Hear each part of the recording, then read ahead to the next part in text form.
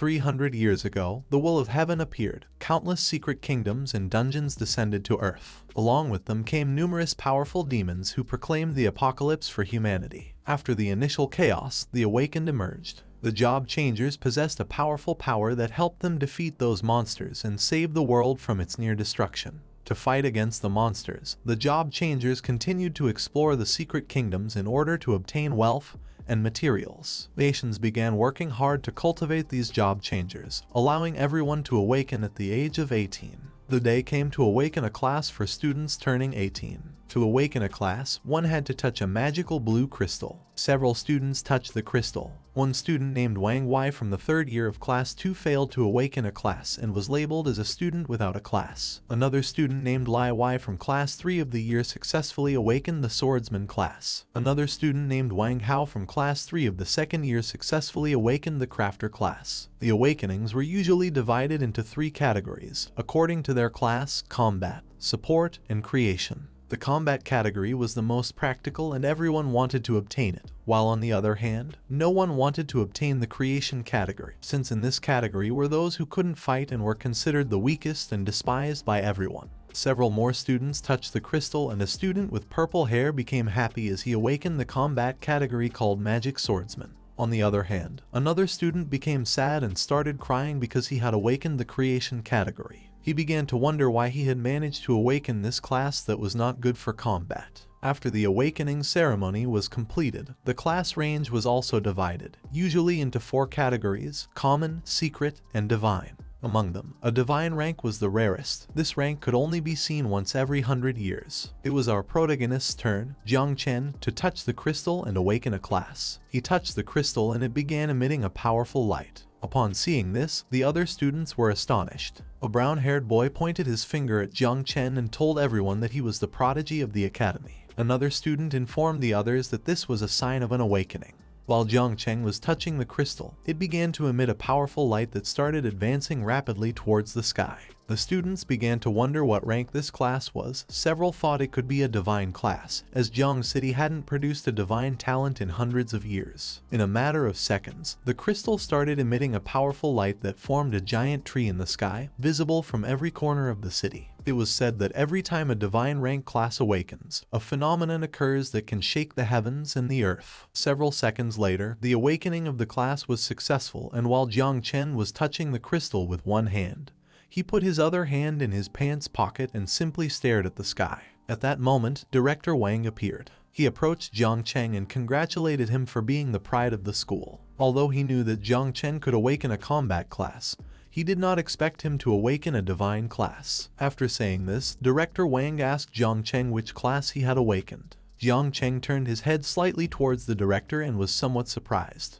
With a smile, he explained to Director Wang that the class he had awakened was not a combat class. Upon hearing this, Director Wang was shocked. With a surprised look on his face, he started looking at Jiang Chen. Seeing that Jiang hadn't awakened a combat class, he asked him if he had then awakened a support class. Jiang Chen turned his body towards Director Wang, extended his hands to the sides, and plants made of spirits appeared in the palms of his hands. He revealed to everyone that he had awakened the creation class of divine rank called Spiritual Master. He also added that this talent was meant to assist with the growth of plantations and small creatures. Upon hearing this, both the director and others were shocked. With a surprised look, he began to stare at Jiang Chen and explained that this was bad because the creation class did not have combat abilities, so even divine rank was considered useless. The professor accompanying Director Wang asked Jiang Chen not to be discouraged since even if he couldn't fight, at least he could be safe. He explained that spiritual masters were quite popular in the field of research. He also added that the recommendation he had promised was no longer possible. He advised Jiang Chen to enter the research field as a professor could get him a letter of recommendation. Just before the professor could finish speaking, Jiang Chen interrupted him. He turned his head towards him and thanked him with a smile. He put his hands in his jacket pockets and while walking away from the professors, he explained that he had something to do. One of the students started laughing and told his classmate that this was a farce, as he had thought Jiang Chen had obtained some kind of divine combat class, but it turned out to be just a creation class. The other student put his hand near his face and told his friend that life was full of surprises. He also added that everyone thought Jiang The prodigy of the academy would awaken a combat class, and now no matter how much he excelled academically, he would be considered useless. Jiang Chen put his hands in his pants pockets and began heading towards the exit, while the students nearby started mocking him. One of the students told the others that this was quite enjoyable to watch, as Jiang Chen had been the king of hard work since he entered the academy. Another student told the others that he had worked so hard only to end up getting a creation class. Another student told the others that Lin, the school beauty who always came in second place, had awakened a secret combat class. Upon hearing so many jokes, Jiang Chen simply smiled and thought that just a moment ago, those two students had been very cruel to him.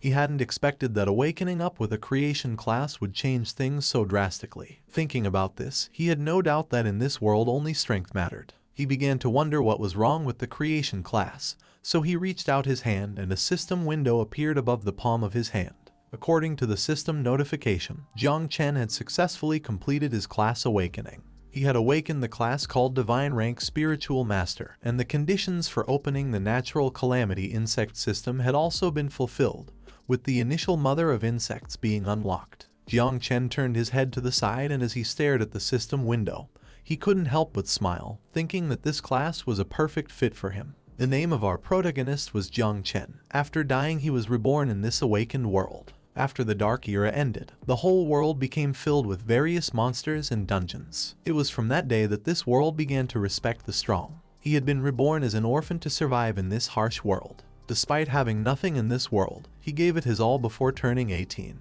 He thought he was going to have to rely on his own skills to make a living. To his surprise, a month ago, on an ordinary day, a system window appeared in front of him to inform him that the Insect Calamity system would be merged after class awakening, and the system would activate after a successful transfer. Jiang Chen put his hand on his chin, and while looking at the system window, he thought that the insect race, which had once devastated humanity during the Dark Era, was an extremely powerful race. He had heard that the last time a natural calamity occurred, 9 out of the 12 kings of the human race were sacrificed to seal it. He clenched his fist tightly and thought that in this world, strength was everything. There was nothing to doubt. He began to stare fixedly at the system window, and while his body emitted a powerful energy, he thought that as long as he could use the strength of the insect race for himself, the insect race would have no chance against him. Without thinking any further, Jiang Chen activated the system, and by doing so, he was teleported inside the system. He started looking around and became somewhat confused. He began to look ahead. He put his hand near his head to cover his eyes and thought that this was his own sea of consciousness. In front of him there was a great spiritual tree. Upon seeing this, Jiang Chen began to wonder if this was his talent. He had not expected it to be a tree. More system windows appeared. Jiang Chen had several class talents. These talents were evolutions of all things, and sacrifice was required. They could be used once every 10 days and were limited to 1 use per target. The first talent was called Fruits of All Things. Through sacrifice, Jiang Chen could advance the growth progress of fruits, and a special fruit could randomly fall. The second talent was called Improved Growth. This ability allowed him to increase the growth rate of living beings. Currently, this ability increased the growth rate by 10%. By using this ability, Jiang could accelerate the growth of all living beings, and the duration of cooldown was 8 hours. Jiang Chen put his hand on his chin, and while he was looking at the system window, he thought that this system was good since it had even proactively analyzed his talent. Although these talents seemed to lack combat ability, each one could be applied to his system. While he was distracted, a system window appeared asking him if he would like to start summoning the mother insect. Without hesitation, Jiang Chen asked the system to summon the mother insect. At that moment, an evil energy began to emerge from the ground, and a system notification window appeared to inform him that the mother insect was being summoned. As Jiang stared at the energy, he thought that the mother insect had a strong presence. Several seconds later, another system window appeared to inform him that the summoning of the natural calamity rank mother insect called 9 Wings of Miasma had been successfully completed. The mother of the insects was a gigantic creature. She began to stare at Jiang Chen, who took several steps back and was amazed. The status window of the mother of the insects appeared. She was called 9 Miasma Wing. From the abyss she was known as the Sovereign of Death. Once as a calamity, she caused a catastrophe as great as a natural disaster and then disappeared during the Third Era. The current devouring value of her was 0%. Jiang had a 100% affinity with the insect mother. Jiang had to proceed with the devouring and start breeding the next generation of insects to unlock abilities. The insect mother approached Jiang, who was amazed and began wondering why she was so enormous. The insect mother began to stare at Jiang and addressed him as a master. She introduced herself as Little Nine and explained that she was very hungry and wanted to devour fierce beasts. Another system window appeared to inform him that the growth rate of the insect mother had increased by 10%. Now, Jiang could use a sacrificial object to enhance this target. The first enhancement would not consume any sacrificial objects thanks to his talent. Jiang slightly raised his head, and while looking at the system window, he thought that now that he didn't need to use a sacrificial object, there was no time to waste. Without hesitation, he asked the system to upgrade the insect mother. The body of the insect mother began to envelop itself in a powerful green light, and while Jiang was observing this, he thought that she needed to devour in order to level up, so she wasn't going to be easy to please. The body of the insect mother started emitting a powerful aura, and quickly Jiang assumed an offensive stance. Little by little, the insect mother began to evolve and take on the form of a human woman. Several seconds later, the insect mother successfully evolved. Her body began to emit a powerful aura. She had white hair and wore armor. With a murderous look, she started staring at Jiang. Slowly, she began to advance towards Jiang, and a system window appeared above her head. The Queen of the New Plague had undergone a vital transition and leveled up. Along with leveling up, she gained new abilities. The first ability was called Nurture. With this ability, she could share the experience 10 times with the host. The second ability was called Poisonous Mist. With this ability, she could transform into deadly miasma, corroding everything. The third and final ability was called Communion. This ability allowed her to enhance all of the host's abilities by 20%.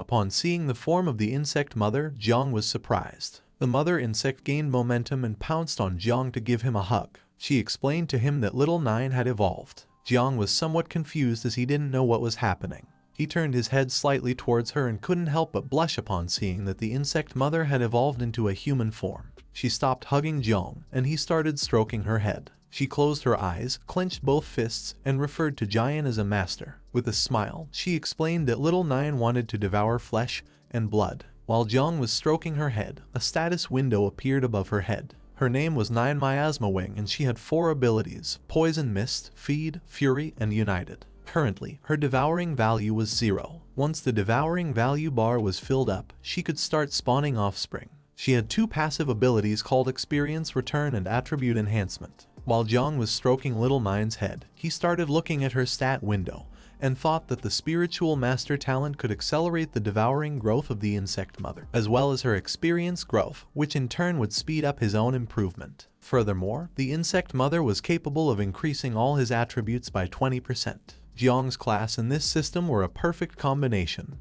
With this, he didn't need a combat class. He extended his hands to the sides, and a bunch of insects started coming out of the palm of his hands. He turned his head towards the insects and was amazed. As long as he killed and devoured quickly, he could soon have an army of insects. Jiang turned his head towards the great spiritual tree and thought about what the system message had just mentioned. Insects, abyss, a catastrophe as big as a natural calamity. Combined with this incomplete information, it was clear that this was not something that could easily be shown to others. Being discovered could lead him to his demise. He put his hands in his pockets, and while he was looking at the spiritual tree, for now he decided to use his class identity as creation, and the poisonous miasma abilities of the insect mother as cover to devour monsters and increase his strength. Hiding was not Jiang's style. He wanted to become strong enough to show off his skills to the world. While he was lost in thought, the sea of consciousness water began to move. Seeing this, the insect mother quickly jumped up and started flying. As they both looked at the water, Jiang explained to her that this could only mean one thing. At that moment, with a murderous look, the insect mother turned her head back and caught Jiang's attention. While she was looking back, she started to smile and explained to Jiang that she felt there was a threat. At that moment, Jiang exited the system space, and upon seeing what was in front of him, he was shocked. In front of him there was a man much taller than him. This man had black hair, a beard, and had a scar on his eye. The man approached Jiang and started staring into his eyes, remaining silent for several seconds. The man asked Jiang if the awakening phenomenon that the whole city had seen before had been activated by him. While Jiang was staring at the man, he clenched his teeth tightly and realized that he was at least a master rank or higher. He became alert and started wondering why he was being sought after. While the man was staring intently at Jiang, his body began to emit a powerful green aura. The people around approached, and even though the man was quite far away, they could feel his strong aura. They started wondering what level of awakened he was. Seeing that he was talking to Jiang Chen, they began to wonder if there was some kind of conflict. The man began to stare into Jiang's eyes, and upon seeing this, he became somewhat nervous as it was quite strange. This man had been pressuring Jiang for a while now without even saying a word, and he didn't know if the man was testing him. At that moment, the insect mother appeared. While she was licking her finger, she approached Jiang and with a murderous look in her eyes towards the man, she told Jiang that this man was a threat to him. To her, the man seemed delicious and she wanted to devour him. Jiang panicked and knew something was wrong. His suspicions were not incorrect as several warning windows from the system appeared. The insect mother had detected a threat to Jiang. The system considered that the man would provide a high value for devouring, and the insect mother was about to start devouring him. Jiang's body began to emit a powerful aura, which started spreading in all directions. He quickly realized something was wrong because now Little Nine had detected a threat, and she was going to start attacking. Jiang's powerful aura reached the students who were previously mocking him. They began covering their faces with their arms and wondering why Jiang had such a cold and sinister aura. Jiang became furious. With a murderous look, he began to stare into the man's eyes. He realized that when the devouring value was low, the aggressiveness of the insect mother increased. To prevent this from happening, he needed to find some monsters for Little Nine to devour as soon as possible. Seeing the powerful aura emanating from Jiang, the man simply started smiling. And upon seeing the man's smile, Jiang quickly realized that he wanted to test his strength, but unintentionally activated the insect mother. The good thing was that Jiang was still able to suppress the insect mother. Without hesitation, Jiang suppressed the insect mother and a system window appeared. He had temporarily suppressed the insect mother and her devouring value was low, so that this would not happen again. Jiang had to start with the devouring and breeding of the insect mother as soon as possible. While the man had his hands in his jacket pockets, he began to stare at Jiang and couldn't help but congratulate him. Although Jiang had just finished his awakening, he was already able to face the man's tests, and even counterattack. The man told Jiang that he was worthy of a divine awakening, and he also added that his future was limitless. Jiang simply stayed silent, listening. He felt relieved as he hadn't been discovered. He approached the man and while staring into his eyes, asked him who he was. The man began to smile, then extended his hand and introduced himself as Jai Gang, the leader of the Night Watch. He admired Jiang's strength and asked if he wanted to join them. Upon hearing this, Jiang was surprised as he did not expect Jai Gang to be part of the Night Watch. The Night Watch was an organization specially tasked by Grand Zia with resisting demons and hordes of beasts. Whenever there was a wave of beasts or a new secret realm or dungeon was generated, the Night Watch would always be the first to investigate or eliminate them directly. Due to the constant fight on the front lines, the mortality rate of the Night's Watch was extraordinarily high, and most people avoided it, but for Jiang it was different. The insect mother needed to continuously devour the flesh and blood of monsters to accumulate devouring value and produce offspring. Currently, Jiang needed an opportunity to confront large monsters, and once the devouring value was complete, the insect mother would start reproducing, and no one knew how much commotion she would cause. For this reason, the wild nature was a good place for breeding the insect mother. As long as Jiang joined the Night Watch, whether by devouring or reproducing, the risks they presented could be easily dealt with. While Jiang was looking at Jai Gang's hand, he couldn't help but smile since the Night Watch organization was perfect for him. The students started saying that the Night Watch had a high mortality rate. Most people didn't even go there, so the students thought that Jiang Chen wouldn't join the Night Watch. Upon hearing this, Jai Gang forced a smile at Jiang and told him that all the rumors about the Night Watch were a thing of the past. In order to prevent Jiang from rejecting the offer, Jai Gang told him that as long as he was willing to join them, he would receive comprehensive training. Due to his divine rank, his resources were very valuable to the Night Watch. Without thinking twice, Jiang shook hands with Jai Gang and called him leader, telling him that there was no need for further explanation. Jiang began to stare into Jai Gang's eyes and told him that in order to restore the glory of the Night Watch, their generation should not shy away from their duty. After saying this, he explained to Jai Gang that he was willing to join the Night Watch. Upon hearing this, Jai Gang became somewhat confused. What he didn't know was that Jiang planned on relying on them for the insect breeding. Jai Gang was shocked and asked Jiang if this was true. Just before Jiang could answer his question, the mother insect appeared and started sending system notification windows to Jiang. She was very furious. She explained to Jiang that she was not happy with this because she wanted to eat the man. After saying this, she started telling him that she was very hungry. Upon hearing this, he became nervous, closed his eyes and told Jiang that what he was saying was true. After saying this, he left with the excuse of having an important task to do. He began to distance himself from Jiang, slightly turned his head towards him, waved goodbye and told him that in 3 days he would be punctually present at the Night Watch headquarters. Jiang simply turned his head towards him and remained silent. He may have thought that this was going to be more complicated. He hadn't expected it to be so simple.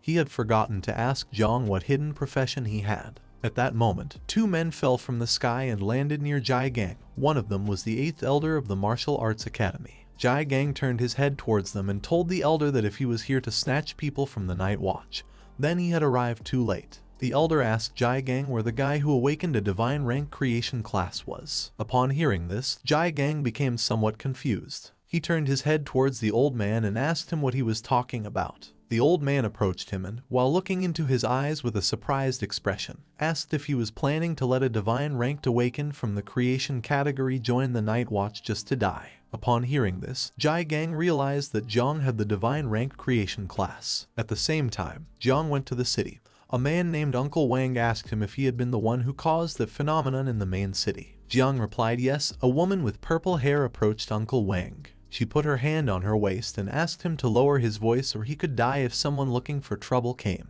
Uncle Wang put his hand behind his head, closed his eyes, and started laughing. He told her that he was always talking non-stop. Jiang approached them, closed his eyes, and with a smile he reassured Uncle Wang not to worry because this was not something embarrassing. Uncle Wang turned his head towards Jiang and told him that even though the creation category couldn't fight, he had heard that companies always cultivated spiritual plants that needed people from the creation category. He told Jiang that if his parents were here, they would be very proud of him. Throughout the years, Jiang had been able to survive thanks to the support of everyone living in the same building as him. With a smile, he told them all that he wouldn't forget them in the future. Uncle Wang asked him not to worry about these small things. He also added that Jiang had arrived at the right time as they were about to go to a beginner-level secret realm to obtain some equipment. Uncle Wang wanted Jiang to join them and level up together. Jiang accepted the proposal and thanked Uncle Wang. At that moment, a system message appeared because he had completed the team formation. Several minutes later, Jiang and the others crossed the portal and entered the secret realm. While Jiang had his hands in the jacket pockets, he began to look around and started wondering if this really was the interior of the secret realm. At that moment, the torches of the secret realm lit up because the matching had been completed. All the monsters inside started looking towards Jiang and the others. This secret realm called Temple of the Dead was a C rank one, and it was currently open. The secret realm guaranteed a 100% drop rate for items and equipment. Experience points were going to be calculated after completing the secret realm. Voluntarily leaving halfway meant giving up on both experience and equipment. Uncle Wang became somewhat nervous as he realized that these monsters were undead soldiers. He began to wonder why the secret realm system had matched them with a dungeon of this level. Jiang started looking at the undead soldiers and realized that this secret realm was not going to be easy to deal with. The girl with purple hair approached them and explained to Uncle Wang that because Jiang was a divine ranked awakened, the celestial system had assigned them a higher level secret realm. Uncle Wang slightly turned his head towards her and reminded her that Jiang Chen had awakened in the creation category. The girl with brown hair also approached Uncle Wang, and while looking at the undead soldiers, she asked him why they didn't abandon this secret realm. Just before she could finish speaking, Uncle Wang interrupted her. He began unsheathing his sword and told everyone that there was no problem, as they didn't come across secret realms of this level every day. He also added that this time, thanks to having Jiang with them, they would be lucky and get some great equipment drops. Seeing Uncle Wang unsheath his sword enraged the undead soldiers. Uncle Wang gathered momentum and while advancing towards the monsters, he asked Jiang to step back a bit since these undead soldiers were more dangerous than average C-rank monsters. Uncle Wang asked Jiang to stay behind while they advanced towards the core of the dungeon first. Uncle Wang attacked one of the undead soldiers with his sword, delivering a strong blow to its head. He turned his head back and asked Xiao Zai to quickly improve his talent. Upon hearing this, Xiao Zai clasped her hands together and activated her power, causing Uncle Wang's talent to improve. Thanks to this enhancement, Uncle Wang ended the life of the undead soldier monster. While Uncle Wang and the others were fighting, Jiang simply stood by watching from afar. He began to wonder if they fought against monsters every day just to survive. When thinking about this, he had no doubt why they always came back covered in wounder, yet Xiao Zai had always supported him. He had heard that she became an adventurer because she was forced to heal her brother's eyes. While he was staring at Uncle Wang and the others, he thought about becoming stronger quickly, and when he earned money, properly thanking them. While he was distracted, the insect mother began to manifest herself. She put her hand under her chin, and while looking at the undead soldier's corpse, she told Jiang that there were many monsters and blood here, and she wanted to devour them. While Jiang had his hands in his pants pocket, he turned his body towards the undead soldier's corpse and started smiling. He thought that Little Nine had already detected the corpse. Given this situation, Jiang decided to first test Little Nine's abilities. He reached out his hand to the side and used the level 1 poison barrier skill called Corrosion. A fog of poison appeared in his palm, and he ordered Little Nine to devour the undead soldier's corpse. She thanked him, and the poison fog began to advance towards the corpses and slowly started to devour them. In a matter of seconds, the monster corpses began to disappear. Jiang realized that the monster corpses corroded as soon as they made contact with the poisonous fog. After seeing this, Jiang had no doubt that Little Nine's poisonous fog was very powerful. After Little Nine devoured the corpse, the devouring value rose to 10 points. The level of the monsters was too low, causing the growth rate to be slow, so Little Nine needed to devour more monsters. While Jiang had one hand in his pocket, he slightly turned his head back and thought that Uncle Wang and the other two were truly partners who had been working together for years. In such a short time, they had already advanced to the depths of the dungeon. Since the poisonous mist was an area skill and Jiang still couldn't control it accurately, there could still be accidental injuries. To avoid this, Jiang decided to follow Uncle Wang and the others from behind and take care of the monsters' corpses. At that moment, Little Nine caught his attention. She told Jiang that she felt something. Jiang turned his head to the side and saw more monsters starting to emerge from the ground. Little Nine told him that she sensed freshness and blood in that direction. These monsters were level 10 shadow lurkers. They had a strength of 20 points, agility of 15 points, defense of 10 points, and stamina of 5 points. These monsters were lurking in the shadows to hunt down the weaker stragglers. While Jiang was staring at the shadow lurker monster, he began to wonder if its name was in red because its level was much higher than his. However, in terms of attributes, these monsters were completely inferior to Jiang, who had the skill enhancement united. A statistics window of Jiang appeared. He had a devouring value of level 1. His identity was the Lord of Insects.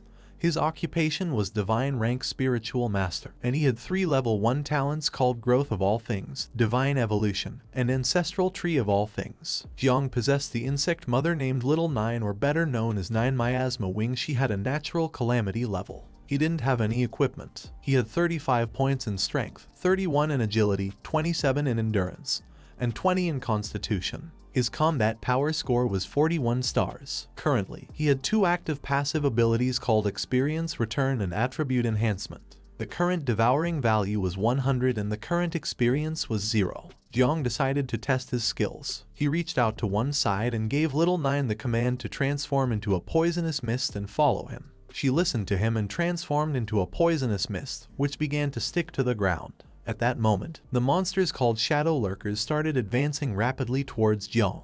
He brought his hand close to his face, and while his hand was releasing the poisonous mist from Little Nine, he started staring at the monsters. Several seconds later, he began running towards them. Upon seeing this, the monsters tried to attack Jiang, but he dodged their attacks and in the process touched their bodies with his hand, infecting them with the poisonous mist. The monsters began to look towards the body part where Jiang had touched them, and upon seeing poisonous mist, they became confused. While Jiang was staring at the monsters, he extended his hand towards them, then clenched his fist tightly and started smiling. At that moment, Little Nine's poisonous mist grew thicker and slowly began to corrode the bodies of the monsters, gradually destroying them. Jiang simply turned his head towards the monsters and remained silently watching. At that moment, several system windows appeared, and he gained 200 special price. While Jiang was looking at the corpses of the monsters, he thought that they were no match for him. He began to smile as he saw that the devouring value was also increasing rapidly. As he was lost in his thoughts, Little Nine appeared and informed him that more blood food had appeared. Behind them, more shadow lurker monsters began to appear. Jiang simply put his hands in his pockets and remained silent without making any movement. Then he turned his head towards the monsters, and while staring at them intently, he felt worried about Uncle Wang and the others as he realized that there were actually many hidden monsters in this dungeon. he decided to quickly finish off these monsters to go check on how Uncle Wang and the others were doing. He asked Little Nine if she would be able to deal with the monsters. Little by little, she began to manifest herself through the poisonous mist. While staring at the monsters, she reached out her hand towards them and asked Jiang to leave them in her hands. As for her, all these monsters were small prey. Several minutes later, Jiang went to where Uncle Wang and the others were. Upon arrival, he saw that Uncle Wang was quite injured. The two of them were surrounded by monsters. Uncle Wang was holding the sword with both hands and had his back against Xiaoyi's back. She had both hands extended towards the monsters and was ready to use her ability to defend herself against the attack. Gradually, the monsters began to advance quickly towards Uncle Wang and Xiaoyi, preparing to attack. While the blood from Uncle Wang's wound was falling onto his face, he clenched his teeth tightly, and while staring at the monsters, he explained to Xiaoyi that each time the monsters were becoming harder to defeat. Therefore, if they continued at this pace, there was no way they could defeat them and come out alive. Uncle Wang turned his head towards her and ordered her to find Jiang and leave here first. Upon hearing this, she turned her head towards him and asked what he was talking about. While he was distracted, an undead soldier gained momentum and started advancing quickly towards Uncle Wang with the intention of attacking him by surprise. While Uncle Wang held the sword with one hand and looked at Xiaoyi, he felt the presence of the undead soldier and began to wonder what was happening. Quickly, he turned his head towards the monster, and upon seeing that its sword was rapidly approaching his head, he clenched his teeth tightly and thought that this was not good. At that moment, Jiang appeared. He reached out towards the monster and used Little Nine's poisonous mist ability. Just before the undead soldier's sword could impact Uncle Wang, the poisonous mist stuck to its body and slowly began to corrode it, destroying it in the process. While little by little the body of the undead soldier was disappearing, Uncle Wang turned around, and upon seeing this, he was surprised and confused at the same time, and began to wonder what was happening. At that moment, Jiang asked Uncle Wang and the others if they were okay. Upon hearing Jiang's voice, Uncle Wang turned his head back, and upon seeing Jiang, he clenched his teeth tightly and remained speechless. As Jiang slowly approached them, he reached out his hand to one side and used Little Nine's poisonous mist, infecting the undead soldiers and destroying them in the process. While little by little all the undead soldiers were being corroded, Uncle Wang turned his body towards Jiang. While holding the sword with one hand, he stared at Jiang and asked him how a creation class awakened like him was able to do this. Jiang stopped in front of Uncle Wang, and while his body emitted a powerful energy, he turned his head towards him and explained with a smile that he had a hidden ability called Poisonous Mist. After saying this, he extended his hand to the side and used Little Nine's Poisonous Mist ability again. Seeing that Uncle Wang was injured, Jiang asked Xiaoyi and Xiaolai to quickly take him to the portal of the secret realm.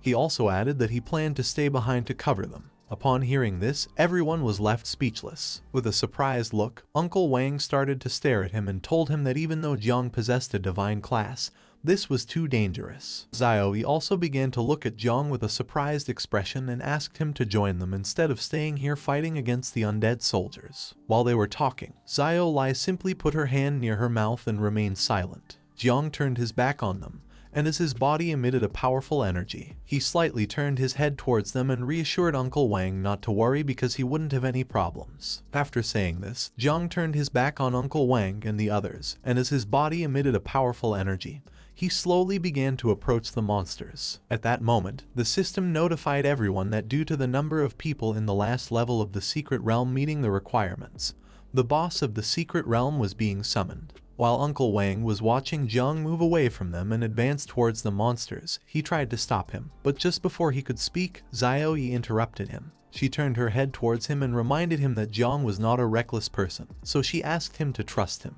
After much consideration, Uncle Wang decided to trust Jiang. He threw him the sword and asked him not to forget to return it later. Upon hearing this, Jiang reached out and grabbed the sword, assuring Uncle Wang not to worry as he would return it later. This sword was called the Novice Conqueror's Sword. It had 25 speed points, 30 strength points, and a 2% attack speed bonus. It also had a passive ability that was already active. Jiang brought the sword close to his face and stared aggressively at the monsters. For him, this was great because now he could increase the attack range of the poisonous mist with Uncle Wang's sword. He activated the poisonous mist, causing it to slowly emerge on the blade of his sword. The undead soldiers gained momentum and attempted to attack Jiang, but in the blink of an eye, He evaded their attacks and using Uncle Wang's sword, cut the monsters into pieces, infecting them with the poisonous mist in the process. These monsters were no match for Jiang, as he was the best swordsman in the entire school. While Jiang was distracted fighting against the undead soldiers, a much stronger monster gained momentum and began to advance towards him at high speed. The monster unsheathed its sword, and as it slowly approached Jiang, it prepared to attack him by surprise. Although Jiang didn't initially feel the presence of the attack, once he turned his head to the side, he saw the monster approaching him at great speed. Jiang gathered momentum and made a big leap, dodging the monster's attack and causing its sword to strike the ground. The monster's attack was so strong that it even shattered the ground into pieces. Upon seeing that Jiang had dodged the attack, the monster began to stare at him with a murderous look, then tightly gripped the sword and, upon seeing that he was in the air, attacked again. Luckily, Jiang managed to block the attack in time using Uncle Wang's sword. However, due to the difference in strength, the sword that Uncle Wang had lent him broke in half, causing Jiang to be thrown backwards. Quickly, Jiang stepped on the ground and managed to stop his body in motion. Then he turned his head to the side and, upon seeing that Uncle Wang's sword had broken, he was surprised. This boss was stronger than he had imagined. Jiang was more worried about the sword than the boss, as he didn't know how to explain to Uncle Wang that his sword had broken. The boss of the secret realm was called Undead King and was level 15. The Undead King stood up and, while holding the sword in one hand, started staring at Jiang with a murderous look. At that moment, the body of the Undead King began to vibrate, and in the blink of an eye, it appeared behind Jiang and prepared to attack. Upon realizing the presence of the Undead King, Jiang became terrified and started wondering how the boss had moved at such a high speed. Jiang turned his head towards the Undead King, and while looking at it with an aggressive gaze, he called for Little Nine. Just before the Undead King's sword could strike Jiang, Little Nine appeared and grabbed hold of the blade. She began to stare fixedly at the Undead King and asked Jiang if she could eliminate him. Without hesitation, Jiang replied yes. Upon hearing this, Little Nine became happy and, using only her hand, she broke the blade of the Undead King's sword into pieces. She extended her hands to the sides and her body started emitting a powerful energy that began to move in all directions. Upon seeing this, the Undead King became alert. Now that it had lost his sword, it decided to attack using its fists. Taking advantage of Little Nine's distraction,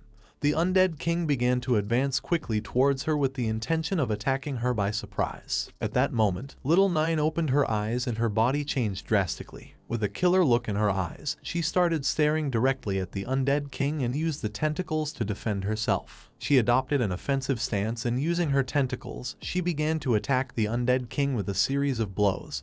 Her tentacles were as sharp as swords. Little by little, her sharp tentacles started to destroy the body of the Undead King. First, she cut off its left arm and then its right arm, and finally she cut off its head. She impaled the tentacle into the head of the Undead King, then turned around, and the boss's body fell to the ground. She took the head of the Undead King in her hand, and while her body was emitting a powerful energy, she began to approach Jiang. Seeing how powerful she was, Jiang couldn't help but smile. He couldn't believe that Little Nine was so calm in front of a secret realm boss. He thought that now that the boss had been defeated, the portal would open. Little Nine gained momentum and landed near Jiang. At that moment, an energy crystal appeared in front of him. While he stared at the crystal, he started to wonder what it was. The energy crystal began to rise in the sky and slowly started extracting magic from the corpses of the monsters. Upon seeing this, Jiang was amazed. Several seconds later, the energy crystal began to glow, causing a giant monster to appear. This monster was called Undead Tyrant, and it was 20 times bigger than Little Nine and Jiang. With a killer look, the Undead Tyrant began to stare at Jiang and Little Nine. Seeing that the crystal had transformed into a monster, he started to wonder if the energy crystal was the true boss of this secret realm.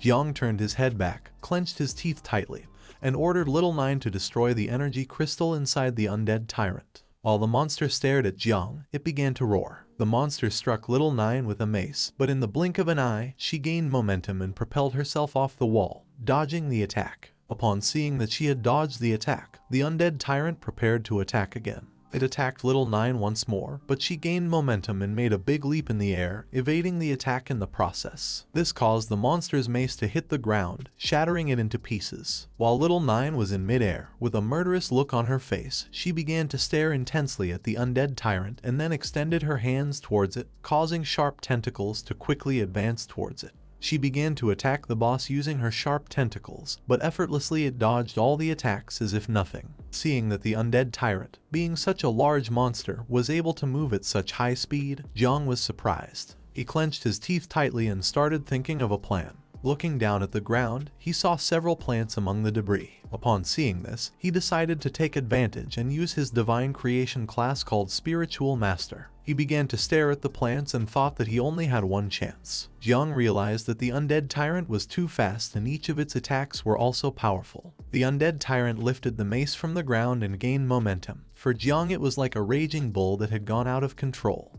But this was also a weakness. Little Nine tried to attack the undead tyrant using her sharp tentacles, but it started spinning its body at high speed and dodged them effortlessly. Gaining momentum, it began to quickly advance towards Jiang. Several seconds later, it made a big leap. Jiang lifted his head towards the undead tyrant, and while staring at it intently, he thought that this was not good. He had already sensed it just now. There were many hidden roots beneath the ground. While the undead tyrant was in the air, it grabbed the mace with both hands, and as it quickly advanced towards Jiang, it prepared to attack. As Jiang watched it slowly getting closer, he decided to use his talent at the moment when it got close enough, and this would stop it in its tracks. Several seconds later, once the undead tyrant got close enough, Jiang started staring at it and decided that this was the moment. He reached out his hand towards the ground and a green symbol appeared in it. He used his talent, and gradually the spiritual roots hidden beneath the ground began to emerge. Jiang turned his body towards the undead tyrant, and while giving it a deadly stare,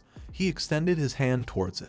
In a matter of seconds, 4 spiritual roots emerged from the ground and attacked the undead tyrant, piercing through its body in the process, and trapping it in mid-air, rendering it unable to move. While Jiang had his hand extended towards it, and his body was emitting a powerful aura, he began to look at Little Nine and told her that it was now her turn. In the blink of an eye, Little Nine reached the undead tyrant. She placed a hand on its head, and while preparing her claws with the other, she stared at it with a murderous gaze and responded to Jiang with the understood master. Upon realizing that Little Nine was ready to attack, its expression changed drastically as it realized that something bad was about to happen. It tried to defend itself, but it was in vain. Just before it could make a move, Little Nine gained momentum, and using her sharp claws and tentacles, she attacked it, piercing its body in half and destroying the spiritual roots in the process. In a matter of seconds, the undead tyrant's corpse fell to the ground. While Jiang had his hand extended towards the sky and was controlling the spiritual roots, he began to stare at the undead tyrant's corpse and couldn't help but feel proud. He had managed to defeat the undead tyrant. Jiang's ability was secure enough, so as long as he used his skills properly, he could still play a great role in battles. While he was lost in his thoughts, a system notification appeared to inform him that the growth acceleration was on cooldown for 8 hours. Because of this, slowly but surely, the spiritual roots began to disappear. Several seconds later, the core emerged from the undead tyrant's corpse. Upon seeing this, Jiang decided to break it immediately. Just before the core could fly away, Jiang approached and grabbed it with his hand. He then clenched his fist tightly, shattering the core into pieces. As the fragments of the core gradually fell to the ground, Jiang started staring at his fist with an aggressive look and thought that this was the end.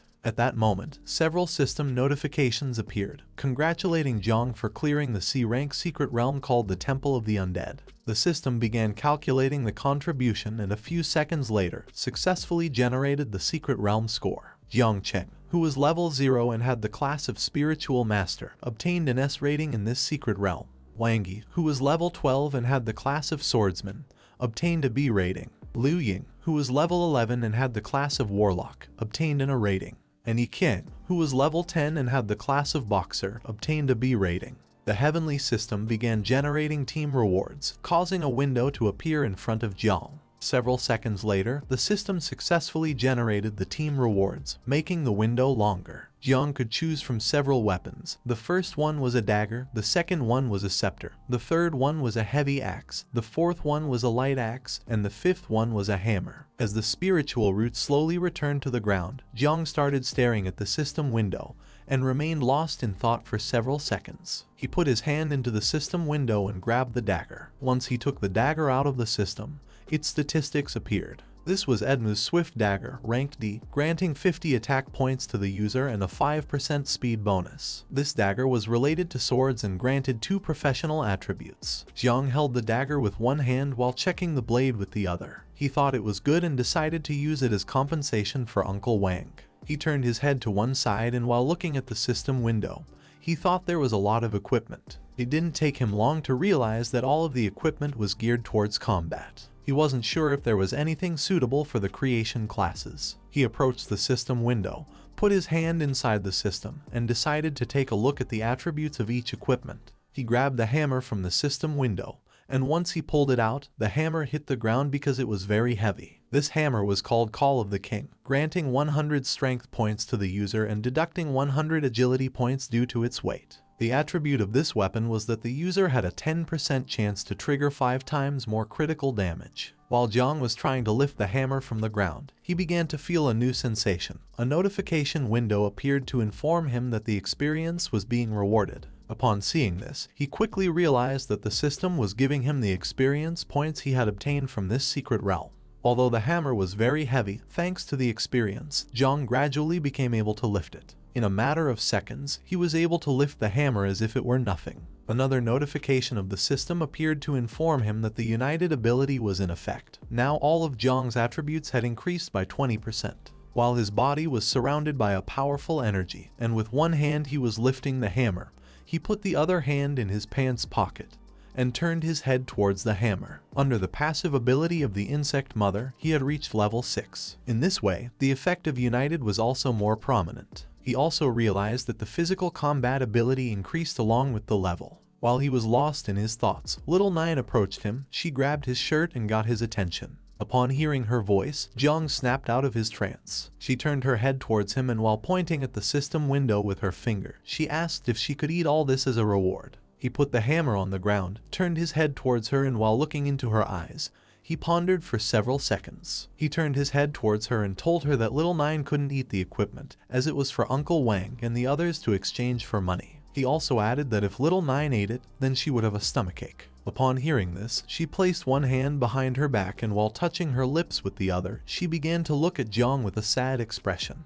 Then, she turned her body towards the undead tyrant's corpse and asked Jiang if she could devour it. He had completely forgotten about the remains of the boss. The devouring value was precious and could not be lost. While his body was surrounded by a powerful aura, he turned his head towards the corpse of the undead tyrant and gave Little Nine permission to devour it since it belonged to her. Without hesitation for a second, Little Nine approached the corpse of the undead tyrant, which was gigantic. While Jiang was looking at its corpse, he began to wonder if this boss wasn't a bit too big. Due to its large size, if Little Nine used the poisonous mist to corrode it, then it might take her some time. Little Nine extended her hands to the sides, closed her eyes, opened her mouth, and told Jiang that she was digging.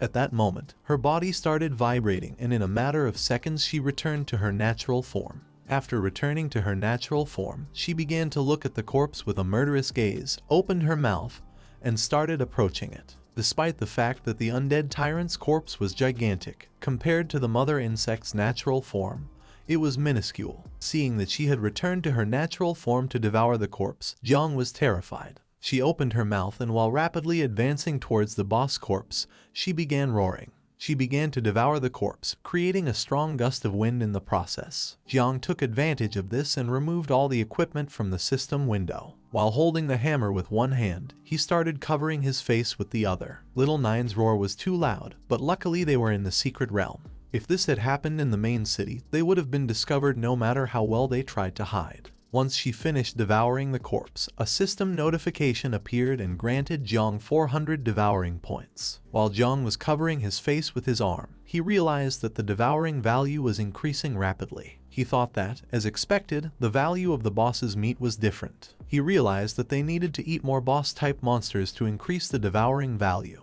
While he was lost in his thoughts, someone started approaching them. Upon hearing the sounds of footsteps, he quickly turned his head back and clenched his teeth tightly as he realized that Uncle Wang and the others were coming because they had heard the noise Little Nine had made. The current devouring value was 8876 points. He approached Little Nine and asked her to quickly return to the other form. Upon hearing his order, she started smiling and replied with a "Understood, master." For Jiang, this was a pity as the devouring value was so close to being filled. Several seconds later, Uncle Wang and the others arrived. Upon seeing the equipment on the floor, he realized that Jiang had indeed passed the level. Jiang explained to Uncle Wang that he had broken his sword, but in exchange, he gave him the dagger. Without hesitation, Uncle Wang took the dagger, and upon seeing that it was a rare item, he told Jiang that he would not pursue the matter of Jiang damaging his equipment. Xiao Zai approached Jiang and explained that this necklace was also a rare item which could be sold for a lot of money. Yi Qiang asked him how the hell he had defeated the boss alone.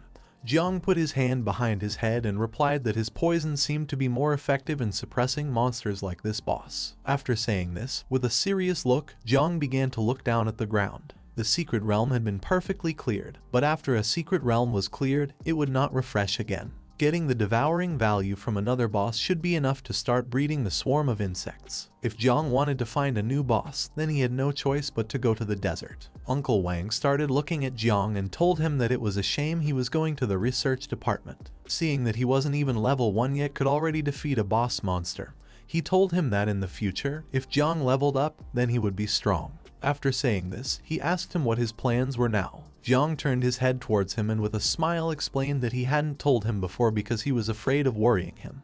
But actually, he was preparing to join the Night's Watch. Upon hearing this, Uncle Wang was shocked and asked if he really intended to join the Night Watch. Jiang placed his hand on top of his head and answered yes. He revealed to them that he was going to go to the Night Watch in 3 days. Before going, he wanted to increase his level, so he planned on heading towards the wilderness soon to continue leveling up. Upon hearing this, Uncle Wang was shocked, and Yi Qiang put her hand over her mouth as she couldn't believe that Jiang was going to do something so dangerous. Xiao Zai reached out her hand towards him and while looking into his eyes with a serious expression, she explained that the wilderness was very dangerous. Just before she could finish speaking, Jiang interrupted her. He clenched his fist tightly, causing Little Nine's poisonous mist to start emerging in the palm of his hand. He asked Xiao Zai not to worry about him, as he knew what to do. He asked them instead of worrying about him, to worry about those monsters. That same day, a few hours later, Jiang boarded the train and arrived on the outskirts of the city. The conductor asked those who were going into wilderness to get off the train. Jiang got off the train. He was wearing a cloak to avoid drawing attention.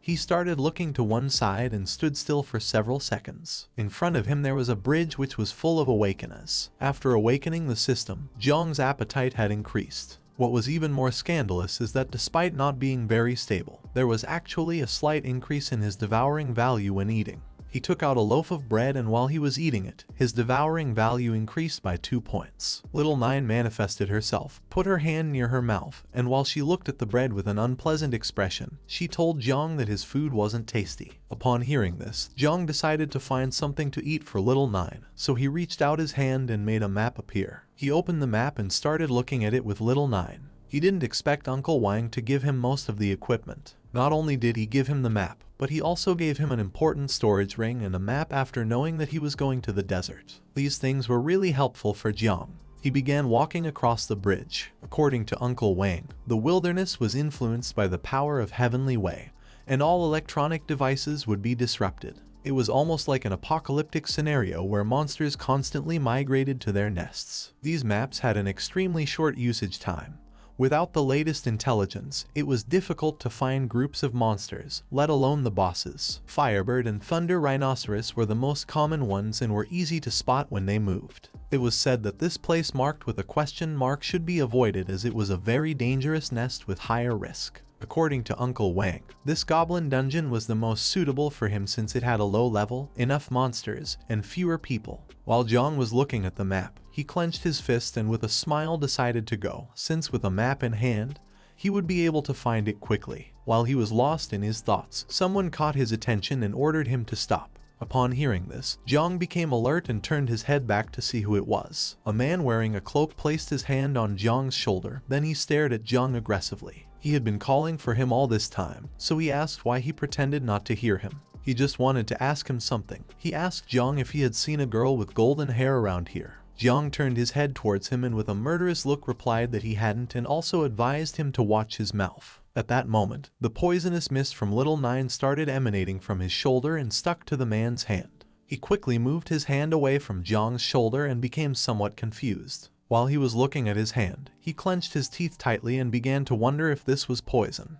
He didn't know how this could be possible since Jiang didn't seem to have reached level 10 yet. However, Jiang couldn't harm him as the man was a level 27 main defense warrior. Jiang turned his back and as he walked away, advised him to hurry up and find a healer since his poison must be difficult to cure. He also advised him to take care of his brain. After saying this, he bid farewell to the man. Upon hearing this, the man couldn't help but get angry. He called Jiang's attention and asked if he had given him permission to leave. Upon hearing this, Jiang turned his head towards him and began to look at him with a murderous gaze. The man approached Jiang, and while his body was emitting a powerful aura, he stared at him with a killer look and asked how dare he lay a hand on the Xiao family. Upon hearing this, Jiang began to wonder if he was referring to the Xiao family and the Battle of Heaven. Upon hearing the man's words, Jiang began to stare into his eyes and soon realized what was about to happen. His suspicions were correct. The man attempted to strike him with all his strength, but to his misfortune, Jiang had already anticipated it. He simply gathered momentum and leaped to the side, evading the attack, causing the man's fist to impact against the ground, shattering it into pieces. While Jiang was in the air and moving away from the man, he put his hand in front of his face and with an aggressive look, began to stare at the man and wonder what the Xiao family was. Seeing the man's attitude, Jiang realized that he wasn't normal. The man was very angry. He clenched his teeth tightly and while staring at Jiang with a murderous look, he began to approach him at high speed. He unsheathed his sword and couldn't help but praise him for being quite fast. Upon seeing that things had reached this point, Jiang removed his hood and extended his hand to the side, causing Little Nine's poisonous mist to appear. He began staring at the man intently and told Little Nine that it was no longer necessary to hold back. Upon hearing this, she manifested herself through the poisonous mist and while staring at the man with a murderous look, responded with an understood. Upon seeing the poisonous mist, the man became even more aggressive. He started shouting and asking Jiang if he really believed he would scare him again with the same trick. Just before Jiang could teach this bastard a good lesson, someone appeared and addressed the man as Zheng Tai, reminding him once again that they had to act discreetly. Upon hearing the voice, Zheng Tai's expression changed drastically. He clenched his teeth tightly and as he slowly turned his head back, he couldn't help but feel afraid. Jiang simply stood silently observing and began to wonder what was happening. A man with blue hair wearing a hood appeared behind Zheng Tai. He was quite angry. He started staring at him with a murderous look and asked him what he was doing here, when he had asked him to search for someone. Zheng Tai was scared shitless. He clenched his teeth tightly, and as he slowly turned his head back, he began to tremble and tried to give an explanation. But just before he could speak, the man interrupted him, turned around, slightly turned his head towards him, and with a disappointing look called him trash that only caused problems. Upon hearing this, poor Zheng Tai became even more scared shitless, and just before he could utter a word, the man delivered a strong punch under his chin, causing him to start bleeding from his nose. This man was part of the Xiao family. While his body emitted a powerful energy, he turned his head towards Zheng Tai and with a murderous look reminded him once again that he was nothing but a dog of the Xiao family who had no right to use the name of the Xiao family. Immediately, Zheng Tai fell to his knees on the ground, bowed his head before him, and apologized, explaining that he would not forget it in the future. Now that there was going to be no action, Jiang put his hood back on, turned his head towards them, and silently observed them. Incredibly, he had not sensed the presence of the man. It didn't take long for him to realize that this guy was more dangerous than the previous warrior. While Zheng Tai was getting up, the man began to approach Jiang and apologized, explaining that his dog tended to bite things. He was willing to compensate the protagonist for this. Jiang simply asked him not to worry as it wasn't necessary. Upon hearing this, the man approached him and with a smile asked if he was going to go to the desert. The man approached him and while his body was emanating a powerful energy, he began to stare into his eyes and asked if he wanted to go to the desert together. Jiang simply started staring into his eyes and remained silent for several seconds. Then he turned his back on them and as he slowly distanced himself from them, he refused to go with him as he preferred to go alone. Upon hearing this, the man simply watched as Jiang walked away and remained silent. He thought that he was quite an interesting person. He knew that Jiang had awakened the divine class of creation called Spiritual Master. Once Jiang had distanced himself enough from them, Zheng Tai stood up, approached the man, and asked him if he should continue searching for the person he had been entrusted with. The man slightly turned his head towards him and while looking into his eyes, he replied that no, because by the time he finished, it would already be too late. Besides, he had already found the clues. The girl they were looking for had escaped from the city and probably wanted to cross the desert to reach the nearest station. He took off his hood using his hand and as he was moving away from Zheng Tai, He asked him not to allow her to arrive alive at the inn, giving him the order to call back all scattered servants and come with him to the desert. Jiang Tai placed both hands on his chest, lowered his head, closed his eyes, and responded with a understood. Humans had spread widely across this planet and had built countless cities. However, with the arrival of the awakened era, waves of beasts, secret realms, and dungeons invading human homes led to the constant remodeling of ancient human dwellings with great power. Nowadays, only the awakened ones who sought power would return to these places to fight against monsters, level up, and obtain wealth. Now these places are known as wild lands. Jiang began to advance through the area, and along the way he came across a bunch of rats. Several hours later, Jiang arrived at a remote and destroyed part of the city. While he was walking, he started to feel as if he had gotten lost. He was heading towards the goblin beast's nest, and he had been walking for several hours already. It was already nighttime and he still hadn't arrived. Little Nine was hungry, so she hunted a rat, climbed onto Jiang's head, and while holding it in her mouth, she realized that it didn't taste good. She came to the conclusion that she couldn't eat just anything. Along the way, Jiang had seen many monsters, but now that he had reached this area, he couldn't even spot a strong monster. These monsters granted a very low devouring value if Jiang didn't find a beast boss nest, considering the time it would take him to return.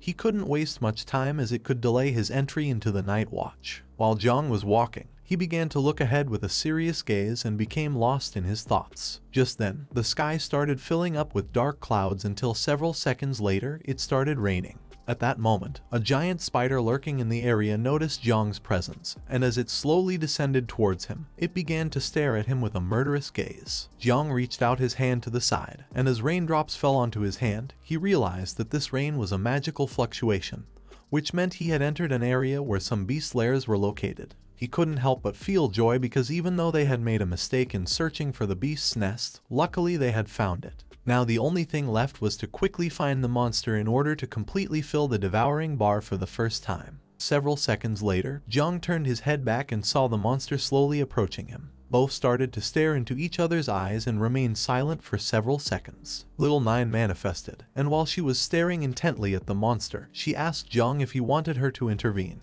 Jiang slightly raised his head, and while looking at the monster, he replied to her that it was not necessary since the level of this monster was not high and it only seemed to have a slightly larger body size than the other monsters. Taking advantage of this, the monster descended to the ground and began preparing its sharp legs to attack him. With a killer look, the monster began to attack Jiang using its sharp legs, but without much effort. He gained momentum and started dodging the attacks with small jumps as if nothing. Then, taking advantage of the moment, he gathered strength and took a big leap. In the blink of an eye, he appeared on top of the monster, clenched his fist tightly, and prepared to strike. The monster lifted its head and, upon seeing Jiang, became terrified and started wondering what was happening.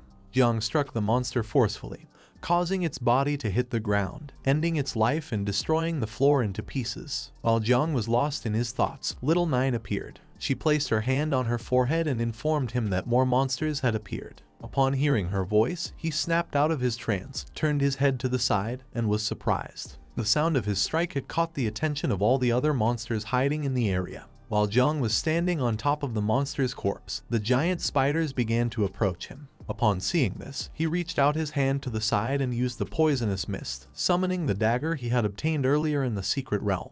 While he and Little Nine were staring at the giant spiders, he told her that it was time to enjoy a good meal. Both of them started staring at the giant spiders with a killer look, and he asked her if she was ready, to which she responded without hesitation that she was. Jiang activated Little Nine's poisonous mist, gained momentum, and in the blink of an eye, attacked the spiders using his dagger, cutting their bodies into pieces and infecting them with the poisonous mist in the process. As they advanced, their levels also increased rapidly. If they kept fighting monsters on the way back, they could at least level up 2 more times. In a matter of seconds, the monsters began to die. Those who had not received a mortal wound died due to the poisonous mist, which started corroding their bodies. In the blink of an eye, all the monsters died, forming a pile of corpses. Jiang approached and asked Little Nine to devour the remains of all these monsters. She became quite happy, extended her hands to the sides, and thanked him. At that moment, she started looking to one side and informed him that something big, powerful,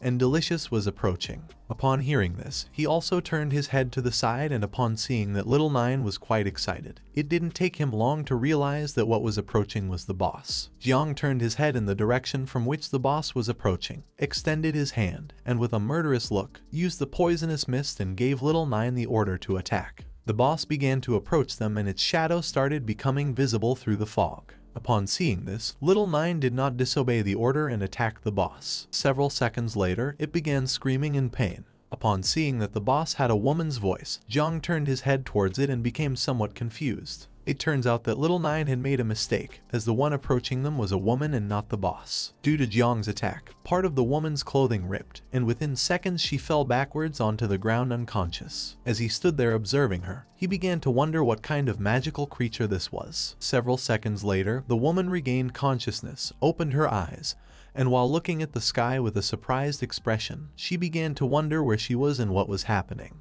She started to sit up with the help of one hand, placed the other on her head, and as she gradually regained consciousness, she began to wonder what kind of place this was. She remembered not having come here, while she had her hand on her head, and slowly was trying to understand the situation. Jiang approached her, sat down next to her, rested his elbows on his knees, closed his eyes, and with a pleasant smile, asked if she was awake. Upon hearing Jiang's voice, she became alert and began to wonder who he was. Without wasting a second, she stood up and hopped away from him. She adopted an offensive stance, and while looking at Jiang, she asked him who he was and also requested that he not approach her. He stood up, turned his body towards her, and with a calm voice, he asked her not to worry since he was just a job changer who had come to the desert to fight monsters. He also added that he hadn't come to harm her. Upon looking more closely, she remembered who Jiang was. She placed a hand on her chest, began pointing at Jiang with the other, and while staring at him intently, she told him that she knew he was the one who had attacked her before. Upon hearing this, Jiang became somewhat nervous, closed his eyes, and with a smile apologized to her, explaining that he had mistaken her for a monster. Upon seeing that Jiang was quite attractive, she couldn't help but blush. She turned her head towards him and asked how anyone could say that beautiful girls like her resembled monsters. She couldn't help but call him presumptuous. She entered into panic. Quickly she started touching her head and face to see if her nose and ears were still where they should be.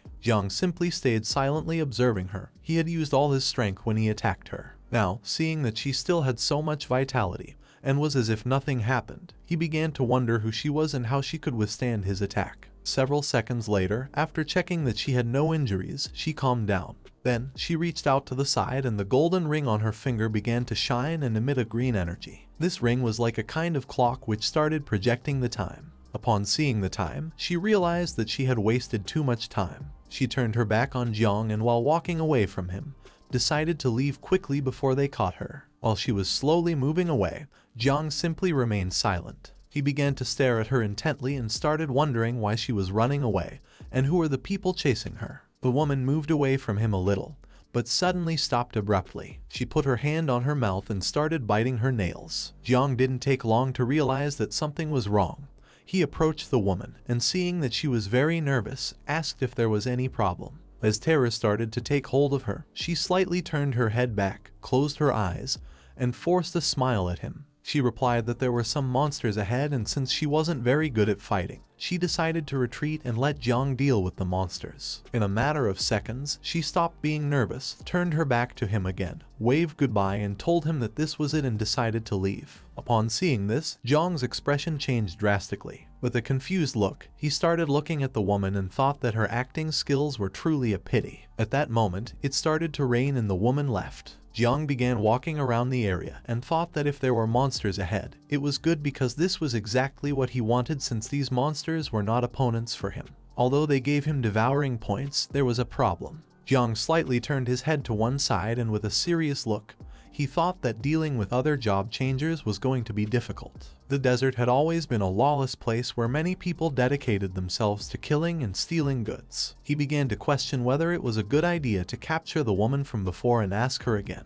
While Jiang was lost in his thoughts, little Nine appeared. She started pointing ahead with her finger, and with a serious look she informed him that there were many monsters approaching from that side. Far from being scared or running away, Jiang was happy. He turned his head slightly towards her and upon hearing that there were many monsters, he told her that this was great. His happiness didn't last long. He turned his head to the side and upon seeing what was in front of him, he was shocked. In front of him, hundreds of giant spiders appeared, just like the ones he had just defeated. Among them was one even bigger than the rest, which started to look at him with a murderous gaze. As Jiang's body was surrounded by powerful energy, he began to look at the spiders and thought that this wasn't good for him. Fighting against some of them wouldn't be a problem, but now that there were so many spiders, he wouldn't be able to confront them. While little by little the giant spiders were getting closer to him. With a serious look, he began to stare at them fixedly and thought that the woman was not lying. Despite being surrounded by monsters, he felt relieved. He preferred to fight against these monsters rather than against the job changers. The giant spiders became enraged, and with a murderous look, they gained momentum and began to advance quickly towards him. Upon seeing this, Jiang couldn't help but feel happy, as he had no reason not to want the devouring value that was approaching him. Jiang unsheathed the 2 daggers, and as his body emitted a powerful and suffocating energy, he began to stare fixedly at the monsters, giving Little Nine the command to activate the poisonous mist. She did not disobey the order and responded with a understood. At that moment, her poisonous mist began to emerge from the daggers he was holding. In the blink of an eye, the giant spiders approached him, opened their mouths, and prepared to attack. While Jiang's body was surrounded by poisonous mist, he stood still for several seconds. One of the giant spiders tried to attack him, but Jiang moved at an incredible speed, and using the daggers and Little Nine's poisonous mist, he gained momentum and in the blink of an eye, pierced its body, splitting it in half and infecting it with the poisonous mist in the process. While he was in the air, he slightly turned his head back, and while staring fiercely at the monsters with a killer look, he thought this was strange because he didn't know why these monsters had become much faster than before. While Jiang was distracted, another giant spider gained momentum and began to advance towards him at a high speed. As it slowly approached him, it started staring at him with a murderous look and prepared to attack. Jiang didn't take long to feel the presence of the giant spider. Quickly, he slightly turned his head back, and upon seeing that it was trying to attack by surprise, he was somewhat surprised. But for the giant spider's bad luck, Jiang was not going to stand idly by. Just before it could make a move, in the blink of an eye, Jiang cut its body into pieces using the daggers. The pieces of its body fell to the ground, and several seconds later Jiang landed on the ground. While he was holding the 2 daggers with both hands, and his body was releasing the poisonous mist of Little Nine. With a murderous look, he began to stare at its corpse and realized that this wasn't right. Although he had reacted in time to the attack, and had ended its life in the blink of an eye, he had received a small cut on his abdomen in the process. At that moment, the small spiders began to advance rapidly towards him, and he didn't take long to realize that these monsters were actually cooperating with each other. Upon closer inspection, Jiang saw a spider that was very different from the rest. This spider had 6 eyes and was much larger, so he quickly came to the conclusion that this spider was the boss. Upon seeing this, he began to question whether this boss was commanding the others. In the blink of an eye, thousands of spiders appeared and surrounded Jiang. While his body was releasing Little Nine's poisonous mist, he started staring at the boss, and instead of running away,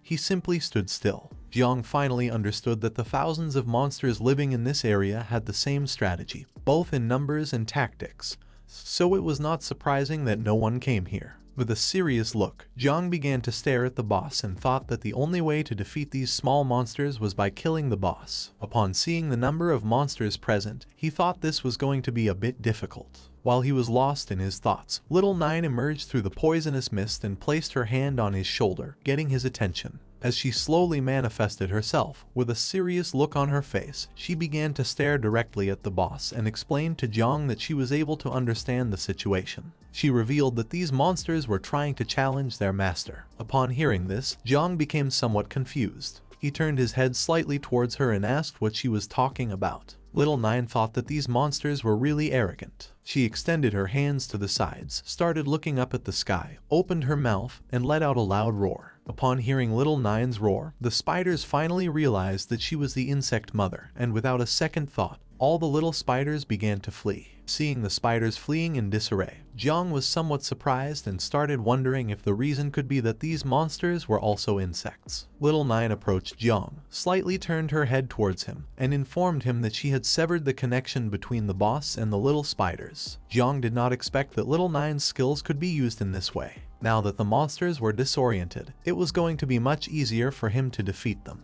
He extended the 2 daggers to the sides, and while staring at the boss with a murderous look, he praised Little Nine for doing a good job and decided that it was time to finish off the boss once and for all. Upon hearing this, Little Nine began to return to her original form. She started staring at the boss with a murderous look and replied with a "Understood, master." While Jiang's body was releasing the poisonous mist from Little Nine, he gathered momentum, took a big leap, and ordered her to follow closely. In the blink of an eye, using his daggers, he ended the lives of several monsters, cutting their bodies into pieces. He no longer had to worry about anything since without the boss's control, these monsters were in disarray. Jiang began to move at a high speed towards the monsters, and using his daggers, he started cutting their bodies into pieces. Now that the monsters were scattered and disorganized, they no longer posed a threat to him, so he didn't need to waste any more time. In a matter of seconds, Jiang finished off several monsters. Then, he gathered momentum, took a big leap, and as he was advancing quickly towards the boss, he thought that now there was only one objective left. The boss opened its mouth, and with a murderous look, it began to stare at Jiang and roar. Jiang decided not to back down and return the gaze. He prepared himself to attack and thought that the boss was the one who could provide the highest devouring value. The boss tried to defend itself, but it was in vain. Just before it could make a move, Jiang descended upon it and swiftly attacked its head with both daggers, infecting it with Little Nine's poisonous mist in the process. Despite the difference in size, within seconds, it lost its life and fell to the ground. Jiang landed on top of the boss's corpse. As he held both daggers in his hands, his body began to emit the venomous mist of Little Nine. He stared fixedly at its lifeless body and decided that it was time to breed the swarm of insects. Jiang approached the boss's corpse, started staring at it intently.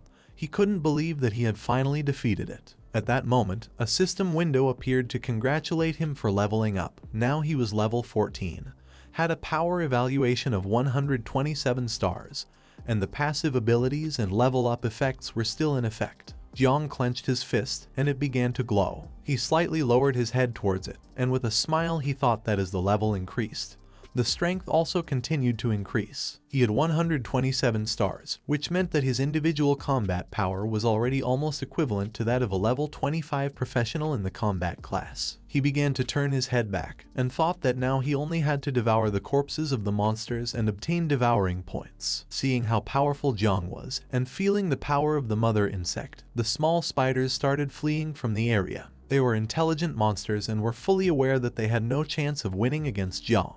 He turned his head back, and upon seeing the little spiders fleeing, he thought there was no longer any threat. It didn't take him long to realize that these spiders had understood the situation and were therefore escaping. Despite wanting to kill these monsters to earn points, he decided not to do so, as the most important thing now was to start breeding insects. He began walking towards the corpses of the monsters, and little by little, Little Nine started manifesting through the poisonous mist. With a killer look, Jiang began to stare at the boss's corpse, clenched his fist tightly, extended the other one towards the sky, and told Little Nine that now it belonged to her. Upon hearing this, she thanked him and then returned to her natural form. She then opened her mouth, took a leap, and started moving towards the boss's corpse. She began to devour the corpse, and a system window appeared to grant him 600 devouring points. While Little Nine was enjoying her meal, Jiang turned his body to the side, and with a serious look, he thought that elite monsters like this boss were different from the others since they could provide a high devouring value. He didn't take long to come to the conclusion that hunting and quickly breeding the swarm of insects was a good way to become stronger and hunt more elite monsters. Several seconds later, another system window appeared in front of him to inform him that the devouring value was full. The system asked him if he wanted to start the insect breeding.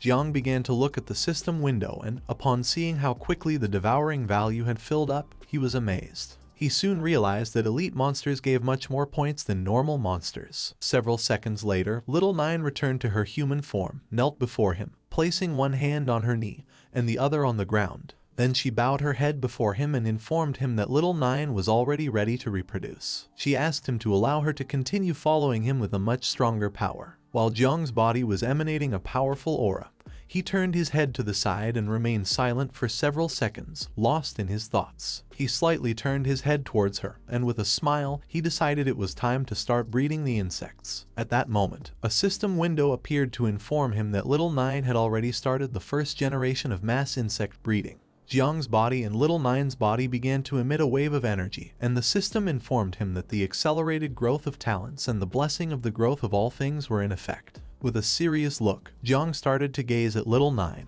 and thought to himself that his passive skills were more effective for accelerating the insect breeding. Several seconds later, the mark of Little Nine appeared on his hand. Upon seeing this, he didn't take long to realize that this was a new ability. His assumption was correct as a system window appeared to grant him 2 new exclusive abilities called Insect Nest and Dominion. Then, another system window appeared to inform him that the insect breeding had been accelerated, and there were 8 seconds remaining. Seeing this, Jiang thought that the insect breeding was almost complete. Jiang lifted his head towards the sky, and upon seeing what was in front of him, he was shocked. He couldn't help but be amazed and wonder if this was a colony of insects. In front of him stood Little Nine, with both hands extended to the sides and reproducing itself. In the blink of an eye, thousands of insects appeared and started flying around them. The system congratulated Jiang for successfully completing the breeding of the first swarm of insects. According to the system, there were a total of 2,300 insects. Jiang turned his head to one side, and while he was observing the insects, he started to smile and thought that the quantity was truly impressive. He couldn't believe that the first breeding cycle of the insects could reach over 2,000 offspring. This was only the first generation. He didn't know what would happen in the 3rd or 4th generation. One of the insects approached Jiang. Sensing its presence, he turned his body towards it and began to caress its head. He really liked these insects. However, their abilities and Little Nine's were different. He noticed that the insects had also acquired some new skills. The insect status window appeared. It was called Son of 9 Wings of Miasma. It had 4 abilities. The first one was Poisonous Mist that allowed it to corrode and devour everything it touched. The second one was Camouflage. This ability allowed it to camouflage itself using the reflection of its wings. The third one was Frenzy. When it used this ability, the devouring value was continuously consumed, in exchange temporarily increasing strength and speed. The fourth and final ability was called Self-Destruction. This ability allowed it to explode its body, releasing toxins and causing massive damage in the process. Jiang thought that the camouflage and self-destruction skills seemed quite useful. While he was lost in his thoughts, Little Nine approached him from behind and gave him a hug. She closed her eyes and with a smile, she caught his attention. Upon hearing her voice, Jiang snapped out of his trance, turned his head slightly towards her, and couldn't help but smile and feel at ease. He turned his body towards her, began to caress her head, and with a smile thought that she seemed to have changed but not much. Little Nine closed her eyes, placed her hands on her chest,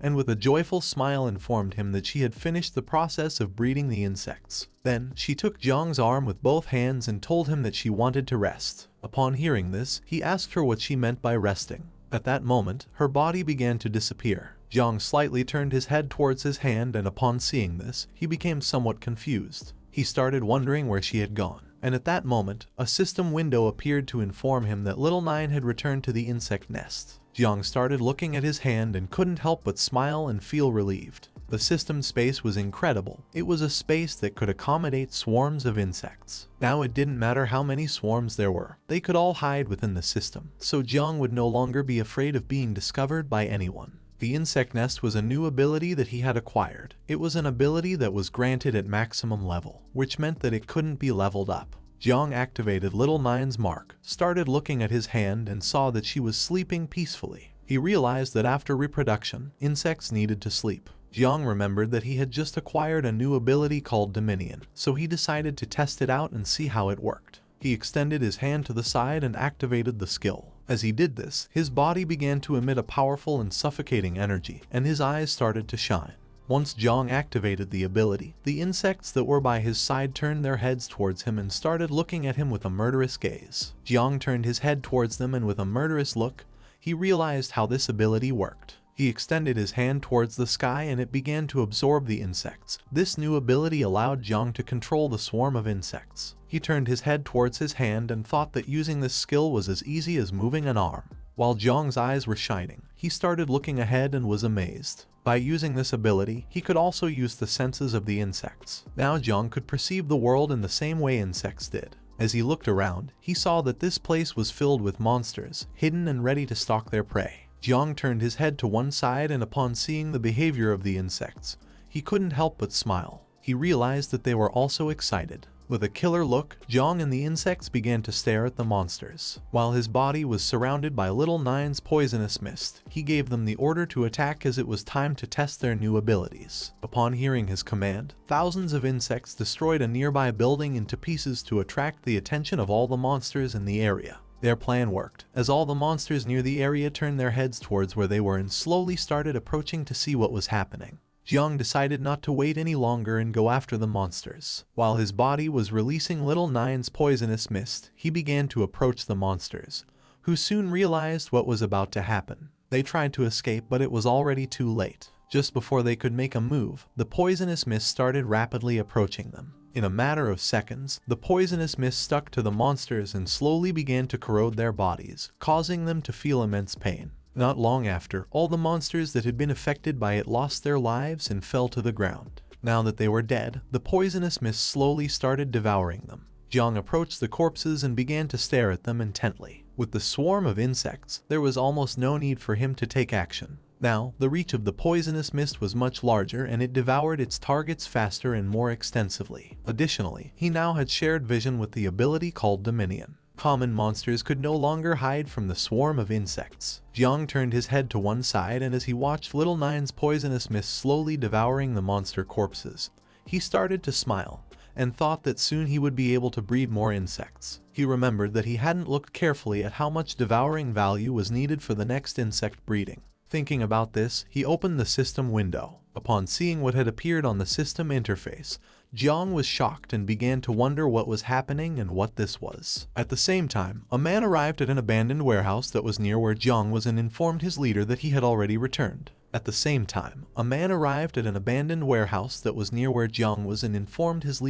already returned. Upon seeing that he had come back, the leader asked him why he had taken so long and also gave him the order to quickly report on what was really happening in the spider's nest. This man was wearing a hood, had green hair, and was quite scared. He informed his leader that the spider's nest had been annihilated by someone mysterious and unknown, with a crushing annihilation that left not a single monster alive. His superior, who was a tall man with braids, couldn't believe what his ears had just heard. He turned his head towards his subordinate and with a surprised look asked if this was some kind of joke. He couldn't believe that someone had completely annihilated the spider's nest. Another man who was by their side approached them, and upon hearing this, he was shocked. The man with green hair approached them, and with a serious look, he replied that this was true, adding that the city of monsters was in ruins. Upon hearing this, their leader put his hand on his chin, began to look towards the ground. He was unable to believe that the nest had been razed to ashes. This was too terrifying to hear. Although at first he questioned if the culprit could be a member of the Night Watch,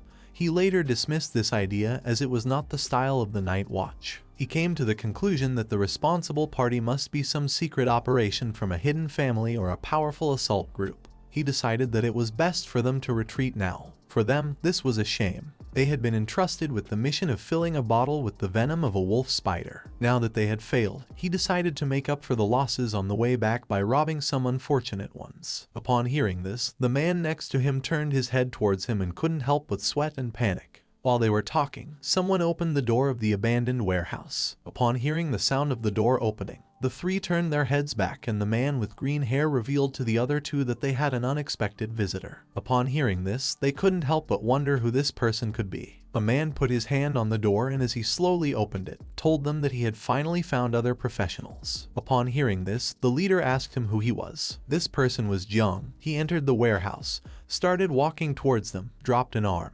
extended his hand towards them, and with a calm look asked them not to worry since he had only come here to level up. He also added that he had come to exchange some food with them. Upon hearing this, their leader felt relieved as Jiang had come alone. He turned his head towards him, started looking into his eyes, and with a smile agreed to exchange some food with him, adding that food in the desert wasn't cheap. After saying this, he asked Jiang what he wanted to exchange. The expression of the man next to him changed drastically. He adopted an offensive stance and began to stare at Jiang.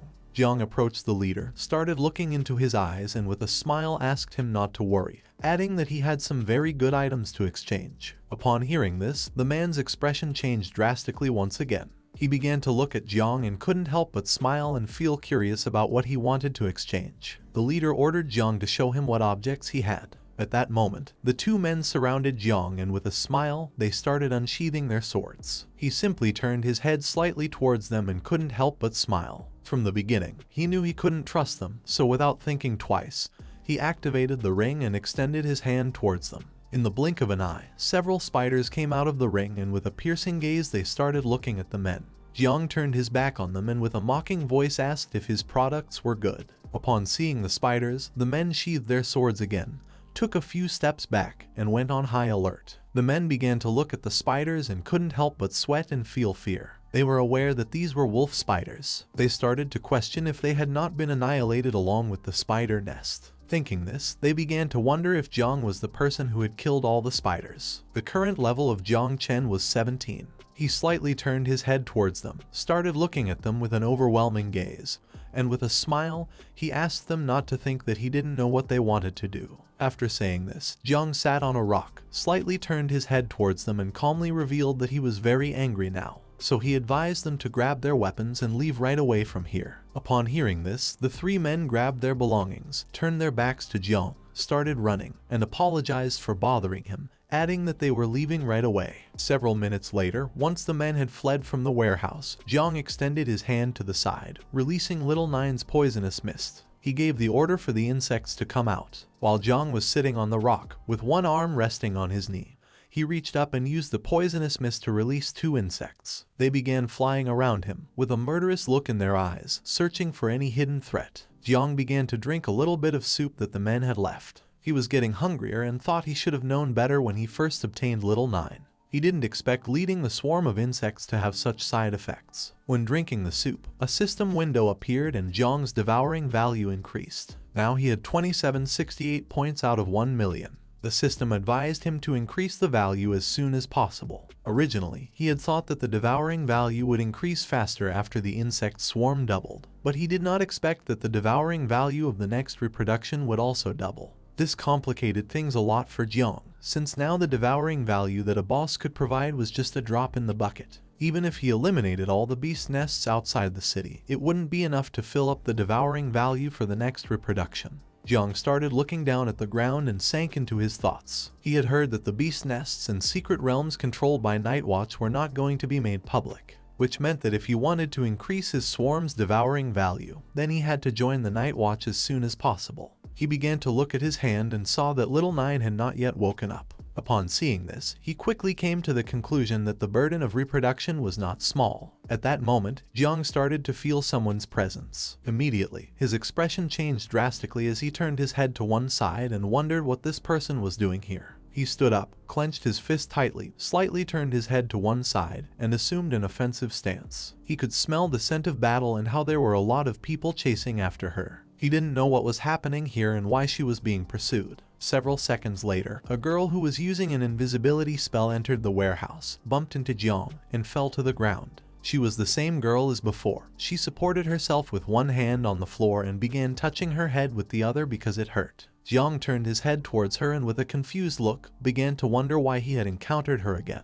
While the girl was lying on the ground, she placed one hand on the floor, put the other on her chest, lifted her head towards Jiang and immediately recognized him as the boy from the spider's nest. She started looking at him with a frightened gaze and asked him not to tell anyone that he had seen her here. Upon hearing this, Jiang couldn't help but be shocked. He turned his head towards her and couldn't help but look at her with a surprised expression. She had been so close to him and he hadn't even been able to sense her presence. It didn't take him long to come to the conclusion that the person the man with blue hair was chasing was her. He decided to take the girl somewhere safe, but at that moment he felt someone's presence. Quickly, he turned his head towards the warehouse entrance, and with a serious look, he thought it was already too late to leave. Several seconds later, several people entered the warehouse. Among them were Zheng Tai and the man with blue hair who was part of the Xiao family. They began to walk towards Jiang, and Zheng Tai didn't take long to recognize him. He couldn't help but feel fear and chills. He pointed at Jiang with his finger and informed his leader that he was the same guy they had encountered before. The man with blue hair put his hand in his pants pocket, started staring at Jiang, and with a smile praised his subordinate for having a good sense of smell. Jiang sat back down on the rock, rested his hands on his knees, and remained silent. Upon looking more closely, the man realized that this place was empty and Jiang was actually camping alone. With a gaze filled with anger, Zheng Tai began to look at Jiang and asked him if a girl had entered the warehouse a moment ago. He ordered him to respond immediately or else this time he was going to kill him. The man with blue hair started looking at Jiang, put his hand in front of Zheng Tai, and with a smile asked him to wait. He approached him, began to sit on the rock in front of Jiang. He knew that he was from the spiritual master class. He noticed that Jiang had leveled up very quickly. It had been less than a day since they last saw each other, and he was already level 16. The man became more and more interested in Jiang. He decided to set this topic aside and explained that he now had something urgent to do. While he was sitting on the rock, Jiang simply remained silent. He sat on the rock, rested an arm on his knee, drew his sword, began aiming at Jiang's neck, and with a serious look asked him if he had seen a girl with black hair around here. His subordinates approached, stood behind him, and remained silent. Jiang simply remained calm, started looking into the man's eyes, and quickly concluded that based on the aura emanating from his body, his level was very high, surpassing level 30. Seeing that he could accurately detect his class and level, he thought this man must have some detection equipment with him. Jiang turned his head to the side, began pointing towards the back door of the warehouse with his finger, and explained to the man that he had just seen someone's shadow going in that direction. He also added that because he wasn't of the perceptive class, he wasn't sure if that was the person they were looking for. Upon hearing this, the man started to stand up and tentatively decided to believe him. He also advised Jiang to be more honest. Upon hearing this, Jiang turned his head towards him and was somewhat surprised. He stood up, turned his back to Jiang, slightly turned his head towards him, began to look into his eyes, and with a murderous gaze warned him that if he found out that he had helped that girl, then the Xiao family wouldn't let him go. Upon hearing this, Zheng Tai also turned his head slightly towards him and couldn't help but smile. Several seconds later, the man and his subordinates began to leave the warehouse. Jiang turned his body towards them, and as he watched them gradually move away, he remembered that the Xiao family was the most powerful family in Zhengguo. With a penetrating gaze, he started to look at the man with blue hair and thought that the clans in the city had a long history and all of them were feudal officials. They were also extremely mysterious and rarely entered the world unless a great disaster occurred. Some powerful men in the family could even split the heavens and the earth. This guy was more powerful than Jiang had thought. For him, it wasn't good to be remembered by someone like that. Several seconds later, Jiang slightly turned his head towards the warehouse exit, and seeing that the men had already left,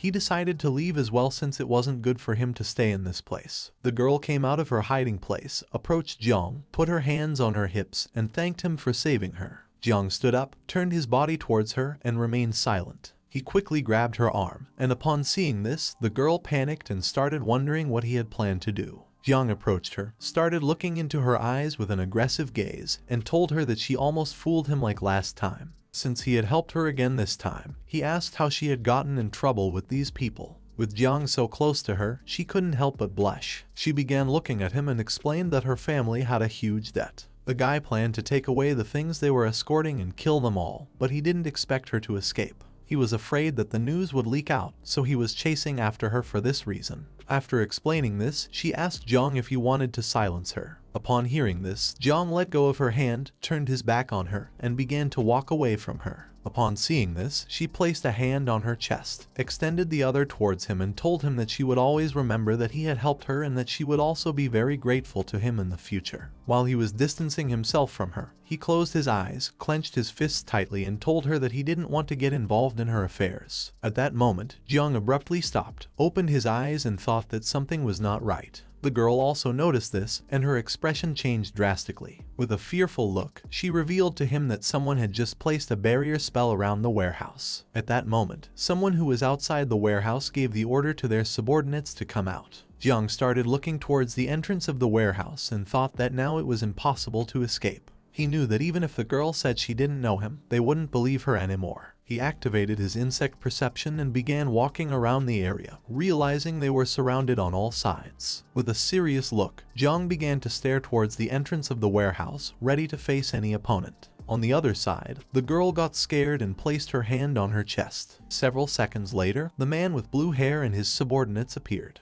Their bodies started emanating a killer aura. With a penetrating gaze, they began to look at Jiang, ready to finish him off. He knew that Jiang had lied to him. He approached him, stared into his eyes, and ordered him to hand over the girl. He called Jiang a bastard and told him that he knew he had lied to him. He gave the order to his subordinates to catch the girl. With a serious look, Jiang simply started looking at him and remained silent. Upon seeing the man with blue hair, the girl's expression changed drastically. She began to look at him and couldn't help but panic and be terrified at the same time. She explained to Jiang that he had already taken everything that the Luo family owned. After saying this, she asked the man why he wanted to kill her so badly. He started looking at the girl and calmly asked if he really needed a reason. Upon hearing that she belonged to the Luo family, Jiang turned his head towards her and began to stare at her intently with a serious look. Jiang and the girl were on the second floor of the abandoned warehouse, while the man with blue hair and his subordinates were on the first floor. She clenched her fist with one hand, extended the other to the side, started staring at the man and told him that if he killed her, then the Luo family would never forgive him. She also added that they would never let him live in peace. Jiang, who was standing behind her, simply dropped his arms to his sides and just kept watching the man. Upon hearing this, the man with blue hair couldn't help but burst into laughter. He asked her if she truly believed that a family like the Luo family was capable of doing this. At that moment, his subordinates began to look at the girl and couldn't help but smile. While he had one hand on his waist, he lowered his head, put the other hand over his face, and couldn't help but laugh at the thought that a second-rate family with a little money really took themselves seriously. He revealed to the girl that without the protection of the Xiao family ancestors 100 years ago, the Luo family would have been annihilated long ago. Upon hearing this, one of his subordinates unsheathed his sword and the others started laughing. Jiang Chen crossed his arms, stared at Jiang intently, and couldn't help but smile. After saying this, he removed his hand from his face, lifted his head, and with a serious look, he told her that in the eyes of the Xiao family, they were no different from humble peasants. He also added that for him, they were just cattle that the Xiao family could slaughter. Upon hearing this, Jiang turned his head towards him and with a look filled with hatred, began to stare at him intently. He couldn't help but become enraged. He couldn't believe that a person could be so arrogant. The man extended his hand forward and his palm started emitting a powerful red energy which began to rise towards the sky. Then, he looked at the girl and with a smile asked her what could the Xiao family investigate if there was nothing to find. Several seconds later, the energy he had released began to create a powerful barrier around the abandoned warehouse. This ability was called the Dragon Prison Formation of the Xiao family. The girl looked up at the sky, placed a hand on her chest, clenched her fist, and couldn't help but be astonished and panic as she now didn't know how she was going to escape from here. Jiang lifted his head and upon seeing the barrier, he couldn't help but be amazed. To him, the man with blue hair was someone very interesting. While Jiang and the girl were standing on the second floor of the abandoned warehouse, Jiang Chen unsheathed his sword, started staring at the girl, and prepared to attack. He asked the others to listen carefully to the young master and not leave anyone alive. The others responded with an understood.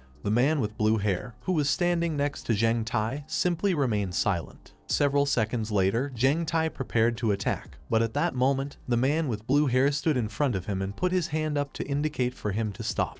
Then, he began staring at Jiang and with a smile told him that the girl from the Luo family must die today. He remained interested in Jiang as he was fully aware that he possessed the divine rank creation class. After saying this, while he was still looking at Jiang, he explained to Jiang Chen that the creation class called Spiritual Master was a very rare profession. He wasn't like other people who didn't know what it was. Then, he reached out his hand to the side and with a smile decided to give Jiang the opportunity to obtain everything under the sky today. He extended his hand towards Jiang and gave him the order to capture the girl, in exchange for sparing his life so that he could serve the Xiao family. After saying this, he asked Jiang what he thought. Upon hearing this, the girl who had her hands on her waist couldn't help but be shocked. On the other hand, Jiang dropped his arms to his sides and remained silent for several seconds. Jiang began to look down at the ground and couldn't help but smile and praise him, as the bastards of the Xiao family were really good at making suggestions. The girl turned her head towards him and upon seeing this, she couldn't help but panic, wondering if Jiang was really going to accept his proposal. With a murderous look, Jiang stared at the man with blue hair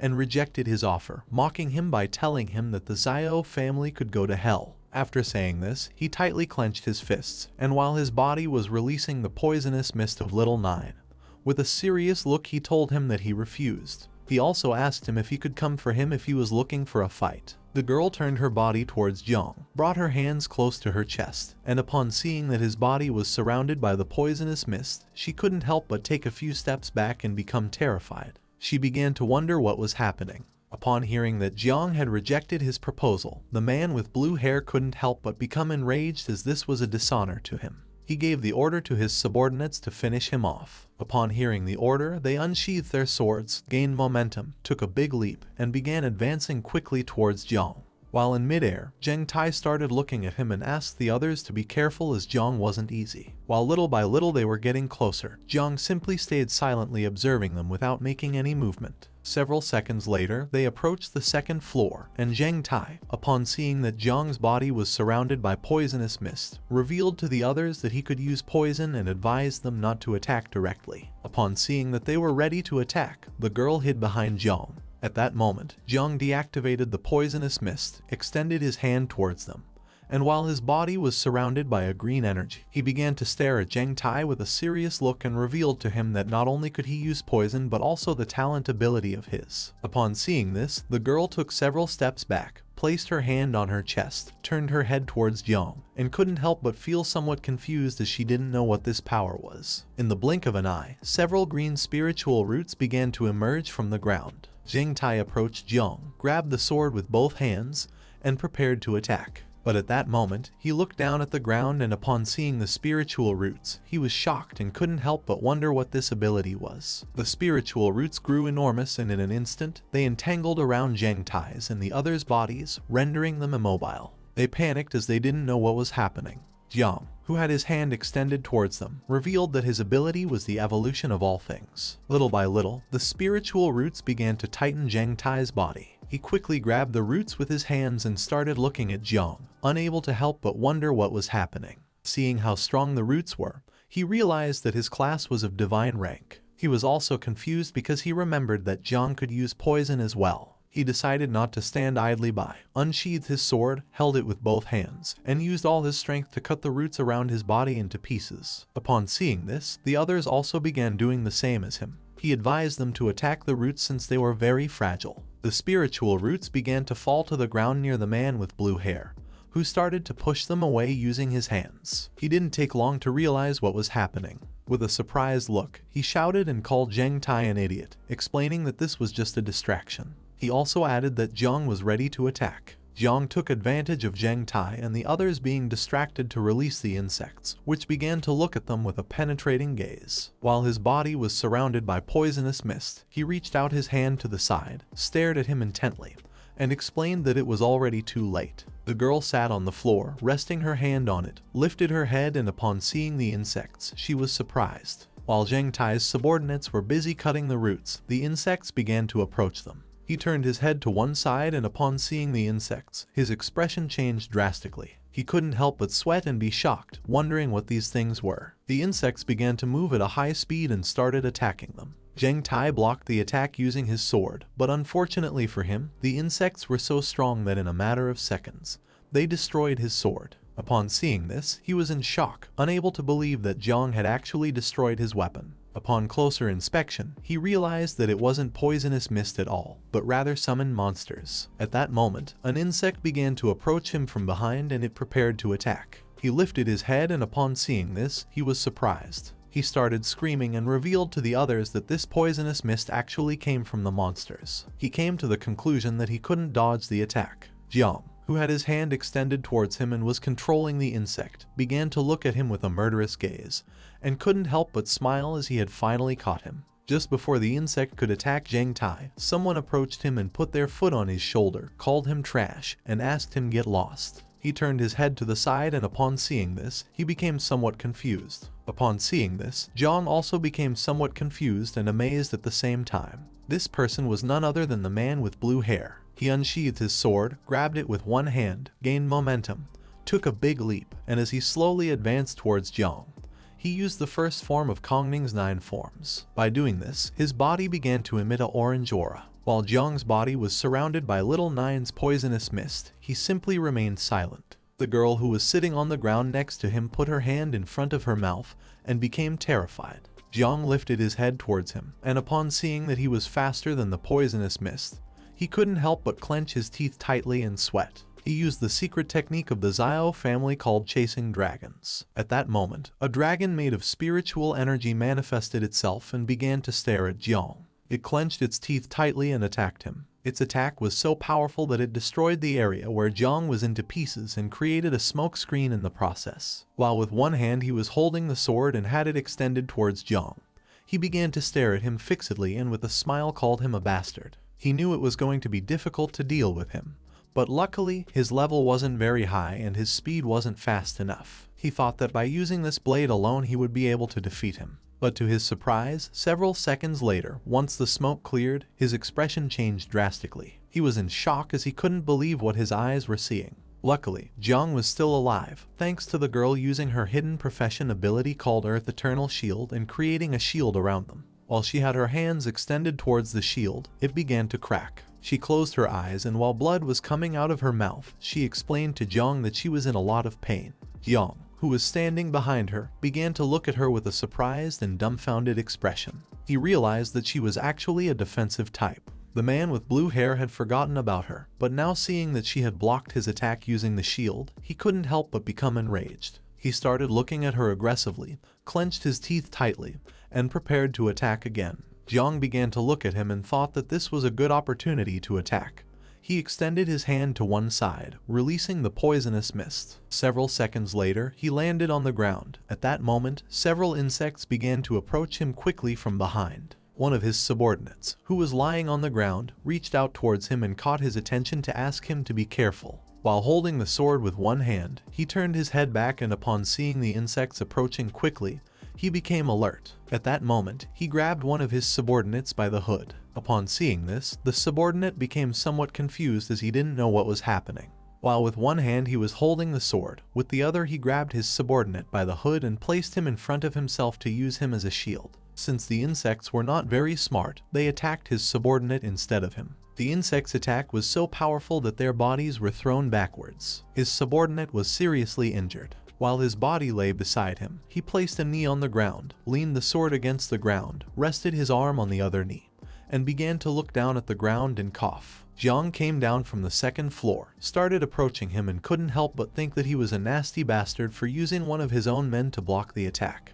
The insect's attack pierced the man's chest, who was lying on the ground. Even though he was badly injured and bleeding from his mouth, he was still alive. He began to cough and caught his master's attention. He stood up, started approaching Jiang, slightly turned his head towards his subordinate, and thanked him for enduring the attack for him. He thought that he had not educated him in vain, and upon seeing that he was still alive, he couldn't help but praise him and think that he was truly strong. Jiang, who was standing in front of him, simply remained silent. He took out a dragon yuan pill from his pocket with his hand, opened his mouth and ate it. He couldn't believe that he was being forced to use the dragon yuan pill. In a matter of seconds, his subordinate lost his life. He began to approach Jiang, dragging the sword on the ground, causing small rocks to slowly float. Upon seeing this, Jiang assumed an offensive stance, while on the other side, the girl sitting next to him and covering the wound on her arm with her hand remained still. He tightly gripped the sword, pointing it towards Jiang, and with a murderous look, he warned that his next attack would slice his head into pieces. Jiang simply remained calm, calmly looking at the man in silence, ready to face any attack. Once the dragon yuan pill took effect, the elemental energy dragon grew enormous and appeared behind him.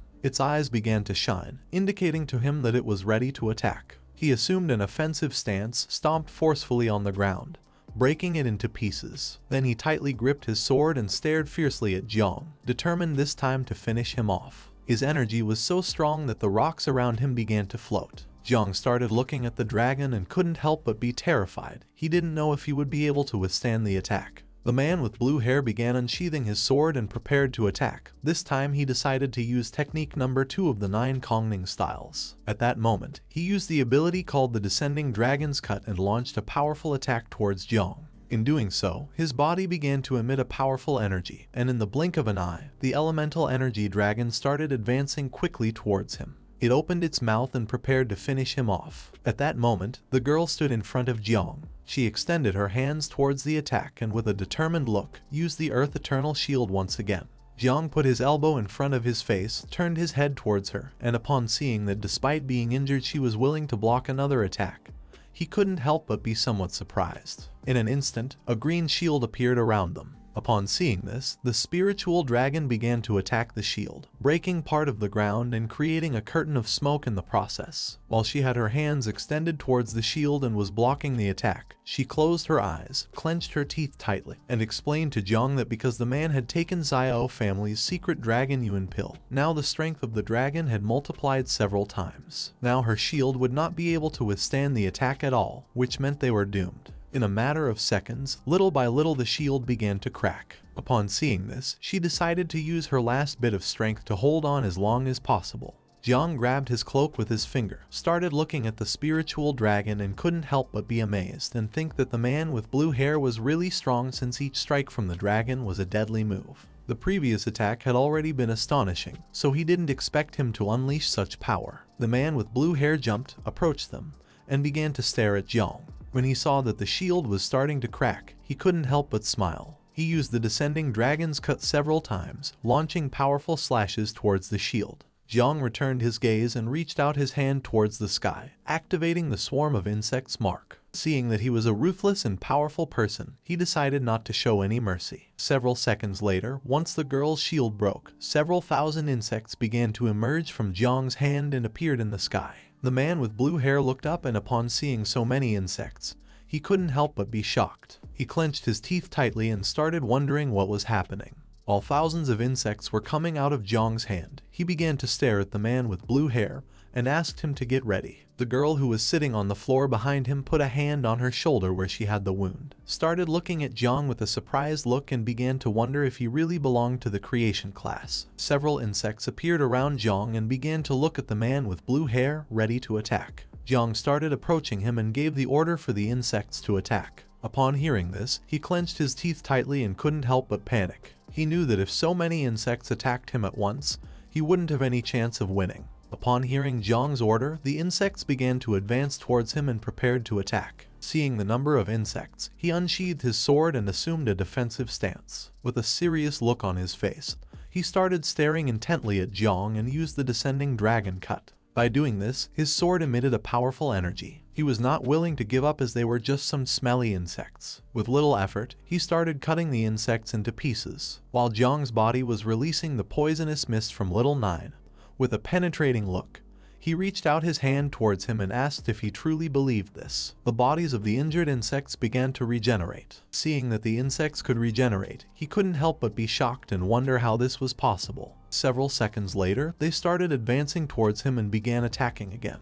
He began to defend himself from the attack using his sword, in the process cutting the bodies of several insects in half, which quickly started to regenerate again. Upon seeing this, he couldn't help but panic as he couldn't believe that he truly couldn't kill them. While the insects were emerging from Jiang's body, with a serious look on his face, he began to stare at him intently and decided to see how long he could endure. The girl who was behind him turned her head towards him and with a surprised look, she couldn't help but be shocked and wonder how powerful he was. Upon hearing Jiang's mockery, he became furious, swinging the sword forcefully and using once again the skill descending dragon cut, cutting the body of an insect that was in front of him in half. The spiritual dragon manifested again, opened its mouth, and began devouring the insects. He had used this attack because the dragon could continue devouring the insects without allowing them to regenerate. While he had his guard down, one of the insects approached him from behind and gave him a strong bite on the arm, poisoning him and causing him to drop his sword in the process. Upon feeling the bite, he turned his head to the side and upon seeing the insect, clenched his teeth tightly and thought that this was not good at all.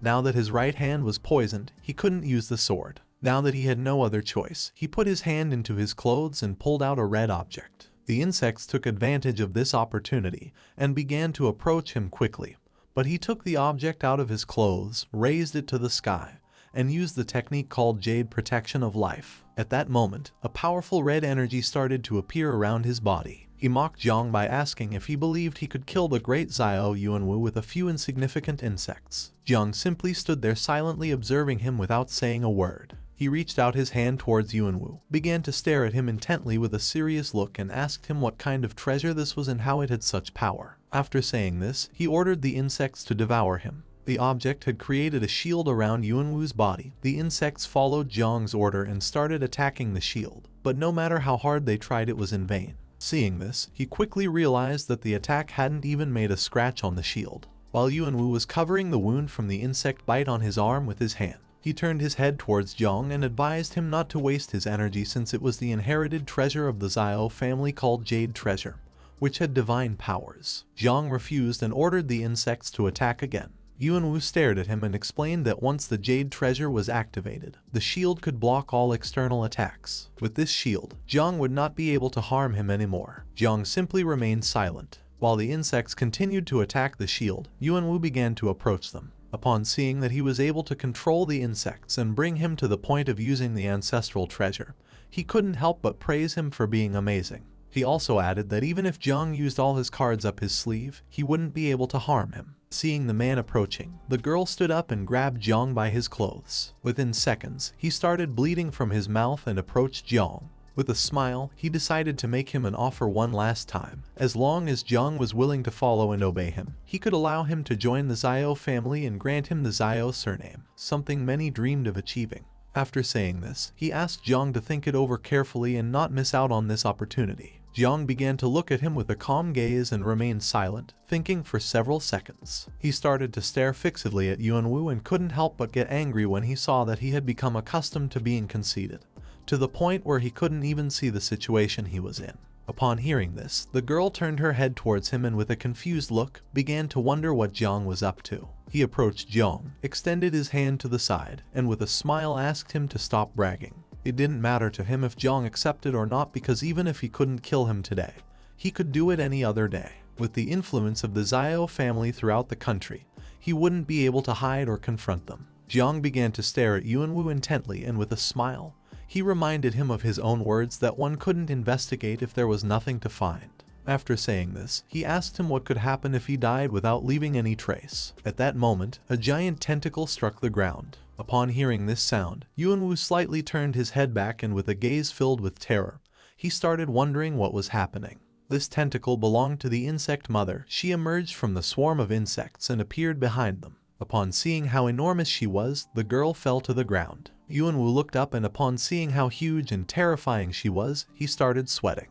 At that moment, Jiang gave her the order to devour him. Upon hearing his command, Little Nine began to approach Yuanwu and thank Jiang as she was very hungry. Upon hearing this, Yuanwu's expression changed drastically. He started feeling a fear that he had never felt before in his life. Little Nine began to smile, and using her tentacle, she attacked Yuanwu's shield. Due to her enormous strength, his body was sent flying and crashed into the wall, breaking it into pieces. He started screaming in agony, unable to believe that a monster like Little Nine actually existed. He asked Jiang what kind of monster she was. With a calm look, Jiang explained to him that Little Nine had just finished reproducing herself, so he and the jade were exactly what she needed to satisfy her hunger. Little Nine began to repeatedly hit Yuanwu using her tentacle, creating a large curtain of smoke in the process. In a matter of seconds, the shield started breaking into pieces. He opened his mouth and started screaming in pain, questioning why the shield had broken so easily. He began to bleed from his mouth and fell to the ground. He couldn't believe that this was happening. Now the fate of the Xiao family and the jade were going to disappear. Now that the shield had been broken, Little Nine started to stare at him intently. She began to bring her tentacle closer to him and decided to deliver the final blow. With a cold expression, Jiang remained silently observing this. Little Nine attacked Yuanwu, destroying the ground into pieces in the process. Her attack had been so powerful that all that was left of Yuanwu was a pool of blood. She began to lift the tentacle from the ground, and Jiang thought that no one should find out about this since Yuanwu was now dead.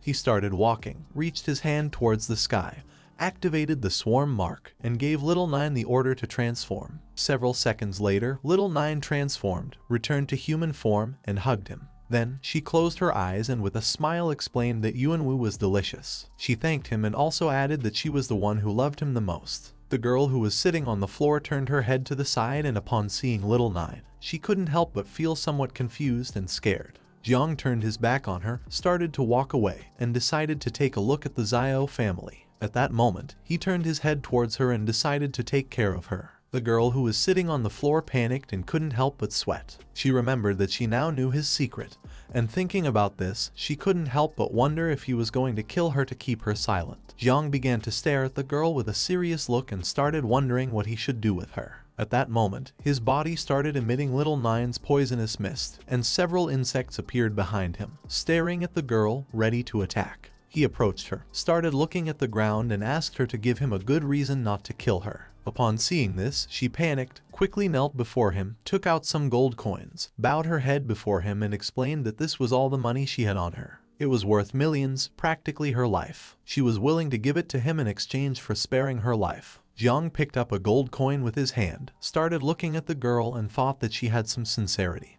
But since she knew too much and also lied, he decided that it was best to eliminate her. She stood up, closed her eyes, raised one hand towards the sky, and swore by her name Luo Sandow that if she lied to him, Then the heavens could punish her with 5 thunders. Jiang was somewhat confused as he didn't know whether to believe that her name was Luo Sandow, since she always told lies without thinking about the consequences. Luo Sandow approached him, handed him her identification card, and looked at him with a sincere gaze. She explained to him that what she was saying was true. She didn't know what her parents were thinking when they gave her this name, but she really wasn't deceiving him. She also added that if he still didn't believe her, then he could look at her identification card. Jiang took her identification card, brought it closer, and upon looking more closely, he saw a chubby girl. Upon seeing this, he asked Luo Sandow if she was sure that she was the same person as in the photo. She grabbed strands of her hair, started pretending to have 2 ponytails, closed her eyes, puffed up her cheeks, and explained that the photo had been taken 2 years ago when she hadn't grown yet and hadn't lost weight. Upon seeing the expression on her face, Jiang turned his head back and started laughing out loud.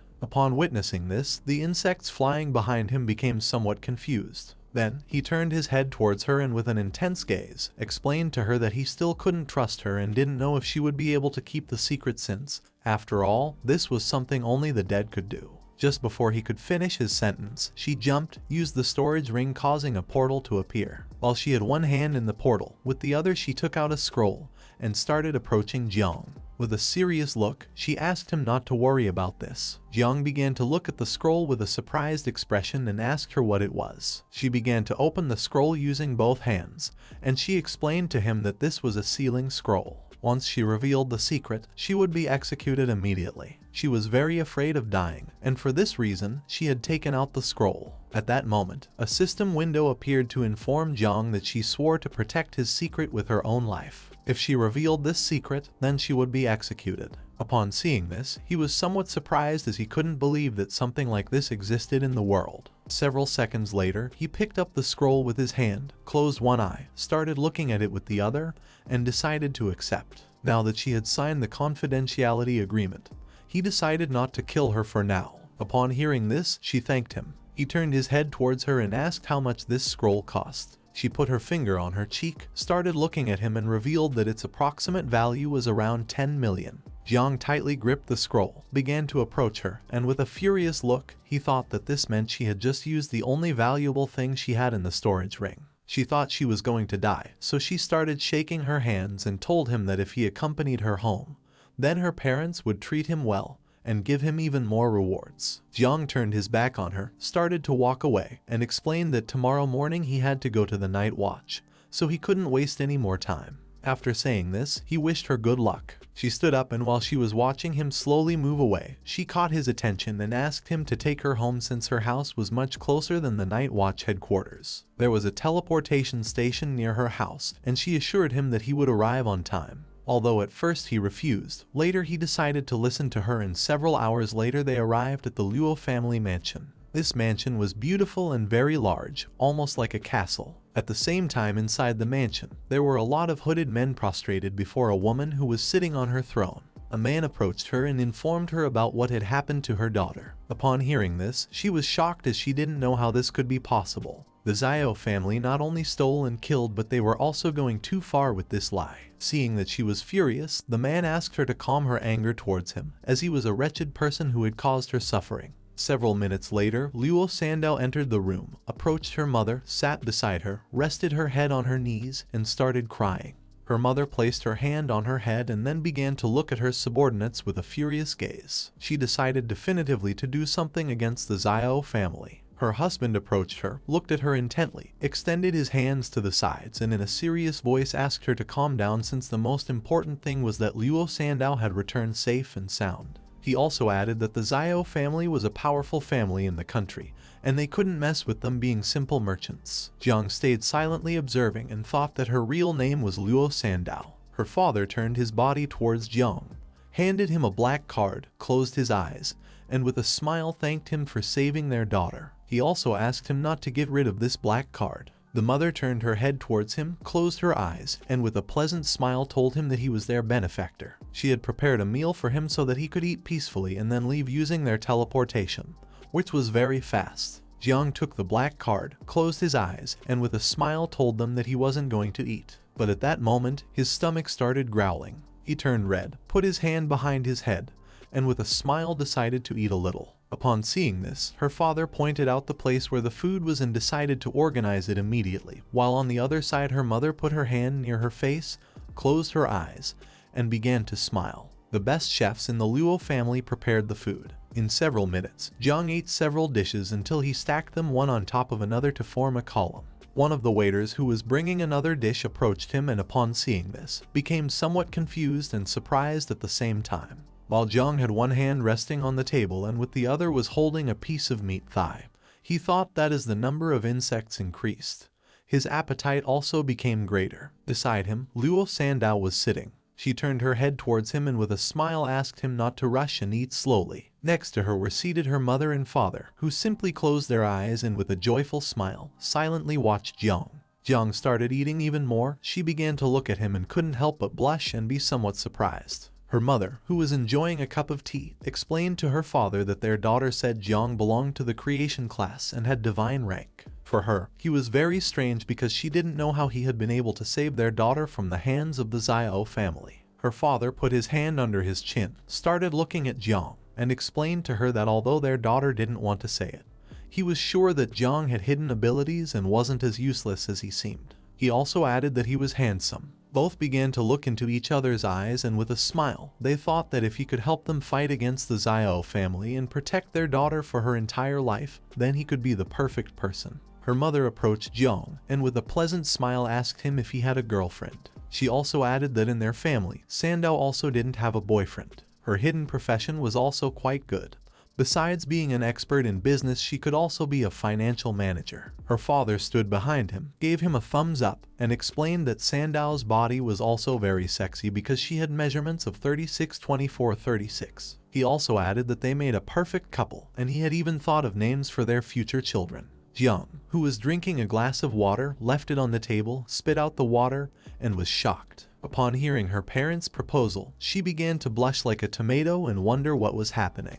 Without thinking for a second, Jiang ran out and thanked them for their hospitality. He left with the excuse that he was full and still had something urgent to do. Seeing this, her father asked him to wait a little longer as they wanted to talk to him. Sandow approached her father, put her hand over his mouth, and asked him to be quiet. Her mother turned her head towards her and started looking at her with a disappointed look. She sat on the chair. Her father approached her and said that their son-in-law had left. He also added that as his wife, she should go say goodbye to him. Her mother approached them and asked her not to worry since her father had the location of the black card. Wherever he went, they would follow him. Upon hearing this, she grabbed her knees with both hands, closed her eyes, and with a scream asked them to be quiet. She began to look down and started imagining Jiang. She thought that although he was handsome and strong, he was also terrifying. And even though he was truly terrifying, there was no doubt that he was handsome and strong. At the same time, in the Xiao family, Jiang Chen, the head of the family, learned that his grandson Qianwu had died. Upon hearing this news, he couldn't help but become furious. With an angry look on his face, he ordered his subordinates to thoroughly investigate the murder. He didn't know who had done it and believed that Xiao Zhangguo was responsible. So he ordered his other grandson to immediately send someone to investigate him. While a man was prostrated before him, another man named Xiao Beihan, who had one hand in his pants pocket, began to approach his grandfather. He extended his other hand to the side and explained that Yuanwu was already over 20 years old and had only reached level 30 of the second transformation, so he was useless. After saying this, he asked him what was lamentable about the death of a useless person and told his grandfather that it wasn't worth getting so angry about it. Jiang Chen, who was sitting in his chair with both hands resting on his knees, started looking at Xiao Beihan and told him that Yuanwu was truly mediocre, nothing compared to him. Therefore, it wasn't a pity that he was dead. He also added that in the end, he was the grandson of him. Even to hit a dog you had to look at who its owner was. He would like to know who in the country had enough courage to kill someone from the Xiao family. Upon hearing this, Xiao Beihan began to smile, extended his hand forward, and his hand started emitting an evil energy. He asked his grandfather not to worry about this trivial matter since after finishing the Tanjiao camp issue, it didn't matter who was guilty.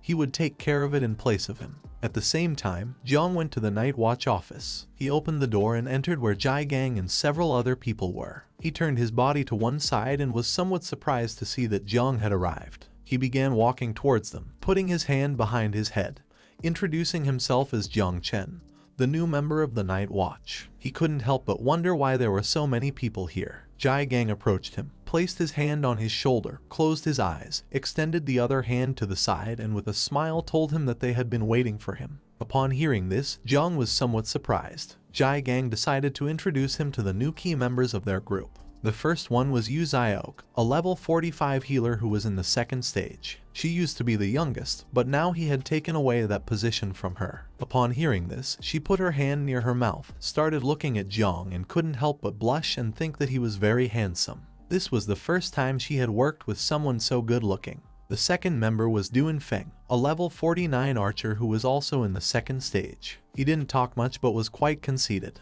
He put his hand on his hip, placed the other one near his forehead, and with a smile told him that he was delighted to meet him. The third member was Chu Bueling, a level 49 warrior. Although his body was small, he was strong and a great talker. He approached Jiang, stood in front of him, closed his eyes, and with a smile explained to him that having a professional member of divine level was an achievement enough to boast about for a lifetime. The fourth member was a woman named Jane Tang, a master who was in the third stage. She was level 61 and belonged to the fire class. She was also a sub-commander. She approached them, placed her hands on Chu Bueling and Jiang's heads, began to caress them, and with a pleasant smile asked them to call her Aunt Tang in the future. She assured them that they would have meat to eat every day. With a pleasant smile, Jiang introduced himself as a humble awakened from the creation class. He asked how he could deserve so much enthusiasm from them. Deep down, he knew that even if it was clear, even if it was of divine level, the spiritual master's creation class was not well regarded by people. Jiang put one hand in his pocket,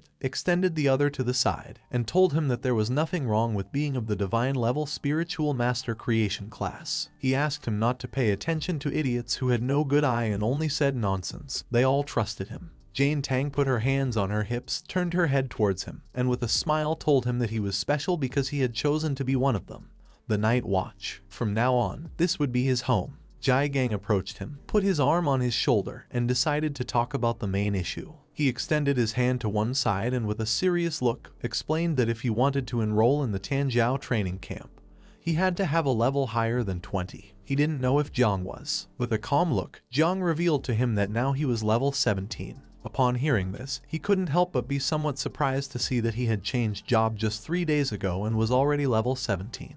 He grabbed Jiang by the shoulders, closed his eyes, started laughing out loud, and thought that he had not made a mistake in choosing him. He believed that Jiang truly had divine talent and it wouldn't be difficult for him to advance 3 levels in 3 days. He decided to enroll him in the Tanjiao Genius Camp right away. Jiang opened his eyes, turned his head to the side, and saw everyone else staring at him with a serious expression. He put his hand in his pocket, turned his body towards Jiang, and with a serious look asked him if he had gotten into trouble with someone very dangerous in the last 3 days, as there was an unknown 3rd grade master investigating his whereabouts using their divine class. He turned his head to the side, started looking at the ground, and upon hearing that a 3rd grade master was investigating him, he couldn't help but wonder if it could be a member of the Xiao family. Jiang crossed his arms and told Yu Xiaok that he was leaving the rest in her hands. Upon hearing this, she responded with a understood. Then, she raised her hands towards the sky, causing a green energy to emanate and form a barrier. She turned her head to the side and explained to everyone that she had placed a protective barrier against espionage around the headquarters so that they could all speak freely without worrying about being spied on.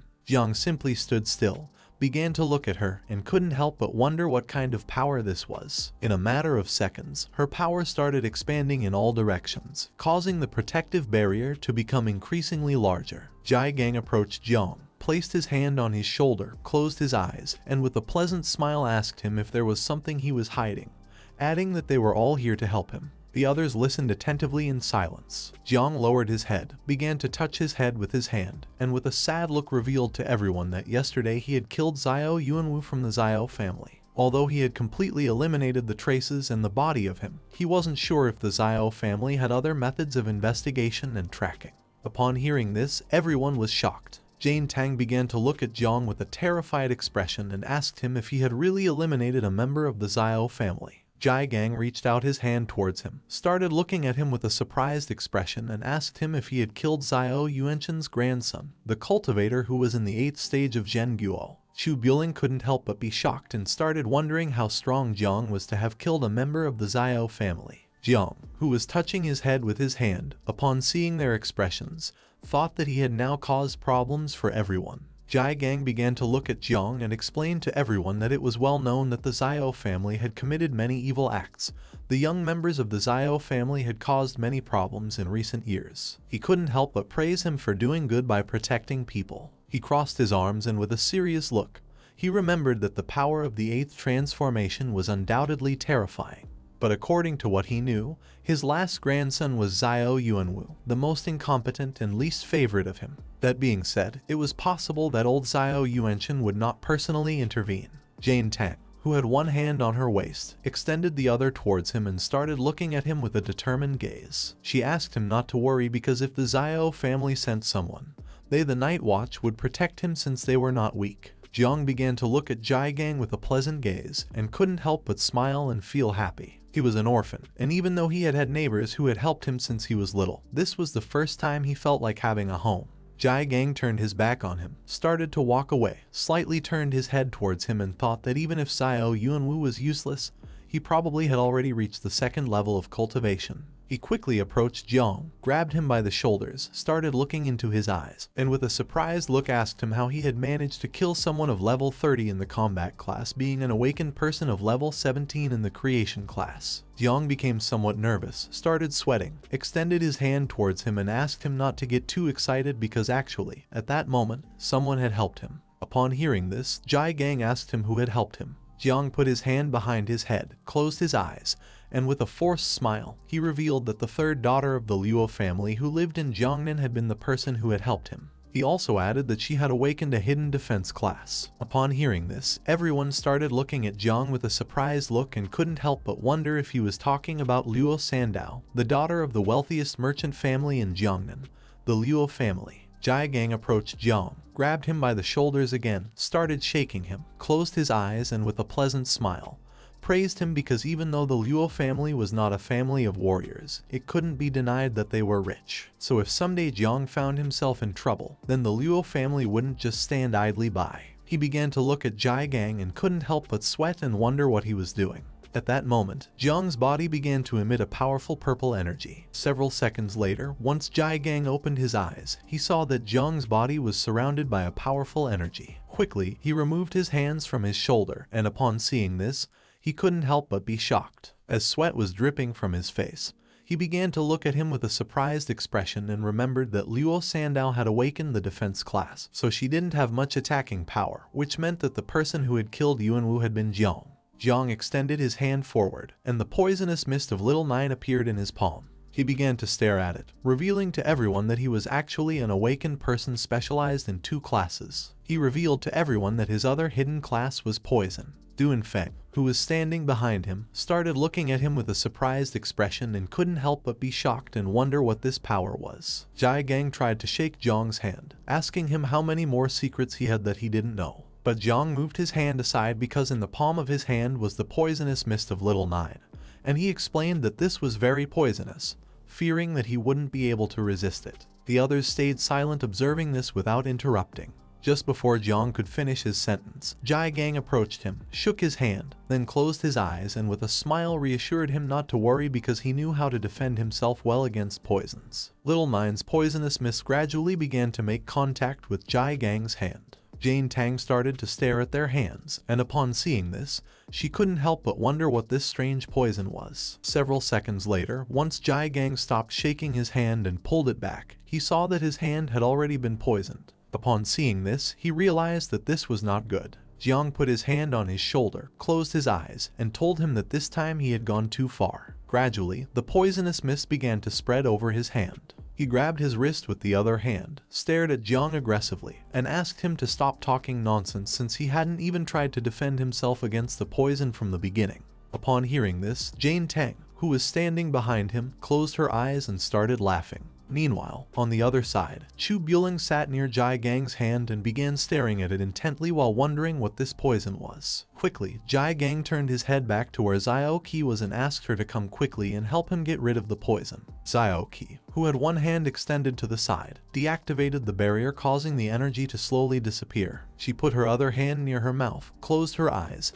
and while laughing she responded to him with a yes. Jiang reminded him again that he had told him that this poison was very strong. He sat on the couch, and while he had one hand resting on his knee, He extended the other where he had the poison to the side. Xiaoqi approached him, closed her eyes, and with a smile, she placed both hands near his hand and using her power, began to heal him. While she was healing him, he turned his head towards Jiang, closed his eyes, and with a forced smile told him that this poison was very good, adding that the more skills he had, the happier he would be. Shu Buling approached them, placed both hands on the arm of the sofa, started staring at Jiang and silently observed him. Several seconds later, once Xiaoqi had completely healed his hand, with a serious look, he began to look at Jiang, and despite him being very talented, he advised him to forget about enrolling in the Tanjiao camp since it was not good to enroll after what had happened with the Xiao family. Although the Tanjiao camp offered many valuable resources, it was most likely that the prodigy of the Xiao family would also participate, so they should not risk it for just a few resources. Jane Tang, who was standing behind him, put a hand on her waist, closed her eyes and began nodding to indicate to him that Jai Gang was right. Jiang started looking at Jai Gang with a confused look and asked what he meant by resources. While he had his eyes closed, he explained to him that resources referred to the blood of fierce beasts, equipment, and other things. If one could be among the first, then they would also receive rewards such as mysterious fruits and secrets realms scrolls. Upon hearing this, Jiang couldn't help but be shocked and wonder if what Jai Gang was saying was true. He began to imagine the insects and thought that those resources were much better than going out to hunt fierce beasts oneself. No one knew, perhaps the insects could reproduce again at that moment. While his body was surrounded by the poisonous mist, he began to stare at Jai Gang with a serious look and asked him to let him enroll in the camp, as he was not afraid of danger. He had confidence and knew that he would be able to protect himself. Upon hearing this, Jai Gang asked him to wait as he needed to think about it. At the same time, somewhere on the west lake belonging to the Xiao family, there was a temple in the middle of the lake. Someone entered the water and using their power moved it aside, creating a large crack in the ground.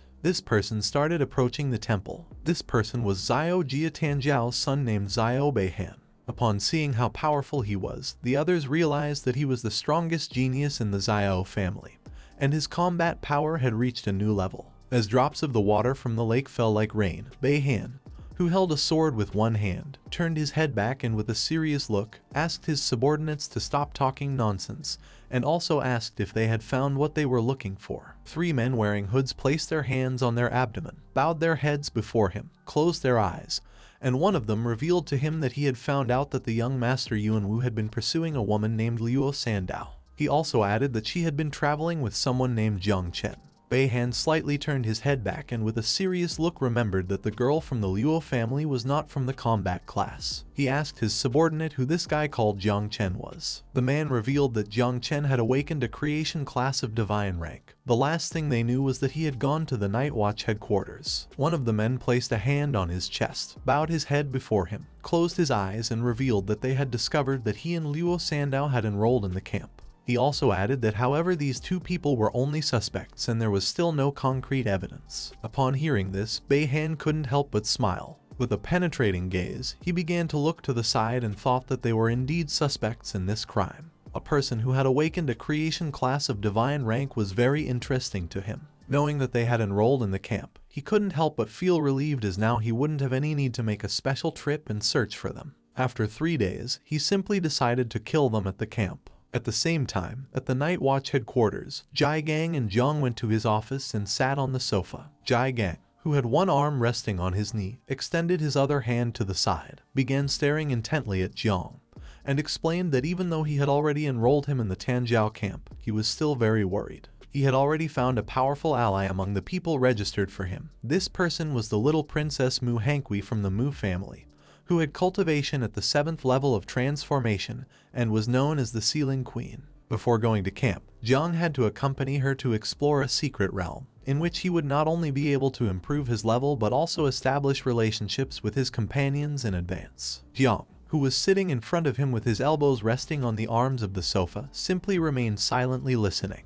Jai Gang approached him, took his hand, started looking at him and with a smile explained to him that he had heard that Mu Hankui was not only extremely beautiful but also the same age as him. She would be arriving soon, so he asked Jiang to use his charms to win her over. Upon hearing this, Jiang couldn't help but start sweating and become somewhat confused. He forced a smile at Jai Gang and replied that he was going to give it a try. At the same time, someone began knocking on the office door and Jai Gang gave them permission to enter. Mu Hankui and a man opened the door and began to enter inside. She rested her elbow on one hand, supported her head on the other hand, and started looking at Jiang. She told them that Jai Gang had asked her to accompany someone to a secret realm. The man put his hand behind his head, closed his eyes, and started smiling. She asked Jai Gang if he had changed his mind. Jai Gang told her that it was an honor for them to meet her in person. Mu Hankui crossed her arms and began to look at the ground, feeling somewhat confused. The man started touching his head and smiling. Seeing this, Jiang couldn't help but wonder what was happening.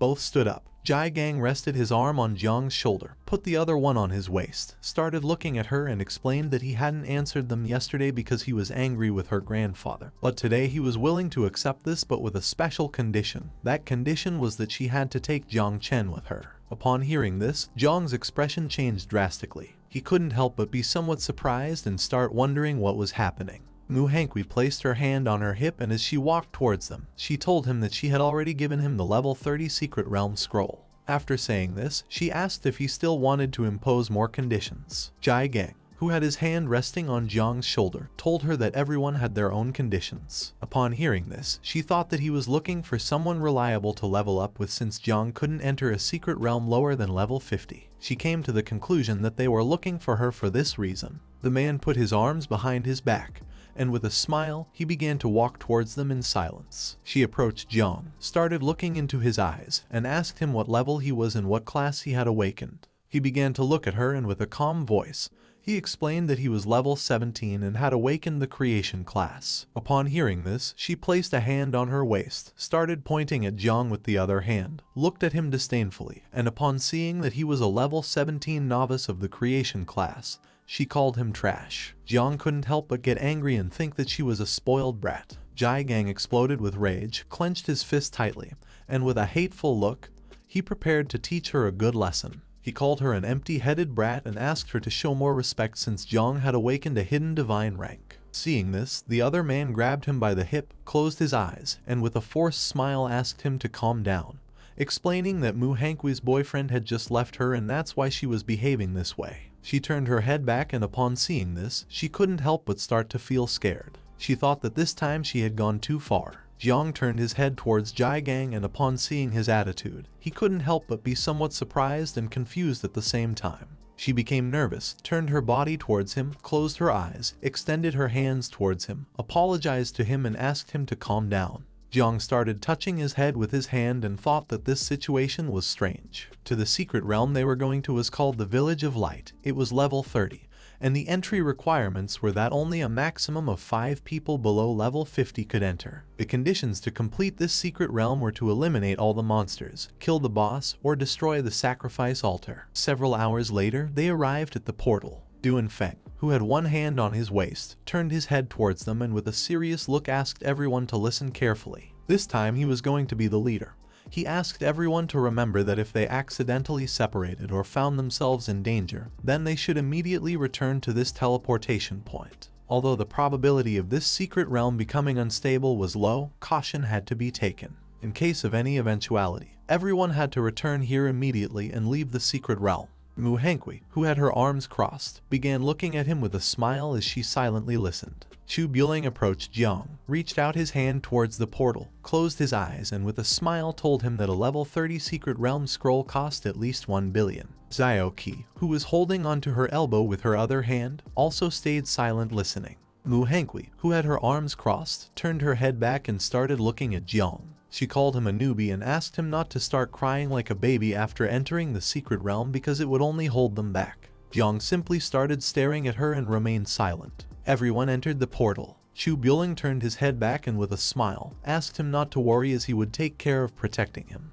Jiang began walking towards the portal, and despite this secret realm being only level 30, he had a strange feeling. Several minutes later, everyone entered the secret realm.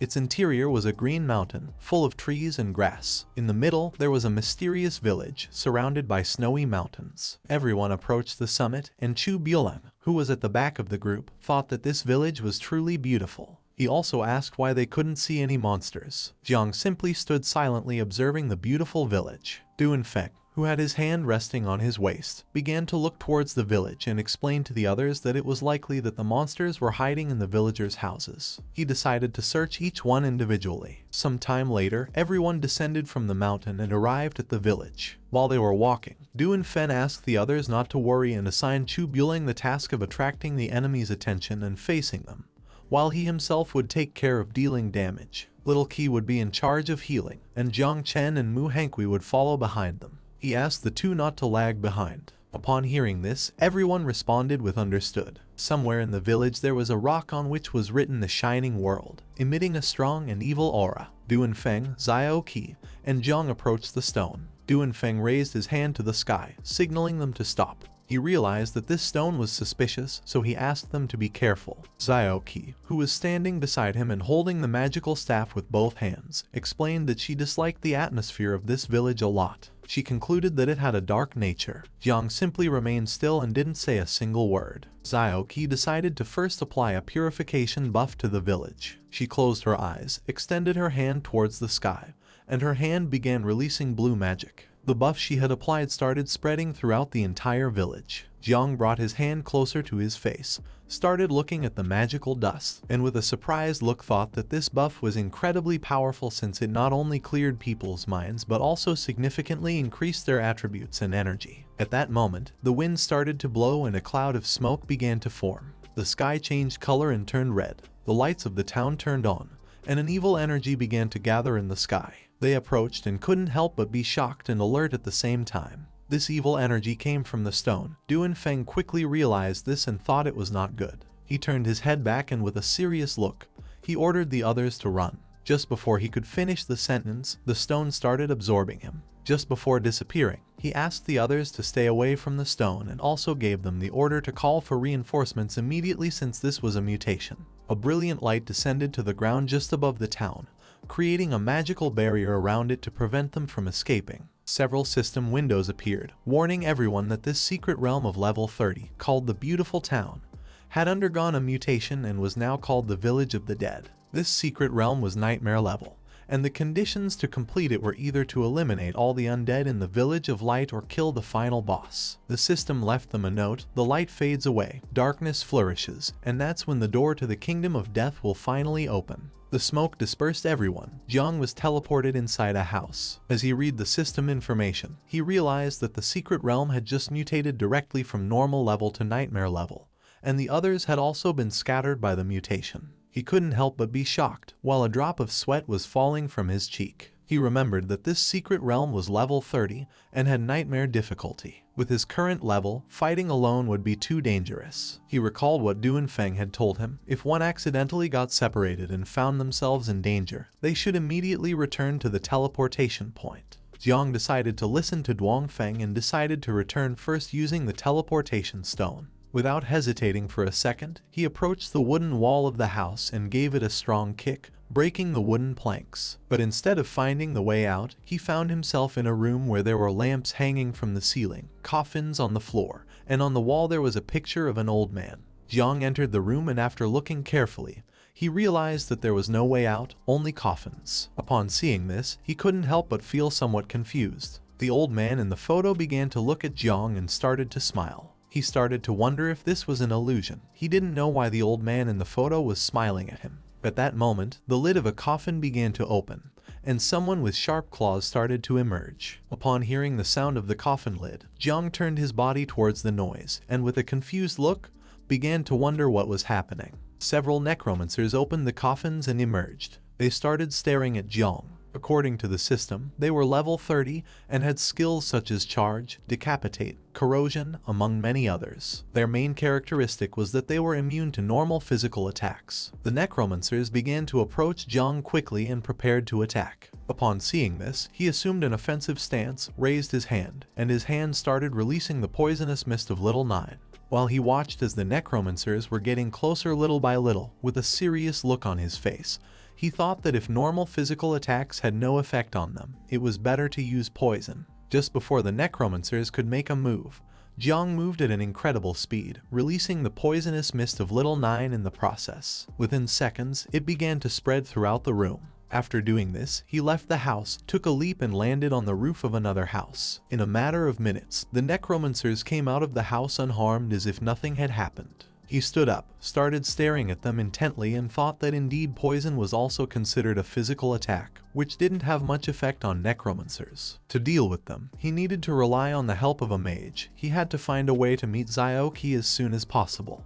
While he was lost in his thoughts, Little Nine manifested herself. She clenched her fists and brought them close to her chest. She began to look at the necromancers with a hungry gaze, opened her mouth, and as drool was dripping from it, she asked him if she could devour them. Upon seeing that she had appeared and wanted to eat the necromancers, he couldn't help but be somewhat surprised. With a confused look, he asked her if she would be able to devour the necromancers. He also added that devouring was also considered a physical attack. The necromancers began to approach the house. While Little Nine's body was surrounded by a powerful aura, she started looking at them and explained to Jiang that she was going to be able to eat them. For her, they were delicious. Jiang started looking at the necromancers and gave her permission to go ahead and try eating them. But he also asked her not to push herself too hard. If she found herself in trouble, he would help her escape. Upon hearing this, she gathered momentum and with a murderous look began to advance towards the necromancers, thinking that they were simply food. Jiang, who was standing on the roof, started to watch her and couldn't help but think that she was impressive. Just before the necromancers could make a move, Little Nine began to move at an incredible speed, piercing through their bodies, cutting them into pieces, and devouring them in the process. She sat on the ground, pulled her knees together, placed her hands under her cheeks, closed her eyes, and with a smile, started to enjoy the meal and feel as if she were in heaven. To her, they were very delicious. Upon seeing this, Jiang couldn't help but be amazed. He began to look at her with a surprised expression and remembered that she came from the abyss, so essentially she was like an undead, both belonging to darkness. Now that he had the divine evolution, she could grow and become the mistress of the abyss, whose essence surpassed these necromancers completely. Upon remembering this, Jiang extended his hands towards the necromancers, and at that moment, his body began to emit Little Nine's poisonous mist. He started looking at her and smiled because she was capable of devouring the necromancers. He decided it was time for the other insects to also come out and enjoy a good meal. Jiang's body began to emit a powerful energy, releasing the swarm of insects. He gave them all the order to separate and also asked them to be careful not to be discovered by his companions. In the blink of an eye, thousands of insects emerged from his body and started attacking the necromancers. The insects began to attack and devour the necromancers. A system window appeared to inform him that his spiritual pets had killed 3 low-level necromancers, granting him 15,021 points. Little Nine also started devouring them, obtaining 4,602 points. As the insects were slowly devouring the necromancers, another system window appeared and congratulated Jiang for leveling up. He went from level 17 to level 18, gaining 1 point in each attribute and 10 potential points. Jiang entered the house again, extended one hand to the side, clenched his other fist, started looking at it and couldn't help but smile when he saw that this was too fast. In just a few seconds, he had obtained over 500,000 experience points and leveled up. He thought that this secret realm was simply a paradise tailored for him. Now that there were no necromancers in the house anymore, he turned his head back and decided to investigate the old man's strange photograph. Before, the old man was smiling, but now he was terrified and trembling with fear. Jiang approached the photo, put his hands on his waist, started looking at it, and with a smile asked the old man why he wasn't smiling. Little Nine manifested herself. She started looking at the photo and informed Jiang that everything outside had been eaten. He began to point at the photo with his thumb, and with a smile he praised Little Nine for having done a good job. He asked her to look at the photo and also if she could devour it. Upon hearing this, she started looking at the photo with a hungry gaze. Seeing this, the old man became even more afraid and couldn't help but start trembling. At that moment, the old man's photo exploded into pieces, leaving them in shock. They couldn't help but wonder what was happening. A system window appeared. They had successfully scared off the level 35 elite Death Guardian.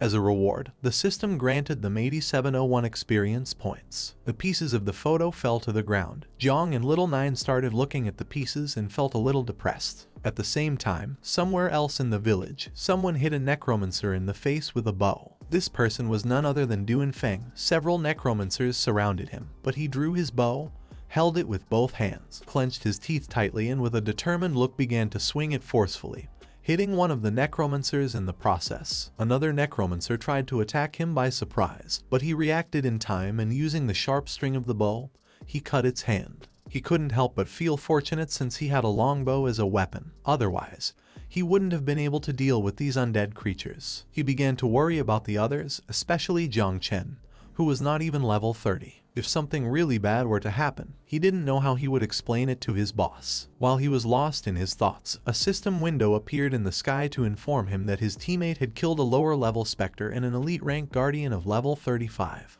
As a reward, he obtained 12,161 points. Duanfeng lifted his head, started looking at the system window and couldn't help but be shocked. He began to tremble and started questioning what was happening and who was doing this. A horde of necromancers appeared and started chasing him. He grabbed the bow with one hand and began to flee. He clenched his teeth tightly and with a serious look, he remembered that this was a secret realm that had mutated. He didn't know who was killing so many monsters in seconds. He came to the conclusion that the responsible person could not be someone weak. At first, he thought it could be Chu Bulong, but then dismissed him since his physical attributes were very passive. Then he thought it could be Xiaoqi, but dismissed her as well since she was a mage who could restrain necromancers but wouldn't be able to kill them in seconds. He immediately ruled out Jiang since he was low level. He had awakened the poison and growth class of all things, which would have no effect against the undead. With a surprised look, he began to look ahead and started questioning if the person who was killing the monsters was Mu Hangui.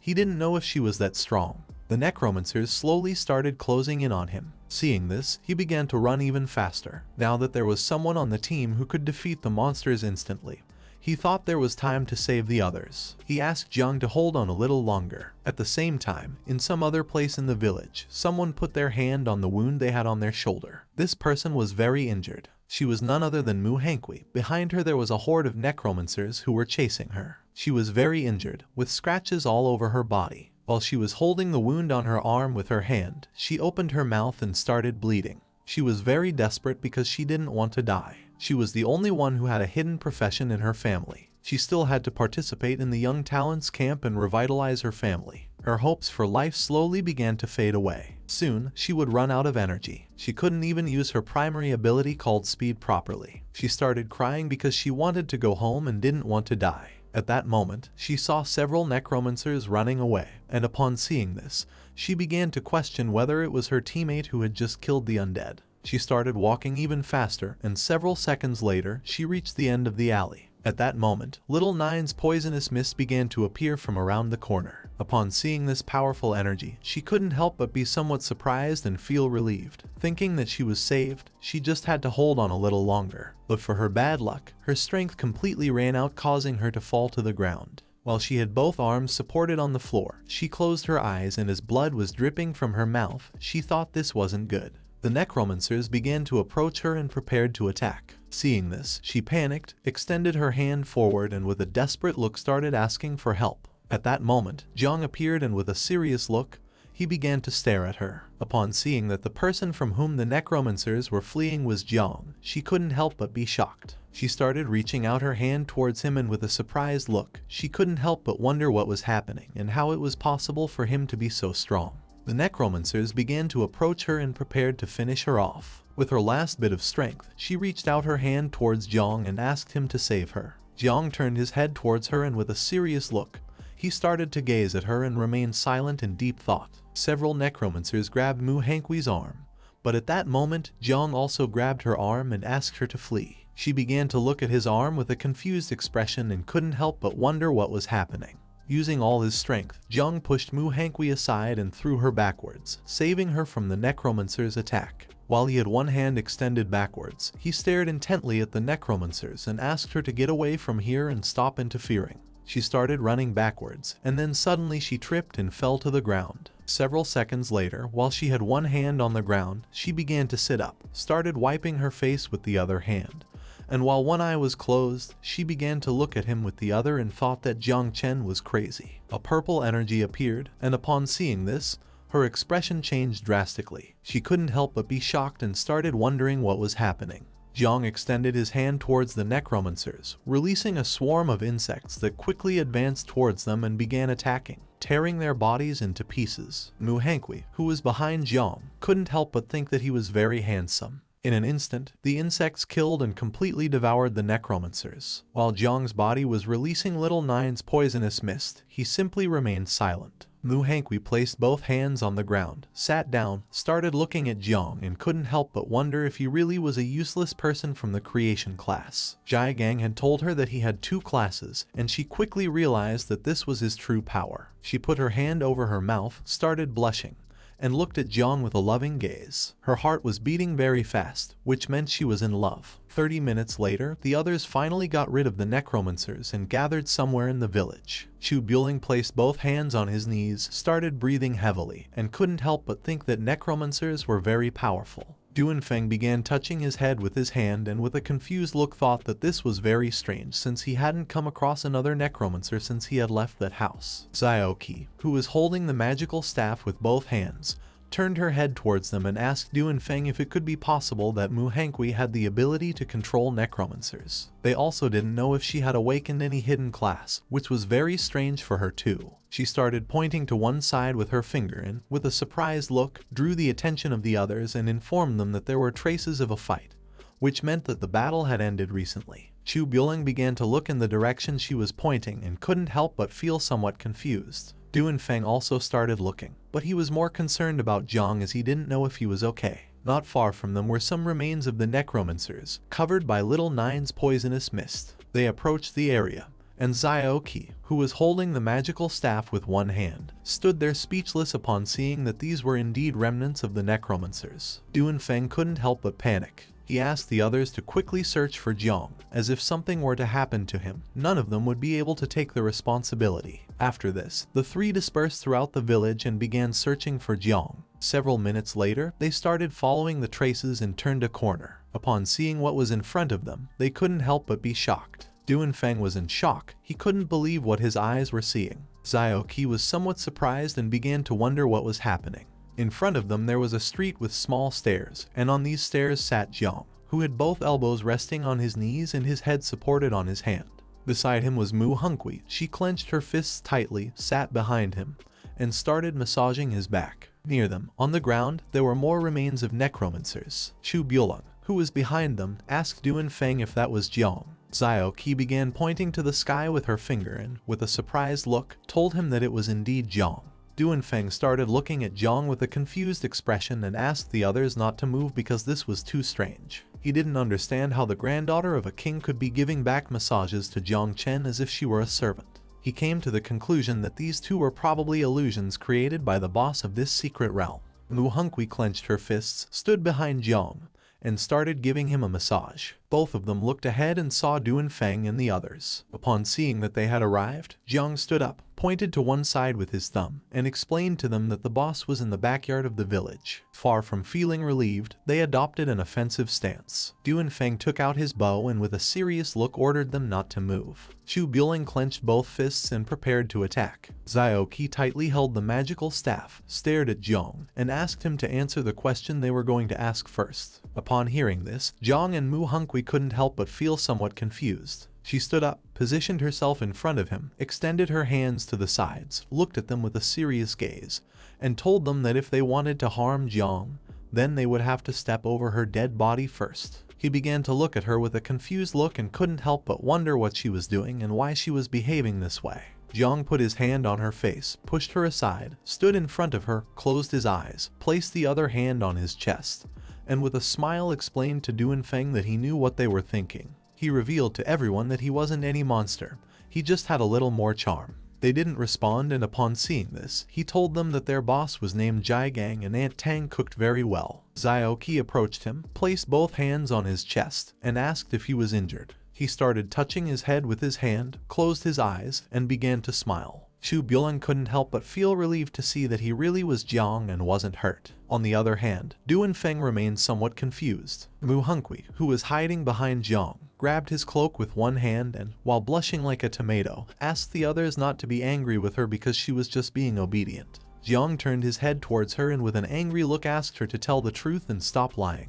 Upon hearing this, Xiaoqi was somewhat surprised as she did not expect this from him. Duanfeng began to smile and thought that he really had the skills to conquer women. Chu Bueling also started to smile and thought that he was hopeless. Jiang began to feel overwhelmed and with a shout told them that it was enough already. He also asked if they didn't want to defeat the boss. In response, the others started to smile and changed the subject by saying yes. Some time later, they arrived at the backyard of the village. With a determined look, Jiang gave a strong kick to the door while the others simply remained silent. They opened the door and started entering the backyard. In front of them stood the boss of this secret realm, who was giant and had a murderous gaze. It slightly lowered its head and began staring fixedly at Jiang. A system window appeared and informed everyone that this boss was called the God of the Undead, had a boss rank, and was level 40. Jiang raised his head and began to stare at the boss, silently contemplating.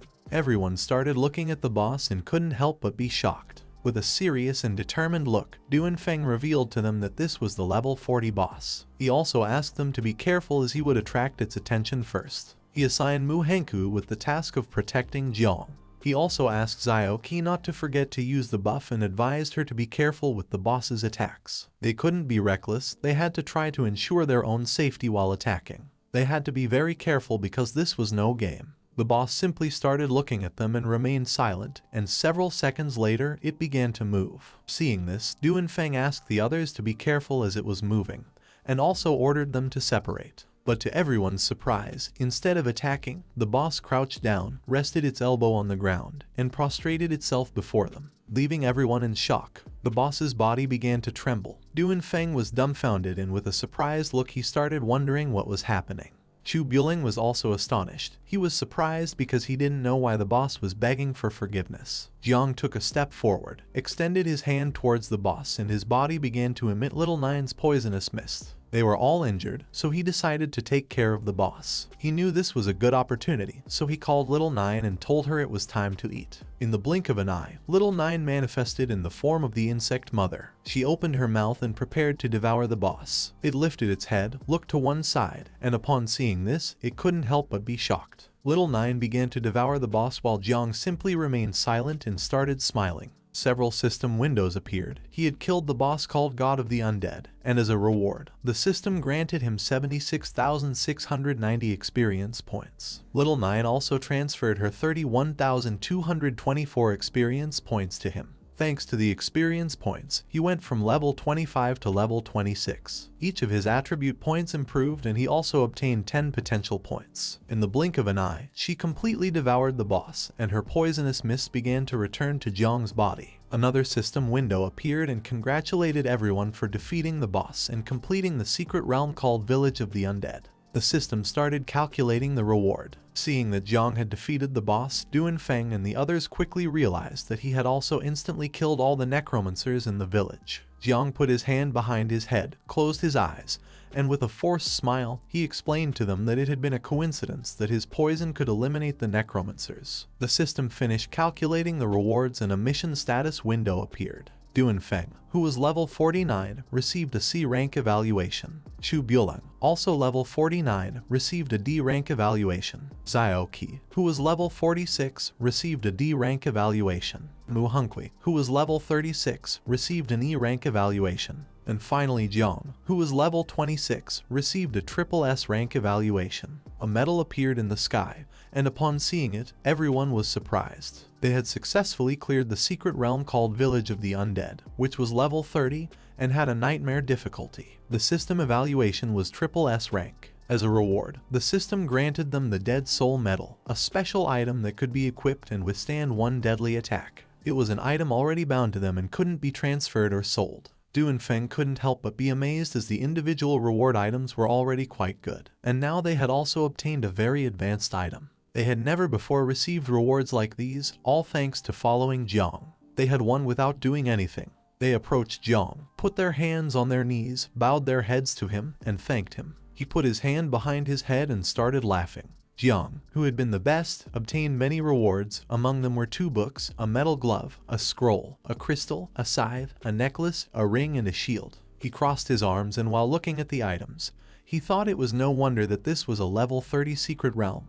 The death rate was too high. He quickly came to the conclusion that these items must be worth billions. Among the items there was one item that caught his attention quite strongly. This item was called Invisibility Cape. It was of platinum quality and could grant 80 agility points and 50 energy points to the user. By using this cape, one could become invisible for 3 minutes with a cooldown time of 2 hours. Jiang extended his hand towards the invisibility cape and with a surprised look, he decided to keep it. For him, this cape was practical, useful, and fashionable. The other items were not going to be of much use to him, so he decided to sell them when he returned and buy pure blood for the insects. A portal appeared in the sky, along with a system window. Due to the mutation in the secret realm and having completed the challenge, this secret realm was about to disappear, so the system asked everyone to leave as soon as possible. This time the devour value had increased a lot, so if the insects drank a little more blood, they would be able to reproduce for a second time. Night fell, and they went back to the Night's Watch headquarters. They informed Jiang that the secret realm had mutated. Jiang had conquered Muhengqi, and he was also the one who had cleaned up the secret realm.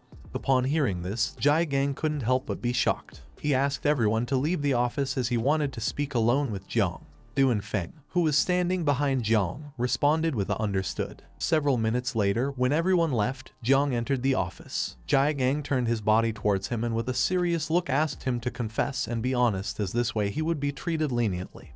But if he resisted, then he would be severely punished. Jiang became somewhat confused and with a trembling voice, he asked him what he meant by being honest. Jiang started staring into Jiang's eyes. He had told the others that the Venom class could counteract necromancers, but Jiang knew this was just an excuse to deceive Duanfeng and the others. He knew that Jiang was pulling his leg. While Jiang's eyes were shining, with a sinister look he asked Jiang to tell the truth and also asked him what he was hiding. He began to look at him with a confused gaze and couldn't help but wonder what was happening. He started sweating, and Little Nine manifested in his consciousness. She was also terrified. He didn't know if the insects were about to be discovered. They were an ancient celestial plague, and if people found out about their existence, he didn't know if they would forgive him. Jiang approached him, and with a sinister look asked him to speak. Seeing his expression, Jiang couldn't help but feel afraid and began to tremble. With a trembling voice he tried to explain to him what had happened. Seeing that Jiang was very scared, Jiang calmed down and started to smile. He approached him, and while he had one hand on his hip, he placed the other on his shoulder, closed his eyes, and began laughing out loud. Upon seeing that, he also became nervous. He didn't know where his courage had gone when he had killed the monsters in the secret realm. Jiang started sweating like crazy. He began to look at Jiang, and it didn't take long for him to realize that he was pulling his leg. He sat on the sofa, and while he had one arm resting on it, he extended the other hand towards the ceiling, and with a calm look explained that he wasn't pulling his leg. It was just that if he didn't want to talk now, then he also didn't want to keep pressuring him. The more cards up his sleeve Jiang had, the happier Jiang would be. In the future, Night Watch would count on him to achieve new successes. Jiang finally calmed down a bit, put his hand on his chest, and with a sincere smile asked him not to worry. He decided not to reveal anything for now, but in return he was going to get him epic level equipment. Uncle Jiang closed his eyes and couldn't help but start laughing. He appreciated Jiang's intention, but an epic level piece of equipment wasn't easy to obtain. In response, Jiang explained that he was serious. Jiang decided that it was time to get serious. He reached out towards the ceiling, causing a magic circle to start appearing. With a serious look, he thought it was good that Jiang had an ace up his sleeve, but there were some things he needed to clarify. From within the magic circle emerged 3 bandaged corpses, and they fell to the ground in front of Jiang. Seeing this, he couldn't help but feel somewhat confused. He asked Uncle Jiang what this was and where these corpses had come from. Jiang started to stare at Jiang and revealed to him that these guys were at least 3rd grade masters of level 60 or higher. There were even 2 4th grade grand masters with a level above 90. They were not people to be taken lightly, since any one of them was someone whom even Jiang could not handle. He was just a corpse collector. Jiang became somewhat nervous, and as a drop of sweat was falling from his cheek, he began to look at the corpses and with a terrified look asked Jiang if all these guys wanted to kill him. With a calm look, Jiang asked him to stop talking nonsense, as these guys had gone to kill Muhengqi, but they had all been secretly eliminated by her protectors. Jiang turned towards him and with a confused look asked why these guys wanted to murder Muhengqi. In response, he took out a scroll, and while holding it in his hand, asked him to read the content. Jiang took the scroll with both hands, opened it and began to read. This scroll was a great summer hunting classification. The first on the list was someone of level 46 named Jiang Chen, an invincible descendant, who was in the war zone of the capital. Killing him would grant 3 celestial rewards. The second on the list was someone of level 46 named Jiang Chen, an invincible descendant, who was in the Madu war zone called Shanghai. Killing him would grant 3 celestial rewards. The third on the list was someone of level 45 named Jiang Chen, an invincible descendant. He was in the war zone south of the Yangtze River called Jiangnan. Killing him would grant 3 celestial rewards. The 12th on the list was someone of level 41 named Xiao Beihan, a national defender descendant. He was in the war zone south of the Yangtze River called Jiangnan. Killing him would grant 2 celestial rewards. Jiang did not know what this great summer hunting list was. All were names he had not heard before. Looking a little more closely, he noticed the name Xiao Beihan. With a surprised look, he asked Jiang if this was not a member of the Xiao family that protected the country. He began to look at Jiang with a serious expression and responded that yes, all of them were the most outstanding geniuses of his generation's camp, and Xiao Beihan was one of them. He was also going to participate in the Tanjiao camp of the 8 war zones, and Xiao Beihan was going to be with Jiang in the Yangtze River Southern War Zone. With a serious look, Jiang explained to him that if one was in the 7th transformation, they were considered as king protector. If one was in the 8th transformation, they were considered as country protector, and if one was in the 9th transformation, they were considered invincible. The top 100 prodigies of Great Xia were at least descendants of sealed kings. Muhankyu, being one of the 12 descendants of sealed kings in Jiangnan,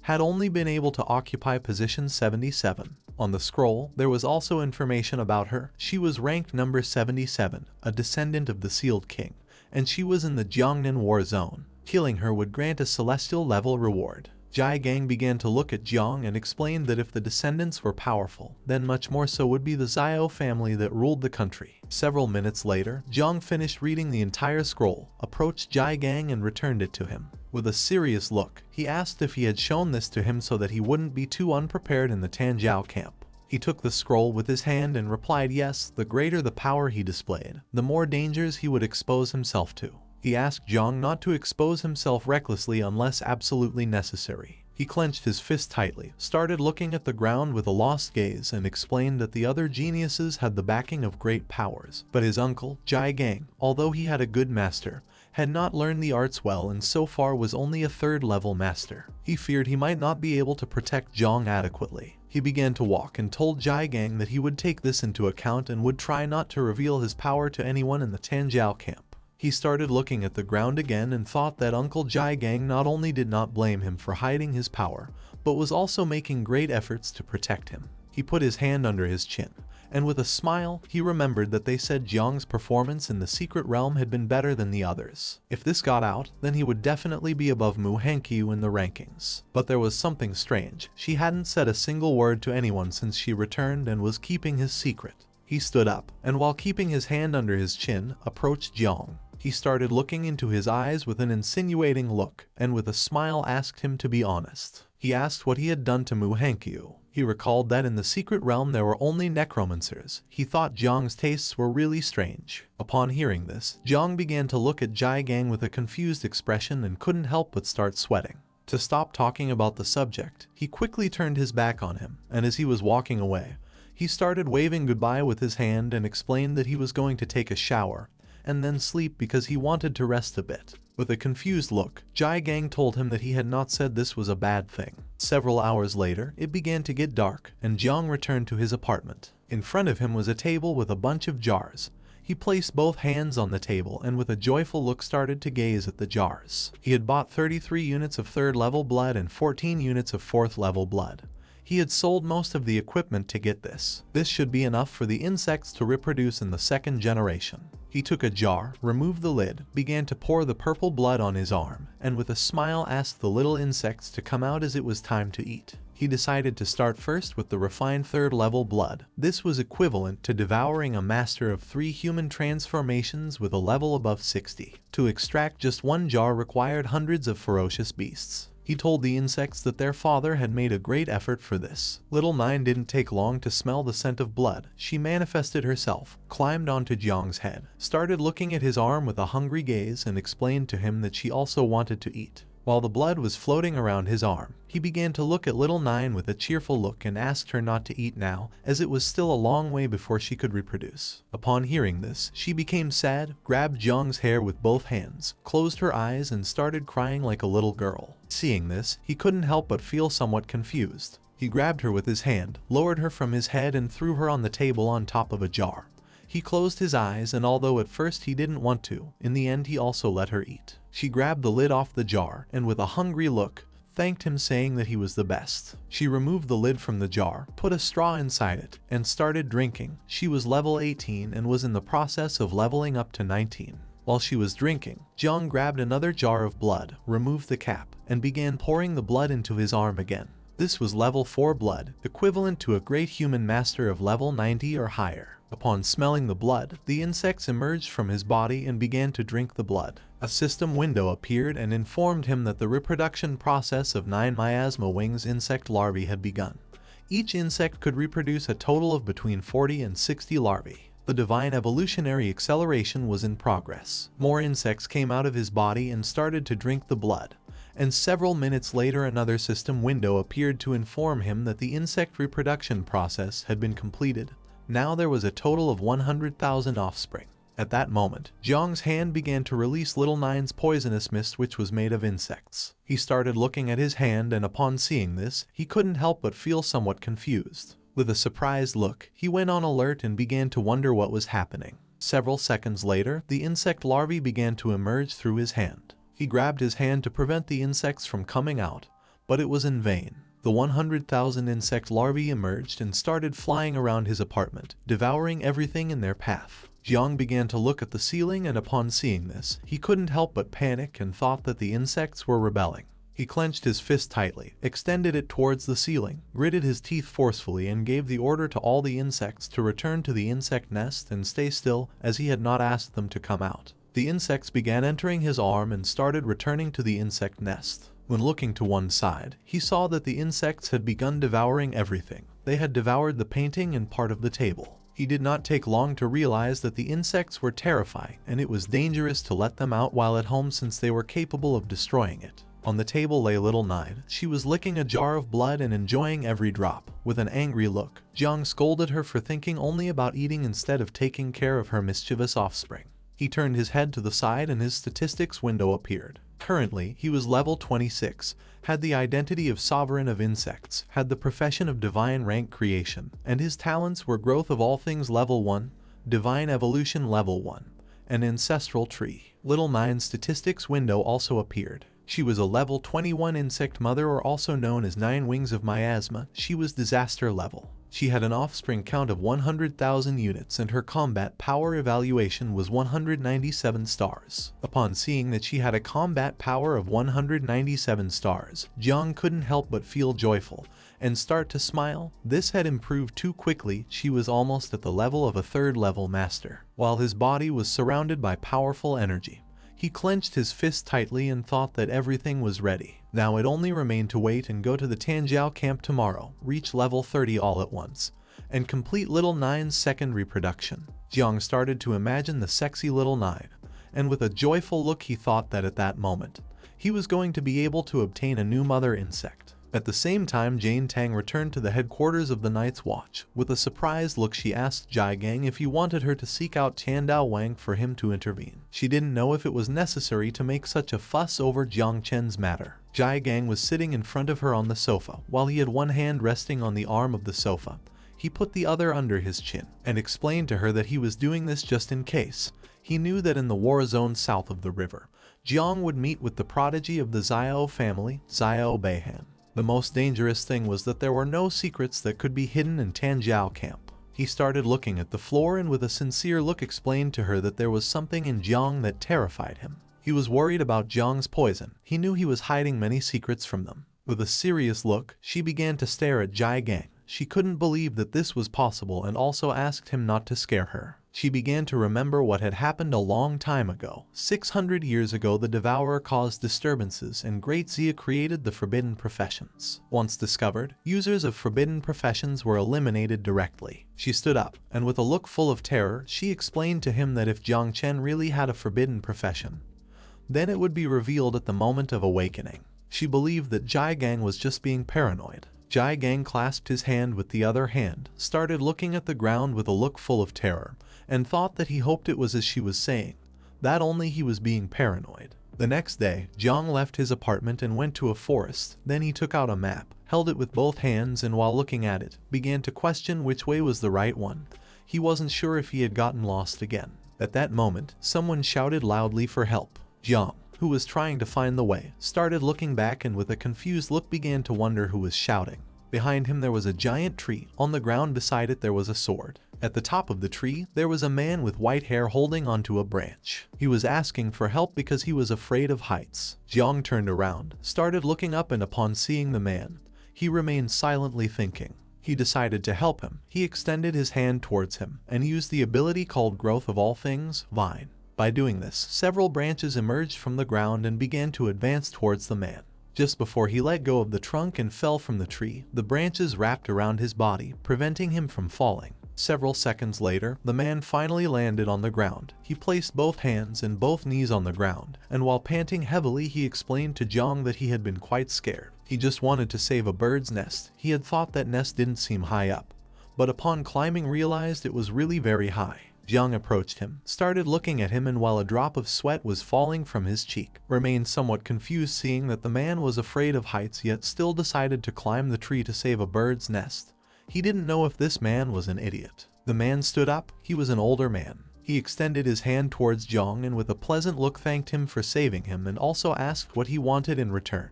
Jiang, who was lost, asked the man if he knew how to get to the Tangu camp. The man turned his back on Jiang, and as he was walking away from him, closed his eyes and with a smile began to ask him to follow since he too was going to the Tangu camp because he had a task there. He put his hand behind his head, thanked him, and decided to follow him. Jiang started to follow the man, extended his hand towards him and decided to ask a bit about him. He asked him if he was also a job changer. He was somewhat confused since the man carried his sword behind his back instead of storing it in the system inventory. He started walking in front of Jiang and explained that he actually wasn't a job changer but just an enthusiast who liked practicing with the sword. He turned his head towards Jiang, started looking him in the eyes and with a cheerful smile, explained that when he was young, he didn't have the talent, and after failing to change job, he fought and struggled for almost 10 years and still wasn't even able to afford buying a bathroom in the city. At that moment he was completely desperate and ran to the mountains, found a small abandoned cabin, climbed on top of a table and prepared to hang himself.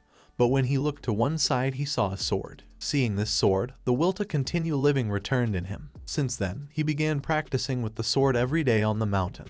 Practiced drawing the sword for 20 years and fencing for 30 years, and then suddenly he had a revelation.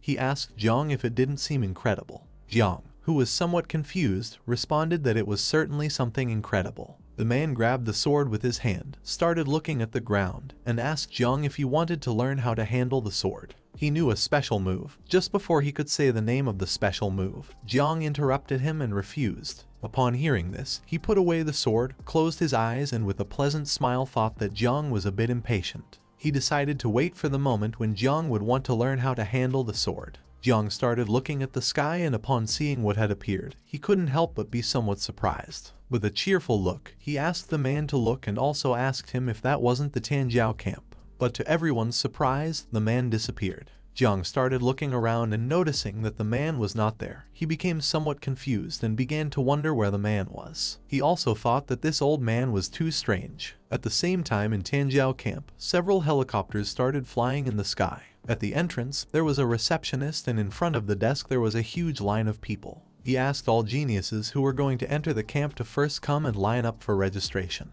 Each one would receive an identification bracelet which could not be removed unless one was eliminated. A man with black hair began to approach the entrance. A while later, it was Jiang's turn from Chu City. He received the identification bracelet and started putting it on his wrist. In this camp, Mu Hankyu and Luo Sandow were also present. They brought their hands to their chests, started looking at Jiang with a loving gaze, and couldn't help but start blushing upon seeing that he had also come to the camp.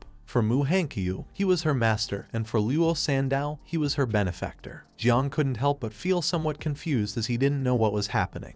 Being a benefactor was fine for him, but being her master wasn't. They too started to fight among themselves. With an aggressive look they began to insult each other. Luo Sandow did not know why Mu Hankyu was calling Jiang love. She had advised her many times to read fewer romance novels so that she would not fantasize senselessly like men. Mu Hankyu responded that she was right. Now she really knew what true love was. According to her, Luo Sandow was nothing.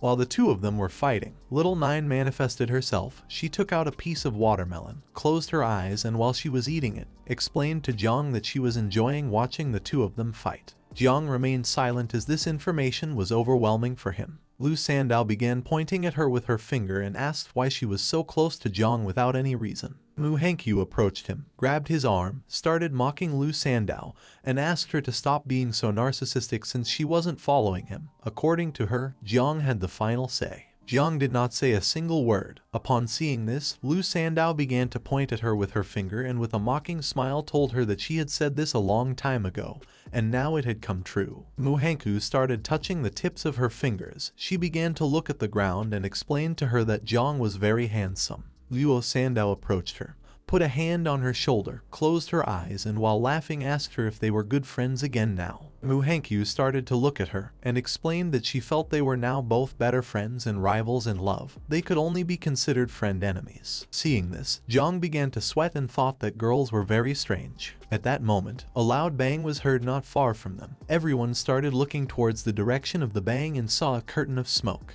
As the curtain of smoke was disappearing, Jiang began to wonder what was happening. Luo Sandow started to look a little more closely and realized that someone was fighting. The same man we saw at the entrance of the camp appeared. He started rolling up his sleeves, clenched his teeth tightly, and with an aggressive look, began to ask who was fighting. Not everyone had entered the camp yet and someone was already fighting.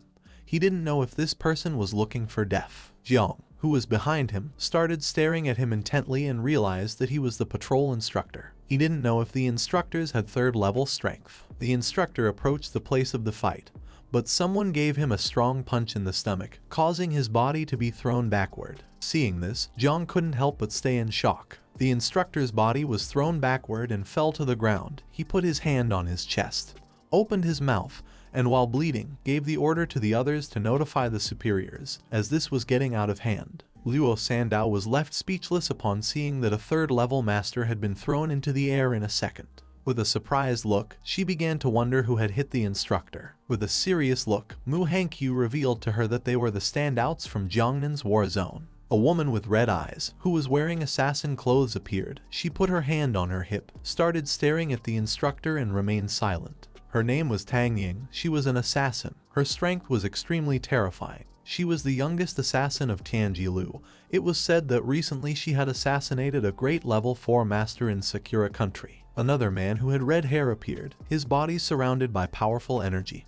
He began to look at him and couldn't help but start smiling. His name was Bai Feng and he was known as the Little God of Death. He was a disciple of the chief commander of the East Sea Defense Line. He was the brightest and most promising seed in the military district but had psychological problems.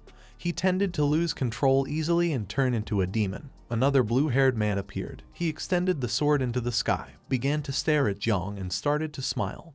His name was Xiao Beihan. His grandfather was one of the 7 guardians of Great Xia.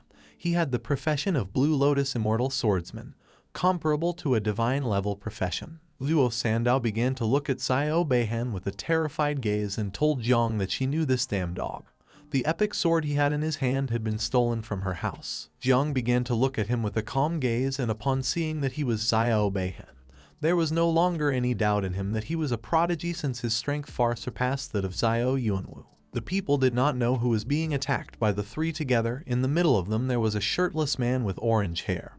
He stood up, adopted an offensive stance and prepared to attack. While the smoke curtain was disappearing, he clenched his fist tightly and decided it was time to counterattack. With a murderous look, he clenched his fist tightly, and using all his strength, gave a strong punch to the ground, breaking it into pieces. He was an invincible descendant. His name was Jiang Shuang. It was said that he had 3 professions and all were unique and hidden. He was strangely strong since the 3 together could not defeat him. Mu Hankyu and Luo Sandow started to look at Wu Shuang with a surprised gaze. Even Jiang himself was shocked, as Wu Shuang was 3rd on the summer ranking list. He didn't know if his little insects would be able to face this guy. At that moment, Xiao Beihan gathered momentum, jumped up, grabbed the sword with both hands and prepared to attack. Jiang looked up and seeing this, thought it wasn't good. Xiao Beihan landed on the ground, gripping the sword forcefully, causing the ground to start cracking. He was very close to Luo Sandow, but luckily Jiang grabbed her by the hip, jumped and dodged his attack. Xiao Beihan started staring at Wushwang with a serious look and praised him since his wind fist was very powerful.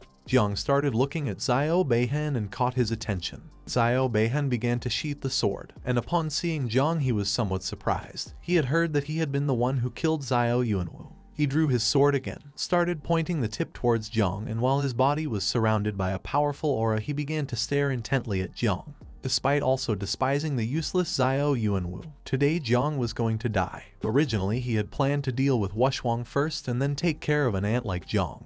But since he was here, he decided to start with him. Jiang did not let himself be intimidated. He extended his hand to the side, releasing Little Nine's poisonous mist. With a look full of determination, he told him that although their strength was different, the Xiao family was really just as rotten at its core. Xiao Beihan extended his sword to one side and began approaching Jiang. Seeing this, Jiang extended both hands to the sides and prepared to attack. Although he had promised Uncle Jai Gang not to show his power, now there was nothing else that could be done in this situation. Luo Sandow, who was behind them, simply remained silent. Just before the combat could begin, someone launched a powerful slash towards them, which split the ground in two. This person ordered everyone to step aside as the Grand Instructor known as the King of the Celestial Sword had arrived. Seeing this, both Jiang and Xiao Beihan deactivated their powers. He began to look in the direction of the attack and couldn't help but start wondering who the King of the Celestial Sword was. This instructor was the same person that Jiang had saved from the tree. He extended the sword towards them and with a serious look, explained that if anyone dared to cause trouble before the camp started, they would have to face his sword. Jiang began to look at the instructor and couldn't help but be shocked and start sweating. He couldn't believe that the strange old man he had encountered on the road was the chief called King of the Celestial Sword. With just one movement of his sword energy, he had made the four great geniuses tremble until they were immobile. He didn't know if his small insects had also been destroyed by his sword's shockwave. After launching the attack, the old man grabbed the sword's hilt with one hand, began to sheath it and started staring intently at Jiang and Xiao Beihan. One of the men standing behind him was the Vice Commander Yang Guang. With a calm look, he informed him that all 300 geniuses were present. He asked him to please prepare to go up on stage and lead the opening ceremony. The old man sheathed his sword and began walking towards the stage. The people who were present in the camp started conversing among themselves. Some had heard that there were many Tianjiao camps in the Jiangnan area, but none had ever had a king-level figure in charge. For them, this was terrifying, as even standing dozens of meters back, the King of the Celestial Sword could kill them with a single move. One of them explained to the others that this was very strange since they had said that the old master was living in seclusion. He didn't know why he was coming out now. Some of them just heard the instructors talking privately that it seemed like the old master was going to take the initiative to ask for this. They didn't know if he wanted to recruit a disciple. If this were the case, then they should do well. Although some knew well that people like them should stop dreaming about it because if he really were recruiting, then he would only recruit the best. Tang Ying started to stare at the old man and couldn't help but be shocked to see that the old celestial had come. Bai Feng, who was standing next to her, began to look at the old man with a surprised gaze and couldn't help but feel excited as he had finally met the living legend in person. Xiao Beihan started to look at the old man with a determined gaze and decided to defeat Jiang Wushwang once the camp began in order to leave a good impression on the old master. Wushwang cracked his fingers and couldn't help but feel excited since he had thought they wouldn't be able to invite the old man. He decided to make him his master. Mu Hankyu clenched her fists tightly, brought them close to her face, and couldn't help but be left open-mouthed and astonished at the same time. Jiang started pointing at the old man with his finger and with a confused look asked Luo Sandow if they recognized that powerful old master. She got very excited, approached Jiang, clenched her fists, and with a joyful look responded yes, she had been hearing about his legends since she was young. She began to recall the old man's incredible feats. One day a powerful red dragon appeared, but the old man jumped on its head and using all his strength drove the sword into its skull, causing it to open its mouth and start screaming in pain. She explained to Jiang that the old man was not an awakener but could suppress a group of 7th transfer seal kings and become number 1 under the Zhen Empire. His skills were even comparable to those of an 8th transfer from the Zhen Empire. Once he had killed a dragon with a single blow. Muhankyu put her hand under her chin, closed her eyes and began to think. She explained to them that although both were at the level of a Seal King, the senior Celestial Leaf King was the most respected existence by her grandfather. Her grandfather once asked her to become his disciple, but he rejected her. At first she was very frustrated, but then heard that many descendants of the Zhen Empire and Invincibles had also been rejected. Jiang started looking at the old man and with a confused look asked them if they were sure it was very difficult to become his disciple. Muhankyu approached Jiang and with a sincere look asked him if he was joking. As far as she knew, Jiang Wushuang and Baifeng had been rejected by the Sword God before. Jiang had seen Jiang Wushuang and the rest of their abilities. It was unimaginable how difficult it was to become a disciple of the old man. Upon hearing this, Jiang began to look at her with a shocked expression and started to wonder if it was really that difficult to become the old man's disciple. Luo Sandow approached them. She began pointing towards the sky with her finger, and with a serious look explained to them that they might not know it, but the old master had only accepted 2 disciples in his entire life, and that had been more than 20 years ago. Jiang began to recall how the old man had been hugging the tree like a lunatic. He also remembered how when he was putting away the sword he had asked him if he was willing to learn from him. Jiang closed his eyes and began to question whether the strange old man who climbed trees was the king of the celestial sword that everyone was really talking about. According to him, they did not seem like the same person. While a drop of sweat was falling from his cheek, with a forced smile he responded that now he understood everything. The old man got on stage and coughed to get everyone's attention. With a serious look, he introduced himself as Gu Kaishan, the chief instructor of Tanjiao camp. He put both hands on the table and reminded everyone that, as they all already knew, the Tanjiao camp in their Jiangnan area had been performing below average in recent years because the fights here were just a farce. If one did not dare to give it their all here, in a real battlefield with real dangers, they would only end up dead and without burial. He revealed to everyone that there were more and more monsters in this world. He grabbed the microphone tightly and with a smile told them that they needed more capable geniuses. Therefore, to better showcase and unleash their geniuses' abilities and make a better selection. This year he had established a new rule for the Tanjiao camp in the Jiangnan area. He called this rule Death Quota. Upon hearing this, Yang Guang, who was standing behind him, couldn't help but be shocked. With a look full of fear, he interrupted Gu Kaishan and tried to stop him. But he put his hand in front of him indicating that he should not speak anymore and with a smile explained to everyone that here he was the one who had the last word. Therefore if something happened, he was going to take all the responsibility. Yang Guang started sweating like crazy and with a confused look began to wonder what death rate Gu Kaishan was talking about.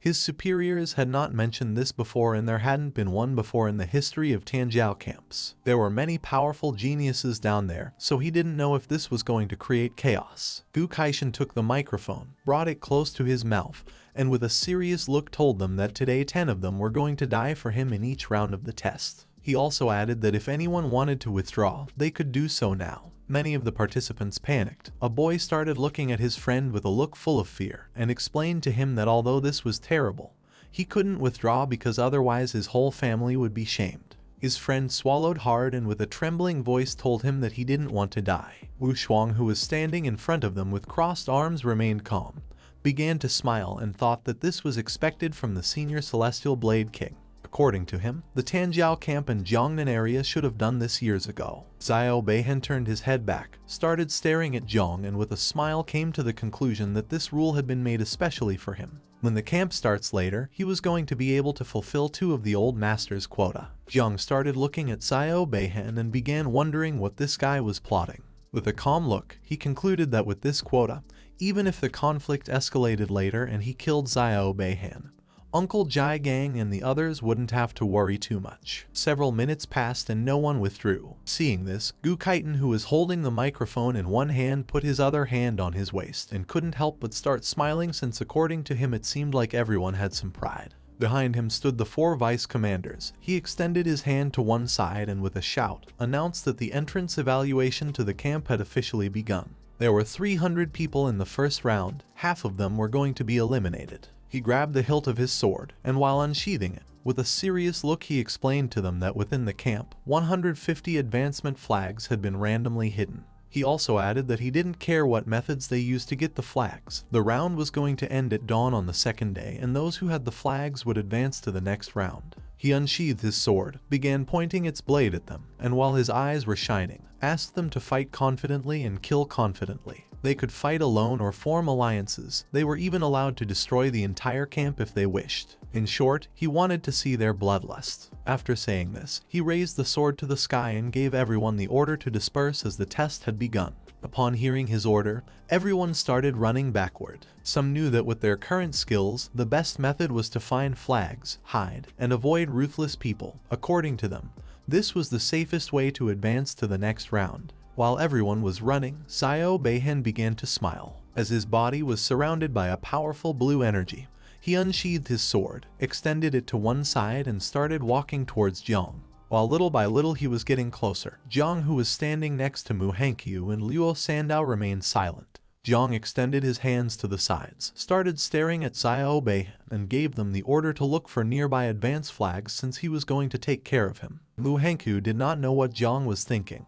With a panicked look, she asked him if he was sure. Just before she could finish the sentence, he extended his hand to one side, adopted a defensive pose, and told her that this was an order. Upon hearing this, Mu Hankyu and Luo Sandow turned their backs on him and started running. While Xiao Beihen's body was surrounded by powerful blue mana, he began to laugh and mocked him by asking if a rookie like him who hadn't even made a second transfer wanted to be a hero. Jiang extended his hand to one side, causing it to start releasing the poisonous mist of Little Nine. Although Xiao Beihen's sword energy was truly astonishing, it was much inferior compared to Xiao Yuanwu's. Even though he was now much stronger than before, he didn't know if it would be possible for him to deal with Xiao Beihen using only poison without exposing the existence of the mother insect. With a calm look, he asked him to stop talking nonsense. Xiao Beihen listened and decided not to waste more words on a dead corpse. Using all his strength, he launched a powerful slash towards Jiang. While Jiang's body was surrounded by Little Nine's poisonous mist, he prepared himself for defense. But just before Xiao Beihen's attack could reach him, someone asked him to stop and threw some small knives at his attack, shattering it into pieces. This person was none other than Tangu. While she was holding knives in her hands, she began to stare at Xiao Beihen with an angry look. Xiao Beihen, who was holding the sword with one hand, began to look at her with a serious expression and asked what she was doing. When looking to the side, Jiang saw Tang Ying with a surprised look. He began to question whether she was the female assassin. Tang Ying put her hands on her hips, approached him, and shouted if he had forgotten their agreement with Bei Feng. They had agreed to kill Wu Shuang once the camp started, yet he constantly went off to deal with insignificant matters. She didn't know if he was using these excuses deliberately because he was actually afraid of Wu Shuang. Xiao Beihen clenched his fist tightly and with an angry look asked her who had said that he was afraid. Both turned their backs on Jiang and started walking towards the area where Wu Shuang was. Xiao Beihen, who was furious, asked her where he was. He decided to deal with him first since it wasn't too late to handle the trash afterward. Tang Ying began pointing in the direction where Wu Shuang was and explained that he had headed towards the forest and Bai Feng was chasing him now. Jiang deactivated Little Nine's poisonous mist, started looking at them and felt relieved since things had really taken a turn. He didn't know who Tang Ying was but felt that she was intentionally helping him. Once they moved away a bit, Tang Ying turned back, put her finger near her mouth and winked at him. Seeing this, he realized that she was indeed helping him. But he didn't know why since they didn't even know each other. She began to look down with a sad expression. She was the niece of Tang Jin. His aunt had asked her to secretly take care of Jiang Chen in the Tanjiao camp. But with her current abilities, she couldn't fight Xiao Beihen directly. She could only use Wu Shuang's name to try to delay his movements. A man with black hair who was carrying a bow on his back and holding several flags in his hands approached them, knelt before him, and explained that his father was the subordinate of his grandfather. These 3 advancement flags he had were a sign of his dedication to him. He was the 6th venerable transfer descendant named Huang Yongchao. Xiao Beihen approached him and with a serious look told him that he did not need the flags. He also added that if he really wanted to show his loyalty, then he could help him do something. Tang Ying crossed her arms and remained silent. Huang Yongchao, who was kneeling before him, explained that his subordinate would serve him with the utmost loyalty. Tang Ying began to look at Xiao Beihen and thought that this was not good since now Jiang would have to take care of this himself. But she hoped that Mu Hankyu and Luo Sandow could protect him. At the same time, Luo Sandow obtained 2 advancement flags. While she was holding them in her hand, she closed her eyes and with a joyful smile explained to Jiang that she had just found 2 flags. She arrived at the area where Jiang was and placed the flags on the table. Jiang, who had one hand resting on his waist, with a calm voice asked them both to take the flags first since he was going to another place to take a look. She rested both hands on it and told him that they were going to help him find it together, and Muhankyu, who was standing next to her, crossed her arms and remained silent. At that moment, someone shot an arrow, which began to move at great speed towards them. Jiang didn't take long to sense this. He put his hand under the table and asked them to be careful. Just before the arrow could get close, Jiang threw the table into the sky with all his strength, causing it to collide directly with the arrow. The attack was so powerful that the table was shattered into pieces. Luo Sandow started looking up, and upon seeing this, she couldn't help but panic and start feeling scared as she didn't know what was happening. She quickly hid behind Jiang, placed both hands on his arm, and peeked out a little to see what was happening. He went on alert and with a serious look, shouted and asked who was attacking and if they wanted to steal their flags. Muhankyu drew the two daggers, held them in both hands, and adopted a defensive stance. The person who had launched the attack was none other than Huang Yangchao. He jumped, drew his bow, started aiming at Jiang, and while the arrow was surrounded by a powerful energy, he began to stare at him and revealed that he did not want the flag but wanted to take his life. He prepared to shoot the arrow towards Jiang, causing the arrow to start emitting even more energy. They looked up at the sky, and upon seeing that it was Huang Yangchao, they revealed to Jiang that he had the hidden profession called Extreme Archer of the Sun Chaser. He was level 39 and his father was a venerable of 6th transfer. He was a subordinate of Xiao from the Jiang Empire. Luo Sandow did not know if her Eternal Earth Shield would be able to stop the attack. With a penetrating gaze, Huang Yangchao launched the arrow towards them. It began advancing at great speed towards them.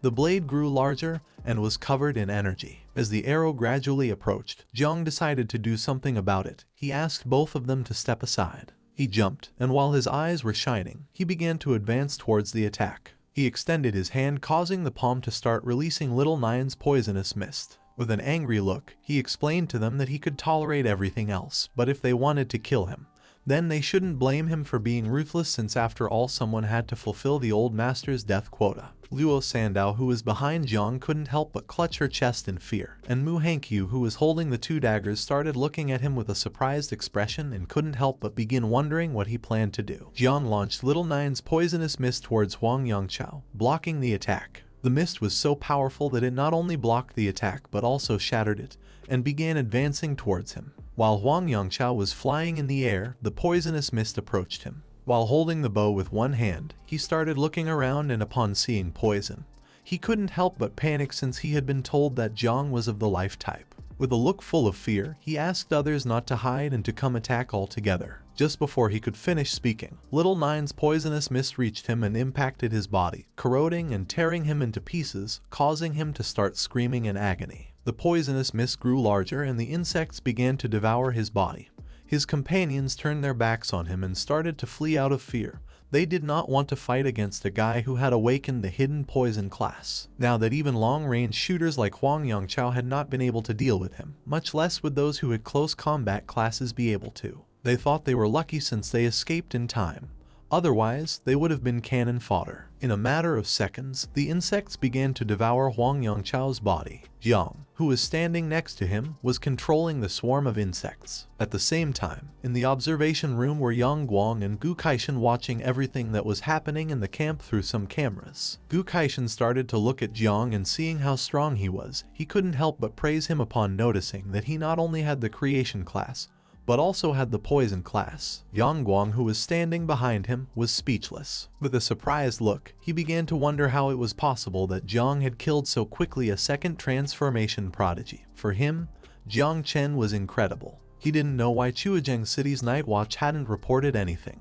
While he was deep in his thoughts, Gu Kaishan turned his head towards him and with a serious look asked him to go inform the others and also bring some great masters of the spatial system, since this was an emergency moment. They needed transfer at any time to prevent Jiang from killing too many people. Hearing his voice, Yang Guang snapped out of his trance and responded affirmatively, deciding to go inform immediately. He turned his back on him, started running, clenched his teeth tightly, and with a worried look decided to take advantage of the fact that the elder had not changed his mind to leave quickly, because if the prodigies really began a massacre, then the consequences would be unimaginable. Gu Kaishan put his hand under his chin, started observing Jiang, and coughed to get Yang Guang's attention. Upon hearing his voice, he stopped running, turned around with a surprised look and asked if there was any problem. Deep down, he didn't know if this old man was regretting all of this. Fu Kaishan put his hand under his chin, started looking at the ceiling with a lost gaze, and asked him to bring 10 third-level ferocious beasts and release them separately. He also gave the order to place the advance flag on the ferocious beasts. Yang Guang turned around, gave a military salute, and with a confused look responded with an understood. He couldn't help but be somewhat impressed, since the move the old man had just made was astonishing, because in this way, those demons could go first to fight for the advance flag and avoid harming others. At the same time, Tang Ying, Bai Feng, and Xiao Beihan surrounded Wu Shuang. The three drew their weapons and prepared to attack, while on the other side he crossed his arms. Bai Feng had been fighting against him for several minutes and was quite tired. He put his hand on his chest where he had the wound and began to pant heavily. Wu Shuang started looking at him and reminded them again that even if they joined forces, they wouldn't be able to defeat him. He didn't know if they really wanted to die. He mocked them by asking if they would feel proud after winning in a 1-against-3 fight. Xiao Beihan gripped the sword tightly, causing the blade to start emitting a powerful blue energy. He began to stare intently at him and explained that although it was dishonorable to win with superior numbers, he couldn't avoid fighting people who weren't boring. At that moment, the loudspeaker started to sound and notified everyone that Huang Yangchao had been eliminated by Jiang Chen. Upon hearing this, everyone was in shock, as they couldn't believe Jiang had made the first kill. Unlike the others, Wu Shuang remained calm. With a worried look, Xiao Beihan thought that although Huang Yangchao had average strength, at least he was good and was in the second transformation. In this camp full of geniuses, he was among the top 50. He was much stronger than Xiao Yuanwu and yet had been killed in the blink of an eye. Tang Ying, who was holding several knives with her fingers, with a terrified look, she thought that this was not good, since her aunt had told her that Jiang was only level 26 of the creation class. She did not know how he, a person of level 26, could have instantly killed a person of level 39 from the combat class. Not even she, an assassin, could have killed Huang Yangchao so quickly. Bai Feng started looking towards the sky and with a smile came to the conclusion that this time the Tanjiao camp was full of hidden talents. Wu Shuang brought his hand to his face, started looking at them, and with a smile asked if they were not going to face an expert like Jiang. They ignored him and prepared to attack again. But just before they could make a move, the camp notified everyone that 10 third-level fierce beasts were going to be released, and each one was going to have an advancement flag. Everyone who possessed the advancement flag would get an additional score in the ranking. All those who were among the top 10 would receive a reward, with the first place reward being 100 million. Upon hearing this, Xiao Beihan and the others jumped and moved away from the area. Wu Shuang, who had his arms crossed, began to smile. Once everyone left, he stood still and thought that the King of Celestial Sword had given them new toys. He thought this was fine and decided to compete for and seize the blue flag. At the same time, Jiang started to look to one side and couldn't help but be surprised when he remembered that they had just entered the camp and the first place was already going to receive a reward of 100 million. For him, this Prodigy camp was too generous. If he took first place and obtained the rewards and resources, the insects would be able to reproduce faster again. At that moment, something giant began to fall from the sky. Jiang, who wasn't far away, went on alert and started wondering what this was. A giant mutant beast in the shape of a wolf fell from the sky and landed near Jiang. Luo Sandow, who was next to him, explained that the first fierce beast had fallen beside them. Jiang began to look at the beast with a confused gaze and realized that this was a third-level beast. Mu Hankyu, who was nearby, panicked and asked everyone to be careful since the strength of this beast was equivalent to a level 90 awakened. Little by little, the beast started to stand up. Luo Sandow looked with some attention and she realized that it was in a state of paralysis. She asked him if they should take advantage of this situation. While little by little the beast was getting to its feet and regaining consciousness, Jiang began to advance towards it and prepared to attack, making his hands start to release the poisonous mist. He decided to take advantage of this and asked the others to move away. He prepared to attack, but at that moment someone launched a powerful slash towards him. However, he reacted in time, jumped and dodged the attack at the last second. He couldn't help but feel somewhat confused as he didn't know who had launched this attack. Several seconds later, he landed on the ground, clenched his fist tightly and began to wonder what was happening.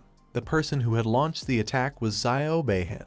He was standing on top of the beast's head and holding the sword with one hand. He began to stare at Jiang and with a smile thought that not only had he killed Huang Yangchao in a second, but now he dared to steal the advance flag. Jiang extended his hand towards him, releasing Little Nine's poisonous mist, and asked him if he was going to fight, then stop all this talk. Xiao Beihan jumped and used the technique called Heaven and Earth Wind Dragon Slash. He launched a powerful slash towards him which started destroying everything in its path. His attack collided with Jiang's, causing the poisonous mist to start disappearing. He positioned himself on top of the beast's head, and while his sword was surrounded by a powerful energy, he thought it was no wonder that Jiang was so arrogant, since it turned out that he had the hidden poison type. It was said that the poison type was difficult to handle, but in front of his sword's wind, it amounted to nothing. Mu Hankyu clashed her fist with her palm, started looking at him, and with a serious look thought that Jiang was in danger since the wind could face and defeat the poison type. She thought they should help him as soon as possible. Luo Sandow, who was next to her, started looking at her with a surprised look and explained to her that Jiang's poison wasn't an ordinary poison. If they went to help, all they would do is cause more problems. Jiang adopted an offensive stance, and while his body was surrounded by poison, he began to stare intently at Xiao Beihan and decided it was time to end this. He used the technique called Poisonous Mist Dragon, causing a giant dragon made of poison to appear. It opened its mouth and prepared to attack. Seeing the size of the dragon, Xiao Beihan couldn't help but panic and think that this wasn't good. He decided not to stand idly by, grabbed the sword firmly, brought his fingers close to the blade of the sword, and realizing that this poisonous mist was not going to disperse with a strike, decided to absorb it. The dragon opened its mouth and prepared to attack.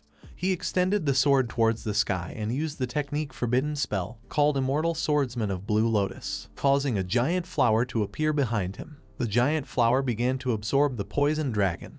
He asked him to watch how his sword's energy was going to consume all of his poisonous mist. While Jiang's eyes were shining, he started to smile and asked if he was serious. With his sword energy blocking the view, it was even easier to swallow. Little Nine manifested herself. She closed her eyes, opened her mouth, and began to consume the flower that Xiao Beihan had created. For her, this sword energy was very delicious. Thanks to this, Jiang gained 2,000 devouring value. He started looking at Little Nine and thought she was eating the whole flower. He reached out his hand towards the sky, and in the blink of an eye, the flower that Xiao Beihan had created broke into pieces, releasing poisonous mist. The poisonous mist attacked Xiao Beihan, causing his body to be thrown backward and crash into the ground. He opened his mouth and began to scream in pain. Jiang clenched both fists tightly, and now that Little Nine had consumed the energy of the flower, the poison dragon became even bigger and more terrifying. Xiao Beihan fell to the ground, grabbed the sword with one hand, and thought this was not possible. He did not know what kind of poison could annihilate a sword's energy. Jiang attacked him using the poison dragon, but just before the attack could impact against him, he hugged himself and used the life gem, causing a barrier to appear around his body. He took the sword, stood up, and seeing that his poison couldn't break through the life gem's shield, he thought Jiang was doomed to die. He started looking at him and thought that the Xiao family really had second chances, but it was a pity because in this battlefield there were cameras everywhere, and he couldn't let the insects reveal their true form. He turned his head to one side where Luo Sandow was and with a calm look asked if she could create an opaque earth shield that covered the entire place. She clenched both fists tightly and told him that she would try. She extended her hands towards the sky, causing her energy to start advancing towards the sky. She used the technique called Earth Protection Shield, Cover. By doing this, a shield was created around the area. Xiao Beihan started to look towards the sky with a confused look and asked him what he was doing. Luo Sandow put both hands on her knees, lowered her head, and began to pant heavily as she had used a lot of energy to create the shield. While Jiang's hand was releasing the poisonous mist from Little Nine, he started looking at him and asked if he could guess how while Xiao Beihan's body was surrounded by the magical barrier. He extended the sword to one side and with an angry look asked Jiang if he was really comparing the worthless power of that piece of trash with his. According to him, Jiang was naive. Jiang simply remained calm and silent for several seconds. At that moment, Little Nine reappeared. She began to stare at Xiao Beihan with a sinister look and started to smile. While Jiang's body was surrounded by Little Nine's poisonous mist, with a calm look he asked him if he was really comparing the current him to the past him. Thinking this way was indeed naive, he began to get tired of him and ordered Little Nine to manifest and give him a beating. She extended her hands to the sides and while her body was releasing a powerful energy, she began to advance towards Xiao Beihan and decided to follow Jiang's order. Xiao Beihan put the sword in front of his face to defend himself from the attack, and with a confused look he began to wonder who she was. Little Nine started moving at high speed and began attacking him, but he started blocking the attacks using the sword, no matter from which direction she attacked. He managed to block all the attacks. Upon seeing this, Jiang was surprised. With a perplexed look, he began to wonder if he was using the energy of the protective sword. He did not expect Xiao Beihan to have this kind of ability at a moment like this. Luckily for Xiao Beihan, the beast appeared. It gave a great leap, opened its mouth, and prepared to attack Little Nine. She and he started looking to one side, and upon seeing this they went on alert. Jiang didn't take long to realize what was going to happen. He extended his hand towards her, causing his hand to start emitting the poisonous mist. He began staring intently at the beast, and upon seeing that it had also awakened, he decided that now it was time to unleash all their power. He extended his hand towards the beast and summoned 2 dragons made of poisonous mist and gave them the order to corrode Xiao Beihan and cover Little Nine. He also summoned the small insects and told them that there was top-quality fierce beast meat. The first to arrive would be the first to eat the beast. Upon hearing this, they appeared, started advancing towards them, and prepared to attack. Now that the dragons and small insects had appeared, Little Nine began running towards him and started smiling. Xiao Beihan put both arms in front of his face and thought this was not good since the sword's energy had been corroded and now he could no longer cause damage. The beast turned around, opened its mouth, and seeing that Little Nine was ready to attack, began to roar to warn Xiao Beihan about the attack. Little Nine approached him, and now that he could no longer block the attacks, she began to hit the magic barrier with all her strength. Her fists started impacting against the barrier and it gradually began to weaken. Jiang, who was nearby, started watching them and realized that Xiao Zhenguo favored some grandchildren over others, and for this reason it was much more difficult to defeat Xiao Beihan than Xiao Yuanwu. She began to hit even harder, and little by little the barrier started to crack. While her eyes were shining, she started staring at him. Xiao Beihan, who was inside the barrier, couldn't help but start sweating and panicking. Even though the barrier was strong, Little Nine was going to break it with blows. It was only a matter of time. If before she had needed 3 seconds, now she would need at most 3 minutes. At the same time, in the surveillance room, Yuan Guang began to observe the fight. According to the screen, it could be seen that there was a blue magical barrier in the area which prevented people outside from seeing inside. Upon seeing this, he realized that Xiao Beihan was at a disadvantage now that Jiang had blocked the surveillance. He gave Fang Chengyuan the order to conduct a manual investigation, and if the situation was not good, to stop the combat immediately. He was Fang Chengyuan, the great master of the 4th level of the spatial system. He joined his fingertips together and with a serious look responded with an understood. Behind him sat Gu Kaishan, who had his legs crossed and his head resting on his hand. He remained somewhat confused as he couldn't believe that their superiors didn't want Zhang Guo's grandson to be injured or end up dead. Yuan Guang turned around, put his arms behind his back, and with a calm voice explained to him that although that was true, no one knew what would happen if he got injured or ended up dead. He didn't know if he was really prepared for a battle with Xiao Zhenguo. He also asked him if Commander Duan from the Jiangnan War District knew about this. Gu Kaishan started looking at him and remained silently thinking. Feeling his gaze, Yuan Guang couldn't help but panic. With a confused look, he told him that although he had ordered the prohibition of leaking any information within the Tanjiao camp, once it ended, the superiors would know what had really happened. Gu Kaishan, who had his head resting on his fist, began to look at the ceiling with a lost gaze and sank into his thoughts. He knew that Xiao Beihan's strength was also considered outstanding. He didn't know if Jiang Chen could really kill him, and neither did he understand why he had created an anti-vision barrier. At the same time, Jiang's attack succeeded and he defeated the beast without much difficulty. While its body was surrounded by poisonous mist, it began to fall to the ground. Jiang, who was beside it, crossed his arms and thought that although this fierce beast was powerful, when facing the insects, it had really found its nemesis. Little Nine's attacks also started to take effect, and now Xiao Beihan's barrier had several cracks and was about to break. She walked away, clenched her fist tightly, and upon seeing this, couldn't help but start to smile. He grabbed the sword tightly and panicked at the thought that this was the end. He didn't know how it was possible that the life jade was starting to break. In the barrier there was a crack much larger and deeper than the others. Jiang began to look at the barrier and with a calm voice asked Little Nine to attack from this part since this was the weak point. At that moment, the voice of someone entered his head and asked him not to play too much since the great master of the space system named Fang Chengyuan had arrived. Upon hearing this, Jiang's expression changed drastically. He couldn't help but be shocked and panic at the same time. He reached out to Little Nine, began to absorb her and gave her the order to return. Little Nine, who had a clenched fist and was hitting the barrier, couldn't help but be somewhat confused as she didn't know what was happening. Now that an instructor who had a spatial system had sent a telepathic warning, he needed to finish this fight quickly or else he would be discovered. He summoned a giant insect, which began to approach the magic barrier and started to explode. Xiao Beihan, who was inside the barrier, started to look at the insect with a perplexed gaze and couldn't help but start sweating and panicking as he didn't know what this was. Just before he could realize what was really going to happen, it was already too late.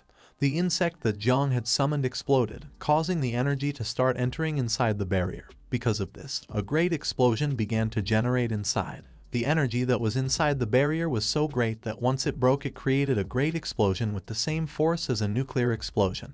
The explosion also broke the barrier that Luo Sandow had created. She put both hands on her belly and started falling to the ground. Lu Hankyu, who was next to her, started running towards her, reached out her hand to grab her, and she asked her if she was okay. The explosion also created a large curtain of smoke. Several seconds later, once the curtain of smoke began to disappear, it could be seen that part of the ground was broken. There were flags lying on the ground, and now all that remained of Xiao Beihan was his arm and his sword. Jiang approached the area, took his sword, started looking at the arm, and seeing that only his arm remained, he began to question whether he had been rescued by the Great Master. Now that he had doubts, he decided to take the arm first as interest, since he would have the opportunity to recover the capital later. He approached Luo Sandow, threw her the sword, and asked her to take good care of the sword that belonged to her family. As little by little the sword was descending towards the ground, she raised her hands to catch it, and while she was starting to blush, she thanked him. Mu Hankyu picked up the flags that were lying on the ground, and Luo Sandow picked up the sword. Both approached Jiang. She had collected 3 advancement flags, so she told him that they were already among the top 10. Jiang decided to share the flags with them, but Mu Hankyu refused since she wanted to see him surpass Jiang Wushuang and win first place, and Luo Sandow also refused because for her having the sword was more than enough. At the same time, someone slammed the table hard. This person was Yuan Guang, and next to him was Fang Chengyuan. He put both hands on the table and with an angry look asked him what he was doing and why he hadn't been able to teleport Xiao Beihan in time. At the beginning, he closed his eyes and stayed thinking in silence. Then he opened them and with a calm voice explained that the poisonous fog was too strong. His spiritual energy had barely approached it. He hadn't seen anything clearly, and the energy was corroded by the poison. Then he heard an explosion. He had tried to teleport Xiao Beihan with all his strength, but it was already too late. Yuan Guang started pointing at him with his finger, began staring into his eyes intently, and asked how it was possible for the poison to corrode mental power. After saying this, he told him not to excuse himself from responsibility. At that moment, someone gave a loud shout and ordered Yuan Guang to shut up. Upon hearing that, he stood up, turned around, and with a trembling voice tried to apologize. This person was Gu Kaishan. He started staring at Yuan Guang and with an angry look asked him if he knew why he always got stuck at the peak of the 5th transformation. He explained that the reason was because he always followed the powerful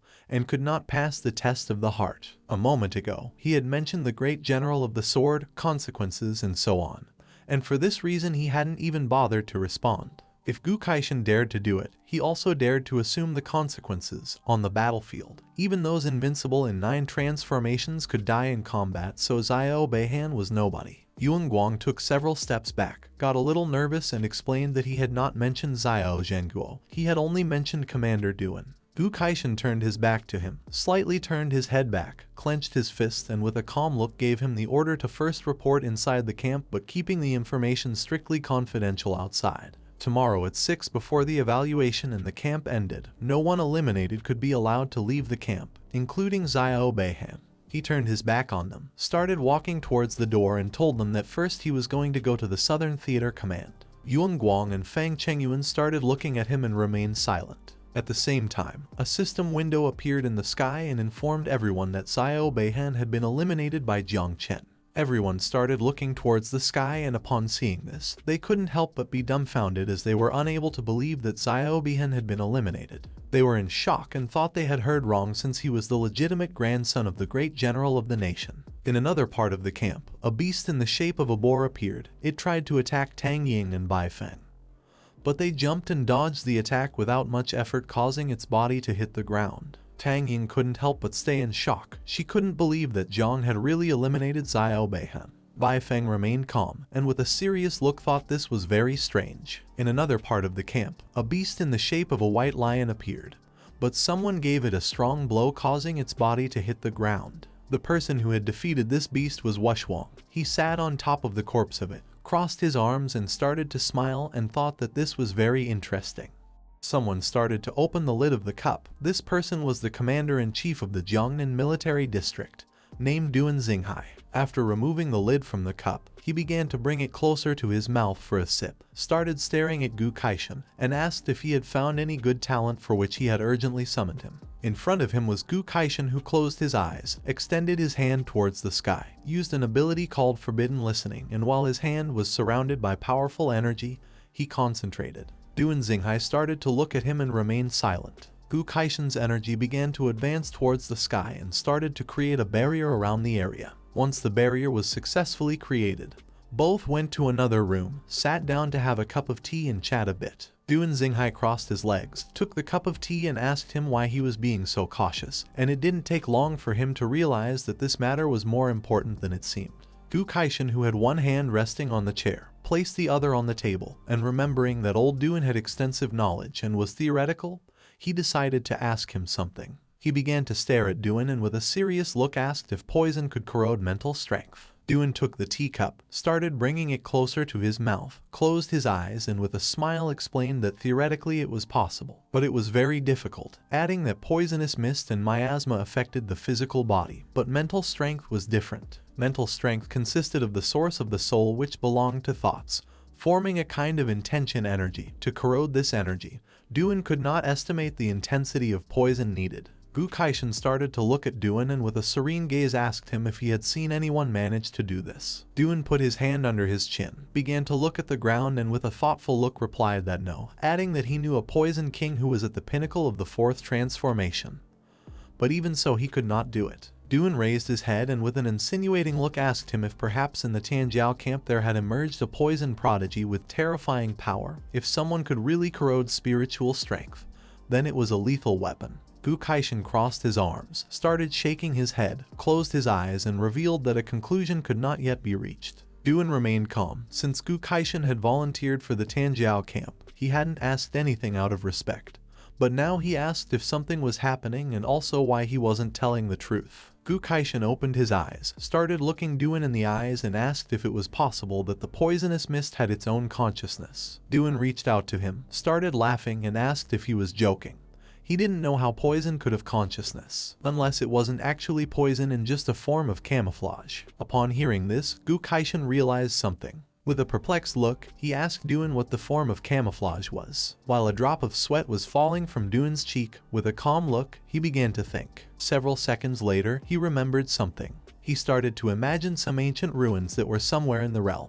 He had seen in ruin number 0 a record which mentioned a kind of calamitous insect called 9 wings miasma that could transform into the form of poisonous mist. He began to imagine little 9 hugging her legs. She had been born in the 9 hells. Her birth had caused a great ancient calamity, which had almost destroyed the world in the past. Upon hearing the name 9 wings of miasma and ancient calamity, Gu Kaishan couldn't help but become alert and think that this was not good. Duan extended his hands to the sides, closed his eyes, started laughing out loud, and asked him if he was scared. He also mentioned that this type of calamity had been extinct for a long time. Nowadays it was impossible for it to exist. Gu Kaishan remained silent. Then a portal in the shape of a crack began to appear. He got up from the chair, turned his back on him, and while he was walking towards the portal, he no longer had any doubt that Duan was the chief commander since he could explain everything reasonably. Today he had learned a lot. He said goodbye to him with the excuse that he had some matters to attend to at Tanjiao camp. Duan extended his hand towards him to try to stop him and continue talking.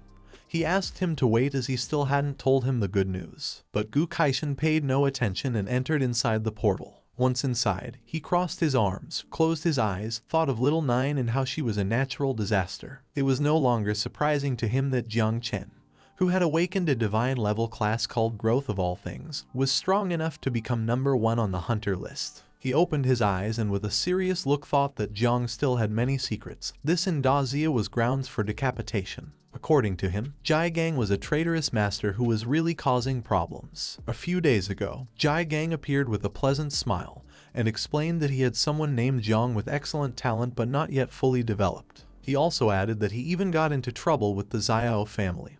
He hoped Gu Kaishan could take care of him while he was at the Tanjiao camp. He turned around and listened silently. Back to the present, he started walking towards the other end of the portal, and it didn't take long for him to realize that Jai Gang had asked him to take care of him, but in reality wanted him to cover for him. He exited the portal, and while he had one hand behind his back, he snapped his fingers with the other. The sword could kill, but it could also protect the world. Buddha and demon were in a single heart. He had said that he wanted to make Jiang his disciple, so from now on he was going to be under his protection. He started walking and thought that calamities should not be underestimated, so to avoid misunderstandings, he decided first let Hong Yao confirm it to be more sure. He launched an arrow, which started to move backward at great speed. This arrow contained an order for Hong Yao. He had to go in the name of the master to relic number 0 to investigate the 9-winged miasma calamity. It was related to his little apprentice brother, so he asked him to be very careful. He entered the surveillance room where Yang Guang was and asked how the entrance evaluation for the camp was going.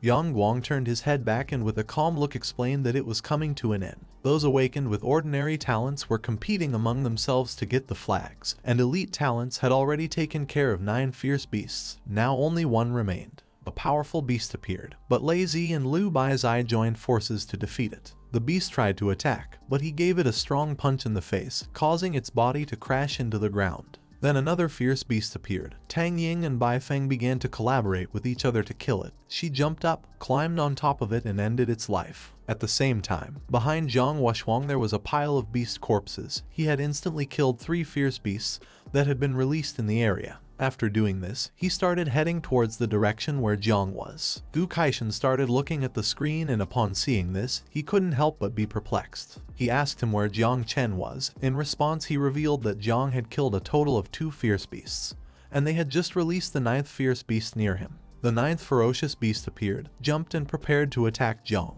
He and the others started looking towards the sky, and upon seeing the beast, he couldn't help but feel happy as now he was going to get another flag. As the beast was slowly approaching, Jiang extended his hand, and while his eyes were shining, he began to smile and told Little Nine that it was time to eat again. Just before the beast could approach and attack, Jiang extended his hand towards it, releasing Little Nine's poisonous mist in the process, which quickly started advancing towards it. Little Nine manifested, and without much effort began to devour the beast. Thanks to this, he obtained 2,000 devouring value. The body of the beast fell to the ground, and Little Nine slowly began to devour it. Jiang, who was standing beside, simply remained silent. While Little Nine was devouring the beast, she ascended from level 21 to level 22, and upon doing so, she couldn't help but start smiling. Upon seeing that she had leveled up, Jiang couldn't help but start smiling with joy. His joy didn't last long as a fist made of spiritual energy appeared in the sky and began to descend towards them.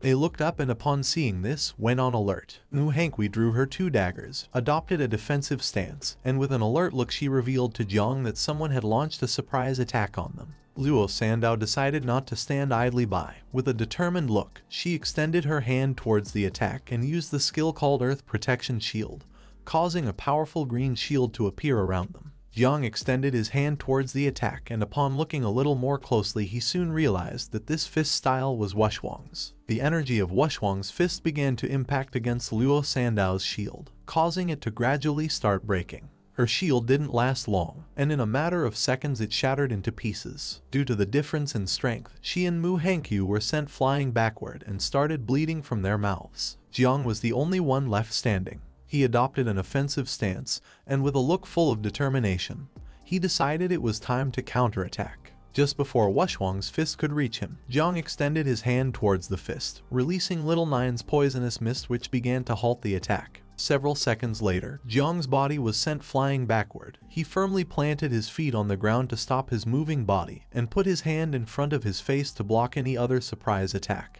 Little Nine's poisonous mist was so powerful that all that remained of Wushwang's attack was a curtain of smoke. Once the curtain of smoke began to disappear, Wushwang appeared, while his body was surrounded by a powerful energy. He clenched his fist and with a suffocating look, began to approach Jiang. Seeing that even his poison could devour the wind from his fists, it was no wonder that geniuses called Jiang the demon of poison. The body of Mu Hankui fell to the ground behind Jiang. While the smoke curtain was disappearing, he put his hand near his face, started looking at Wushwang and thought that it was not in vain that he was called the 3rd genius of Daxia, praising him by saying that his punch also had quite a bit of strength. Jiang clenched his fist tightly, causing it to start releasing poisonous mist. With a smile, he asked him if he had come to compete with him for the fierce beast. He extended his hand to one side and prepared to defend himself. Wushwang began walking towards him, started laughing, and revealed to him that he knew this fierce beast had been poisoned by him and all that remained now was its corpse, so there was nothing left to steal. Upon hearing this, Jiang's expression changed. With a serious look, he asked him what he meant by this. Wushwang clashed his fist with his palm,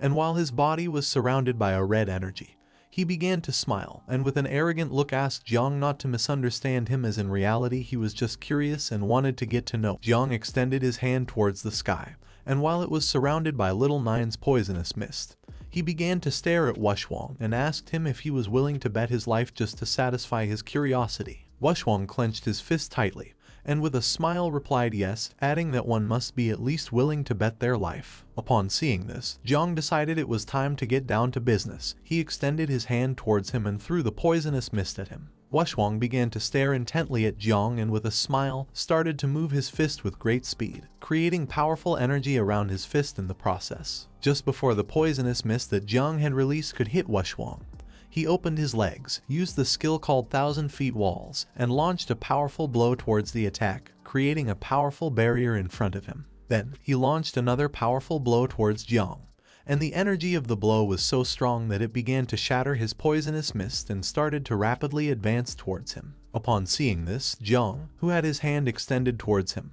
couldn't help but be shocked. He soon realized that this attack was very powerful. Just before Wushwang's strike could reach him, he put his hands over his head, jumped and moved away from the area, although in the process he received a small part of the attack. His body began to move backward. He firmly placed his feet on the ground, lowered his head and thought that his boxing style was too fierce and fast, and his poison was not so strong and was very slow. Little Nine put her hands near her face and with a worried look she began to worry about him. Now Jiang had his face and clothes full of scratches. He put his hand near his mouth, started looking at him and with a smile asked Little Nine if she would be able to level up several times if she devoured Wushwang, who had a huge amount of meat and blood. He appeared in his consciousness, and Little Nine manifested herself. She placed her hands on her chest and explained that although she had leveled up many times, she was not going to be able to defeat Wushwang, but still she was willing to die instead of Jiang. He turned around, started to sweat, and with a confused look asked her if she was sure. This was the first time he saw Little Nine so scared. He concluded that the only way to win was by using the self-destruction ability of the insects, because he had been fighting for a long time. He was now very tired. He put his hands on his knees and while his body was shaking, he began to look at her and seeing that she could not defeat him, he ordered her to hide and not come out since he was going to find another way. She decided to listen to him and stay hidden and not go out. Jiang could in no way let Little Nine die or everything would be lost. He came out of his consciousness and while his whole body was trembling, he supported a hand on the ground to rest for a bit. Due to the attack, a smoke screen was created and as the smoke screen gradually disappeared, Wushwang began to approach him, and seeing that he could no longer move, he thought that he did not seem like someone who could have defeated Xiao Beihan. Jiang decided not to stand idly by. He placed his hand on the ground, began to stare at him intently and used the ability called Growth of All Things, causing vines to start emerging from the ground. Just before Wushwang could make a move, the vines began to burrow into the ground and created a barrier around his body. He started to look up and couldn't help but start smiling when he saw that this was Jiang's divine talent. According to him, it was interesting to use a barrier to deceive others. He concluded that Xiao Beihan had also been defeated within a barrier. At the same time, in the surveillance room where Yang Guang and Gu Kaishan were, he turned around and explained to him that Jiang had blocked the vision again. Gu Kaishan, who was standing behind him and was observing the barrier, gave Fang Chengyuan the order to be ready to rescue someone if necessary. He put his hand close to his forehead, gave a military salute, and replied with a "understood." Yang Guang was somewhat confused and as a drop of sweat was falling from his cheek. He explained to him that according to the situation of the battle just now, Jiang Wushwang should be fine and he did not need to be rescued. Gu Kaishan began to stare at the screen and told Yang Guang that he had said this to save Jiang Chen. Yang Guang turned around and was even more confused. He asked him if he wasn't being a bit hypocritical. Gu Kaishan approached him and asked him to stop talking nonsense since Jiang Wushwang was level 46 while Jiang Chen was level 26. Jiang was his disciple and he just wanted to protect him. At the same time, inside the barrier, Jiang stood up, reached out to the sky and gave the insects the order to come out. Upon hearing the order, thousands of insects shot out from his palm towards the outside. In the blink of an eye, the sky was filled with insects, which began to stare intently at Wushwang. He started looking up, and upon seeing so many insects, he couldn't help but be shocked and become alert at the same time. It didn't take him long to realize that this was Jiang's true ability. Jiang, who had his hand extended towards the sky and was releasing the insects, fell silent. The insects began to advance towards him and prepared to attack. He spread his legs, adopted a defensive stance, used the ability called Move Mountains and Overturn Seas, and prepared to defend himself. While Jiang's eyes were shining, he began to stare at him intently, began pointing at him with his fingers, and started to release even more insects, which began flying towards him. In an instant, thousands of insects appeared in the sky and prepared to attack. While Wushwang's body was surrounded by a golden energy, he prepared to defend himself. He clenched both fists tightly, leaned back, began to look at Jiang, and with a smile used the skill called Overlapping Mountains and Staggered Peaks. Then, he struck the ground using both fists, and by doing this, hundreds of fists made of energy emerged from the ground and began attacking the insects, destroying them into pieces. Upon seeing this, Jiang decided to change tactics. With a serious look, he moved his fingers downward and decided to control the insects to dodge the attacks. While Wushwang was distracted hitting the ground, several insects dodged the attacks and began to quickly approach him. He raised his head, and upon seeing this, he couldn't help but be somewhat surprised. Once the insects got close enough, Jiang clenched his fist, and at that moment the insects exploded, creating a large smoke screen. But to his surprise, Wushwang jumped up and came out as if nothing had happened. Jiang started looking up, and seeing that he was alive, went on alert and began to wonder what was going on. Wushwang began to descend towards Jiang, and with a smile finally realized how Xiao Beihan had lost. He extended his hands towards the ground, used the skill called Wind Fist, and a powerful golden energy began to move towards Jiang. He put his hands over his head and thought this was not good. The energy began to create great pressure, which started to make Jiang's body begin to fall towards the ground. His energy was so strong that Jiang fell to the ground and his body began to tremble. He soon realized that this Wind Fist was several times stronger than the previous one. He did not know if this was the strength of an invincible descendant.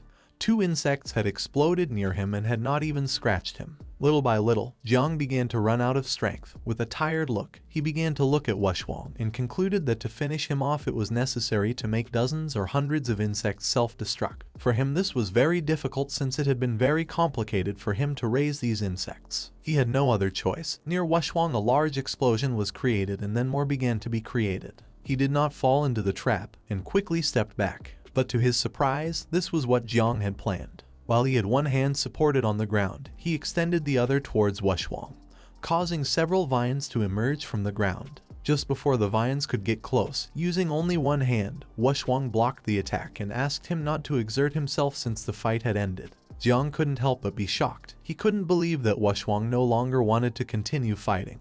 He asked him what he meant by this. Wushwang, who was standing in front of him, recognized that he was worthy of being his rival. He was only in the first transformation and was already forcing Wushwang to use 80% of his strength. He was eager to fight him when he became stronger. Jiang placed a hand on his knee and as he was getting up, realized that what he had said before about betting his life was to force him to give it his all.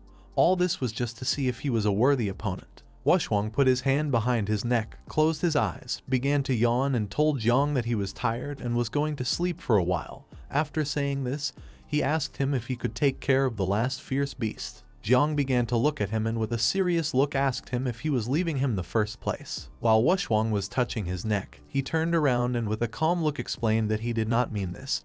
He was just tired. He wanted to leave since he needed to find a good place to sleep for a while. Upon hearing this, Jiang felt a mix of frustration and anger at the same time. He clenched his fist, began to shout and asked him to stop lying, as he was not one of those fools who were affected by pride. Wushwang turned his back on him, and as he was walking away, he closed his eyes and couldn't help but smile, since he knew that he had not been mistaken and that Jiang really was an interesting opponent. At the same time, in the surveillance room, Gu Kaishan crossed his arms, and while watching the screen, told them that one should not rely on strength to oppress the weak. According to him, Wushwang was truly an invincible descendant, and today he had indeed made Gu Kaishan look at him with new eyes. Fang Chengyuan was poisoned again and his mouth filled with foam. Yang Guang approached him, placed both hands on his back and began to help him. Mutation gave them the order to release the 10th fierce beast on Jiang Chen to let him win first place. A fierce beast with the shape of a centipede and a scorpion's tail began to descend from the sky. It opened its mouth and prepared to attack. Jiang, who was standing on the ground, began to look up, extended his hand and prepared for battle. In a secret realm called Heritage Zero,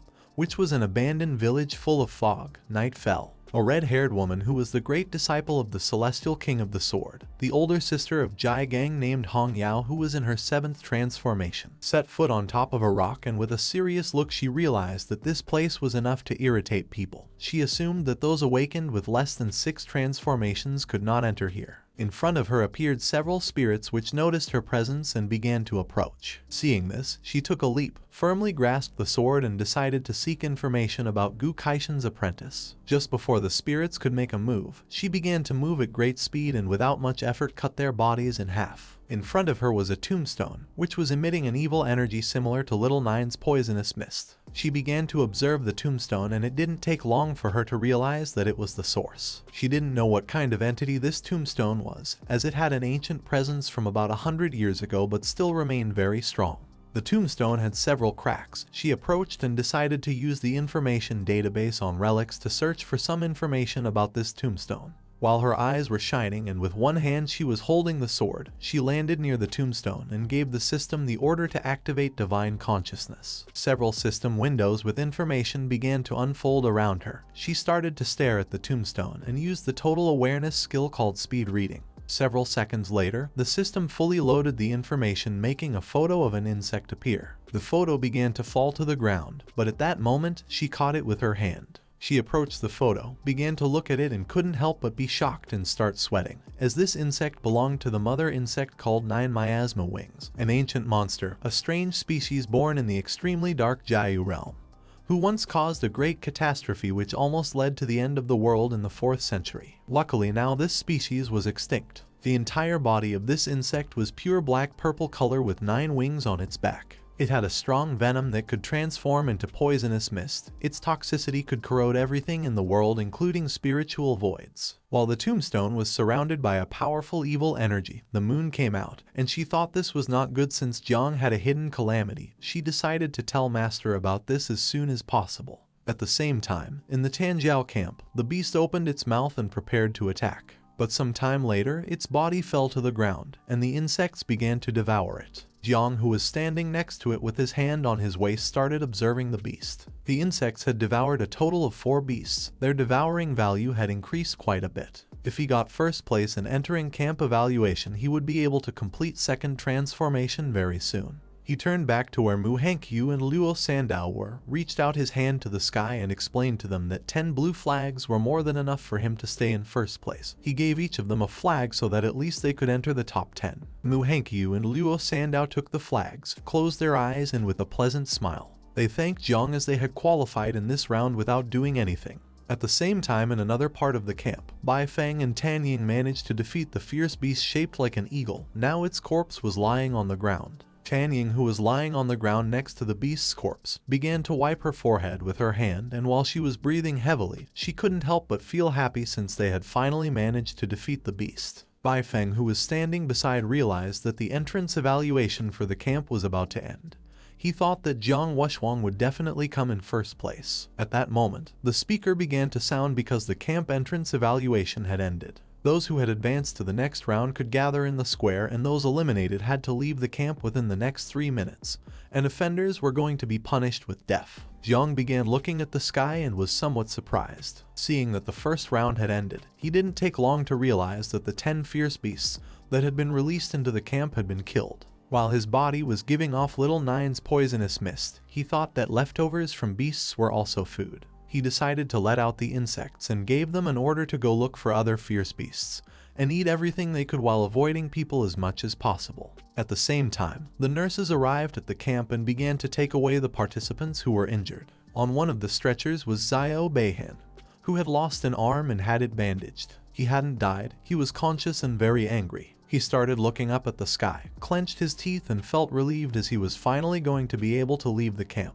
He asked Jiang Chen to wait because when he returned home, he would see how his grandfather would punish him. Someone wearing boots stepped onto stage. This person was none other than Mutation. He He crossed his arms and with a serene look gave orders for all those who had advanced in round to come with him to the Forbidden Zone for next test. Upon hearing this, the participants began to converse among themselves. Gu Kaishan had not mentioned doing the next test in the Forbidden Zone. The 8 great Forbidden Zones of China. Each one was a place with natural treasures, but they were also extremely dangerous places. Although some were afraid, others knew that there was nothing to fear since they had the King of the Celestial Sword to guide them. Some had heard that it was not easy to enter the Forbidden Zones, so they did not know how so many people were going to go. While they were conversing, Gu Kaishan grabbed the handle of the sword and slowly began to unsheath it. While his eyes were shining, he started to stare at them, unsheathed the sword and began to point at them with the blade. He knew that according to Hong Yao's research, Jiang Chen had the forbidden calamity called 9 Wings of Miasma. He began to look at them and decided to use the celestial sword. Then he started swinging the sword quickly and accurately.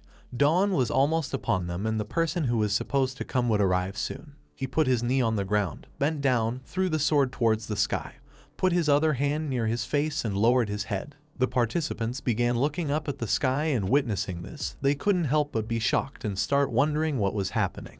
At that moment, the ground began to shake and several seconds later, it started to break. In the area where they were, it detached from the ground and began to fly.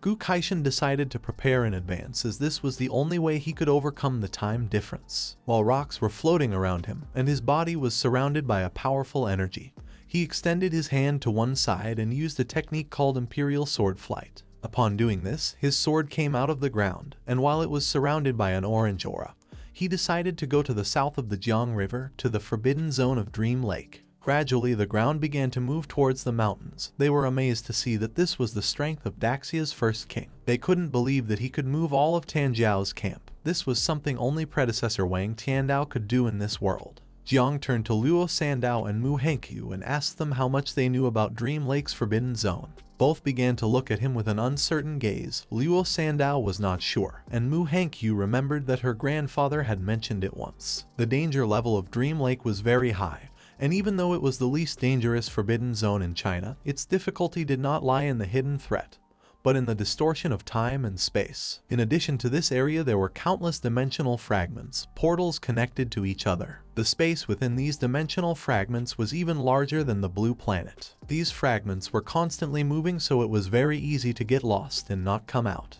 Jiang approached Mu Hankyu and began to look at her with a calm gaze. Realizing that the space within Dream Lake was chaotic, he asked her if the space also affected time. With a serious look, she revealed to him that the time within these spaces was also completely different from outside. It was said that 100 years ago, an ordinary worker entered Dream Lake with the mindset of risking it all. He only needed 2 hours to become a 7 transformation king.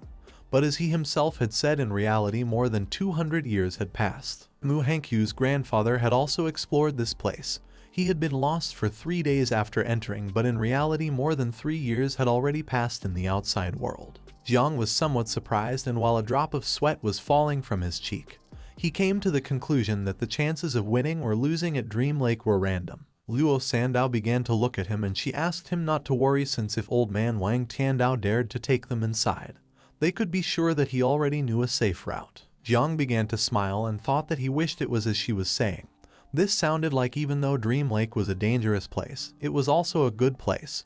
For some strange reason, he felt that Gu Kaishan was doing this because of him. While the sky was starry, Gu Kaishan crossed his arms. Now that Hong Yao had found the calamity of the 9 wings, it was likely that Xiao Zhengguo would soon surpass him, and then this secret would not be able to be hidden. He hoped to gain enough time in Dream Lake to go look for allies. The next day several men arrived at the area where the Tanjiao camp used to be, but now all that remained was a large hole in the ground. They stood on top of a rock and started observing the area. Realizing that the King of Celestial Sword had taken away all of Tanjiao's camp, which is considered as best upcoming generation's camp in their southern war zone, they thought he might have rebelled against them. They didn't know why Commander Duan hadn't arrived yet. At that moment, someone jumped. Commander Duan, who had his arms behind his back, began to quickly move towards them and thought that Gu Kaishan was an old fool. He did not know if he was asking him to bet his life with him. 2 minutes ago, Gu Kaishan sent him a message, explaining to Duan that the situation was very urgent. So for this reason he was taking the little ones to the forbidden area for a test. He asked him to continue as usual since he was going to assume all the consequences. Duan approached them and one of them informed the others that the commander had arrived. Duan, who had his arms behind his back, remained calm and thought that Gu Kaishan was very careless. Now he had left him a lot of problems. The men panicked and one of them explained that they had arrived late. He feared that they were no longer going to be able to reach them. The other man revealed that his son was still up there. If something happened to him, he didn't know what he was going to do. Duan began to approach them, started looking at the ground and fell silent. He passed between them, extended his hand back and asked them to stop making noise, explaining that Gu Kaishan had said they were going for a selection test and would return the same day, so there was nothing to worry about. Upon hearing this, the two men couldn't help but be shocked. Duan opened his eyes and began to sweat. With a confused look, he started to wonder if it was really necessary to rush into the forbidden zone for that invincible embryo. He didn't know if he was trying to hide or run away from something. He began to remember what Gu Kaishan had told him and his expression changed. He couldn't help but be shocked and start wondering if this was about the 9 miasma wings. The arrow that Gu Kaishan had launched reached the city and began to descend towards the headquarters of the Night Watch. The arrow contained a secret message for Uncle Jai Gang. Gu Kaishan revealed to him that Jiang Chen was hiding a major calamity. As his master, he would take him to a forbidden area to hide temporarily. Jai Gang should try to find allies from the Sealed Kings while he was away, since when he returned, he feared there would be a fierce battle. Upon reading the message, Jai Gang could not help but be shocked and become alert at the same time, as he did not know what was happening. A few hours later, he met with Jane Tang, sat on the sofa, bowed his head, put his fist on his forehead, closed his eyes and remembered that Jiang had killed a member of the Huang family, had cut off Xiao Beihan's arm and now carried with him a calamity. He feared this was going to be a difficult challenge. Jane Tang sat next to him, and she tried to comfort him by saying that no challenge was easy, but they were going to overcome all challenges since he had decided to protect Jiang Chen no matter what happened. She advised him that it was better to focus on the path ahead and stop worrying about the past, adding that she had spoken with her father who was willing to support them. She began to imagine her father, Duan, Hong Yao, and Gu Kaishan. Now they had the Celestial Sword King, Jai Gang's elder sister, her father, and Commander Duan. With 4 Sealed King powers, they were going to be able to handle any storm that came their way. Jai Gang stood up, started walking towards the door and thought she was right. His elder sister had already gone to meet the master. Now he decided to visit the Sealed King of the Mu family and Merchant Luo family. Even if he had to lie, he was willing to fight for more allies for Jiang. Jane Tang began observing him and she remained silent. He turned his head back, started looking at her with a serious gaze and decided that if things went from bad to worse, he would use the same energy he had when he burst into Xiao family and give it his all. Upon hearing this, Jane Tang, who had a cheerful look, began to smile since it had been years since she last saw Jai Gang so excited. Several hours later, day broke, and Gu Kaishan's sword grew huge and positioned itself under the island. He began to use his power, and they started heading towards the Forbidden Zone. He asked Hong Yao what she thought they should do after returning. Hong Yao, who was chewing gum, blew a bubble and with a calm look thought that Jiang's 9 miasma wings were cool. She wished she could raise one herself. Gu Kaishan quickly moved his finger back and launched a small arrow which destroyed Hong Yao's bubblegum bubble. He slightly turned his head towards her and with a serious look called her silly girl and asked if she could be serious for once. Hong Yao began to look at him with a tender gaze and explained that Granzia had no tolerance whatsoever towards calamities. If even he couldn't solve it, she would be even less able to do so. After saying this, she asked him if he could take down a great Zhengguo general in one blow. Gu Kaishan became enraged and gave her a soft blow on the head, asking her to watch her tone. She closed her eyes, began to touch her head and started screaming in pain. He closed his eyes and began to imagine his disciples. He had a lot of reputation, yet he ended up taking in a group of strange disciples like them. He began to imagine Hong Yao raising her spear. She was always noisy and rowdy. She never cared about anything. According to him, Jai Gang was a stubborn and obstinate person who had a one-track mind. Jiang Chen had divine talent, but still insisted on playing with the forbidden. A small bump appeared on Hong Yao's head. She approached him and with a smile asked why he was so determined to protect Jiang Chen.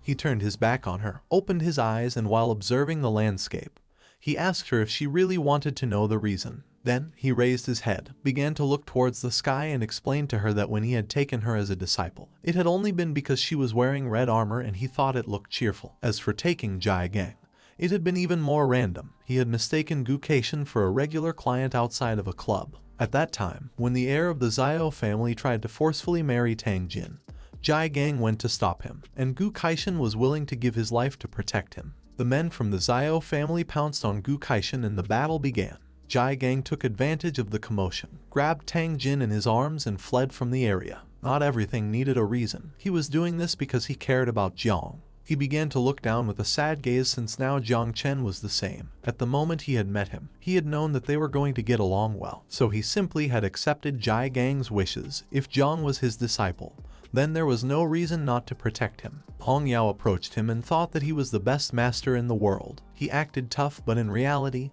he was very protective. He asked her to stop flattering him. According to her, there was only one way to truly protect Jiang Chen. She rested her head on his shoulder, closed her eyes, and with a pleasant smile mentioned the supreme military commander of the Great Xia, one of the 3 invincible supremes. Gu Kaishan began to look at her with a calm gaze and remained silent. She opened her eyes, started to caress his shoulder with her finger, and revealed to him that the only way to protect Jiang was with the help of Jiang Wuxuang's grandfather, the martial god Jiang Xuanji. At the same time in Paju Cave, a battlefield of countless races, someone clenched their fist tightly and began to quickly bring it down towards the ground. Several men began to approach a man wearing a red cape, but at that moment, he struck the ground hard, breaking it into pieces and creating a large shockwave, which began to expand everywhere, repelling the men. The shockwave was so powerful that the men lost consciousness and began to fall to the ground. The man wearing the red cape was the invincible martial god named Jiang Xuanji. While his body was surrounded by powerful energy,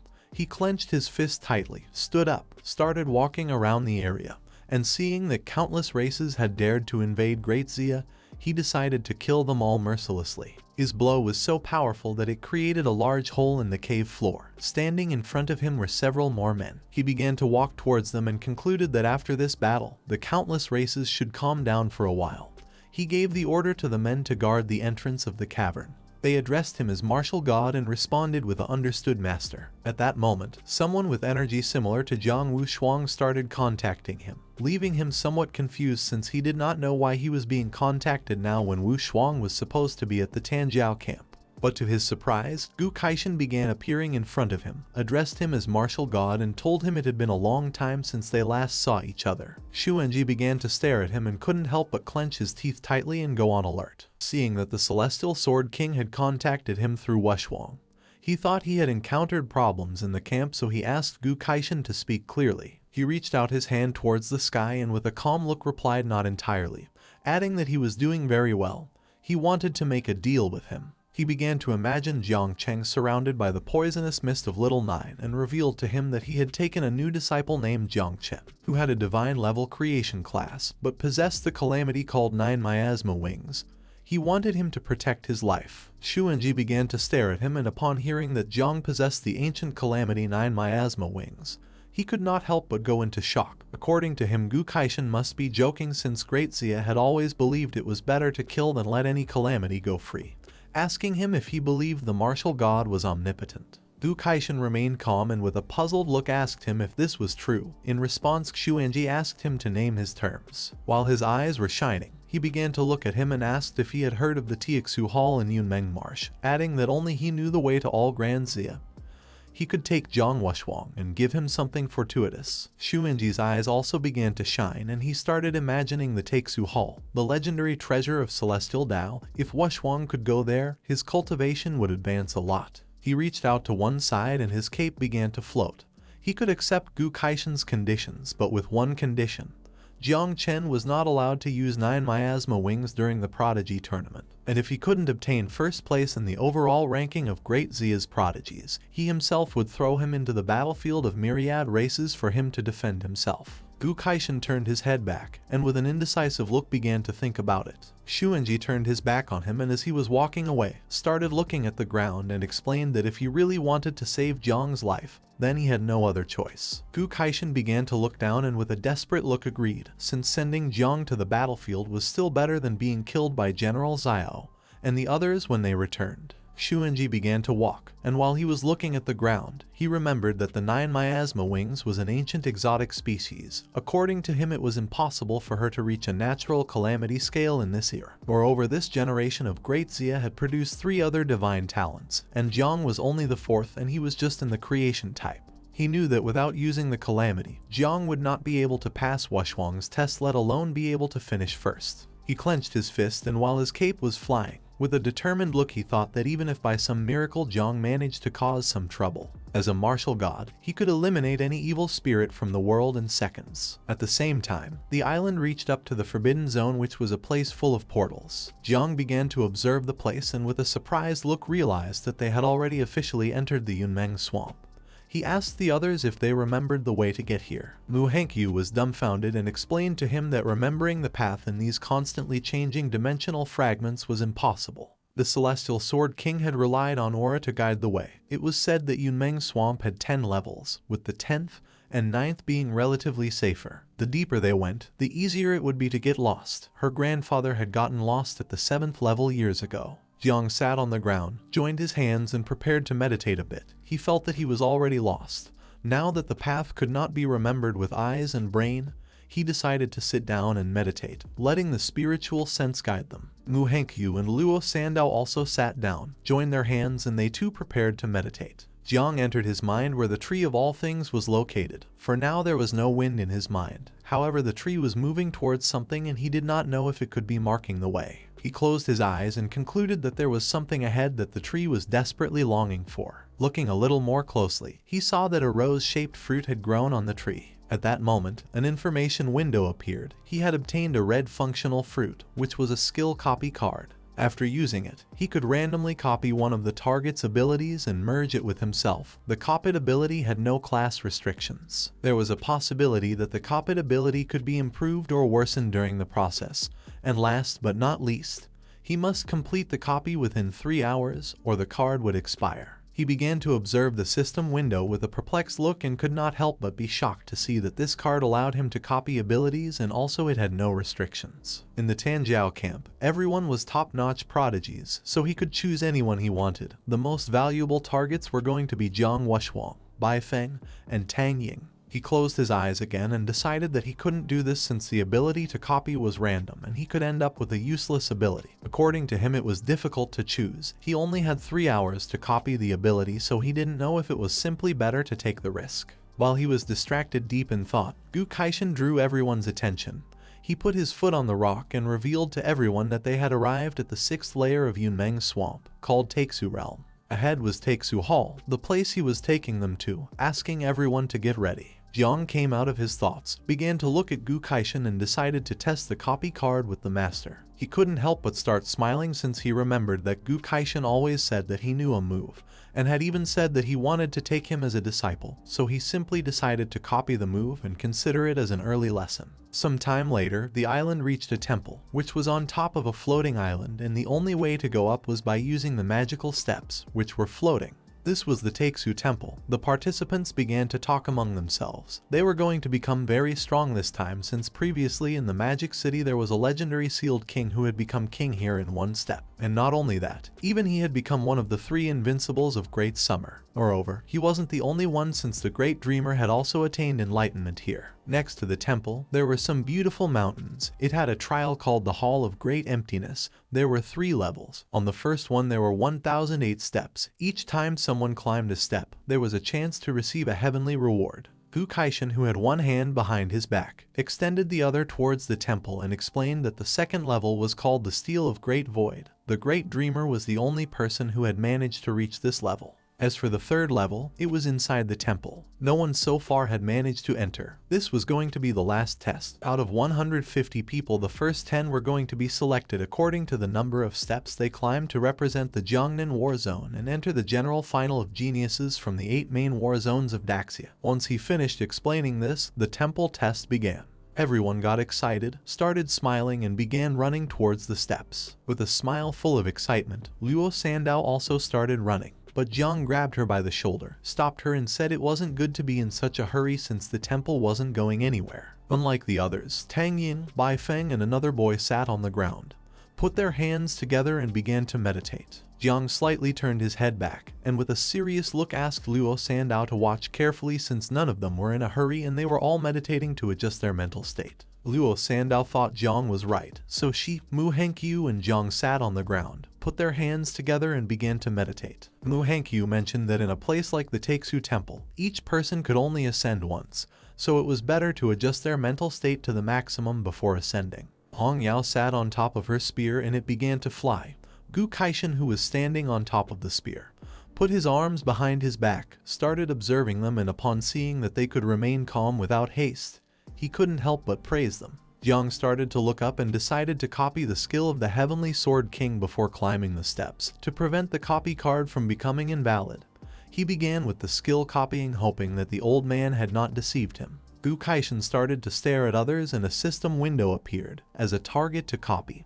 Jiang selected Gu Kaishan. The system warned him that there was a possibility that the copied skill could degrade or improve during the process. After this warning, it asked him if he wished to start copying a random skill. Jiang began to stare at Gu Kaishan and responded with a yes, thinking that it was time to start with this. He hoped to have a little more luck. He did not ask to improve his skills, he just wanted them not to degrade. Another system window appeared to inform him that the skill he was copying was called Opening of the Sky. It was of legendary quality. He stood up and couldn't help but feel somewhat surprised and alert at the same time. He felt relieved since the old man hadn't deceived him and this move really existed. The skill card began to copy Gu Kaishan's skill, and suddenly Jiang was teleported to another place. He started to inspect the place and couldn't help but be shocked, and it didn't take long for him to realize where he was. A sword appeared in his hands, swinging it with precision and strength, cutting through space and time. Jiang was perplexed as this force was the same that Gu Kaishan had with the sword. Jiang was in a forest and he was shirtless. He grabbed the sword tightly, began to observe the blade with a confused look, and started to wonder why he was practicing with the sword. While the leaves were falling, with a look full of determination, he swung the sword precisely and cut the leaf in half. Then, he raised the sword above his head. Although it seemed that not much time had passed, Jiang had even grown a beard. He raised the sword to the sky and a powerful blizzard began to form around the blade. He used all his strength and launched a powerful slash towards the ground. His attack was so powerful that it split the mountains in half. Jiang already had long hair and a long white beard. He had become an old man. While with one hand he was holding the sword, with a tired look, he began to look to one side and thought that man follows the earth follows the sky, and he follows the Tao. The progress of skill copying reached 120%, and he obtained several skills. The first was called Man's Strength of Purple Quality. The second was called Earth Knife of Purple Quality. The third was called Sky Knife of Legendary Quality. And the last was called Great Path Power of Shadow Knife Quality. Jiang, who was sitting on the ground and was meditating, was somewhat surprised. He had incredible luck since not only had he copied everything, he had also broken down the celestial sword into 4 styles. With a calm look, Hong Yao explained to Gu Kaishan that Jiang Wushuang and the others had already started climbing and only Jiang remained here, adding that at the beginning of the test is when benefits were given. She did not know what had happened to Jiang and if he had fallen asleep. Gu Kaishan started to look at Jiang and remained thinking in silence. Several minutes passed, and Jiang, Luo Sandow, and Mu Hankyu continued meditating without moving. Seeing this, Gu Kaishan thought that this was a bit strange since adjusting the state did not take so much time. Hong Yao's spear began to tremble. Witnessing this, she couldn't help but be shocked and go on alert. She asked the master why her spear's heart was resonating. Gu Kaishan's eyes filled with surprise and he began to look at Jiang. The celestial sword beneath the island also started to tremble, and he revealed to her that not only was her spear resonating, but even the heart of his sword was resonating. Upon hearing this, Hong Yao panicked. She didn't know if Jiang had succeeded. Back then, it was also a rare talent, but her mind was inflexible. She had always wanted to break down the celestial sword, saying that it could be divided into 4 movements, which had led her to be stuck at the master level for so many years of cultivation. She couldn't believe that finally someone had a revelation now. Gu Kaishan started to stare at Jiang and realized that the sensation that had just appeared and disappeared was very familiar. He couldn't believe this was happening and thought it was a divine illusion produced by the temple. Hong Yao was somewhat surprised and she asked the master to pay attention since Jiang had begun to move towards the steps. Jiang started to walk towards the steps and Hong Yao became somewhat nervous as she did not know which step he would be able to reach. She had tried very hard and had only managed to reach step 301. And Jai Gang was even worse as he had only managed to reach step 298. She did not know how the great dreamer had reached the top. According to her, this was terrifying. At that moment, a list appeared in the sky. The invincible descendant Jiang Wushuang had reached step 289. The little god killer of the East Sea Baifeng had reached step 253. The Tianji killer named Lu Tangying had reached step 248. The young master of the city of 10,000 demons Lazy had reached step 211. Mu Hankyu had reached step 199 and Luo Sandow had reached step 170. The participants began to converse among themselves. If they had known they were going to come to the temple, they would have prepared mind potions. The first 100 steps were tests of illusions, and the following steps were even more difficult. Each step was going to feel like carrying several mountains. One of them drew attention from others and asked them to be quiet since the poisonous demon Jiang was about to start climbing, adding that surely he was going to be another Jiang Wuxuang. Jiang started to look at the ground and remained silent. Then he approached the step, lifted his foot and with a determined look thought that if the first steps were tests of illusions, with his mental strength there should be no problem. Once he stepped on the first step, his eyes filled with surprise and he couldn't help but be shocked and go on alert. At that moment, Xiao Beihen's grandfather appeared. While his eyes were shining, he began to unsheathe the sword with one hand, and with a suffocating look decided to finish him off without leaving him a place to be buried, since he couldn't believe that he had dared to mess with the legitimate grandson of the Xiao family. Jiang panicked and began to wonder if he was Xiao Zhenguo. He unsheathed the sword, leaped forward and prepared to attack. Seeing this, Jiang started covering his head with his arms and prepared to defend himself. Due to the difference in strength, Jiang's body was sent flying backward, and he fell on his butt against the ground. At that moment, Jai Gang and the others appeared in front of him to protect him. Jiang, who was behind them, panicked and asked them to flee from here. In the blink of an eye, Xiao Zhenguo moved at an incredible speed and using the sword, cut their bodies into pieces, approached Jiang and with a look full of hatred decided to finish off anyone who stood in his way. The blood of Jai Gang and the others fell on Jiang's face, and seeing that they were dead, he couldn't help but be terrified. He climbed completely onto the step and while his body was trembling, he began to cry. Hong Yao and Gu Kaishan approached a little, and upon witnessing this, she began to wonder if little Jiang had gotten stuck on the first step. But Gu Kaishan explained that this step tested the four-dimensional system: spirit, physicality, agility, and strength. All the prodigies of the camp had been tempered from a young age with celestial materials and earthly treasures, but Jiang was the only self-taught one. In this trial, he was going to suffer a great disadvantage. Upon hearing this, she panicked because if Jiang lost, then the god of war would send him to the battlefield. Back to the test, Xiao Zhenguo defeated Jiang, who was now on his knees on the ground. He accepted defeat and was willing to die since anyway, he had harmed everyone and no longer wanted to live. At that moment, a white branch appeared around Xiao Zhenguo's sword. Jiang began to raise his head and couldn't help but wonder what was happening.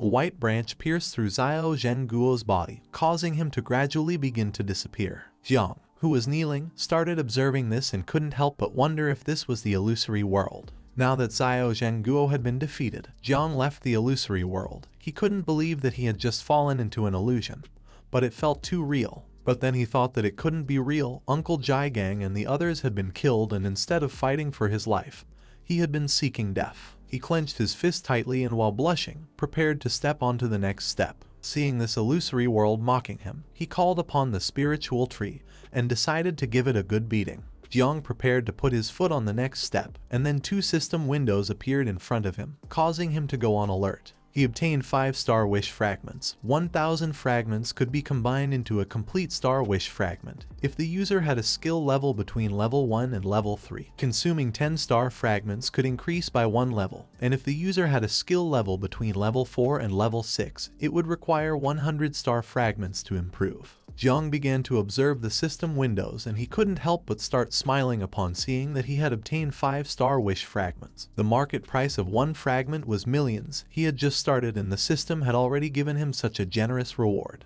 These fragments were not going to serve him for improving skills, but however if he sold them, then he could get enough money for the little insects to feed well for a while. Jiang stepped on the second step and several seconds passed with no illusion. Then he appeared in his subconscious, and slowly the branches of the spiritual tree began to grow larger and larger.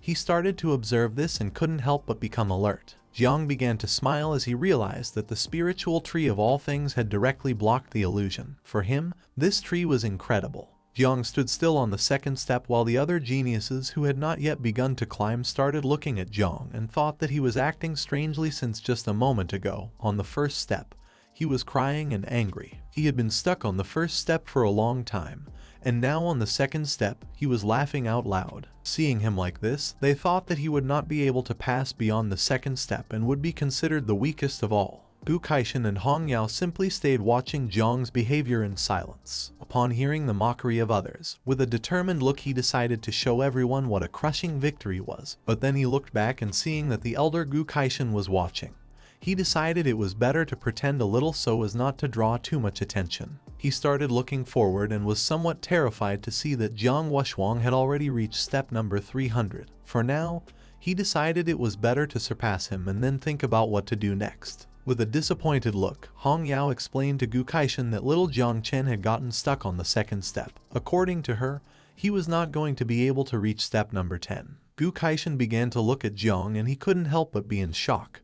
He asked Hong Yao to stop talking and watch what he was doing. Jiang prepared to put his foot on step number 3, and again the spiritual tree blocked the illusion. He put his arms behind his back, started to hum a song, and without much effort began to go up step by step, as if this were just a simple game for children, leaving everyone in shock and with their mouths open. They did not know what was happening and how Jiang had climbed 100 steps at once just by singing. They came to the conclusion that he had deliberately gotten stuck on the first 2 steps because he liked the illusions of those 2 levels. They no longer had any doubt that he really was the master of poison. In the blink of an eye, Jiang surpassed Mu Hankyu and Luo Sandow. He started waving goodbye to her with his hand and while humming told them that he was going to climb 300 steps without fear. Mu Hankyu began to look at Jiang with a gaze full of love and she couldn't help but start to blush like a tomato upon seeing that he was singing to cheer her up. She decided to give her best effort. Luo Sandow thought that her benefactor was incredible, but the song he was singing was too embarrassing. Seeing the ease with which Jiang was climbing, Hong Yao couldn't help but be perplexed and start sweating. She didn't know if the Taku Hall test had any flaws. She couldn't believe that Jiang had climbed more than 200 steps so quickly and without slowing down. Gu Kaishan began to look at Jiang and with a calm gaze told her that even he had not seen anyone do what Jiang was doing. Jiang passed by and surpassed 2 geniuses who were left terrified. No one knew what was happening or how Jiang could climb so fast. They did not know if he was climbing the same steps as them or if they were in an illusion. Not far away, on the highest steps were Jiang Wuxuang, Tan Ying, and Bai Feng standing on the same step. Jiang started to look up and upon seeing this, became alert. He did not know why the 3 had stopped on step number 299 and were not advancing. Gu Kaishan began to observe them and explained to Hong Yao that every 300 steps formed a level.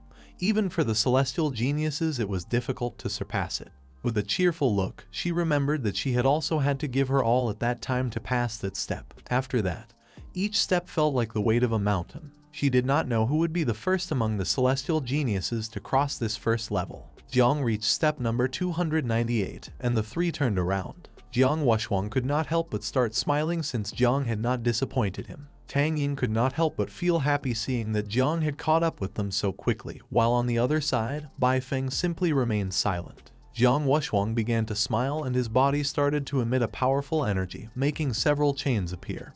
He decided to take the first step, leaving Tang Ying in shock. Jiang began to look at the chains with a surprised expression. He had a divine level class and did not know if Jiang Wuxuang had a double divine level class. He had never heard of this before, and did not know if these chains were actually meant to conceal his power. At that moment, one of the chains broke in half. Jiang Wuxuang clenched his fist tightly and stepped up to the next level, breaking all the chains. He closed his eyes, extended his hands to the sides, and a purple energy began to enter his chest. As the purple energy was expanding everywhere, Bai Feng started to look at Jiang Wuxuang with a perplexed look, and he did not take long to realize that this energy was the reward for having reached step number 300. Tan Ying was speechless, but for her this was not surprising since after all, he was Jiang Wuxuang. He turned around and while his body was releasing purple energy, he revealed that in the Palace of Emptiness there were 18 steps. The last step every 300 steps was the most difficult. By climbing it they would be able to obtain rewards. This step seemed to be testing willpower, but in reality it was a review of soul strength. He started to look at Jiang with a lost gaze and mentioned that his origin was not good, since as a child he had not been purified by the treasures of heaven and earth. Compared to them, his foundations were somewhat deficient. He suggested to him to proceed with caution and not rush into breaking barriers. He should slowly seek a way among them. While he was explaining this, Jiang took a small leap and climbed to step 300, leaving everyone speechless. Jiang approached him and with a confused look asked if it was really so difficult to climb this step and also if he was acting just like him. Jiang Wushwang was somewhat shocked and angry at the same time. He was unable to believe that Jiang had climbed this step so easily. A system window appeared, and for having climbed 300 steps of the Taku Hall, he obtained a origin crystal as a reward. A green crystal appeared in Jiang's hand. He started to look at it and couldn't help but feel happy since this was an incredible reward.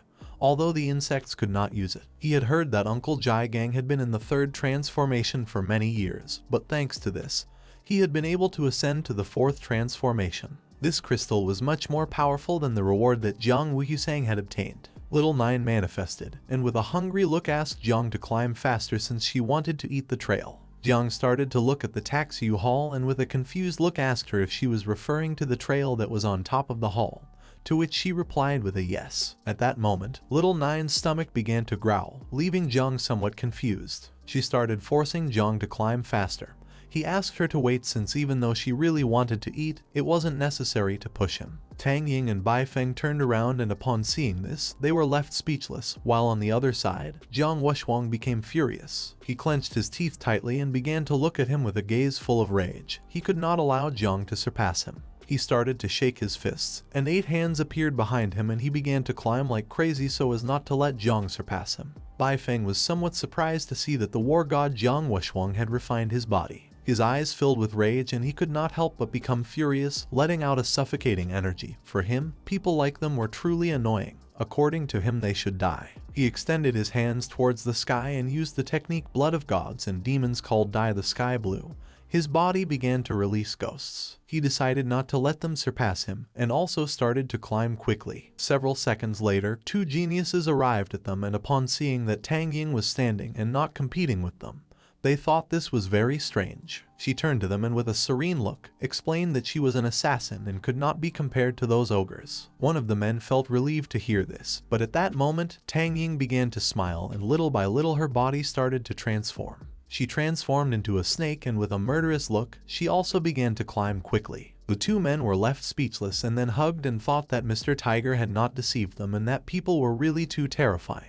For them, the 4 were admirable geniuses, but Jiang, who was climbing as if nothing, was the most terrifying. Hong Yao was surprised to see that Jiang Wushwang had made 8 hands appear. Bai Feng had gone crazy and Tang Ying had transformed into a snake. According to her, Jiang was really impressive since with his own strength he had caused everyone to lose their composure. Gu Kaishan closed his eyes and started laughing out loud, and told her that it was no wonder that he was his favorite disciple. In the blink of an eye, Jiang reached the top. He was the second in history to have achieved this. Now that he had reached the top, he could not help but feel somewhat relieved and relaxed. Hong Yao noticed something and her eyes filled with terror. She did not know what Jiang was going to do. Jiang extended his hand towards the sky, letting out the insects. He decided to let them out voluntarily so they could do whatever they wanted. All the insects slowly began to advance towards the Taku steel. Hong Yao started to observe them and she couldn't help but wonder if Jiang had released the 9 miasma wing. He had released all the insects to envelop the Taku steel. It was so mysterious that even the invincible dreamer had used it for enlightenment. The insects, who were very hungry, in a blink of an eye devoured the Taku steel, leaving no trace. Upon realizing this, Gu Kaishan was shocked. Jiang had absorbed the Taku steel by himself, something he could not understand. While Jiang was standing at the top of the Taku temple, Jiang Wushwang ascended several steps and began to stare at him silently. With a look full of hatred, he accepted defeat this time, but swore to give his best when they competed in the ranking of prodigies of the Great Xia. Instead of continuing to ascend, Wushwang turned around and started to descend. Bai Feng and Tang Ying looked up, and upon witnessing that even Jiang Wushwang had given up, he thought it was better to withdraw. According to her, this was no longer worth it since climbing up here had almost cost them their lives, and advancing further would harm their essence. Realizing that Jiang had reached the Taku temple, Mu Hankyu and Luo Sandow began to smile and could not help but feel happy. According to them, the master was incredible, and fortunately they too had completed their mission. A ranking window of the system appeared in the sky. The first on the list was Jiang Chen with 1008 stages. The second was Jiang Wushwang with 623 stages. The third was Bai Feng with 609 stages. Fifth was Tang Ying with 600 stages. Sixth were Lazy and Liu Bijai with 304 stages, and the last were Luo Sandow and Mu Hankyu with 300 stages. Gu Kaishan, who had his arms crossed, began to smile since without Jiang Chen, the others would not have been able to get this far. Hong Yao started looking at Jiang with a tender look. For her he was incredible, and this new generation was much stronger than they were back then. Several minutes passed and Jiang stood still doing nothing. And upon realizing this, Hong Yao became somewhat confused and with a surprised look began to wonder why he continued standing there in a trance when everyone else had already come down. Jiang was in his subconscious. The Taku steel was teleported to the insect nest, and Little Nine hugged it, and her level rose from 22 to 25, obtaining several thousand devouring value. When she had said that she wanted to eat the steel, she meant to take it back to the insect nest. Now she was enjoying it and even had leveled up several times. While she was hugging the Taku steel like a baby, Jiang, who was on the ground, put his hands on his hips, started observing her and couldn't help but start smiling since the devouring values of the insects had also increased drastically. At this rate, they were going to be able to breed a third generation soon. He didn't know if the steel and 9 miasma wings were connected in some way. The statistics window of the Taku steel appeared. It was originally an abyssal anchor stone. Located at the bottom of the abyss, it was a compact artifact and one of the fundamental essences of the abyss. The Taku steel came from the abyss, and given that Little Nine was the ruler of the abyss, it was not surprising that she wanted the steel more than anyone. Jiang emerged from the insect nest and returned to reality, and at that moment, in the place where the Taku steel had been, poisonous mist began to appear. Upon noticing this, Jiang went on alert and became confused at the same time. While his body was surrounded by poisonous mist, he was transported to another place. He had been recognized as the master of the Taku realm. No matter where he found himself, with a single thought, he could teleport back to the Taku realm at any moment. No one except the master could open the doors of the Taku hall. Jiang was somewhat surprised and realized that the Taku steel was the key to the Taku realm. Only he could teleport here at any time and no one else could open it. He could use the Taku hall as his final trump card. He left the realm, jumped, and decided that it was better to leave now. There were too many eyes watching right now. He wanted to avoid entering the hall for now to check it later. While he was in the air, Hong Yao and Gu Kaishan appeared and took him by both arms. He asked Jiang to come with him for a moment. They began to fly high and disappeared from sight. All the participants of the camp started to look at the sky and thought that the Celestial King of the Sword had captured Jiang, thinking that it must be related to the Taku steel. Some thought that this was happening to him for being too arrogant. Not far from the area there were snow-capped mountains. They went to another remote area. Gu Kaishan began to stare at him. One of the three invincible figures of Great Xia, the Dreamer. Only he could observe the Taku steel in search of enlightenment. He wanted to know how Jiang had used the 9 miasma wings to absorb the Taku steel. With a serious look, Jiang stayed thinking in silence, and upon seeing that Gu Kaishan knew about the 9 miasma wings, he thought that he had summoned him to this place to kill him. With a cheerful look, Gu Kaishan asked him if he really thought he would be able to turn the 9 miasma wings into a poisonous mist and deceive everyone. Hong Yao, who was next to him, closed her eyes and started laughing since Jiang's expression was very cute. Jiang calmed down as, judging by their appearance, they did not want to kill him. He decided it was better to tell the truth. With a serious look, he revealed that the 9 miasma wings and the Taku steel came from the abyss, sharing the same origin. Or rather, that the Taku steel originally belonged to the 9 miasma wings. Far from becoming alarmed, Gu Kaishan remained calm and told him that he should be aware of the Great Xia's stance on Calamity. Now he had two options. He could stay in the Yunmeng swamp forever and live as an exile clinging to his life, or he could return with him and fight for his survival. Millions would want him dead, even those at the general or invincible level. Upon hearing this, Jiang couldn't help but panic. He swallowed hard and was astonished since it wasn't just his imagination before. The old master had come to the Yunmeng swamp only to give him an exit. He didn't know why they hadn't met before. While he was lost in his thoughts, Hong Yao approached him. She started to point at him with her finger and with a serious look caught his attention, asking what he was thinking about and reminding him that the master had asked him a question. Upon hearing her voice, he came out of his trance. With a confident look, he decided to return. Although he carried a calamity with him, he had only killed bad people and did not believe he had done anything wrong. Since his conscience was clear, there was no reason to flee. Hong Yao began to look at him and she started to smile upon seeing his determination. Gu Kaishan, who had his arms crossed, began to laugh heartily. He expected nothing less from his disciple. Even though he did not want to admit it, even Jai Gang was not as good as him back then.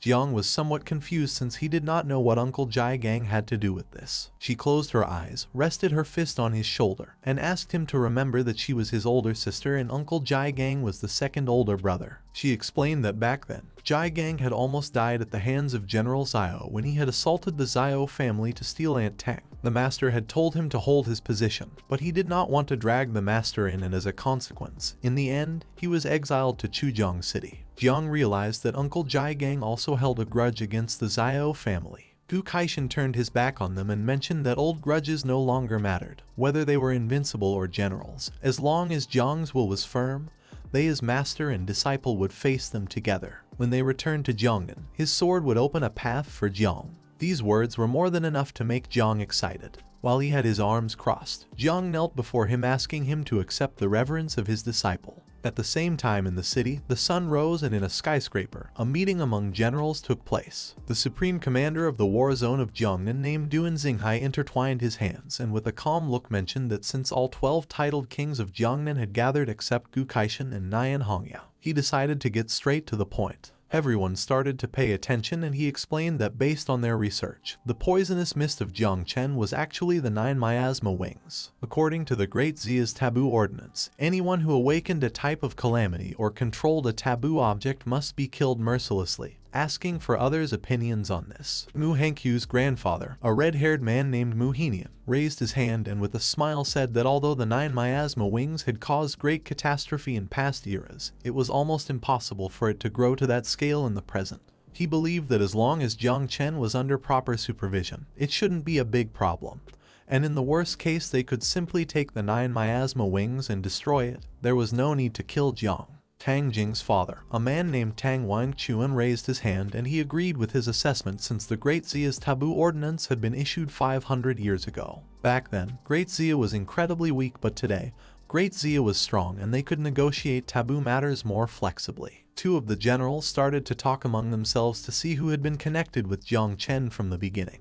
They had heard that Muhinian's granddaughter had gotten quite close to Jiang in the Prodigy camp. Jiang Chen belonged to Jai Gang, and Tang Wangchuan's daughter, Tang Jin, was also getting involved with Jai Gang. Upon hearing this, Tang Wangchuan became furious and at that moment, the door of the room shattered into pieces, creating a large curtain of smoke, leaving everyone in shock. The person who had destroyed the door was none other than old Xiao Yuanshan from the Xiao family, who wanted to kill Jiang at all costs. While his body was surrounded by a powerful energy, he began to point the sword at them and with a look full of hatred, he told them that anyone who dared to speak for Jiang Chen must first be prepared to taste his sword. Upon seeing General Xiao, Duan panicked and apologized to Gu Kaishan. If it weren't for General Xiao intervening, perhaps he could have helped negotiate this, but now he was alone. He hoped that he would not blindly protect Jiang and sink as well. After a few hours, Duan, Jai Gang, and the others arrived at the area where the camp was going to land, and he explained that General Xiao had deployed the Celestial Punishment Squadron. They were all hidden in the nearby mountains. According to Jai Gang, this was a grand scenario and he also realized that Jiang Chen and the others had to return soon. With an angry look, he grabbed the sword's hilt. If a fight broke out, he and Tang Jing were going to draw their swords.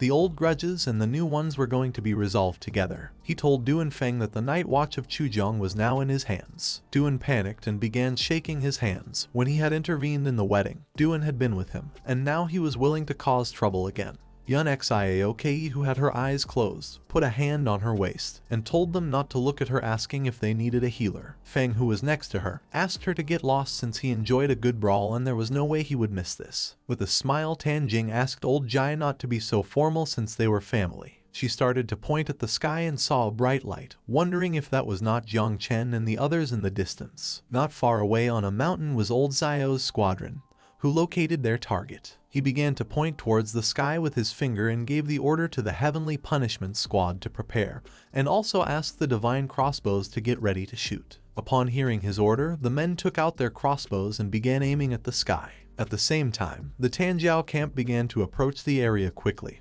Hong Yao started to look down and upon seeing so many people she began to smile. Since this situation was similar to when Jai Gang had gone to the wedding, this was perfect for her as last time she hadn't vented enough. Gu Kaishan remained calm and asked her what she was doing. With so many people watching, at least they should pretend that there was first courtesy. and then take action. Otherwise, people would think that their whole family were brutes. Gu Kaishan's body began to emit an orange energy. Hong Yao noticed that his killing intent was even stronger, thinking that where there was a master there must be a disciple. Behind them was Jiang. She turned her head back and with a cheerful smile, asked what his opinion on this was, but he didn't even respond as he was once again lost in his thoughts. He was in the insect nest and around him were thousands of insects. A system window appeared informing that the reproduction of the 9 miasma wings had finished. The mother insect was level 27 and she had an offspring of 5.11 million. Seeing that the reproduction of the 3rd generation had been a success before the war, he felt happy. And although it wasn't enough to defeat the nation, it was more than enough. Hong Yao touched his shoulder and asked him not to be afraid since although he was not very strong, he had the master in her, making him come out of his trance. With a surprised look, he began to wonder what was happening. He started pointing at the mountain with his finger and explained that he was not afraid. He had just seen Uncle Jiang and the others on the mountain. First, he wanted to go see them and give them a gift. Gu Kaishan gave him permission since they were going to pass by there later anyway. Upon hearing this, he began to smile, and while his body was surrounded by poisonous mist, he jumped and started descending. Wushwang began to observe Jiang and with a surprised look asked that he not die since he had not yet played enough with him. Tang Ying realized that he had a calamity and it was no longer surprising to him that he had been able to kill Xiao Beihan in an instant. Bai Feng felt somewhat worried about him as she did not want the second person in all of the history of the Great Xia who had completed the Ladder of Emptiness to die. Jiang began to distance himself from them. Mu Hankyu started looking at him. Her master did not know if her grandfather was going to come help or not. Luo Sandow, who was next to her, told her that worrying now was useless. This level of war was something they could not help with. Causing no problems was more than enough. Some time later, Jiang landed in the area where Jiang and the others were, and seeing that they had come, he couldn't help but feel happy. He approached Uncle Jiang, took out a green crystal from his inventory, extended his hand towards him and reminded him that at first he had said he was going to gift him a set of epic equipment, but he hadn't been able to obtain it but now believed that this was equivalent to it. Jiang extended his hand towards the crystal, began to observe it, and couldn't help but be shocked as it was an origin crystal. This was equivalent to having the key to enter the 7th realm. Jiang took out several more items. Among them there was equipment and weapons. To Aunt Tang he gave a silk scarf, to Duong a bow, to Chu Buling a dagger, and to Han Ki platinum level equipment. At the same time old Xiao and the Heavenly Punishment Squad arrived at a cliff. He was furious and his eyes were filled with rage. Upon seeing that Jiang Chen had descended, he ordered them to prepare. At that moment, Duan Feng appeared, and using his hand began to signal him to stop. He asked him to wait a moment since more than 100 days had passed since the Tanjiao camp had disappeared. It was being taken care of by Gu Kaishan so they could not be careless. The old Xiao turned his head back, started to stare at him and began to think, then he started to look down, and with a serious look decided to kill Gu Kaishan along with Jiang if he did not know how to appreciate what he had. After several minutes, the camp arrived near the area. Duan Feng began to observe it, and asked Gu Kaishan to surrender and hand over Jiang Chen. He and Xiao Yuanchen were great fighters from Jiangnan. Once the battle began, the city was going to suffer great losses. According to him, it was better to sacrifice Jiang. Gu Kaishan, who was standing on top of the camp, refused to give up as in this life he had nothing to be ashamed of in Jiangnan, nor in the Great Xia. He had brought back 150 heroes from the district, and not only this, but he had also taken them on a visit to the Palace of Emptiness. The parents of the participants remembered that the Palace of Emptiness was a place of miracles, where many great ones sought power without success. They did not expect that the King of Celestial Sword would have a way to enter. Now their children were going to succeed. They could not just stand by doing nothing, and although they could not save Jiang Chen, they were not going to join the Xiao family. Duan turned around, extended his hand to one side and with a smile explained that with these 150 heroes, the reputation of Jiangnan was going to rise like the tide. At that moment, the old Xiao Yuanchen appeared, and while his eyes were shining, he used his power, making 2 giant blocks of water appear. He was so powerful that the water from the rivers and the sea began to concentrate in the sky, creating a huge block of water. As his body was surrounded by water, he revealed that Jiang Chen could control a calamity. According to the law of Great Xia, he should be executed, and as for Gu Kaishan, he was acting against the rules, protecting those who could control the forbidden. He had sealed off Tianjia's camp and all the examiners. According to him, Gu Kaishan had put the camp in danger. Everyone started to look up and saw that the water was slowly approaching the camp. Xiao Yuanchen could control the sea, Both he and Gu Kaishan were strong, so the others decided to be neutral and not join any side. With a calm look, Gu Kaishan asked Jiang to return and ordered Hong Yao to take care of the flight of the Tianjiao camp. Upon hearing this order, she began to use her powers and started controlling the camp. Jiang created a barrier around Jai Gang and the others so they would not intervene in the battle. He jumped up and using the poisonous mist began to fly. He apologized to them and also asked them to stay in the barrier watching without intervening. Upon seeing the barrier, Jai Gang was somewhat confused as he did not know when he had invoked the spell.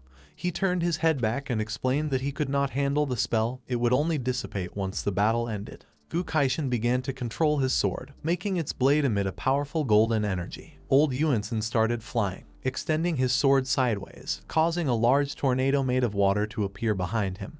He couldn't believe that Gu Kaishan really wanted to draw his sword against him. He leaned the sword on his shoulder. Yuan Chen had a power superior to the 8th level and also possessed more than 10 forbidden water spells. And Gu Kaishan only knew how to use a sword, he did not know what he was afraid of. Both prepared to fight, but at that moment, someone invoked an ice barrier which appeared between the two, preventing them from starting to fight. The person who had created the barrier was General Duan.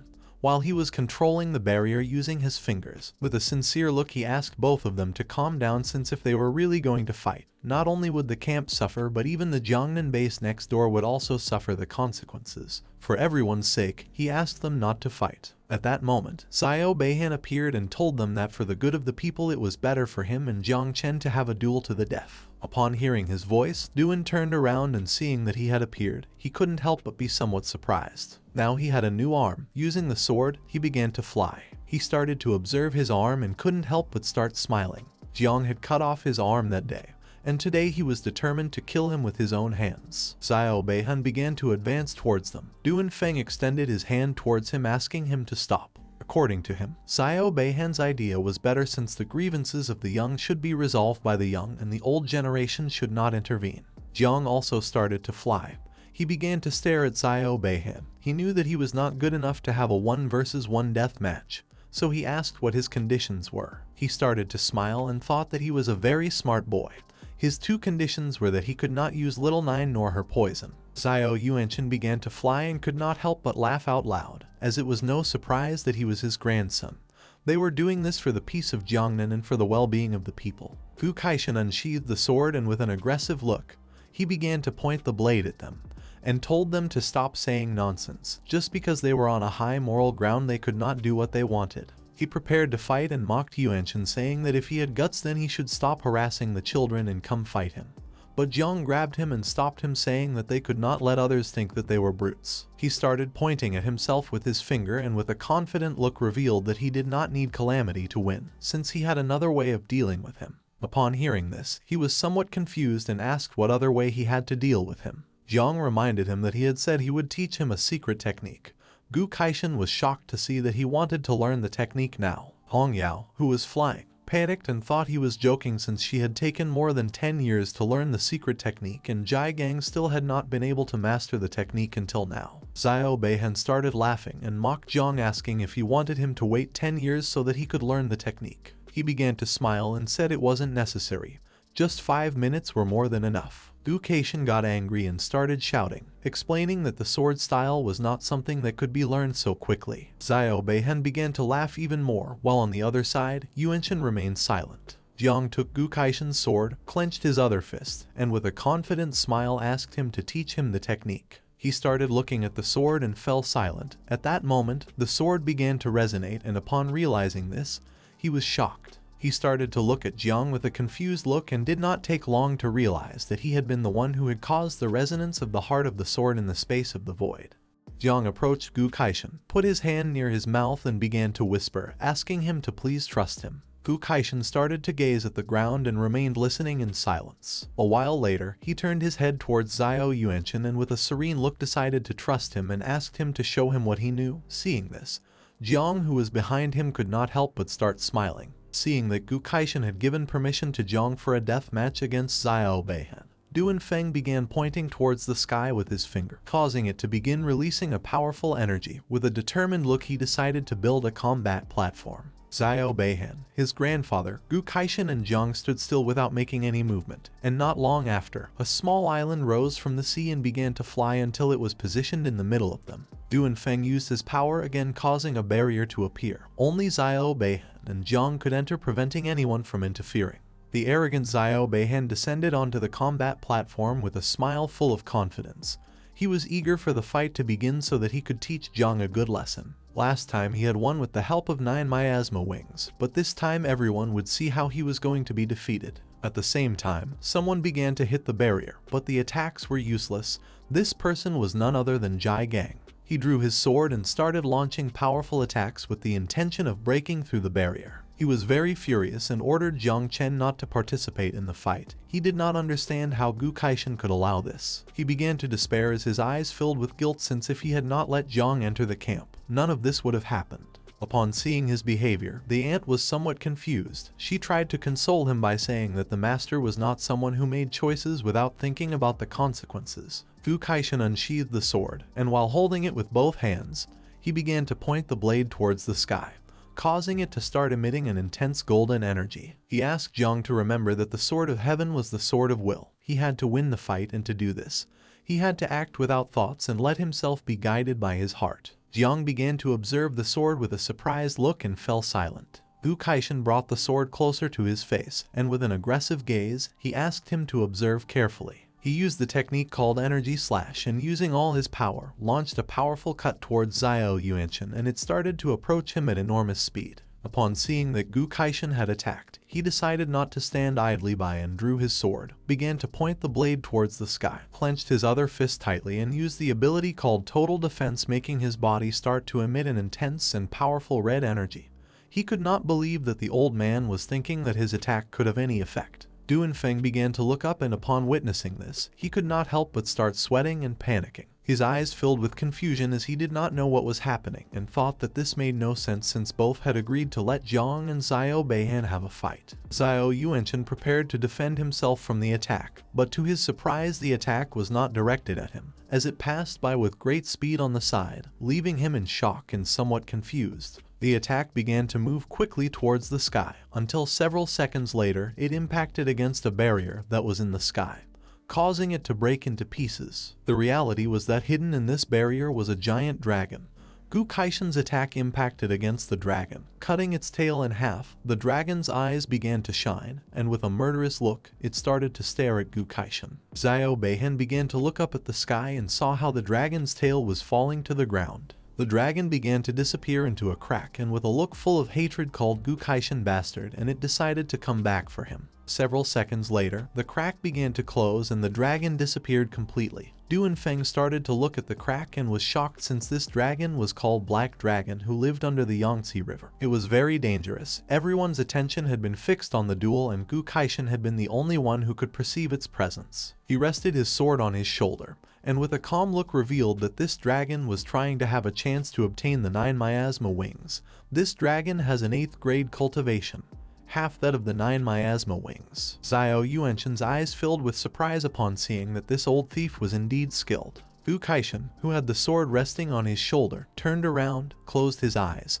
and began to laugh heartily, asking Jiang if it wasn't impressive to see the master wielding the sword for the first time. Jiang approached him, clenched both fists, and was impressed. Seeing this, Gu Kaishan asked him if he had learned something. Jiang began to smile and with a look full of confidence, extended his hand towards the ground, making green energy appear. He started to use his power and decided to borrow Uncle Jai Gang's sword. A root appeared and Uncle Jai Gang, who was somewhat confused, handed over the sword, causing the root to wrap around it. Jiang borrowed his sword, began to observe it, and couldn't help but start smiling. Gu Kaishan, who was behind him, was somewhat confused and with a surprised look asked why he didn't want to use his master's sword and why he had borrowed Jai Gang's sword, to which Jiang replied that soon he would understand why. He jumped up, got on the combat platform, and decided to wield the sword just like his master to look cool.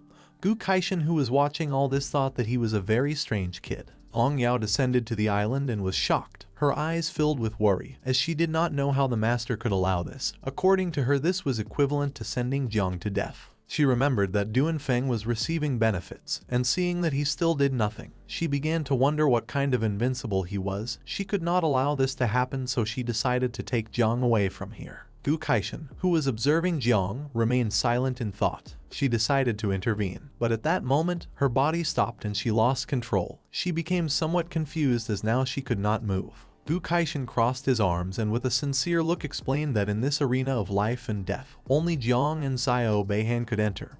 He knew that Jiang was strong. It's just that he had not manifested his power yet. Upon hearing this, her eyes filled with regret. A single energy could keep everyone away except for two people. This was the true power of an invincible being. She remembered that she had just spoken ill of him. In a calm voice, Gu Kaishan explained to her that Jiang did not want to provoke a war and did not want to see Jiangnan in ruins. Hong Yao turned her head towards him and with a surprised look, she asked if it was necessary to sacrifice Jiang's life for the good of others. Gu Kaishan turned to her and with a serene look explained that Jiang Chen was not going to die since he had just taught him how to use the celestial sword. Upon hearing this, Hong Yao was left in shock and speechless at the same time. She did not know if the master was joking. At the same time, in the combat arena, both drew their swords, and Xiao Beihan began to laugh out loud, thinking that the old man was crazy if he believed that using the celestial sword was something that could be learned at a glance, calling Jiang trash. Xiao Beihan's mockery did not affect Jiang, who gripped the sword tightly, and while it was surrounded by golden energy,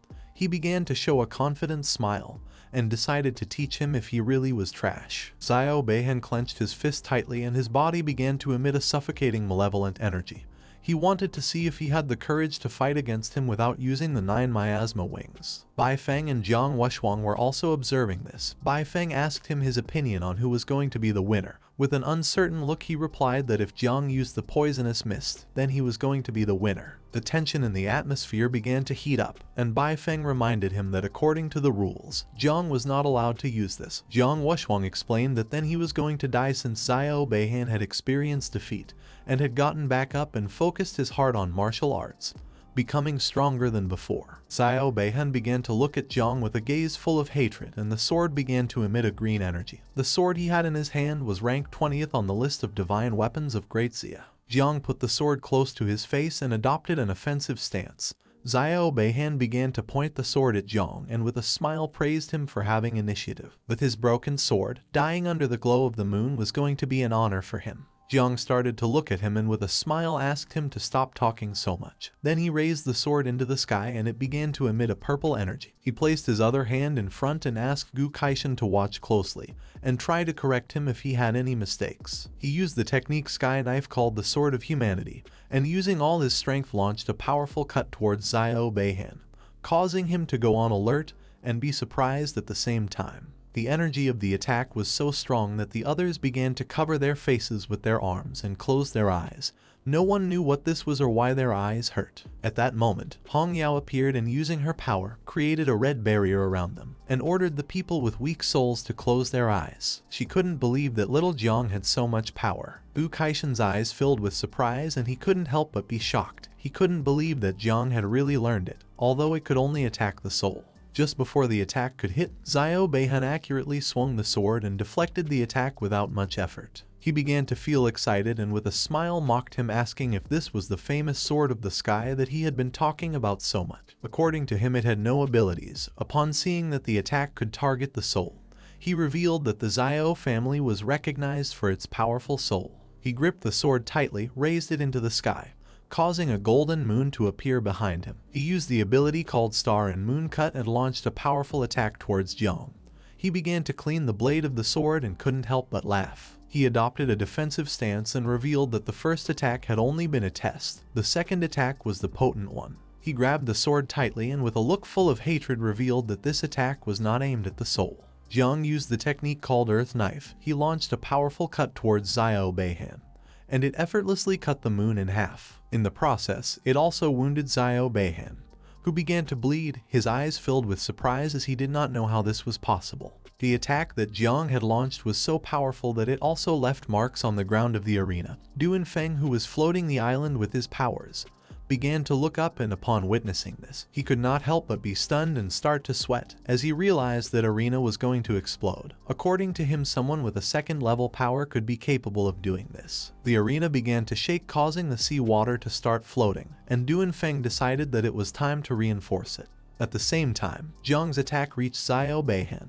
who quickly drove the sword into the ground, creating a small golden barrier around his body, blocking the attack. In the process, he was aware that he had to block the attack because otherwise he would lose his life. Due to how powerful the attack was, Xiao Beihan began to sweat, and with a look full of rage he mentioned that one must lift their head and look towards the northwest where the floating clouds were. He had to lean on the sword that was longer than 1,000 miles. Without hesitating for a second, he used the forbidden spell called the Maximum Essence. At that moment, the swords of the participants of the Tanjiao camp began to fly, leaving everyone somewhat confused. Some even raised their hands in order to control their swords. But it was all in vain. Now no one was able to control their sword, nor did they know what kind of spell this was. All the swords that were being controlled by Xiao Beihan began to emit a powerful energy, and in the blink of an eye, the sky filled with sharp swords. Xiao Beihan, who had the sword stuck in the ground, used the divine weapon technique called Soul Moon, which allowed him to make all the swords return to the sect. Once he used this technique, the blades of the swords headed towards Jiang and slowly began to fall. Jiang, who was holding the sword with one hand, adopted a defensive stance. He did not know what was happening. With this attack, Xiao Beihan was sure he could kill Jiang. While with one hand Duanfeng was making the arena float, he grabbed his wrist tightly using the other hand. He started to sweat since he knew that these two were crazy. With a look full of panic, he ordered his subordinates to bring support to help reinforce it, since otherwise the arena would collapse. Upon hearing his order, the two men next to him joined their hands and began to use their power to help reinforce. Xiao Beihan stood up, gripped the sword tightly, causing it to start emitting a suffocating energy. He began to look at Jiang with a confident gaze and couldn't help but laugh out loud. Certain that Jiang had already lost, it didn't matter if he had awakened a divine level class or even if he had learned to use the celestial sword.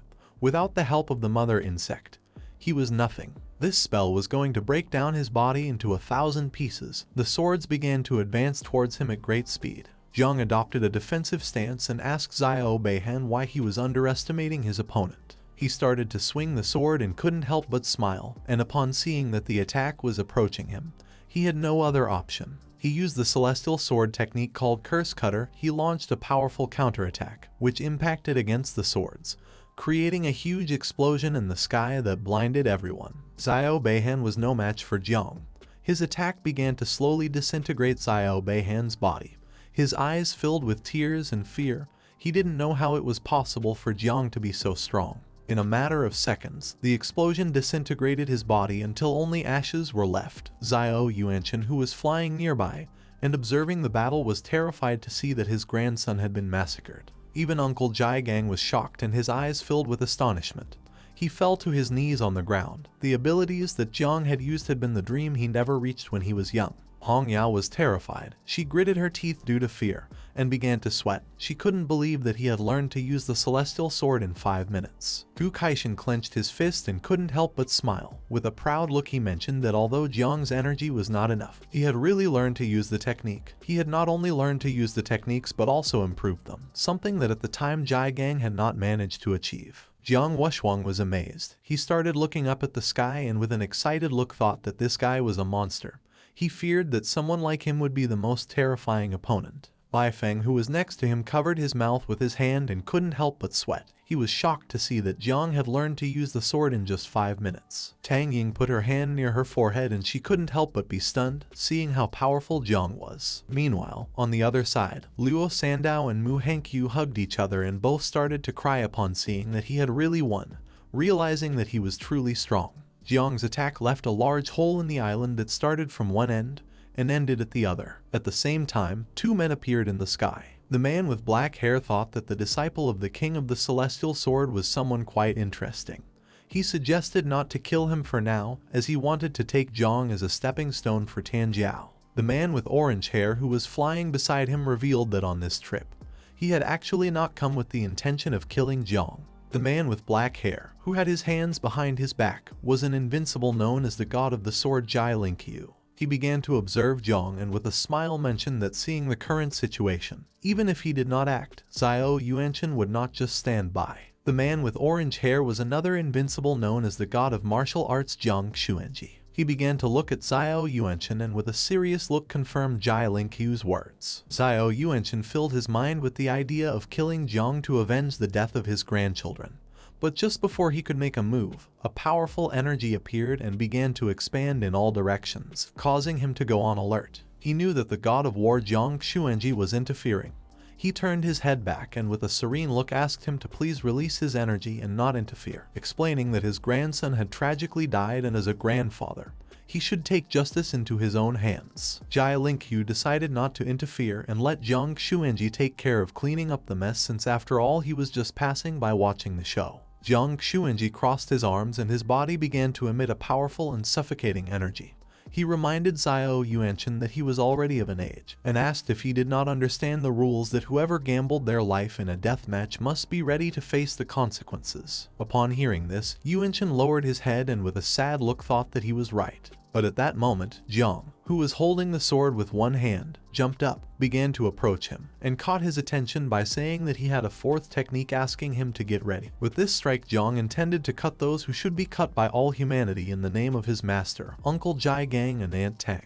Upon hearing Jiang's voice, Chen turned back and couldn't help but feel somewhat confused. Du Kaishan panicked and with a confused look extended his hand towards Jiang asking him to stop and not do anything reckless. Hong Yao covered her mouth with her hands. She was terrified to see that Jiang had dared to draw the sword in front of the great Chen. Jiang Chen, who had his arms crossed, thought that Jiang was crazy, as playing with the whiskers of a tiger was like seeking one's own destruction. Jiang Qiu closed his eyes and began to smile thinking that now there was no way to protect Jiang. Xiao Chen unsheathed his sword, clenched his fist tightly and began to use his power, causing a wave of water to appear beneath his feet. He revealed that facing death had its price. For him this was a joke. He could not believe that a simple second-level ant had dared to unsheath his sword against him. Jiang did not pay any attention to this. He grabbed the sword with both hands and with a determined look prepared to attack, causing a powerful energy to appear around the blade. Using all his power, Jiang used the celestial sword technique to defend justice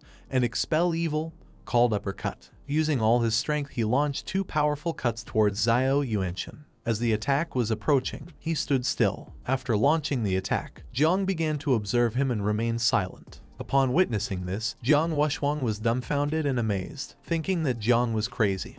This blow was too strong, comparable to an all-out attack from level 5 Sea Kings and Mountain Kings. Bai Feng's eyes filled with fear, and he couldn't help but be dumbfounded, thinking that Jiang was seeking death by launching such a powerful attack. Tan Ying began to sweat and she remained silent. The poisonous demon had challenged the heavens. If he were in the city of 10,000 demons, the monkey would have devoured him upon seeing such an action. Xiao Chen clenched his fist and began to control the water, and with a calm look revealed that even Jiang's master was not a rival for him, so there was no way his disciple would have a chance. While the drops of water were floating through the sky, he snapped his fingers, causing the water to interpose in the trajectory of the attack, blocking it as if nothing. He thought he had blocked the attack, but upon seeing what was in front of his eyes, he couldn't help but be shocked. Jiang's attack was only a distraction. In the blink of an eye, the sky filled with insects that began to approach him at great speed. Xiao Chen put his hand in front of his face and didn't take long to realize that this was the power of the 9 miasma wings. Jiang extended his hand to the side, revealing that he knew he would never be able to defeat him with the sword. The previous attack had only been a distraction.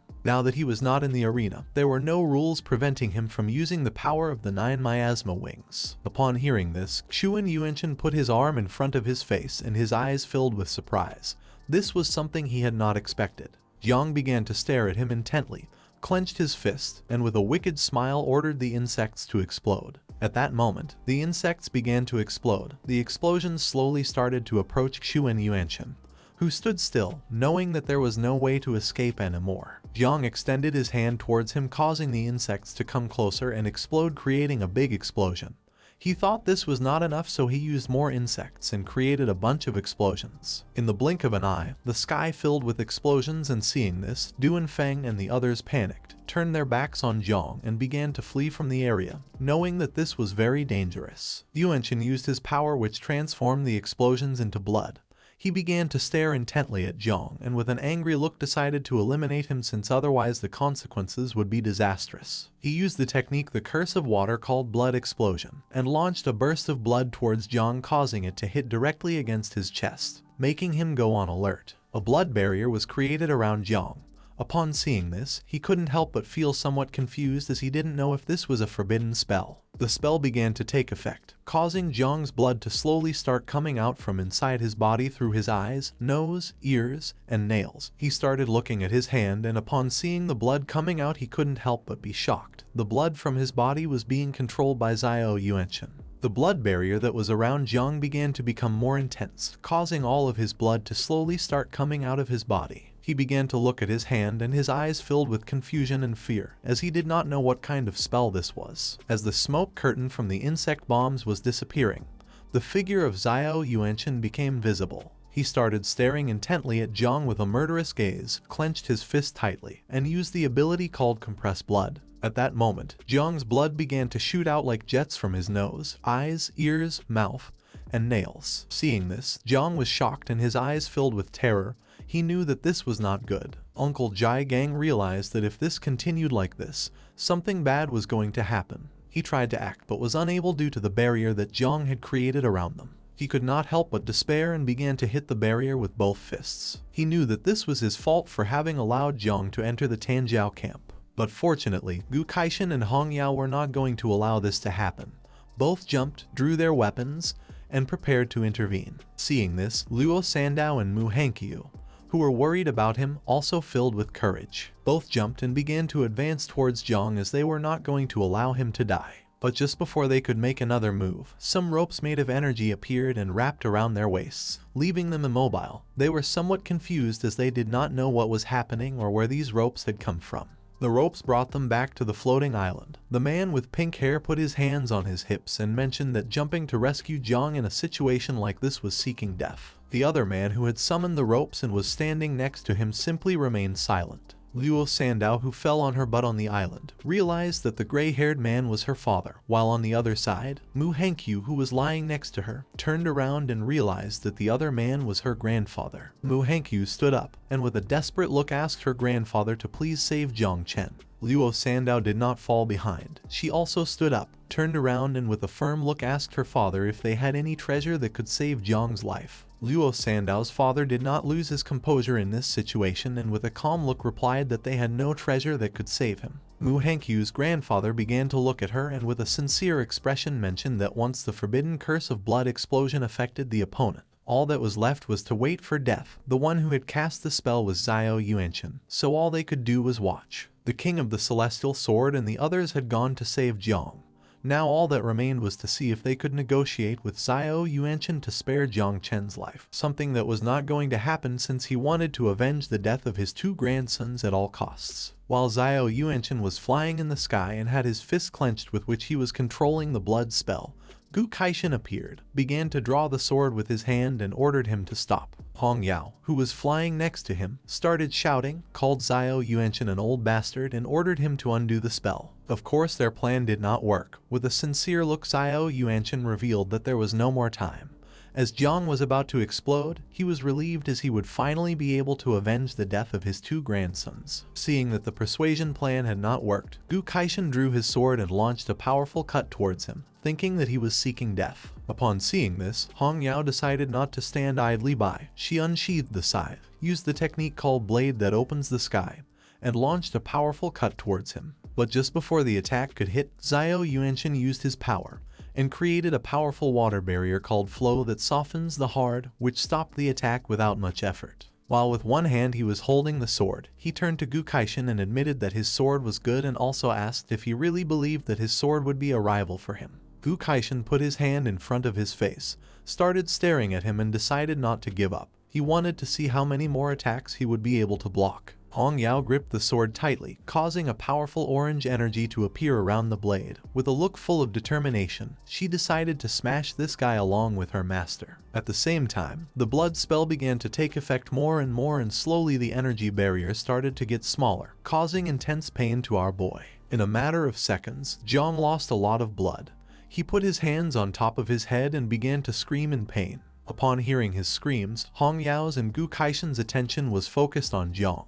They panicked as they realized that this was not good. Xiao Yuanchen began to observe Jiang, and seeing that he had reached his limit and was about to die, he couldn't help but smile and mocked Gu Kaishen, asking if he wasn't going to hurry up to say goodbye to his dear apprentice. His eyes filled with joy. With a penetrating look, he clenched his fist tightly and used the blood explosion skill. At that moment, Jiang began to lose even more blood, which started to condense inside the barrier, causing it to begin to contract. Due to the pressure, not long after, Jiang's body began to grow larger, until several seconds later, a great explosion was created, which created a curtain of smoke in the sky. Upon seeing this, Uncle Jai Gang was shocked and could not help but start crying. Auntie's eyes filled with tears. She could not believe that Jiang had died. Gu Kaishen was left speechless and his eyes filled with terror upon seeing that his beloved apprentice had died. Hong Yao, who was next to him, could not help but start crying, even though she had not known Jiang.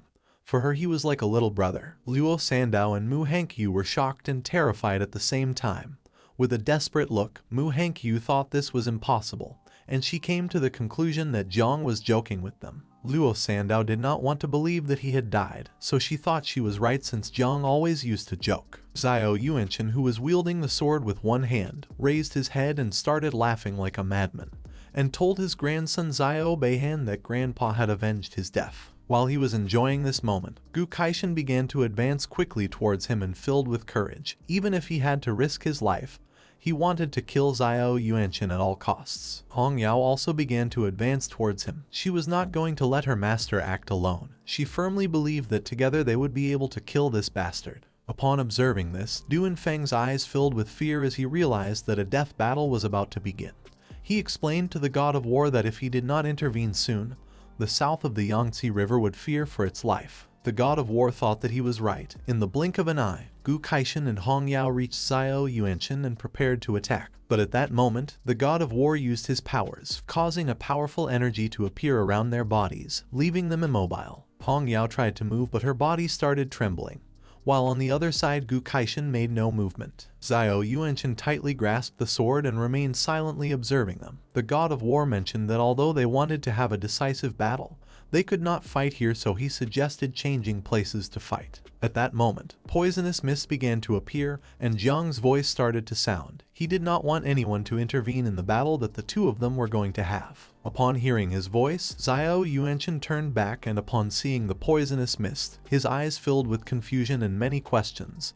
He did not know what was happening here. Not long after, once the poisonous mist began to dissipate, Jiang, who had previously died in the explosion, appeared and started staring at him intently. Upon seeing that Jiang was alive, Gu Kaishen and Hong Yao were shocked. They did not know how this was possible. With a serene look, Jiang asked old Xiao if he really believed that he would kill him so easily, revealing that he had many more cards up his sleeve than he imagined. Xiao Yuanchen began to observe Jiang with an incredulous expression.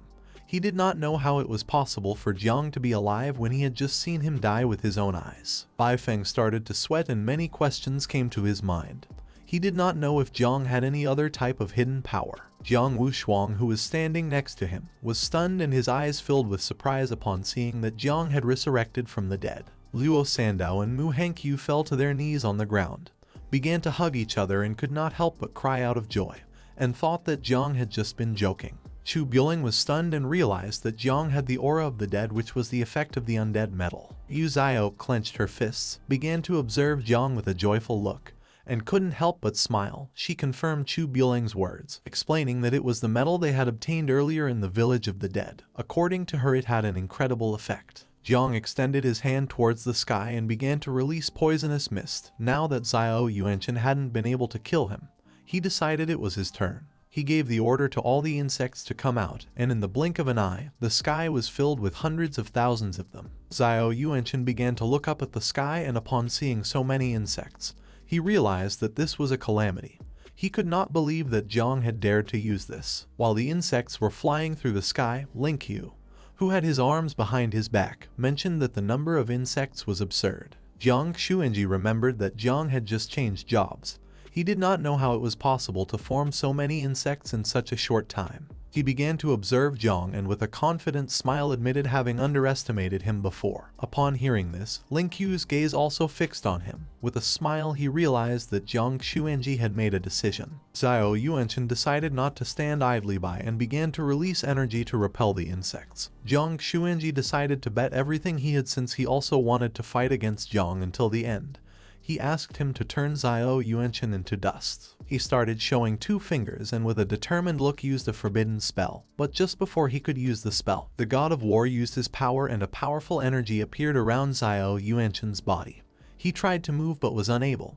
He did not know why the god of war was doing this. Jiang decided not to waste this moment. He began to control the insects, making them start to approach him, creating a bunch of small explosions. Upon witnessing this, Mu Hankyu could not help but be astonished. According to her, it was strange since there was no reason for the god of war to help Jiang. Her grandfather began to observe Jiang and with a smile mentioned that the reason behind this was very simple. With a smile, Jiang extended his hand towards him, causing all the insects to start moving towards him. Her grandfather explained that people who possess calamities were too cautious to risk fighting someone like Xiao Yuanchen. But nevertheless, Jiang was different since he had raised hundreds of thousands of insects in a very short time and his talent was incomparable. And such an existence was enough to make him different from the rest and nullify all the rules. She understood that showing the calamity had not been reckless, but intentional. The hundreds of thousands of insects began to explode near Xiao Yuanchen. With a look full of rage he mentioned that all of them must die. According to him, the people of Daxia deserved death.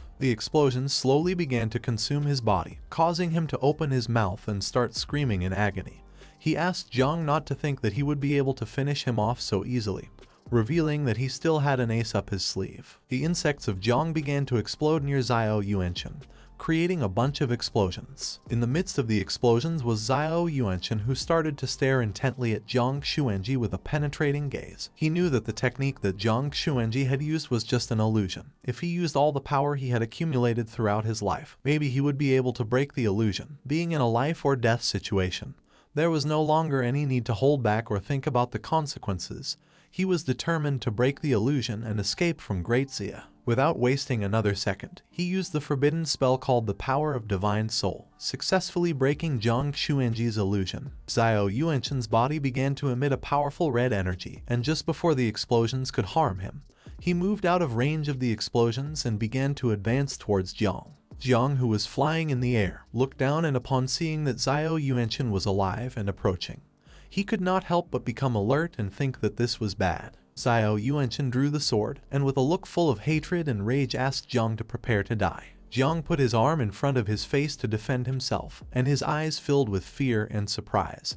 He did not expect that he would be able to break the seal of the god of war and escape alive from the explosions. Xiao Yuanchen, who was filled with rage, approached Jiang to attack. He put his arms in front of his face to defend himself from the attack, but just at that moment, a powerful blue lightning bolt of energy appeared and pierced Xiao Yuanchen's chest, leaving Jiang somewhat confused. Due to the pain, Xiao Yuanchen opened his mouth and began to spit blood. His eyes were full of surprise as he did not know what was happening. The energy transformed into an arrow, leaving him immobilized. This energy was being controlled by the invincible sword god Lin Ku, who told him that it was all over. If he moved another centimeter, he would ensure that Xiao Yuanchen's head fell to the ground and his soul was completely destroyed. Xiao Yuanchen was shocked. He could not believe that even Lin Ku was against him. At first, Jiang remained observing in silence without interrupting, but then he realized that this was the perfect opportunity to attack. He began to look at Xiao Yuanchen with a gaze full of rage, extended his hand towards him and started to release the insects. In the blink of an eye, the sky was once again filled with insects. Now that Xiao Yuanchen was seriously injured and could not move anymore, Jiang ordered the insects to self-destruct. Thousands of insects began to advance towards him and started to self-destruct, creating thousands of explosions. Xiao Yuanchen began to writhe in pain. He could not believe that they were doing this to him. He was the great general of the state, who had fought for the Great Xia and had risked his life on countless occasions, suppressing waves of beasts, quelling rebellions, and even battling the order of the ancient gods. Little by little the insects and explosions started to devour his body. With a desperate look, he began to scream, saying that he was the central pillar of Daxia. Several seconds later, Jiang ordered the insects to stop exploding. Lin Ku's attack had made a large hole in his chest, and the insects had already devoured his limbs. The body of Xiao Yuanchen descended to the ground and he fell to his knees. With a lost look, he began to look at the ground and asked Jiang if he was really going to kill an old man like him. Jiang also descended to the ground, and while his hand was surrounded by poisonous mist, he started laughing, revealing that he had already destroyed his physical body, and the only thing left now was his soul. He couldn't believe that he kept asking such stupid questions. Xiao Yuanchen was kneeling on the grass. He bowed his head before Jiang and with a desperate look admitted that he and the Xiao family had been wrong. He was determined to compensate him in exchange for him forgiving his life. This was tempting for Jiang. He turned his head back and with a smile asked Master and Uncle Jai Gang what they thought about this. Behind him were Hong Yao, Gu Kaishan, and Jai Gang, who were shocked to see that Jiang wanted to spare the life of the guy who had tried to kill him. Jiang did not respond, and while the insects were devouring Xiao Yuanchen's body, he raised his head and with a look full of despair called the attention of the war god Jiang, asking him to save him. If he survived, then he was willing to go to the abyss to fight. Jiang Xuanji began to observe Yuanchen and started thinking about this tempting offer. He began flying above them. Xiao Yuanchen was the general of the war district of Jiangnan. Jiang Xuanji asked if he was willing to admit guilt for allowing the family forces of the Xiao family to oppress the market and seize it by force. Xiao Yuanchen, who was kneeling in front of Jiang, saw an opportunity to survive, and without losing another second, admitted to being guilty of everything.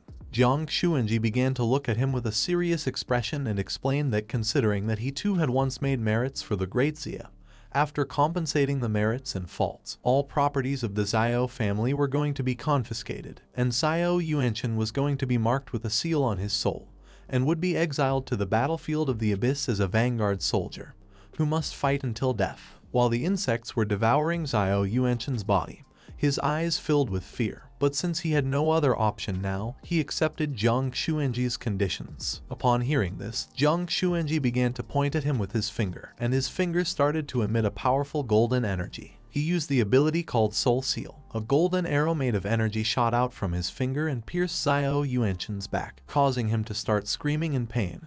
If he ever thought about escaping, his soul would explode and he would disintegrate into dust. Not long after, Xiao Yuanchen lost consciousness and fell to the ground. Jiang, who was standing in front of him, began to observe him. He was surprised to see the power of one of the invincibles of Great Xia. He couldn't believe that just an illusion had such intimidating power. The objective of our boy had already been fulfilled, and the threat from the Xiao family had been eliminated, so it was time to withdraw. While Jiang was lost in his thoughts, Jiang Xuanji, who had his arms behind his back, appeared behind him asking if this verdict had calmed the fire of anger in his heart. Upon sensing his presence, Jiang came out of his trance and his eyes filled with surprise.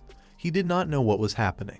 He turned around and with a nervous look replied that yes, explaining that the judgment of the god of war had been wise, revealing that in reality he was not angry. He just wanted to play it cool. Jiang Xuanji thought that our boy not only had exceptional talent but also understood his own limits, knowing when to advance and when to retreat.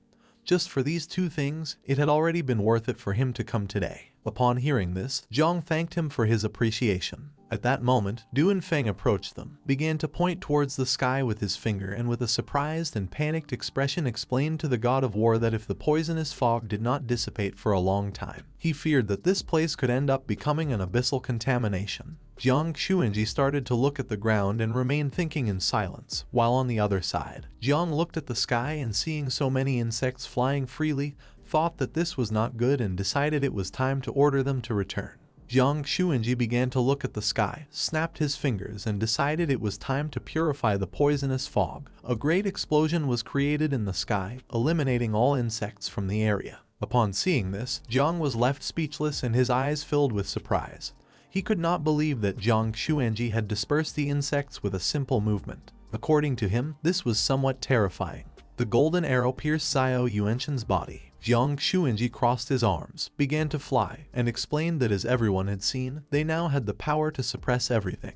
Therefore, he issued a new order for the country. Starting today, the rule of controlling taboos was abolished. Anyone who possessed a taboo but had a loyal heart for the country was considered a friend. Otherwise, they would be regarded as an enemy. He decided to take Xiao Yuanchen as an example. After explaining this, he started staring intently at Jiang with a penetrating gaze and began to think about what to do with him. Jiang started to worry a little. He began to look at Jiang Xuanji and remained silent, waiting for his decision. At that moment, Mu Hangqiu's grandfather approached Jiang, placed a hand on his shoulder, extended the other one to the side, and with a confident smile explained that the god of war was wise. Since Jiang Chen had been raised with humility, he had a brave and just heart, full of purity, and although he would carry with him the taboo of 9 miasma wings, he was not going to harm Dazia. He, Mu Hainan, on behalf of the Mu family, was willing to take all responsibility as a guarantee. Jiang looked aside, and upon seeing this, he couldn't help but feel somewhat confused and surprised at the same time.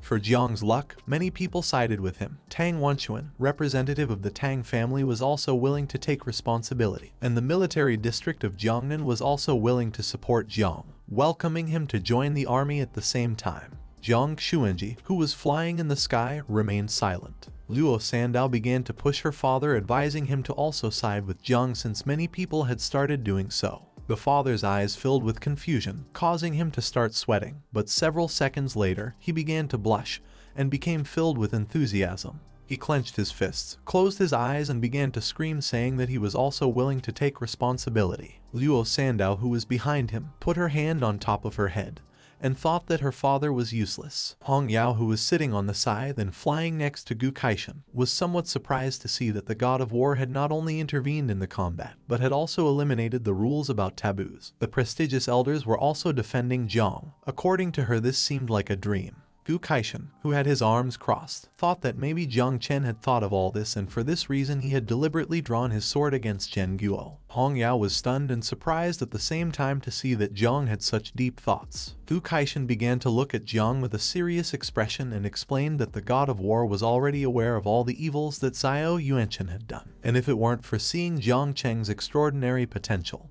he surely would not have acted so quickly. Everyone started to talk among themselves, now that the 9 miasma wings had been exposed. If Jiang kept hiding, he was going to become the target of everyone. It was better to step forward and show all his potential. After all, a type of monster like the 9 miasma wings not only scared humans but also all the races of the abyss. Some began to worry since Jiang's insects had completely exploded, but one of them mentioned that there was no need to worry since with how smart Jiang Cheng was, he surely had more insects hidden somewhere. Jiang began to observe them and couldn't help but smile, as this scene was just as he had wished. If one was going to show their hidden cards, then they had to do it with great fanfare. Jiang Xuanji, who was flying, began to look at Jiang, and seeing that everyone was willing to take responsibility for him, he explained that there was nothing more to say. He asked Jiang to take good care of himself and use the insects wisely. Jiang lowered his head before him and thanked him. Jiang Xuanji, who had his arms crossed, with a suffocating gaze revealed that in 10 days, the great competition of prodigies would begin. The champion of this edition would be the first divine son of the prodigies, who would receive all privileges and resources equivalent to an 8th-grade national protector. Upon hearing this, Jiang was somewhat surprised and thought that this prize was very tempting. But Jiang Xuanji also added that it was not allowed to use the 9 miasma wings. Jiang began to look at him with a calm gaze and started wondering if the god of war was doing all this for Jiang Wuxuo, but then dismissed this since if it were only for him there would be no need to change the rules. He could not judge his greatness with a petty mind. With a determined look, Jiang promised not to use the 9 miasma wings in the Prodigy competition. Upon hearing this, Jiang Xuanji thought that he was worthy of being his apprentice as well. Jiang's eyes filled with concern. It didn't matter if he couldn't use the insects, since while completing the mission of the second change, he would be able to obtain a new mother insect. He thought that the war god wanted to see his true potential in the Prodigy competition, and for this reason had forbidden him from using the insects. If this was the case, he was determined not to disappoint him. Jiang Xuanji, who had one hand behind his back, extended the other to one side, causing a crack to begin appearing. He decided it was time to clean up pending matters. Upon hearing this, others were somewhat confused since the poisonous mist of the abyss had been eradicated, so no one knew what else remained to be cleaned. Jiang Xuanji ordered the Great Dreamer, commander of Dazia's night watch, to rise and get to work. The Great Dreamer was one of the 3 invincibles of Dazia. At that moment, someone who was holding a stuffed rabbit began to come out of the crack.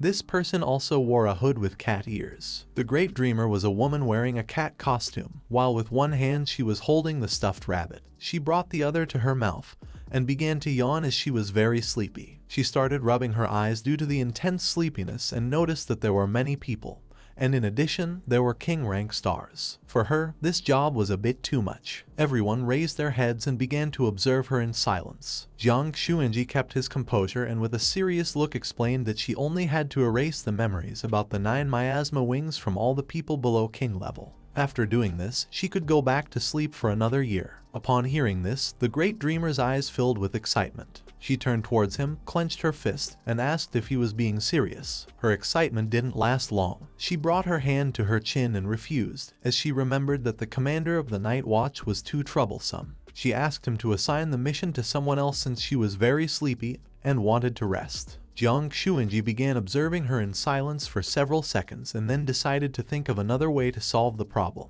But for now, he asked her to take care of erasing the memories of those who were in front. The great dreamer had no other choice but to obey. Despite being very tired, she snapped her fingers and used her power. She used the technique called butterfly dream, and at that moment a bunch of butterflies began to manifest in the sky. The butterflies started approaching the participants of the Tanjiao camp who were left speechless as they didn't know what was happening or what this power was. The butterflies began flying around them and releasing a type of magical power. In a matter of seconds, everyone started feeling very tired, as if they hadn't slept in years, and others began yawning due to intense drowsiness. Not long after, all those who had been affected by the power of the butterflies began to fall asleep on the ground. Seeing this, Hong Yao's mind filled with curiosity. She turned towards the master and asked why Jiang Chen and the great dreamer were doing this. Gu Kaishan, who was watching the butterflies, explained that the reason was to protect Jiang Chen. They wanted to delay any disaster as much as possible since, after all, Dazia was not a safe place. He started imagining Dazia's map and revealed that it had 8 unexplored and somewhat terrifying forbidden zones along with 3 great caverns, places coveted by all races, not to mention internal tumors and the Church of the Ancient God. The power of the great dreamer also affected Jiang, who fell to the ground and was now sleeping like a log. Hong Yao understood this and asked why they also had to seal his memories. The great dreamer approached them, turned around, and with a calm voice explained that this was not a seal. Her power was strengthening his divine soul to prevent him from being killed remotely by someone using curses or other objects. Since after all, Jiang's cultivation level wasn't sufficient, and his soul foundation was too weak. Upon hearing this, Hong Yao's eyes filled with surprise and confusion, but she still understood it. The great dreamer looked ahead and she couldn't help but be shocked and go on alert. She didn't know what was happening. In front of her was Jiang lying down and sleeping on the ground. She was impressed as she realized that he was immune to her ability. She became furious, clenched her teeth tightly, grabbed the rabbit-shaped stuffed animal, and began to move towards our boy upon seeing that he was still pretending to be asleep. When he felt her approaching, drops of sweat began to appear on Jiang's face. He knew this wasn't good. He got nervous, and within seconds, his face was covered in sweat. A moment ago, there had been an energy fluctuation that made him very sleepy, but the ancestral tree of all things had rejected it. Everyone below the king level had fallen asleep. He was pretending to show a bit of respect to the great dreamer since after all, she was Uncle Jai Gang's direct boss. Inside Jiang's consciousness was little Nine, who fell to her knees on the ground and started crying because she had lost many of her beloved insects. Seeing this, Jiang tried to calm her down by saying it was all his fault. Little Nine put one hand on her cheek and started touching her belly with the other. She closed her eyes and began smiling with joy because she wasn't too worried about it. She had reached level 30 and could now raise insects again. This sudden change in emotion even took Jiang by surprise. While Jiang was pretending to be asleep, someone approached him and asked him to stop pretending since they knew he wasn't sleeping. Upon hearing this, Jiang became alert. This was the great dreamer. She approached him and with a piercing gaze gave him the order to wake up. Having her so close made Jiang start sweating like crazy. Jiang sat up, and while he had one hand resting on the ground, he put the other behind his head and in a nervous voice began apologizing to her, calling her sister of illusions. The great dreamer, who had both hands and knees resting on the ground, was somewhat confused. She put her hand on her cheek, closed her eyes, and couldn't help but feel tenderness and asked if Jiang Chen had just heard what Jiang had just said. Jiang Chen, who had his arms crossed and was flying in the air, appeared above her, began to observe Jiang, and replied yes. Despite being 800 years old, she still had a soft heart. Even though he wanted to make a joke, he decided not to do it because the old woman could go crazy again. The great dreamer grabbed Jiang by the mouth, causing his eyes to fill with confusion since he didn't know what was happening. She approached Jiang, started looking into his eyes, and with a kind smile mentioned that from now on he was her little brother. So from now on she would protect him from all danger in Dazia. If he was ever in trouble, all he had to do was say her name in his dreams. Having her so close made Jiang start sweating like crazy, and his eyes filled with confusion. He tried to move but was unable. The great dreamer turned around, tossed a ring into the air, and she noticed that Jiang's soul was strong, so it wasn't necessary for the sister to strengthen it. She explained that this ring could isolate any type of spying, investigation, or measurement related to spirit, soul, or curses. Jiang extended his hands to catch the ring and remained silent. This was a welcome gift from his sister. She turned her head back, started to show a finger, and with a happy smile explained that she was going to sleep and asked him not to forget to come greet her in his dreams. A crack opened, she entered it and disappeared from sight. Jiang began to observe the crack. He couldn't believe that he had just become the younger brother of the great dreamer simply by calling her sister once. Hong Yao, who was next to him, was impressed and began wondering if she would become her sister if she called her sister. Jiang Xuanji began to stare at them and called Jiang's attention, mentioning that in 10 days, during the competition of the celestial geniuses, if he could obtain first place without using the 9 miasma wings, then it would show that he truly deserved to be cultivated with all of the country's resources. A new era was about to begin. A world of great disputes was approaching, and there wasn't much time left. Jiang started looking towards the sky and with a smile thanked him. Jiang Xuanji turned his back on our boy, looked over his shoulder and said there was no need for thanks since he had achieved all this by himself. A portal appeared in front of them and Linkyu, who had his arms behind his back, approached Jiang Xuanji. He had already finished watching this amusing spectacle and thought it was time to go deal with the black dragon from the Yangtze River. Both entered the portal and left. At that moment, Mu Hankyu's grandfather, Luo Sandow's father, and Tang Ying's uncle approached Jiang from behind. Tang Ying's uncle explained that she was Aunt Tang's niece and suggested to him the idea of marrying her so they could be even closer. Luo Sandow's father told Tang that he had arrived late since his daughter was Jiang's legitimate wife, and the Duabao house was willing to offer 20% of shares as a dowry. Mu Hankyu's grandfather did not fall behind, explaining that his granddaughter was pregnant with Jiang Chen. Upon hearing this, our boy became nervous and his eyes filled with surprise. He didn't know what was happening or how to react to this strange situation. At the same time, Hong Yao asked the master if he believed she still had a chance to win over Jiang. Mutation became furious and with an angry look, he hit Hong Yao on the head, ordering her to stop talking nonsense, causing her to close her eyes and start feeling a bit of pain. After some time, once night had fallen, Jiang went to the house that Gukaishin had assigned him. He closed the door, leaned his back against it, and sighed in relief as he had finally said goodbye to everyone. Now he could focus on reproducing Little Nine's second swarm. He entered his consciousness where Little Nine was pregnant. He extended his hand towards Little Nine and with a serious expression used the divine evolution ability that accelerated insect reproduction, making her start floating. She placed her hands on her belly and became very happy because she was going to have many babies. The skill succeeded, and the system reported that the reproduction of the second swarm was going to take 1 hour, with a total of 5,009 miasma wings. Jiang began navigating through the system window using his finger and used the second transformation. The system detected that he met the requirements to change class since he was a level 30 professional with a combat evaluation of 237 stars. It assigned our boy a mission for the class change, called Celestial Tower of Magic City, as an objective.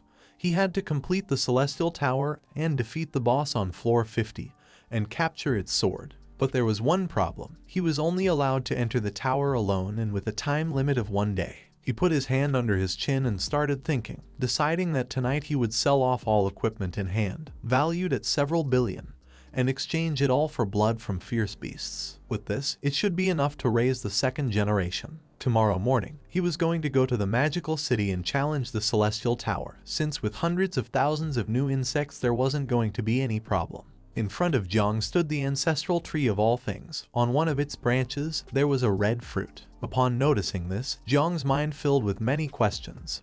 He was surprised to see that the ancestral tree was bearing fruit again. Jiang extended his hand and the red fruit began falling toward him. It was capable of granting an ability called Void Eye, which could allow him to detect and mark enemies using invisibility, illusions, or abilities. The area covered by this ability depended on the user's divine soul strength. Currently, it had a range of 10 kilometers around him. The only downside to using this ability continuously was that it consumed a lot of energy. For Jiang, this ability wasn't so bad. He turned to the side and decided it was time to test it. In the area where he was, there were several more houses. Outside, Tang Ying was walking around the area, absorbed in her mobile phone. Jiang didn't know why she was outside at that hour. At that moment, a red system window appeared showing her statistics. She had the hidden profession called Nightmare Hunter. She was level 43 with a strength of 149 stars. She was the favored daughter of the assassin system, the precious jewel of the Tang family. She felt shy because of an arranged marriage by her grandfather and didn't know how to approach her target. He looked with a bit of attention and saw that she was writing a letter to Jiang, leaving him somewhat surprised. He turned off the lights in the house since he didn't want her to see him, out of sight, out of mind. Tonight he was going to sleep well so that tomorrow he could go to the Celestial Tower to complete the class change mission. Tang Ying approached the house, and upon seeing that he had turned off the lights, she began blushing and became confused. The next day, Jiang went to the Celestial Tower, which was gigantic. The top wasn't even visible from the ground due to how tall it was. He entered inside where there were a bunch of other professionals. The scoreboard started showing that someone named Jiang Chen had reached the 40th floor in just 12 minutes. Everyone gathered around the scoreboard, and for some, it wasn't surprising that Jiang Chen was the pride of the city's war zone. Her record from half a year ago still hadn't been broken by anyone, making her a source of pride for the city. Some had just begun their trial in the tower, but no one could keep up with her pace. Among the crowd was Jiang. He began to observe the scoreboard and realized that she was the second genius of Great Xia, her strength even greater than that of Jiang Wuxuang. Having monopolized all the records of the second round in the Celestial Tower, our boy decided to face her when it came time to compete for the genius ranking. It was Jiang's turn to enter, and the system asked if he was ready. Seeing how quickly his turn had come, Jiang was somewhat surprised and without hesitating for a second accepted, causing a magic circle to appear beneath him. Jiang was teleported to the first floor of the Celestial Tower, which was filled with monsters. Upon sensing Jiang's presence, all attention focused on him. The strength of these monsters would automatically update according to the level of whoever entered into this tower. Jiang began to stare at the monsters and decided to explore a bit using the Void Eye ability. The status window of the monsters appeared. They were called Fallen Elf, level 40, with 790,000 health points and a combat power of 42 stars. This was only the first floor, and there were already high-level monsters with enormous combat power. When he reached the 50th floor, there would be level 90 monsters. It wasn't surprising to him that even a genius like Jiang Chen had only managed to reach up to the 40th floor. Although it was a complicated task, these monsters were all just food for insects. He extended his hands outwards and began releasing insects along with the insect mother. She started advancing toward the monsters, her mouth watering at seeing so much food. She wanted to eat meat, but Jiang asked her not to worry since this meat wasn't that good. Later on, he would make sure she got something better to eat. In a cave that had a red lake, there was a man with white hair meditating. He began to use his power, causing the water droplets to slowly start floating in the air. He closed his eyes and continued meditating in silence. He was Daxia's first genius, Ying Zhan. While he was distracted, a man wearing a black suit appeared, raised a paper into the air, and started shouting, informing him that victory was assured and asking him to come take a look at the information. Ying Zhan began to think and remained silent. He didn't even turn around to look at the man as he wasn't surprised at all. He continued meditating and explained to Uncle Fang that it really wasn't necessary for him to take a look at Jiang Wuxuang's and Jiang Xuanyu's information since although both possessed divine level classes, there were still great differences among divine classes too. Uncle Fang approached a little, began to observe him and with a calm voice revealed that this time it wasn't them, but Gu Kaishan's new disciple, Jiang Chen, who possessed a kind of divine level never seen before. This piqued Ying Zhang's curiosity a bit. He assumed Uncle Fang was joking since there was no way someone who had awakened the creation class could be so worthy. Uncle Fang extended his hand, and with a serious expression revealed that Jiang had killed Xiaobei, and had also drawn his sword against the protector of the kingdom without dying in the attempt. Upon knowing this, Ying Zhang slowly began to stand up, causing the water in the cave to start falling into the lake. He took the information sheet that Uncle Fang had brought, started reading its content, and his gaze filled with curiosity upon learning that this was true. In front of him emerged a red dragon which began staring at him intently. He started observing the dragon and began thinking about the 9 miasma wings, the 4 blades of heaven, the 8 transformations to purify the realm and Jiang Wuxian. According to him, this was very interesting. He began to gaze at the dragon, and his eyes filled with disappointment, as it was a shame that in the competition of celestial prodigies Jiang would not be able to use the 9 miasma wings. If it had been the other way around, this competition would have motivated Jiang a bit more. At the same time, in a training field, some dog-shaped beasts appeared, and someone started fighting against them. This was a sexy woman who wore a blindfold. She was Daxia's second genius, Jiang Chen. She jumped up, drew her golden bow, and shot an arrow precisely at the beasts. She took another leap, appeared above the beasts, and began to rain arrows down on them. The arrows that were moving at the speed of light started to strike the beasts, making them roar in pain. Not far from the area, on top of a metal platform, there were 2 men carrying 2 spears who were guards. They began to observe the fight, and for one of them, Jiang Chen was a terrifying person capable of comparing with a great first-level master. But the other guard told Lai that his view was too low, since Jiang Wuxuang, as the third celestial genius of Daxia, had already achieved success fighting against 5 transformation masters. Jiang Chen's attack was so powerful that the beasts couldn't resist and their bodies shattered into pieces. Lai added that she was ranked 1 position above Jiang Wuxuang, so at least her power should be equivalent to that of 5 transformation masters. After finishing off the beasts, she began to descend to the ground. She was almost invincible in long-range combat, and seeing that now she was practicing close combat, the guard thought she was preparing to face Jiang Wuxuang. But Lai intervened and mentioned that he was worth nothing compared to her, thinking that not even the top number 1, Jiang from the capital, could match her. While the 2 of them were conversing with each other, the chief commander of the city's war district named Jai Hongyan appeared. While holding his cat with one hand, he extended the other towards them and with a calm expression gave his daughter the order to rest for a while. Upon seeing him appear, the guards closed their eyes and bowed their heads before him as a sign of respect. Upon hearing the voice of her dear father, Jiang Chen, who was immersed in her training, removed the blindfold from her eyes, and her gaze filled with joy upon seeing that her father had come. Without a second thought, she became happy and started running towards her father, explaining that today she had improved a lot. The father, who was holding the cat, asked why she was trying so hard for just a simple elite list. According to him, it wasn't worth being first. The father closed his eyes, raised his head, and with a calm expression suggested to her to learn more from him. If she had an opportunity to relax, then she should do so without hesitation. This did not please her much. She puffed out her cheeks and with an annoyed gaze explained that her father had relaxed for 30 years and had become the general commander of the Madu War District and the 4th sealed king of Daxia, asking if he had managed to get here by relaxing. The father did not expect a response like this.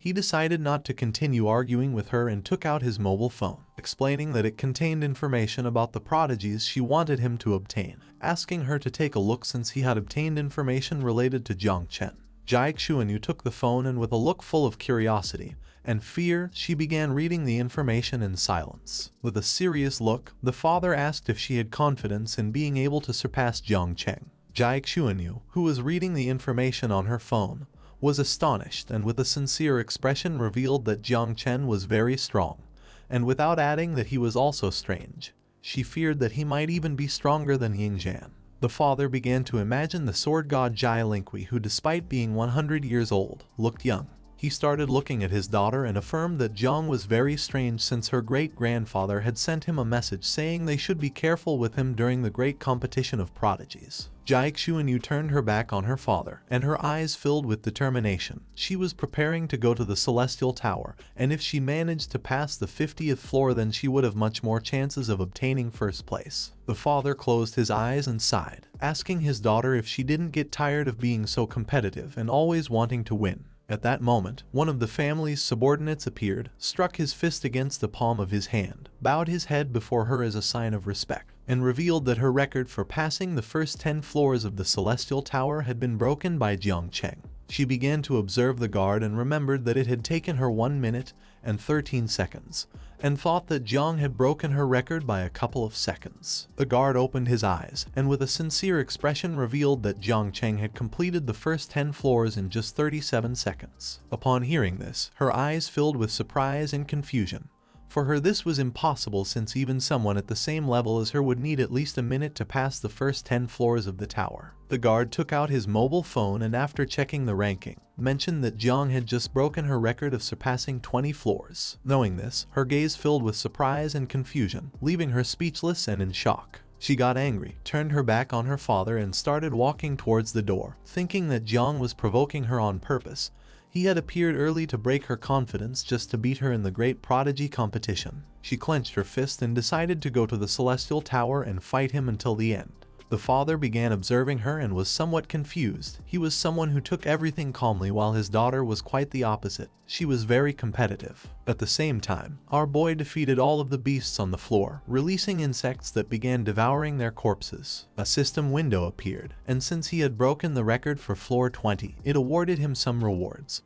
The first called Spirit Arrow, a book only available for professions starting from level 40, and a second one called Treasure Map Fragment of God Geoli. He needed to gather all 16 fragments to unlock a special item. While the insects were devouring the corpses of the beasts, Jiang put his hands on his waist, and despite the fact that the rewards from the Celestial Tower weren't so bad, most of them were useless. The only good thing he had obtained was a fragment of the treasure map.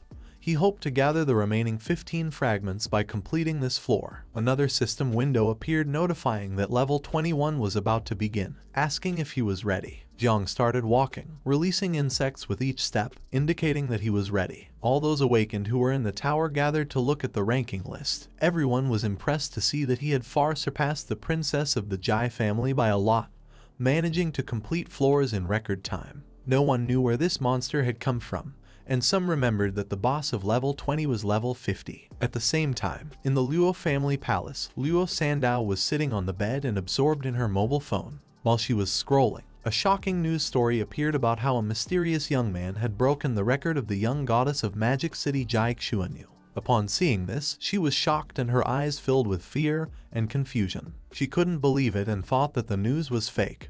But once she entered the official tower page and saw the ranking list, where it revealed that Jiang Chen had managed to reach floor 30 in just 2 minutes and 32 seconds. People in the comments were very angry because Jiang Chen had come from Jiangnan's military district to Madu district to cause trouble, asking him to leave and stop bothering the goddess. When reading the comments, Luo Sandow's eyes filled with rage. She thought they were idiots for insulting her benefactor. She clenched her fist, and furious, called Xiao Q, asking her to join the live stream since those bastards from Madu were insulting Jiang. She decided to call more people to insult them back, and if that didn't work she was willing to go to Madu herself. At the same time, Jai Xuanyu arrived at the Celestial Tower, and with a determined look decided to reclaim the #1 spot in the Celestial Tower ranking. She used the second transformation, causing a magic circle to appear on the ground. Upon seeing that she had come, the people became happy and everyone began to raise their fists since the ranking of the Celestial Tower could not be occupied by outsiders, and the glory of Madu's battle district could not be taken away by Jiangnan.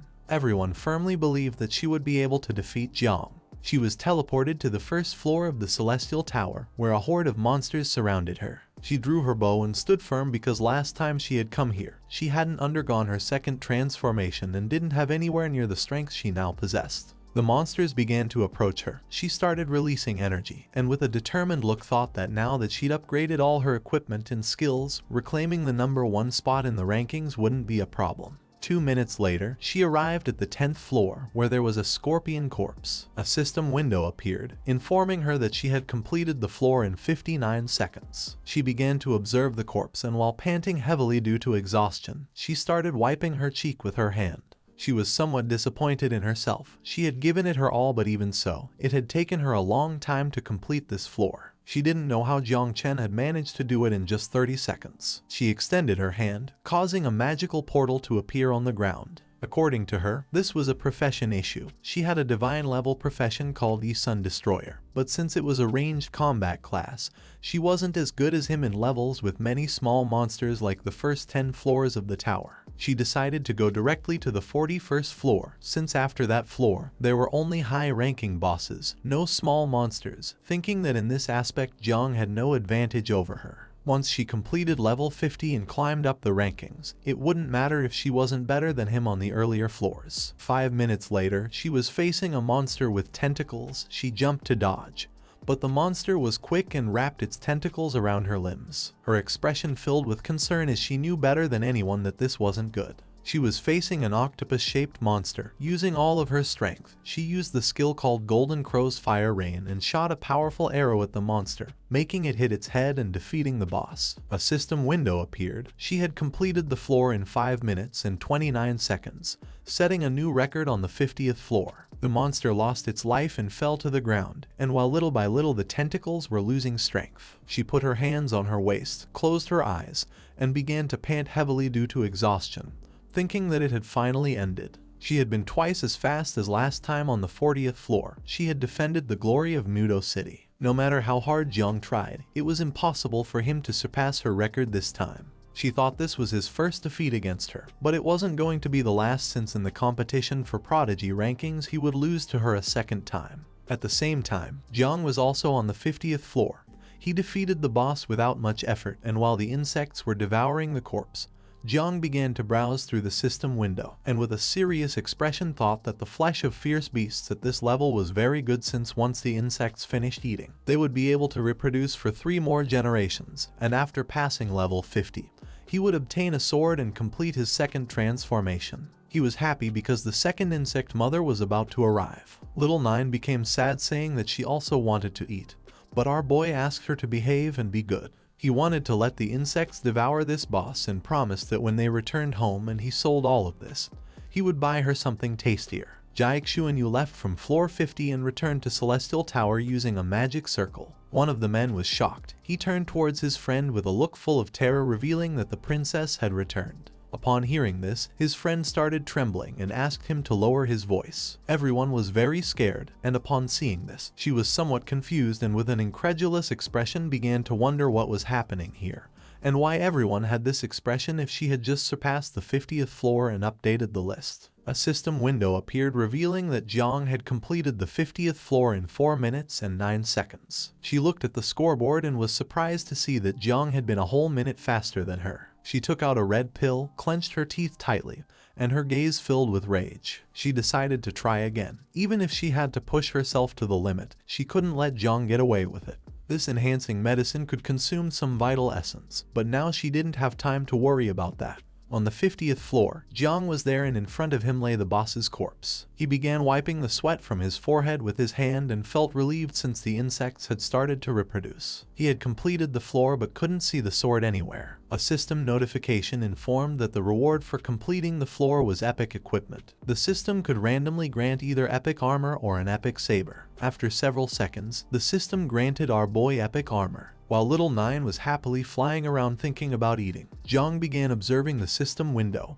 and felt somewhat angry at it. This way, he would have to go through floors 41 to 50 again to get another reward. Now that the insects had reproduced, he gave Little Nine orders to go out and eat. Jiang Chen reached the 50th floor where the boss with an octopus shape appeared. It prepared to attack, but just at that moment, Jiang Chen jumped and used the burning arrow technique, launching a powerful arrow towards the monster, which struck it right on its forehead. A system window appeared, congratulating her for completing the floor in 3 minutes and 7 seconds, successfully breaking the floor's record. Jiang Chen was somewhat tired. She began wiping her chin with her hand as she looked at the system window. With a gaze full of exhaustion, she felt relieved since she had finally reclaimed first place in the rankings. Jiang had taken 1 minute longer than her to complete this floor, so she firmly believed that no matter what he did, he wouldn't be able to surpass her. At the same time, Jiang also reached the 50th floor again, and the octopus-shaped boss reappeared. Little Nine started flying near the monster, began touching its tentacle with her finger, and couldn't help but start smiling. For her this was very fun since this little creature had many legs. Jiang was somewhat confused and got angry, asking her to stop playing and finish eating quickly so that he could give her a little brother. Upon hearing this, Little Nine's eyes filled with tears. She didn't want to be the second daughter, asking Jiang if having just her wasn't enough for him. Jiang got angry, asking where she had learned all of this. He calmed her down by explaining that even if a second child was born, she would still be the eldest. If she didn't get along with her brother, then she could give him a good beating, asking her to think it over since she was born first and was stronger, plus having the help of thousands of insects. Little Nine calmed down and her eyes filled with joy. She started touching her cheek with her finger and couldn't help but smile at the thought that a second child would be born so that she could bully and pinch him. She got excited and without wasting a second, gave the boss a strong bite, devouring most of its body. And while the poisonous mist slowly consumed the boss's body, a system window appeared informing that she had leveled up from level 35 to level 37. At the same time, in the main hall of the Celestial Tower, there was a screen that began to show that Jiang Chen had completed the 50th floor in a record time of 3 minutes and 7 seconds. In the room, there was a blonde man named Hua Yunfei, Jiang Chen's lapdog. He placed one hand on his chest, extended the other upward, closed his eyes and couldn't help but start smiling as he thought Jiang Chen had lost. He mentioned that now first place belonged to the goddess of the city and told those flies from Jiangmen's battle district to return to their stinking city. Behind him were Muhankwi and Luo Sandow. Both crossed their arms and couldn't help but get angry. They asked this bastard to shut up since Jiang Chen was only completing missions on his own terms, revealing that he didn't see this as a competition. He was just playing without even trying his hardest. But then, something unexpected happened. The record of the Celestial Tower was updated and revealed that Jiang had completed the 50th floor in a time of 2 minutes and 58 seconds, leaving poor Hua Yunfei in shock. He didn't know how this was possible, while on the other hand, Luo Sandow and Mu Hankyu raised their fists in excitement and couldn't help but feel happy, explaining that this result wasn't even Jiang's limit, and crushing Jiang Chen had been a piece of cake. Upon seeing the record, Jiang Chen's gaze filled with fear and despair. She collapsed to the ground. She was stunned as she didn't know how Jiang had surpassed her once again. Despair took control of her mind. She pulled out a red pill, began to bring it closer to her mouth, and with a tired yet determined gaze, she decided to try again. But just before she could take the pill, the record updated several times, revealing that Jiang Chen had completed the 50th floor in 2 minutes and 47 seconds. Upon seeing this, Jiang Chen's eyes filled with terror. She was shocked as she didn't know how this was possible. Desperation grew. She fell to her knees on the ground, opened her mouth and began to cry like a little girl. A crowd formed around her, everyone somewhat confused by the goddess's behavior. But just then, her father, surrounded by a golden energy, landed from the sky near his daughter, leaving everyone stunned and speechless. The father was furious. With a gaze full of rage, he began asking who had made his little princess cry. Someone in the crowd mentioned that the one responsible was Jiang Chen, while Jiang Chen lay on the ground crying. Her father stood up, clenched his fist tightly, and with a vengeful expression told his daughter not to worry because once Jiang Chen came out, he would teach him a good lesson. The father's gaze fixed on the screen, and his expression filled with curiosity. He didn't know if it was necessary to keep climbing in rank to complete the second job transfer mission. At first, he thought Jiang had discovered the secret mission of the Celestial Tower, and had come for Jialai's treasure, but then dismissed this idea since Emperor Jialai's divine treasure consisted of 12 map pieces, each divided into several fragments, making obtaining them an impossible task. The Jai family had been trying for many years and only possessed 4 pieces of the treasure map.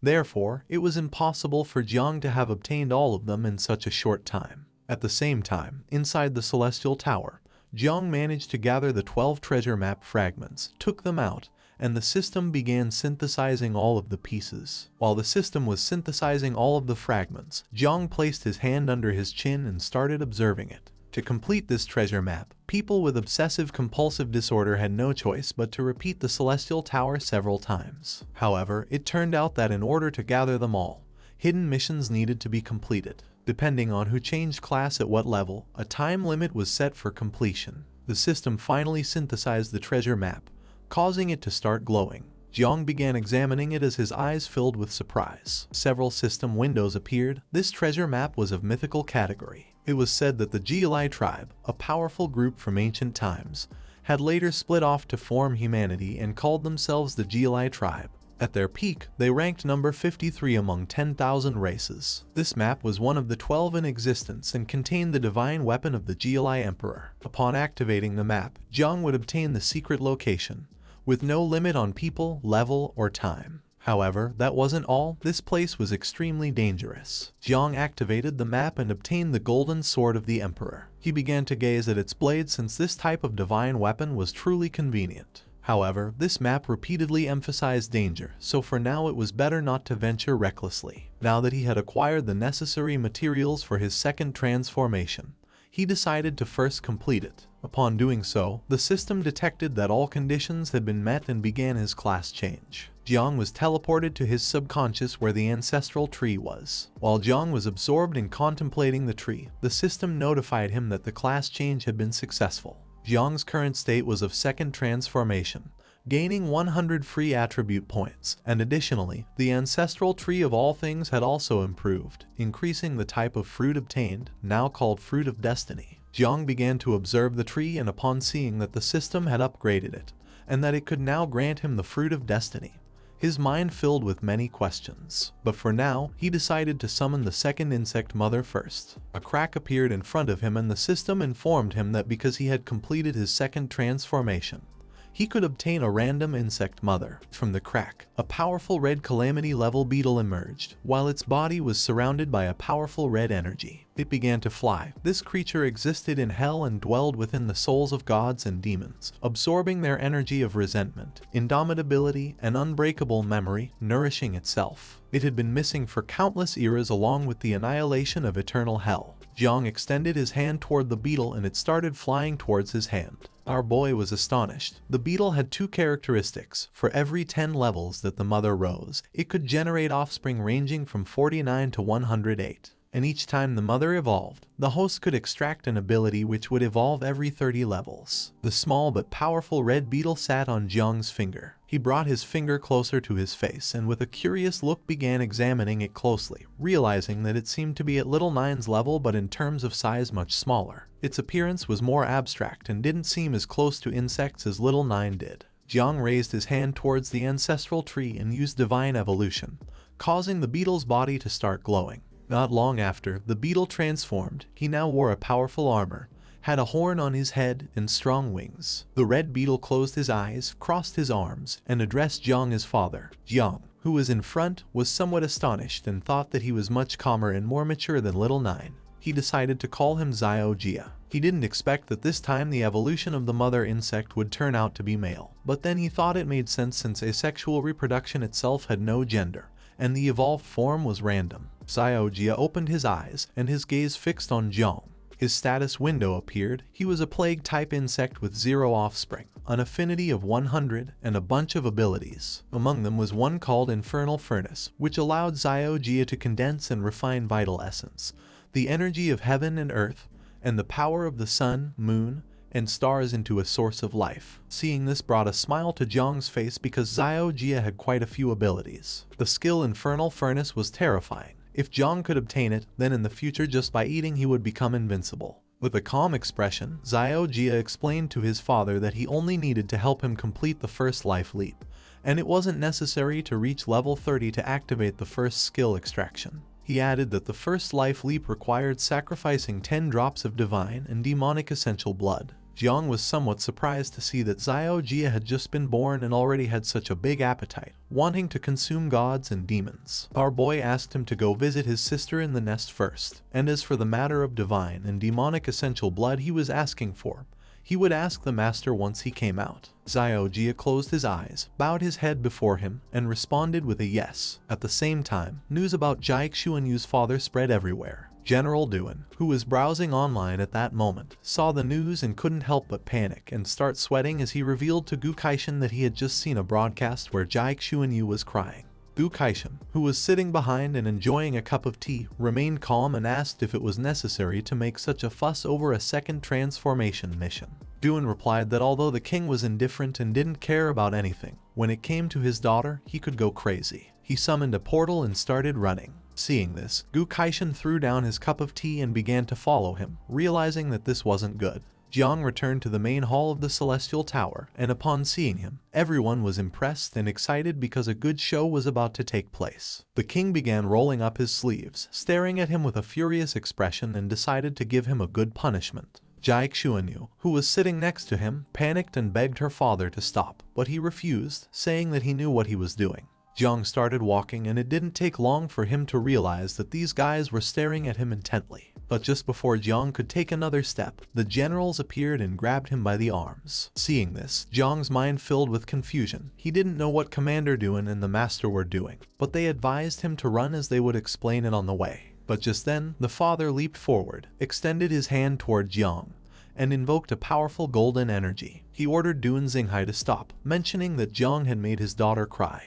As punishment, he commanded them to cede territory from Jiangnan. He decided that the 3 great dungeons in Celestial Dragon Canyon would be assigned to Madu. Jiang and the others went on high alert upon seeing the attack. At that moment, an ice block appeared, blocking it. Duan mentioned that he wasn't going to give up anything since Jiangnan had risen up, and this year in the overall ranking of celestial geniuses, the people of Madu would have to cede territory to Jiangnan. The father landed on the ground and couldn't help but get angry, his gaze filled with rage upon seeing that they had fled. But he swore to go to Jiangnan to deal with them, and even if they knelt down and begged for forgiveness, it wouldn't be enough. He thought the best thing would be to make Jiang marry his daughter so that they could humiliate him day and night. Upon hearing this, the daughter who was standing behind couldn't help but start blushing, and with a confused expression asked her father why he was saying such nonsense. A crowd gathered around them, and the father thought that as long as his daughter could be happy, she could do whatever she wanted. The daughter fell to the ground, got nervous, and after thinking it over carefully decided it was better to return home and leave Jiang Chen's name here so she could constantly motivate herself in preparation for the competition of prodigies. Jiang, Gu Kaishan, and Duan escaped, but at that moment something left them somewhat confused. It was the father and daughter, still somewhat furious. The father asked what they were doing at his house. Gu Kaishan closed his eyes, brought a fist up to his mouth, coughed lightly, then mentioned that they had something to ask of him. Jiang was somewhat disappointed because, for Xiaojia, he had to lower himself to ask for favors. Seeing that the Celestial Sword King wanted to request something, with a calm expression, the father gave permission. He was willing to help in any way. He could joke with Duan but still had to show respect to the Celestial Sword King. Gu Kaishan closed his eyes and revealed that Jiang was his disciple who needed material for his profession change mission. 10 drops of divine and demonic essential blood, which only the Jai family possessed. Duan began to raise a finger and with a forced smile explained that the conflict had nothing to do with this, as Jiang Chen only needed it for his profession change. And if there was no other option, as compensation they were willing to exchange the Celestial Dragon Cannon with the king. He placed his hand on his daughter's shoulder and asked what the Celestial Dragon Cannon was, explaining that it could not be exchanged for a drop of divine and demonic essential blood. He was willing to accept, but under one condition: Jiang must marry his daughter. Upon hearing this, the daughter was somewhat surprised and couldn't help but blush. With a confident expression, her father asked her to think carefully since she would be more motivated by having Jiang on her side, and seeing him every day would give her infinite energy to improve herself, become stronger, and protect the city. She turned as red as a tomato, and with an expression full of embarrassment, she asked what he was saying and also mentioned that she felt something wasn't right. Duan put one foot on the table, started pointing at them with his finger, and got angry, deciding to tell these conditions to Mu Henian and Tang Wangchuan to make them join forces against him.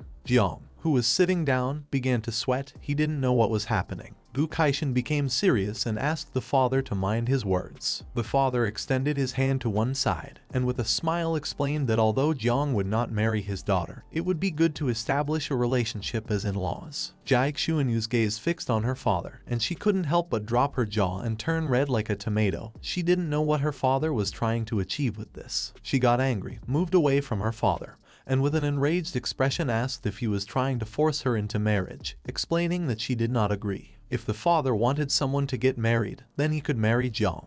The father remained calm, and with a tranquil smile explained that feelings could be cultivated. Young people were not very into the idea of getting married first and falling in love later. Jai Xuanyu did not change her mind. She turned her back on the father and began heading toward the door. She was so furious that she no longer wanted to continue talking to him. The father's eyes filled with confusion and concern. He reached out his hand toward his daughter and tried to stop her. He turned around towards Jiang and the others, and his gaze filled with joy. With a confident smile, he asked our boy to stay at his house for a couple of days to see if he could make his daughter fall in love with him, and if things didn't work out, then he could leave. This proposal was somewhat tempting, but Jiang knew that this old man was plotting something. With a forced smile, he accepted since, after all, there was no way Jai Xuanyu would fall in love with him. So staying here for a few days wouldn't do any harm. Besides, this way he could earn the king's trust and obtain the divine and demonic blood. Once night fell, Gu Kaishan and Duan left the Jai family mansion. Not long after that, the father kept his promise and handed our boy a box full of red bottles containing divine and demonic blood. This blood had immense power. By consuming it, it could grant an ordinary person a cultivation level equivalent to that of a king in an instant. But like everything, it had a price, and in this case, it was the explosion of the body and the total annihilation of the soul. When the father handed over the blood to our boy, he explained that it contained a terrifying will and asked him to be very careful. In response, he thanked him with a smile. Jiang began observing the bottles of blood and couldn't help but smile, giving Xiao Jai the order to manifest. Not long after, Xiao Jai, who was somewhat sad, appeared and lowered his head before Jiang as a form of greeting, and his body began to emit a powerful red energy. Seeing this, Jiang was somewhat confused and asked the boy why he was so downcast. With a depressed expression, he explained that little Nine didn't like him and she wanted to kick him out of the insect nest. Jiang extended his hand toward him and with a forced smile tried to console him by asking if she had hit him. Xiao Jai turned his head to the other side and replied no. He did not want to fight against an insect woman since she was no match for him, and for this reason, he had left the nest as quickly as possible. Jiang became even more confused upon seeing that he was speaking as if he were stronger than her. He didn't even know why Xiao Jai had such a strange attitude, considering it was supposed that he was a terrifying existence from eternal hell. But Jiang decided to leave children's matters to children since it was better for them to resolve things on their own. He placed his hand on Xiao Jai's shoulder, extended the other toward the box, and with a forced smile asked him to stop thinking about the matter and advised him to eat first. With a depressed expression, Xiao Jai responded with an understood. He began to use his powers, making the bottle caps fly through the air. Little by little all the blood started to come out of the bottles, and Xiao Jai, who had his eyes closed, began to drink it. Once he consumed all the blood, a powerful energy appeared around his body, and several system windows manifested. Now that the level transition had been completed, the system began to extract the abilities. Jiang clenched his fist, began to observe it, and couldn't help but smile. This was a gamble to see if he could obtain a good ability. He was hoping to acquire the Infernal Furnace. Jiang was teleported into his subconscious where a powerful energy began to emerge from his body. He obtained the ability called Divine Body of the Guardian Elephant of legendary quality. It was a special Divine Constitution type ability. The human body was composed of 840 million tiny particles, and each one possessed the strength of a giant elephant. If all the particles awakened, it could compare to a divine elephant capable of stirring seas and rivers, roaring until stars fell, reaching the moon, and devouring the sun in an instant. The red beetle could transform into primordial particles and integrate himself into Jiang's body. Jiang opened his hand, began to observe his palm, and his eyes filled with surprise and confusion since he did not know if the divine body of the guardian elephant was the improved version of the Hell Furnace ability. Jiang's body began to emit the same energy as Xiao Jai's. He clenched his fists and couldn't help but start smiling because now the power in his body was very strong. And if in these days he could produce 2 generations of insects, he would be able to match Jiang Wuxuang's strength. But what was most impressive was that Xiao Jia could also merge with him, not only increasing his strength but also meaning that he would no longer have to fight with Little Nine in the insect nest, something that was simply perfect for the situation. Xiao Jai heard everything, manifested himself, and told his father that he was hungry and wanted to eat some divine or demonic meat. Upon hearing his voice, Jiang came out of his trance, began observing him, and couldn't help but enter a state of alertness and confusion. He didn't know why Xiao Jai had suddenly started speaking like this, to which Xiao Jai responded that he had learned it from Little Nine because he wanted her to accept him as a brother. At the same time, in some remote place in the mountains was the temple of the cult of the ancient sacred god of Jiangnan.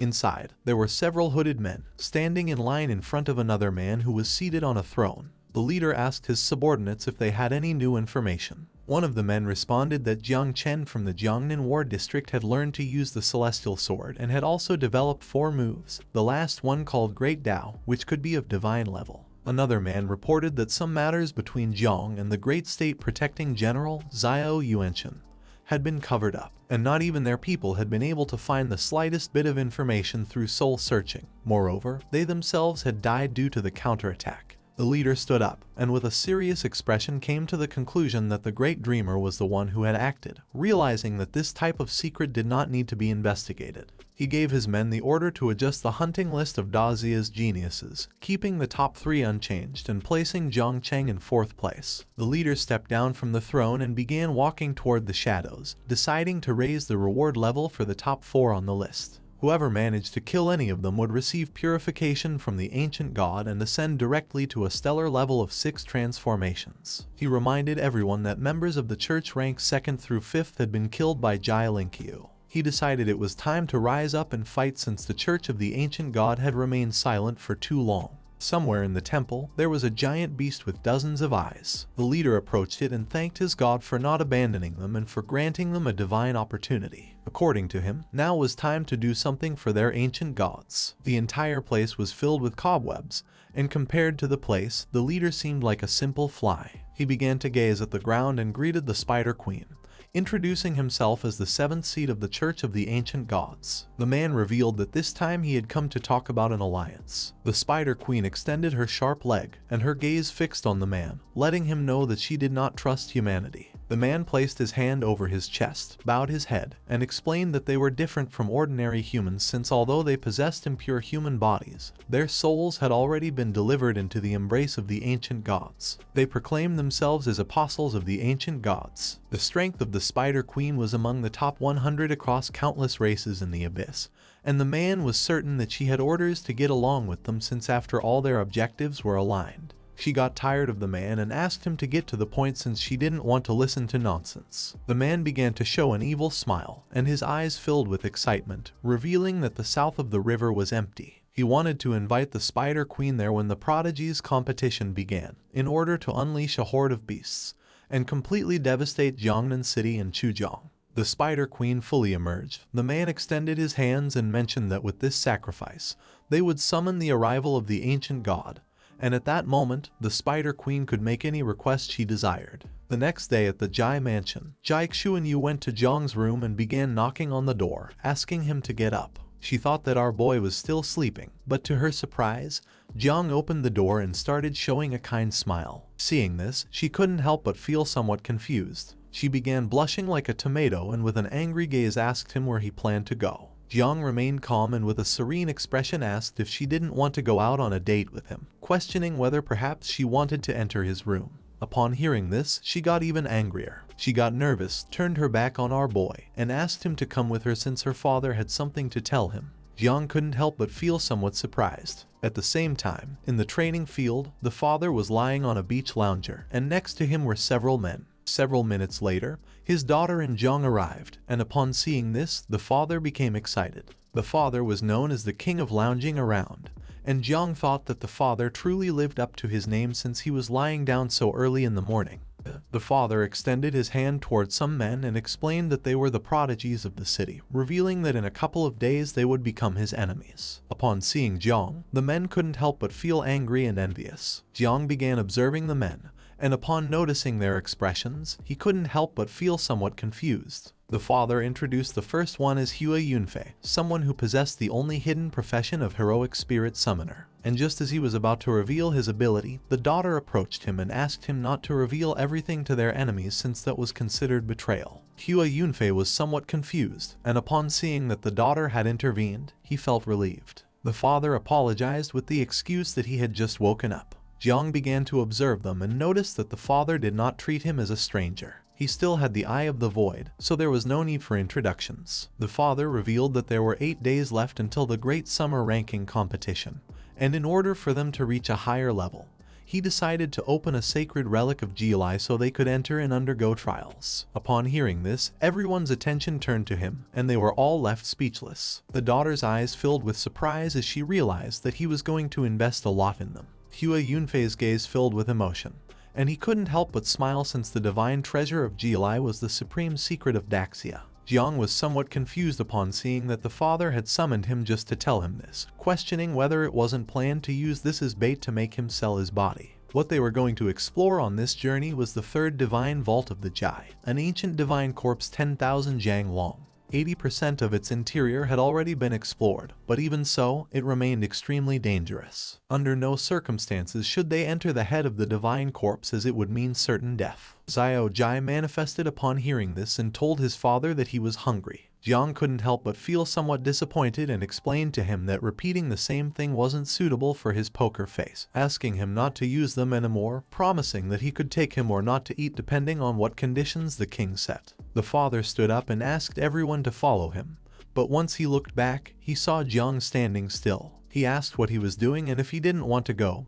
Quickly, Jiang replied that yes, he did want to go. Now that the king hadn't set any conditions, Xiao Jia was going to have food, something that made the little red beetle happy. With a worried expression, Hua Yunfei asked the king why Jiang Chen, an outsider, could also enter the divine treasure. The father, in a calm voice, mentioned that although Jiang was now a stranger, in the future he would be someone very close. He turned around, gave him a thumbs up, winked at our boy, and asked him to protect his daughter in the divine treasure since they both needed to support each other to be a good couple. She began to blush again and said that she did not need him to protect her. Our boy remained silent. While on the other side, Hua Yunfei got angry and started feeling envious of our boy. At the same time, somewhere in the forest where the trees had no leaves, there was a giant coffin, and in front of it stood a man holding a golden staff, who realized that this place was dangerous and asked everyone to move away quickly. Jai Xuanyu's father reached the place where the man was, placed his hand on his chest, began to walk toward him, and introduced himself as the head of the Jai family,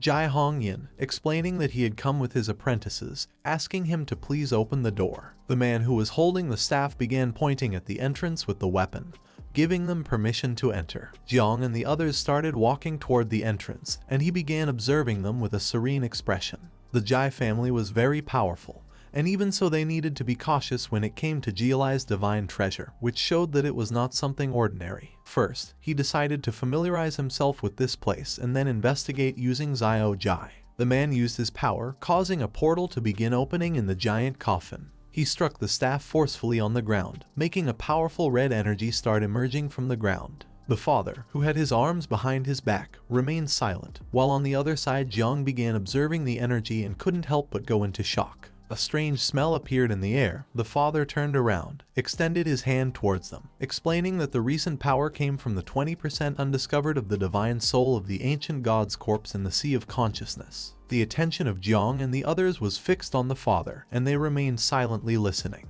Everyone took a small flag, and while Jiang was inspecting it, Jai Xuanyu approached him and crossed her arms. The father began to walk towards them, extended his hands to the sides, explaining that it was very likely there would be a mutation in that area, asking them under no circumstances to attempt entering it, and just in case decided to give them a teleportation flag so that in case of danger they could teleport back. Jiang started touching his head, closed his eyes, and with a smile thanked the father. Jai Xuanyu turned her back to them, began saying goodbye to her father using her hand, and asked him to return home. She was eager to go in, so she asked the others to follow her and stay close since she was going to guide them. A while later, they entered the corpse, and Jai Xuanyu was the leader of the group. Along the way, she explained that this was the calf region of the ancient god's corpse. The passage they were now in was its meridian. She had been here many times before, and there was almost no danger. They only needed to be careful with blood beasts because even if they killed them, not only would they gain many experience points but also strengthen their bodies. While everyone was walking,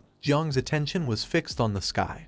His eyes filled with amazement as it had a height of dozens of meters and a width of dozens of meters, wondering if this area was really just the meridian of the corpse. His mind was filled with many questions, not knowing how large the corpse of the ancient god was. Xiao Jai appeared on our boy's shoulder. He began to observe him with a serene look and couldn't help but start smiling. Xiao Jai was somewhat surprised to see that his father had brought him so he could devour the magnificent corpse of the ancient god. He was impressed because his father was the best, thinking that he had learned to flatter only for something to eat. While Jiang and the others were exploring the area, with a smile our boy gave his son permission to devour everything he could but advised him to be careful not to be discovered. Xiao Jai transformed into a beetle and began moving away from them. At that moment, a six-eyed blood beast appeared and began panting heavily. A horde of beasts appeared in front of them, while some beasts stood in front to prevent them from escaping. Others jumped and prepared to attack. Seeing this, Jai Xuanyu panicked, drew her bow, turned around, and with a worried gaze asked everyone to be careful. The status window of the beasts appeared. They were level 35 and had several abilities: Illusory Blood Mist, Blood Explosion, and Blood Arrow. Hua Yunfei filled himself with enthusiasm, began to use his power, making fire appear in the palm of his hand, and with a confident smile, he started running towards the beasts with the intention of finishing them all. Instead of panicking, our boy remained calm and his gaze was filled with confusion. The blood beasts in the area were not bad food, but Xiao Jai had flown directly to another place, not knowing if he wasn't interested in eating them. Hua Yunfei used his power, causing a powerful burst of energy to shoot out from his hand and strike against the beasts, making them start roaring in agony. Not long after, the beasts struck by his attack lost their lives, falling to the ground. Hua Yunfei clenched his fist and somewhat confidently mocked our boy, asking if he could instantly kill more than 10 blood beasts. Jiang Chen, who had her hand on her hip, began silently observing the beasts. Our boy did not fall into temptation. He gave a thumbs up saying that Hua Yunfei was impressive. He had finally seen a proud guy with mental retardation. Jiang Chen stood with her arms crossed and her gaze fixed on Hua Yunfei. She was somewhat annoyed by his behavior, so she asked him not to boast about something so insignificant. He placed his hand over his chest, closed his eyes, and bowed his head before her, deciding to follow the goddess's orders. Our boy began to show a forced smile, realizing that this guy was also a bootlicker. With a serious expression, she decided to lead the group to the heart section of the ancient god's corpse, explaining that there were more blood beasts there and it was also more suitable for training. She revealed that the ancient god's corpse had a structure different from the human body, having 3 hearts. But at that moment, Xiao Jai began to communicate with our boy, asking him not to pay attention to her nonsense, since the ancient god of Jiulai actually had 4 hearts, and as long as one remained intact, it could revive. Jiang went into shock and his eyes filled with alertness, asking if he was saying that the ancient god was alive. And then Xiao Jai revealed that he had found the hidden 4th heart, which had not yet been destroyed. Xiao Jai, who was in beetle form, reached the 4th heart of the corpse and started flying toward it. Seeing this, Jiang panicked and asked him to come back immediately, but he refused, asking him to wait a moment since he was thinking of some way to eat this heart. In a desperate attempt to stop his son, Jiang promised to take him to eat something more delicious since the heart of the ancient god should not be delicious. Jiang's eyes filled with fear and rage, realizing that this was not good. He approached one of the men, placed his hand on his shoulder, and with a serious expression, asked them not to proceed as there was danger, leaving the man somewhat confused. Hua Yunfei, somewhat confused, turned around asking what he was saying. Our boy asked everyone to use the teleportation flag to get out of here as soon as possible. Upon hearing this, Jiang Chuanyu's gaze filled with surprise. She remained silent, and the conceited Hua Yunfei approached Jiang and, with a smile, mocked him by asking if he was talking about the blood beasts from a moment ago. He decided to take this opportunity to call him a coward.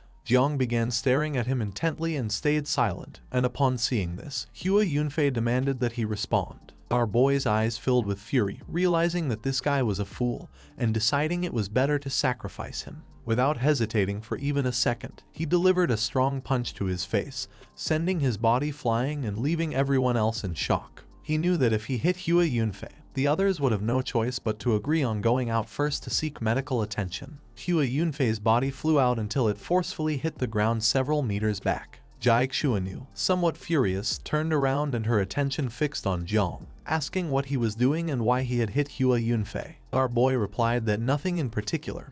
He just felt hatred toward him and wanted to fight. She turned around and saw that Hua Yunfei, who now had a bruise on his cheek, sat down, placed his hand on the ground, got angry and revealed that he also felt hatred toward Jiang, and upon seeing that he had dared to strike him, believed that he was seeking death. Hua Yunfei stood up and released the heroic spirit, causing a powerful giant knight made of blue energy to emerge from his body. Despite the fact that the knight was terrifying, Jiang remained firm, began to observe it and mocked Hua Yunfei by saying that it was just an exaggeration and not so powerful. Xiao Jai returned and entered Jiang's body. He opened his palm and with a joyful look, fixed his attention on Hua Yunfei, and a smile appeared on his face since Xiao Jai had returned at the right moment. He extended his hands and his body began to release the energy of Xiao Jai. Hua Yunfei, thirsty for revenge, decided to attack, making the knight prepare to attack using its claw. Jiang's eyes began to shine, and his hand started to emit a powerful energy. This was the perfect moment to test the power of the divine body of the guardian elephant. Just before the knight's attack could reach Jiang, he counterattacked, and his strike was so powerful that the spirit of the knight disintegrated into pieces. Jiang Chuanyu and the others couldn't help but be left speechless, their eyes filled with surprise, upon seeing that with a simple move Jiang had defeated the knight's spirit. Hua Yunfei was shocked, his eyes full of fear. He didn't know how this was possible. While he was distracted, Jiang leaped, appeared above him, and prepared to attack. Just before he had time to react, Jiang delivered a strong punch, causing his body to crash forcefully against the wall. In a matter of seconds, he lost consciousness. Jiang Chuanyu approached Jiang and, somewhat furious, asked why he had done this. The others were shocked to see that he had defeated Hua Yunfei with a single blow without using his sword or the help of the 9 miasma wings. Jiang closed his eyes and began to show a confident smile, explaining that Hua Yunfei's injuries were not serious. However, if not treated soon, there would be lasting effects on his body, and in this way, he would not be able to compete in the genius competition that was going to take place in a couple of days. Jiang Chen began to suspect something, and her gaze fixed on our boy. With a surprised expression, she asked if he had injured Hua Yunfei out of fear so as to escape from the corpse. Jiang turned his back on them, closed his eyes, revealing that if they wasted more time, that guy was going to die. The others began to feel fear and took out the teleportation flags, knowing they were not going to be able to fight against him. One of them said he couldn't use the flag, and upon hearing this, Jiang's eyes filled with fear and surprise. He turned around, and some members of the group tried to use the flag but were unable. Jiang's attention fixed on them, and with a serious expression he realized that when Xiao Jai discovered the heart, the corpse also sensed Xiao Jai's presence and immediately made arrangements. He put his hand over his face, and his gaze filled with fear, as his master had said that the power of a true god was level 9. He knew that the enemy they were going to face was level 10 or higher, and if this was the case, they were doomed to die. He decided to calm himself and took out the teleportation flag, realizing that the god was sealing the power of the flags and not directly eliminating it, which meant that it itself was subject to some restriction and unable to act. With a determined gaze, he began to fly alongside Xiao Jai, asking him to guide him to the fourth heart, deciding that it was time to destroy the heart. He must treat the god as if it were alive and had to kill it before it came back to life. Jiang started moving away from them at great speed, and upon seeing this, Jiang Chen realized that he had noticed something was wrong all this time, and that's why he wanted them to leave here as soon as possible. One of the men carried Hua Yunfei's body on his back, and they began following Jiang since something bad could happen. Jiang approached the fourth heart, but at that moment he was forced to stop as more blood beasts appeared, which prepared to attack. Jiang Chen and the others also reached him, and a horde of blood beasts with a level between 70 and 120 appeared. Now they were surrounded by the beasts, and their level had also doubled compared to before. The others went on alert, realizing that they were finished since there were blood beasts of level 120, even some of 150. Jiang extended his hand towards the beasts, giving the order to Little Nine and the insects to attack the beasts in front. Little Nine appeared and got happy upon seeing so much food. Our boy gave Jiang Chen the order to lead the others to hold back the beasts behind. Jiang, confident, grabbed one of the veins, clenched his fist and with a determined look, decided to open a hole in the vein to enter and solve the problem. Jiang Chen unsheathed the bow, turned around and with a surprised expression revealed that it was impossible since the veins of the ancient god could not be broken. But Jiang asked them to hold their position and wait for him to return, as only then would they be able to leave this place alive. Jiang used the oppressive body of the divine elephant, and, using all his strength, delivered a strong punch to the vein. His attack began to take effect, and in a matter of seconds, a cut appeared in the spot where Jiang had struck.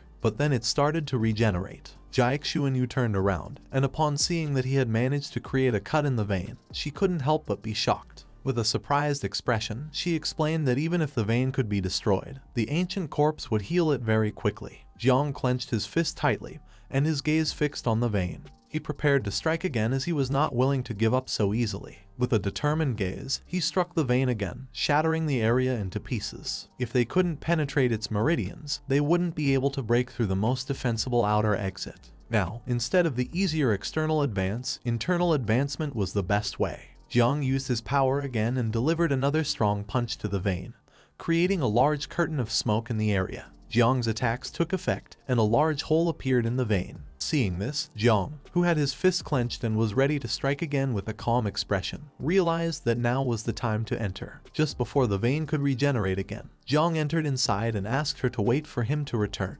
Jiang Chen turned around, and upon seeing that Jiang had managed to enter, her eyes filled with surprise and concern, asking him to be careful. Two men from the group extended their hands and used their powers to create a shield to repel the beasts. Jiang Chen turned around and with a serious gaze asked Lui Fei and Song Yuming, the two professional tanks of the group, to fight on the left side and hold out. Lui Fei nodded his head. She began walking toward the others, extended her hand to one side, and gave orders to Zhu Manman and Ningbo Zhang Chujing to take care of the left side while she and Su Zio would handle the right. Upon hearing this order, one of the men started heading toward the left side. The members of the group created a shield behind and two on the sides to prevent the beasts from attacking from various directions. A horde of blood beasts appeared and surrounded the group. Seeing this, Jiang Chen grabbed the bow, prepared to shoot, began observing the beasts, and revealed that staying alive or ending up dead depended on them. The only thing she could tell them was that her great-grandfather Jiang Chen would come immediately to rescue them.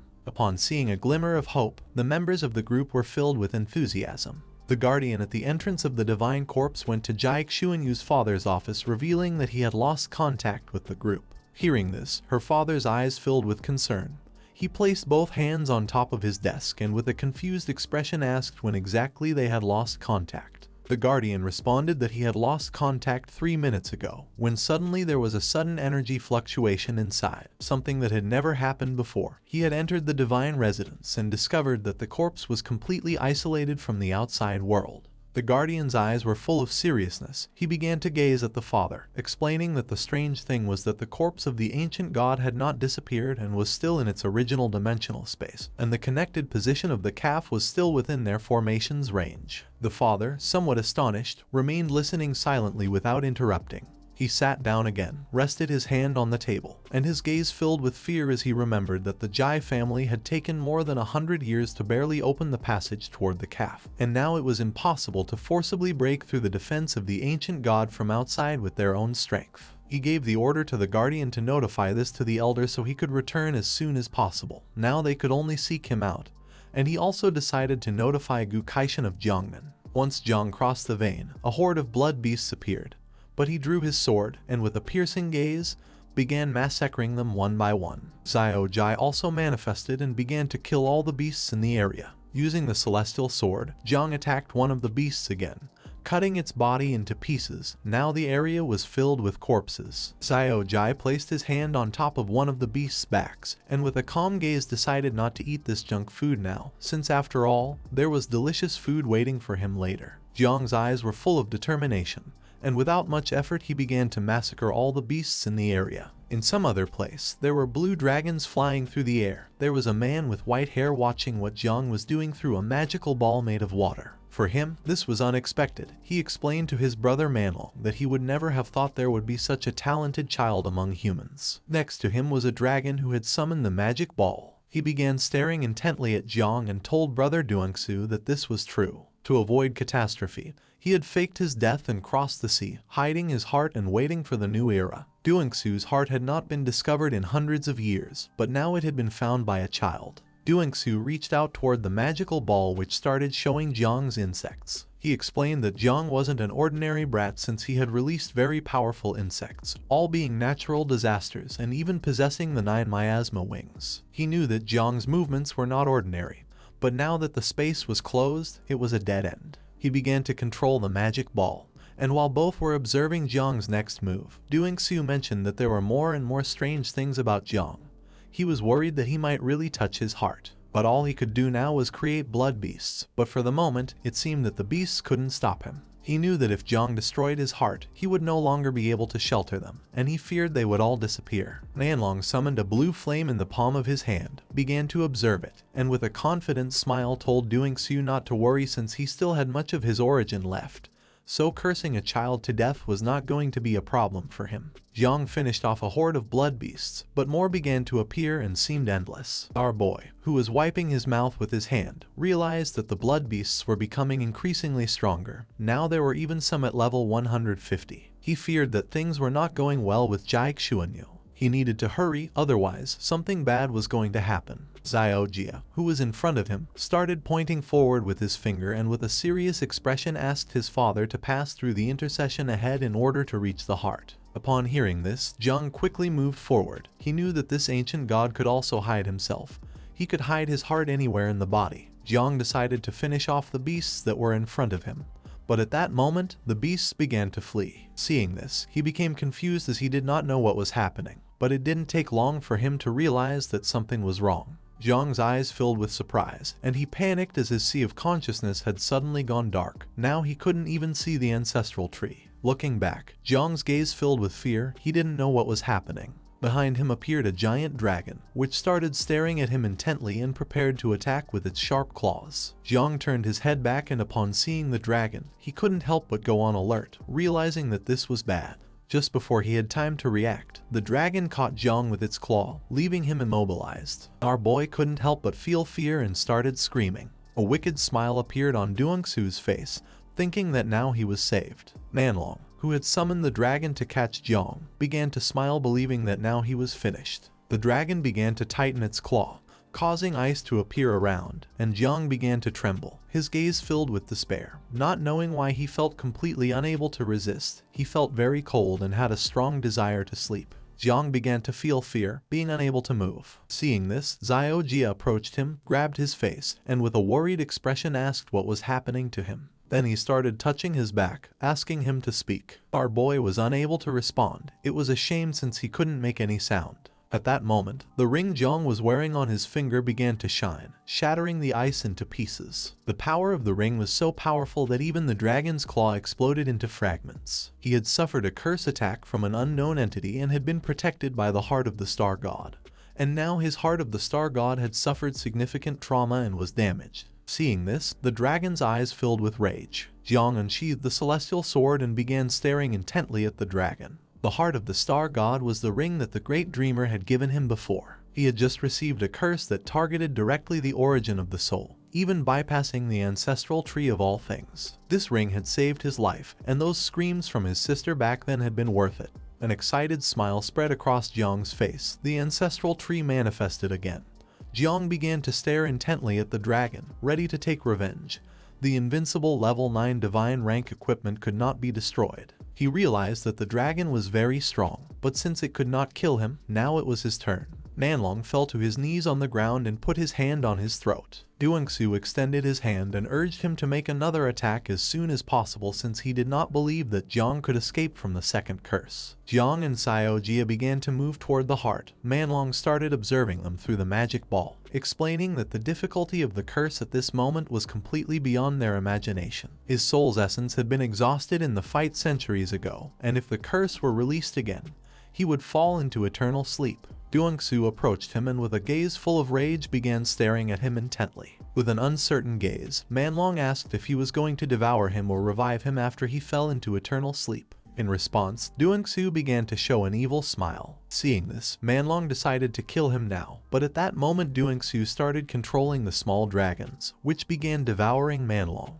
His eyes filled with despair as he did not know how he could control these monsters, begging not to be killed. Duangsu, who had his hands behind his back, began to observe him in silence, responding that it was already too late. He extended his hand and began to consume Manlong's power, and with a confident smile decided to destroy Jiang so he could not destroy his last heart. He was going to use the essence of the barbarian dragon to plant karma in Jiang's soul and force him to come here, and at that moment, Jiang was going to be him. Jiang and Xiao Jia reached the fourth heart, which was gigantic. Our boy began observing it, asking how long it would take to break the restriction. Xiao Jia began to fly toward the heart, explaining that for him this was very easy. He transformed into small beetles and started attacking the heart, asking his father to wait as everything would be over very soon. Jiang began to observe in silence, and little Xiao Jia destroyed the blood vessels of the heart with his sharp teeth, lifting the restriction. Jiang placed his hand on his chest and began to feel a strong pain.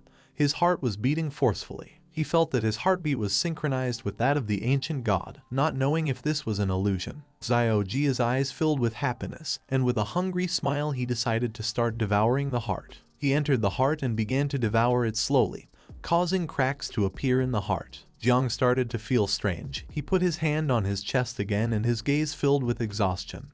The ancient god's heart was about to stop beating, but for some strange reason, he felt that his own heart was also about to stop. Jiang's body began to emit a strange aura.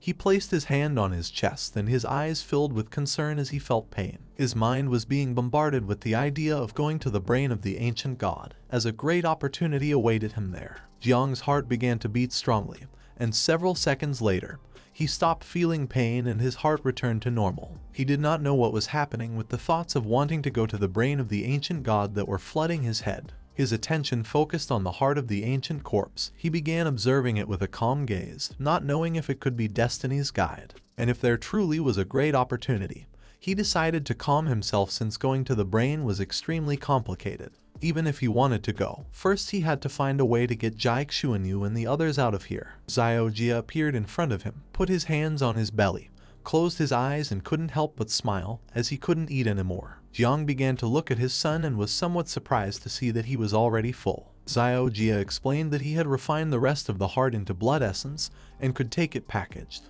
Jiang's eyes filled with happiness, and he couldn't help but start smiling. Xiao Jia had already reached level 30 and could reproduce directly 3 more times, but it was a pity since there was little time now, and it was better to first meet up with Jiang Chen and the others. While the small dragons were flying around the area, Duangsu used his power, making a fireball appear in the palm of his hand.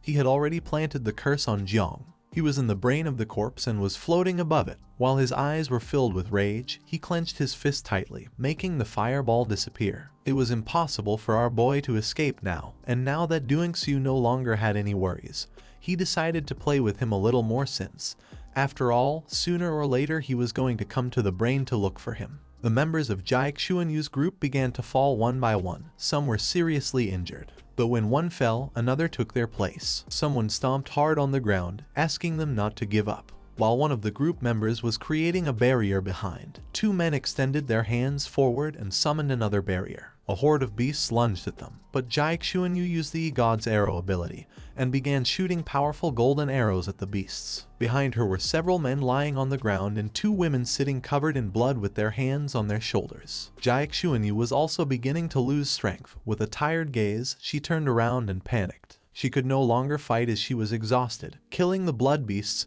was an impossible task since they couldn't even hurt them. Despite being exhausted, she filled herself with determination, started staring at the beasts. The 9 miasma wings also seemed to be in trouble, realizing that there really was no way for her to come and rescue them. While she was distracted, a beast appeared above them, opened its mouth and prepared to attack. She looked up and upon seeing this, she couldn't help but panic and feel fear. The beast began approaching her. Jiang Chuanyu put her arms in front of her, closed her eyes and prepared to take the attack. She couldn't believe they were going to be annihilated. Just before the beast could attack, Jiang appeared and delivered a powerful punch to the beast's face, his eyes filled with determination. He was not going to let her die. Jiang Chuanyu, who had her arms in front and was ready to take the hit, remained silent. The beast's body was sent flying backward and crashed hard against the ground, and upon seeing this, the other beasts couldn't help but feel fear. She opened her eyes, and upon seeing that Jiang was alive, she couldn't help but feel relieved. Our boy turned toward her and with a serious expression apologized for being late. Upon seeing Jiang, a light of hope appeared in the eyes of the others. Jiang Chuanyu approached one of the injured men and rested his shoulder on her own to help him stand up. Jiang used the skill called Star God Blessing, causing the ring to start emitting a blue aura. He began staring intently at the beasts with a determined gaze and knew that although the ring could no longer withstand damage, its healing function could still be used. The ring started healing all the injured members of the group. The woman placed her hand on her neck and couldn't help but feel comfortable. The man who was beside her was in shock. He began to look at his hands, realizing that the pain was slowly disappearing. Despite being surrounded by beasts, Jiang was calm and smiling. He asked Little Nine and the insects to return, knowing that this battle had left them very tired. Little Nine appeared behind him, placed her hands on his shoulder, closed her eyes and started crying. She couldn't believe that Jiang had taken Xiao Jia to play, leaving her alone, explaining that many insects had died, and she wanted someone to console her. Jiang panicked, started observing her and explained that she had worked very hard, asking her to go to the Taizu monument that was in the Sea of Consciousness to recover. Little Nine swore to give Xiao Jia a good beating until killing him. Little Xiao Jia, who was hiding behind Jiang's head, couldn't help but cry and feel fear. While one of the men was invoking a barrier to protect everyone, more beasts began approaching them. Jiang started pointing towards the wall with his finger, turned towards the others, and upon seeing that their wounds were better, revealed that the blood beasts were going to attack again. He decided to open a hole in one of the meridians of the sacred god's corpse, asking everyone to follow him. They had to move quickly as the defense spells were about to run out. Jiang approached the wall, clenched his fist tightly, and gave Xiao Jia the order to merge and use the divine body of the elephant, causing a powerful red energy to appear around him. Our boy focused and delivered a strong punch to the vein, causing the wall to break into pieces. Using both hands, our boy opened up the hole in the vein and with a serious expression gave orders for everyone else to enter inside. Everyone obeyed and began entering. Everyone felt somewhat relieved, but Jiang started shouting, revealing that the beasts were approaching the vein. Jiang Chuanyu's eyes were filled with surprise. She remembered that Jiang had used dozens of punches to open a hole last time. But now with just one, he had been able to create a large gap in the vein. Her mind was filled with confusion as she didn't know what our boy had been doing to become so strong. The beasts approached the vein, and upon seeing this, Jiang picked up Jiang Chuanyu in his arms and with a serious expression began to run. She panicked and couldn't help blushing, asking what he was doing, to which he replied that they needed to leave now since the gap was about to close. The beasts lunged at the vein, but the wound began healing itself, closing the gap and preventing the beasts from entering. Jiang, who was carrying Jiang Chuanyu on his shoulder, and the others began to flee the area. He decided it was better to escape before the beasts could follow them, asking everyone to follow him since he knew the way to a corporeal rift. Jiang Chuanyu, who was as red as a tomato, asked our boy to put her down. Once they moved a bit away from the area, our boy placed Jiang Chuanyu on the ground, turned toward the others, and explained that they would now be temporarily safe from the beasts. Everyone collapsed onto the ground and started gasping for air to catch their breath. They thought they were going to die and decided to take shelter for a while and regain some strength. Our boy approached her, placed his hand on the ground, started looking into her eyes, and with a calm expression asked which part of this area was connected to the Jai family sanctuary. Jiang Chuanyu, who had her back against the wall, began pointing to one side with her finger, explaining that this was the core of the formation and that if our boy could really break it, upon exiting he would find the Jai family sanctuary. However, she warned that the defensive strength of its exterior was stronger than that of its interior. Jiang sat on the ground, closed his eyes, and clasped his hands. He decided to first make a breakthrough before attempting it. Jiang Chuanyu began looking at him and her mind filled with confusion as she didn't know what he was trying to do. Jiang went to the sea of consciousness, opened his eyes, and with a serious gaze gave Xiao Jia the order to go out and reproduce. Xiao Jia, who had his eyes closed and arms crossed, appeared behind him and nodded. Little Xiao Jia was hiding behind the Taizu monument. Little Nine put her hands near her face and started crying, explaining with tears in her eyes that this was her territory. Jiang began observing, and upon seeing that little Xiao Jia was hiding behind the monument, he couldn't help but feel confused. He explained to little Nine that they were only using her territory temporarily, and as soon as her younger brother finished reproducing, they would leave immediately. Xiao Jia stuck his head around the corner, started touching his lip with his finger, and with a confused expression asked why he didn't have his own home. Little Nine got angry and started arguing with him. Jiang crossed his arms and promised to buy Xiao Jia a home later. Upon hearing this, he decided to start reproducing. He transformed into a small beetle, and his body began to duplicate. Jiang sat on the ground, clasped his hands together, and began meditating while using his ability to speed up the process. 3 simultaneous reproductions of the infernal red-shelled beetle commenced. The waiting time was 30 minutes. And the number of offspring was 324. In the blink of an eye, the sky filled with small beetles. Jiang stood up, began observing them, and couldn't help but feel somewhat surprised to see that in an instant more than 300 offspring had reproduced. Realizing that the divine corpse was a good place, and seeing that a heart could grant so much energy, he couldn't imagine what would happen when Xiao Jia devoured the brain. Little Nine, consumed by hatred, transformed into the insect mother. She bit Xiao Jia's cape and began dragging him. He started crying and calling for his father's help. Hearing this, Jiang panicked. He reached out to her and ordered her to stop. He gave her a strong blow on the head, causing a bump to appear. Xiao Jia took advantage of this moment to hide behind Jiang. Little Nine started crying, saying that Xiao Jia was his favorite. Jiang got angry, clenched his fist, and with a furious gaze asked how she had dared to try to eat her brother. Jiang's eyes began to shine, giving the order to all the beetles to enter his body. He placed his hand over the vein and prepared to strike. His fist began to emit an intense energy. He had fused the power of more than 300 beetles, and the strength he now possessed was comparable to that of Jiang Wuxuang. With a determined look, he asked the others to be ready to seize any opportunity to survive. The others stood up, began observing him, and responded with an understood. At the same time, Gu Kaishan, Zai Huanyu's father and the grandfather of the Jai family, arrived at the area. The grandfather, who had his arms crossed, turned around and mentioned that now that the passage was closed, it was basically impossible to traverse through the ancient god's corpse from outside and enter in a short amount of time. The only option was to exploit it from inside out, which would not be easy since the children were inside. The father panicked without knowing what to do now. The grandfather placed his hand on top of the tomb and with a serene look asked him to prepare for the worst, since if there were any changes, at the first opportunity they must destroy the sanctuary and exile into eternal chaos the dimension where the ancient god's body was stored. The father's eyes filled with fear, and he couldn't help but panic, explaining that Xuan Yu was still there, and the weight of a person like Xuan Yu was comparable to the billions of people in Daxia. So if what was inside the corpse came out, it would be a disaster. The grandfather clenched his fist tightly, turned his head back, and couldn't help but feel furious, knowing that he was right. Gu Kaishin began to walk toward them, grabbed the sword's hilt, and mentioned that the god of the sword served the country and its people. But he was just an old man. It didn't matter if the corpse was rank 8 or 9, if anyone touched his disciple, he was willing to fight to the death. The grandfather turned around and advised him to think twice before acting. He drew the sword and explained that at least he was going to be able to honor the name of master.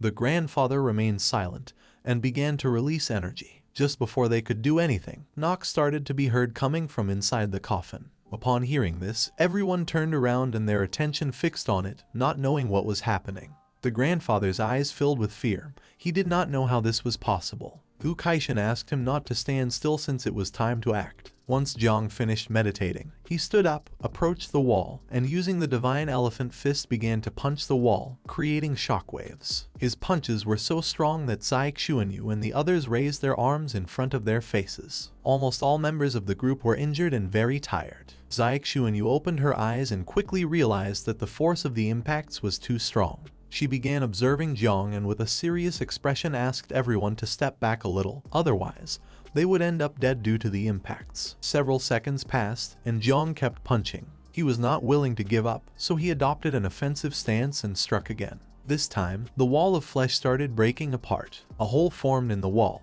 and Jiang told everyone to take advantage now to escape from inside it. But at that moment, the wound began healing itself. The speed of regeneration was too fast, leaving no time for escape. Upon seeing this, the eyes of our boy filled with determination. He clenched his fist tightly and it began to emit poisonous mist. He asked Little Nine for help. He wanted her to summon a couple of insects to create an explosion. Using the insects and Xiao Jia's power, Jiang struck again, now creating a small explosion. He managed to open another hole in the wall, but the corpse quickly healed itself. Zai Xuanyu couldn't help but clench her teeth tightly. With a gaze full of fear, her attention was fixed on the wall. The explosion had created small cracks in the wall, but the wounds healed immediately and no one knew why. Jiang thought about giving up, but just then, the wall started to break. Seeing this, our boy's mind filled with confusion. He didn't know what was happening. At that moment, someone broke the wall from the outside, leaving Jiang and the others in shock. Once the curtain of smoke disappeared, Gu Kaishin and Zai Xuanyu's great-grandfather could be seen standing in front of the opening. The great-grandfather looked somewhat tired, while on the other hand Gu Kaishin seemed unaffected. They were the ones who had broken through the wall from outside. Zai Xuanyu's great-grandfather stood up and extended his hand to one side, giving everyone an order to leave the corpse. Seeing Salvation's light, all members of the group including Hua Yunfei ran out with all their strength. Upon exiting, some collapsed to the ground due to exhaustion. Gu Kaishin, who was standing nearby, couldn't help but wonder where Zai Xuanyu and Jiang were. While 3 members of the group were leaving the corpse through the gap, Jiang and Zai Xuanyu were still inside, and the wound was already beginning to heal. She panicked, placed her hand on our boy's shoulder, and decided it was time to leave this place. She entered the gap to go outside, and the wound began to heal quickly. Zai Xuanyu grabbed Jiang by the shoulder and with a confused and worried expression asked him to come with her. But Jiang turned his back on her and explained that the gap was no longer wide enough for 2 people to fit through, asking her to go first. His eyes were full of confusion as he didn't understand why women were always problematic at moments like this. Jiang started moving away, and Zai Xuanyu's mind filled with despair. She panicked and decided to stay with him and find another way out of the corpse. But Jiang used a technique called Growth of All Things and summoned some roots which wrapped around her body. He wanted her to leave this place. The roots began to expel her body outward, and while the wound was slowly healing, she extended her hand toward him in a desperate attempt, asking him to stop, but it was already too late. The roots expelled her body outside, causing her to fall to the ground. Now the wall was almost sealed again. The father, somewhat worried, started walking toward his daughter, and Gu Kaishin and the grandfather who were beside him quickly realized that Jiang had not come out and the wall had already sealed itself again. Zai Xuanyu fell to her knees on the ground, The father approached her and grabbed her by the wrists. He couldn't help but start crying and feel relieved upon seeing that she was okay. She began crying as well, and desperation consumed her mind since Jiang Chen was still trapped inside the corpse. She wanted her father to save him. He asked his daughter not to worry since as long as Jiang and her great-grandfather cooperated and attacked from inside and outside once again, he was sure he would be able to get out. The grandfather's body began to emit a powerful blue energy. He unsheathed the sword and with a serene expression asked Gu Kaishan to prepare to attack again. Gu Kaishan also unsheathed his sword, started staring at the wall, and said there was no need to say it. They prepared to attack, but just then veins appeared around the tomb, and it began to emit a malignant energy. Seeing this, they quickly realized that the defense of the ancient god's corpse had strengthened. The grandfather revealed that the defense was not passive, but active. Upon hearing this, Gu Kaishan's mind filled with confusion. He began observing the energy and asked for an explanation. The grandfather explained that inside the ancient god's corpse, something was awakening, something capable of controlling parts of this body's abilities. The grandfather's eyes filled with seriousness. He feared that now it no longer mattered how they cooperated from within or outside the corpse. There was no way to create an opening for Jiang to escape. Gu Kaishan refused to believe this and used all his strength to launch a powerful slash at the tomb. But his attack had no effect. The grandfather put his hands behind his back, turned his back to Gu Kaishan, closed his eyes, and began to walk away, asking him not to waste resources. Now that the corpse of the ancient god had mutated, it was a matter of great importance, and they had to keep watch over it from the outside. If it was discovered that the mutation tended to spread to the outside world, they were to exile the corpse immediately. Gu Kaishan clenched his teeth tightly, and his eyes filled with surprise and rage. He did not know what was happening. Upon hearing this, Zai Xuanyu placed her hands on her face and began crying. The father and a girl who were beside her started comforting her. The grandfather began to move away from them and asked Gu Kaishan not to do anything foolish. He closed his eyes, lowered his head, and could not help but feel angry and desperate, not knowing what to do now or how to save Jiang. Hua Yunfei, who had regained consciousness, sat up and began observing the tomb with a worried expression. Everyone was sad to see that Jiang had given his life to save them. Jiang unsheathed the sword, and his body began emitting a suffocating energy. His mind was being bombarded with thoughts. The first was not fleeing from the corpse but going toward the brain since there was a great opportunity waiting there. Consumed by these thoughts, he set off toward the brain of the ancient god. Duangsu was watching Jiang through the magic ball. His eyes began to shine and filled with joy, making a smile appear on his face. He couldn't believe that the fish had taken the bait. Once Jiang reached the brain, he was going to be able to switch bodies, and with Jiang's fresh and alive body, he would be able to revive and get out of here. After several minutes, Jiang reached the brain and came across a giant stone door with something written on one side. Jiang's attention was fixed on the words, which had been made with a sword and were more than 100 years old, but the energy of the sword remained dominant, making his heart tremble. He realized that this was what the god of sword had written for the first time in this place upon entering. Behind this door was the corpse's brain. Using both hands, he opened the door and asked little Nine and Xiao Jia to hide and not come out unless he called them, since they were going to be his ace up the sleeve. Jiang entered a hallway, and a strange energy began to emerge, with many whispers starting to resonate. He put his hands on his head and couldn't help but feel pain, not knowing where the whispers were coming from. The whispers became more intense, causing Jiang to begin losing composure. He fell to his knees on the ground and couldn't help but get angry. Just then, he appeared in another place, and someone with white hair began to descend from the sky. Jiang, who was holding the sword with one hand, raised his head, and upon seeing this, he couldn't help but fall into confusion. It was Duangsu. He had been waiting in this place for hundreds of years for Jiang to arrive. Upon hearing this, our boy's eyes filled with surprise, and a warm sensation took control of his body. Duangsu began to descend toward him and introduced himself as the ancient god. Jiang remained silently observing, not knowing how to act. Duangsu's body began to change and take Jiang's form. He started staring at him intently, and began to smile. Seeing this, Jiang couldn't help but feel somewhat confused. Duangsu took Jiang's form, approached him, extended his hand, and with a cheerful smile revealed that he was Jiang and Jiang was him. He wanted both of them to unite into one being. The eyes of our boy filled with surprise. He was in shock, not knowing what to do. But instead of falling into Duangsu's trap, Jiang launched a powerful slash, making him move away, revealing that he knew he was pretending to be a god to deceive him. Su showed his true form, caught Jiang's attack with his hand and began to smile, his eyes filled with excitement upon seeing that Jiang's slash was interesting. He was surprised to see that human martial arts of the new era had reached this level. Jiang was somewhat surprised to see that he had caught the sword energy using his hand.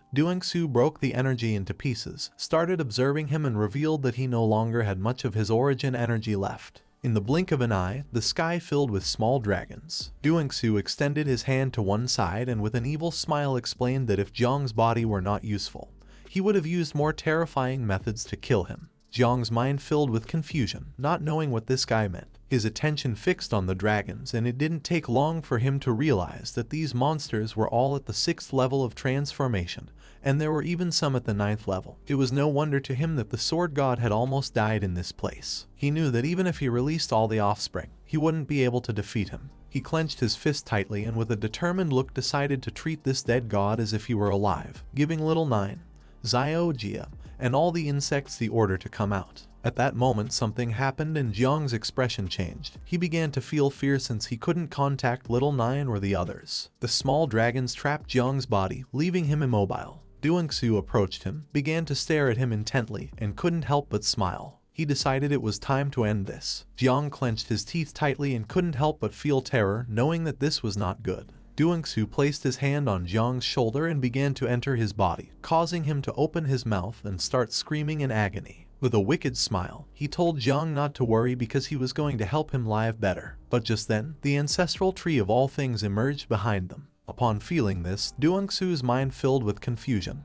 He didn't know how this thing had entered here. On the tree there was a rainbow-colored fruit, a new fruit never seen before. Once the ancestral tree of all things appeared, Su disappeared, releasing our boy's body. Jiang fell on his butt to the ground, and his attention fixed on the tree. He was confused since he didn't know why he was in the sea of consciousness. He remembered being possessed by the ancient god. Many questions came to his mind as he didn't know what was happening. The fruit began to shine intensely, catching Jiang's attention. He couldn't believe that the ancestral tree of all things was bearing fruit again. This fruit was different from the previous ones. Jiang stood up and started observing the fruit with a curious gaze. He knew that with the current level of the ancestral tree, it wasn't possible for it to bear colorful fruits. Then a system window appeared. Currently, the fruit wasn't ripe. It was a fruit formed by an extremely powerful divine soul as its embryo. It contained the source of divinity of that soul. For the fruit to mature successfully, he had to water it regularly with divine souls. Jiang put his hand under his chin and his eyes filled with joy, making a smile appear on his face, as this fruit contained the divine soul of the ancient god.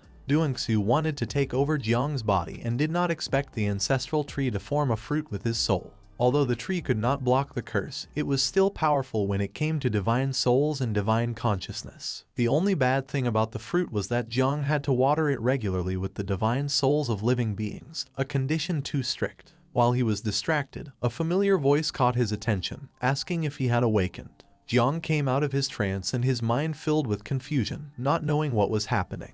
Once our boy turned around, his eyes widened in surprise at what was in front of him. There was a powerful giant dragon with the shape of a six-eyed bat, and on top of its head sat Jia. With a casual voice, he revealed to his father that he had managed to tame this monster. Jiang's attention fixed on the dragon, leaving him paralyzed with fear. Taming the dragon, Jia approached his father, began observing him, and asked if his new pet wasn't imposing. Jiang couldn't help but step back in shock, realizing that these creatures belonged to the Sea of Consciousness. He couldn't believe that little Jia was riding a 9 transformations creature. These were beings that not even the great Jialinku had been able to tame back then.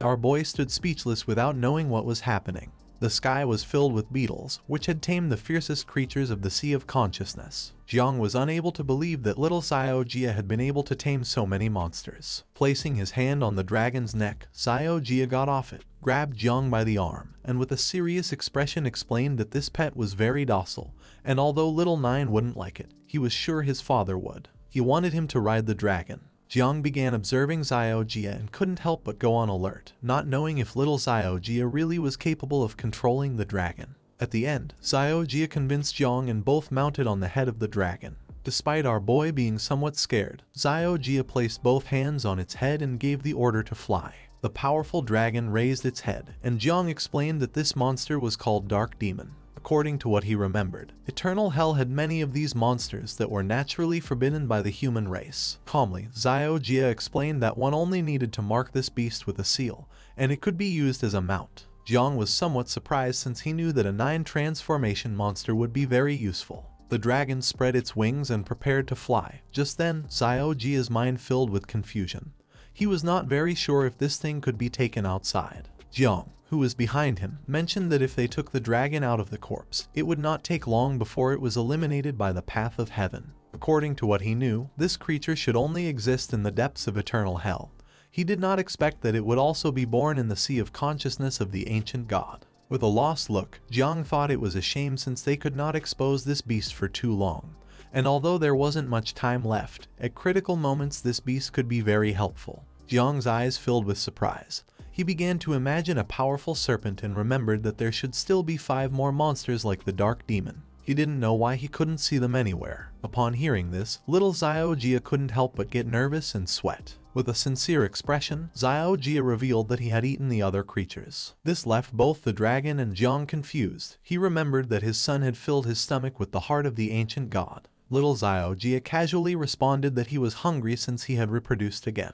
Jiang couldn't help but feel somewhat disappointed. He placed one hand over his face and rested the other on Xiao Jia's shoulder, thinking that he had done what needed to be done. He decided to leave this place to find peace. Xiao Jia began observing his father with a confused expression. Jiang got off the dragon and started crying, realizing that his son was only wasting fortune. He decided to look at things from a positive perspective. At least one monster was still alive. As a human being, he should be grateful. The attention of the dragon and Xiao Jia was fixed on Jiang.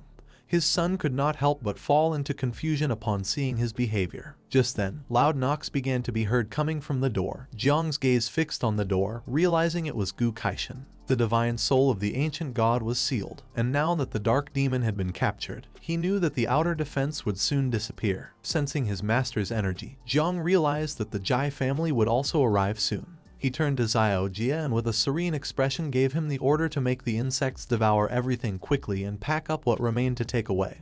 They needed to retreat soon, so he urged him to hurry. Xiao Jia began to observe his father in silence, not knowing why he was in such a hurry. He started touching his chin with his finger, and his eyes filled with sadness since he could no longer eat, asking if he could eat next time. Jiang refused, explaining that this was not a restaurant but the treasure of a god. Jiang's eyes filled with seriousness. He began to imagine Zai Xuanyu's powerful great-grandfather exuding an overwhelming energy. He knew that the reason Jai Linghu had not been able to become the god of the 9 transformations sword was not disconnected from the opportunities present in this place, realizing that if that person entered here and discovered what had happened, it would cause a great commotion. Using his power, little Xiao Jia began to drain and compress the food that the insects couldn't devour, turning it into a ball of water. The only bad thing was that he couldn't store it. Jiang turned around and told him not to worry since his sister was going to take care of that. Little Nine manifested herself, and upon seeing this, her eyes filled with fury,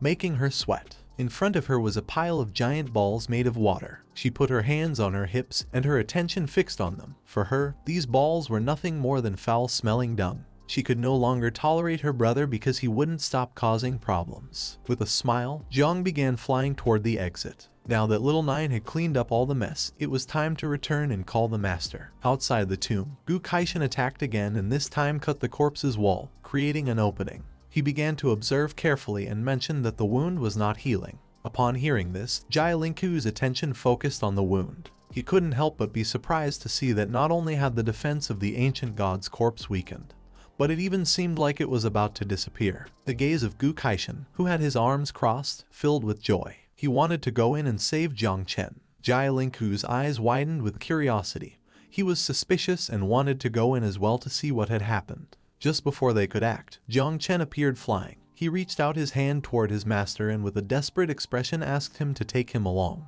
Gu Kaishan and Jai Linghu began observing him silently, not knowing what was happening. Once Jiang came out of the corpse, Zai Xuanyu came running and gave him a strong hug. She couldn't help but cry and feel relieved to see that he was okay. The eyes of our boy widened in surprise. Despite feeling relieved, he knew this was not the moment. Gu Kaishan, who was next to him, couldn't help but feel an inner peace upon seeing that Jiang was fine. Quickly, Jiang pushed her aside with his hand, and with a furious expression gave her the order to leave since there was no time. Upon seeing this, Xuanyu's eyes filled with tears and her mind was full of confusion. She did not know what was happening to Jiang and why he said there was no time. Jiang approached Gu Kaishan and with a serious gaze explained to his master that if they did not leave this place quickly, they were going to die. Upon hearing this, his attention focused on him and he could not help but go on alert, without knowing why Jiang was so serious. Despite being unsure, he decided to trust his disciple. Both mounted on the blade of his sword. Using his fingers, he began to control his sword, making it shoot out like lightning. He said goodbye to them, explaining that he no longer wanted to stay in this place. Seeing this, Xuanyu couldn't help but feel sad, thinking that Jiang hated her, while on the other hand, her father was furious. He started shouting, thinking that he had given the divine and demonic blood in vain to someone who didn't understand how to take care of a lady. Xuanyu clenched her fists, approached her father, and with a furious look asked how he could insult Jiang, reminding him that Jiang had risked his life to save her. The father closed his eyes, put his hand behind his head, and couldn't help but feel somewhat embarrassed, thinking that if Jiang had risked his life for his daughter, it meant she was important to him. She placed her hands over her mouth and couldn't help but blush at the thought of Jiang. Her eyes filled with tears as she realized that to Jiang she was important and he was afraid this might affect her performance during the competition of the prodigies of heaven. For this reason, he had risked his life. She placed her hands on her hips and filled herself with determination, vowing not to disappoint Jiang in the fight for the list of prodigies, promising to show her best version. Upon seeing this, the father couldn't help but feel happy. Not far from them was Jiang, his attention fixed on the tomb of the ancient god. He felt suspicious and knew that Jiang Chen's reaction had not been natural, thinking it would be better to go in to see what had happened. He began to carefully observe the interior of the corpse, and it didn't take long for him to realize that all the treasure had disappeared. He remembered that before there were a lot of monsters in the sea of consciousness of the corpse, but now there wasn't a single one left. He put his hand on top of his head, closed his eyes, and started imagining Jiang and Gu Kaishan fleeing on the sword. He knew Jiang was guilty since he was eager to leave. He was furious because Jiang hadn't left even a single monster for him. When Jiang had entered the corpse, he had faced the 5 powerful beasts. Not even he knew how Jiang had been able to escape from the level 9 monsters, something that had even been complicated for someone as strong as him. He entered the corpse and began to inspect the veins carefully. He knew that Jiang was not someone simple. Despite our boy having left him a bitter future, he was willing to accept it. But what Jiang did not know is that he had completely underestimated his power. While the master and disciple were riding on the sword, Gu Kaishan turned around and asked if Jiang had really emptied the sword god's treasure. Our boy put his hand behind his head and replied yes. Gu Kaishan could not help but feel somewhat disappointed, not knowing what kind of dog disciples he had accepted. He had always been honest and obedient, but his disciples were something else. The first had proclaimed himself as the king of the bloody knife back then, causing total chaos in the Kingland war zone. The second had stolen the National Guardian's fiancé, and now the third was even harder for him to describe. With a cheerful expression, Jiang extended his hands and recalled that only 3 days remained before the Prodigy ranking competition began, asking if he believed that with his current power he could win in a battle against Jiang Wuxuang and Xuanyu. Gu Kaishan turned around and began observing him silently without responding. He explained that this time it seemed like he would not have many problems if he fought against Xuanyu. He had heard that these days in Magic City Jiang Wuxuan had also progressed greatly, and his 8-armed god of war body was something not to be underestimated. Somewhere else was Jiang Chen training on the Red Lake. He was not only the first celestial genius of Jiang's generation, but also his talent was considered the best in 800 years of Dazia. While Jiang Chen's body was surrounded by a powerful energy, he began to gaze at his hand with a piercing expression. Generally, job changers reach spiritual maturity at 18 years old to be able to activate a professional class. But Jiang Chen was different. He had activated his professional class at 3 years old, obtaining recognition from the divine weapon, the human emperor's sword, at 9 years old. Next to him were several powerful red dragons. At 12 years old, he had entered a forbidden zone and returned at 15. During these last 3 years, he had been training in seclusion in the military region of the capital. Jiang knew that Jiang Chen had awakened a class very early, but he didn't know why his current level barely reached the 3 transformations. Gu Kaishan explained that this was because, in addition to the system, he also cultivated the supreme techniques of all celestial races, leaving our boy in shock. Using his hand, Jiang Chen wiped his chin, his eyes filled with curiosity. His body of murderous blood was about to be completed and he wanted to know if there was news about Jiang Chen.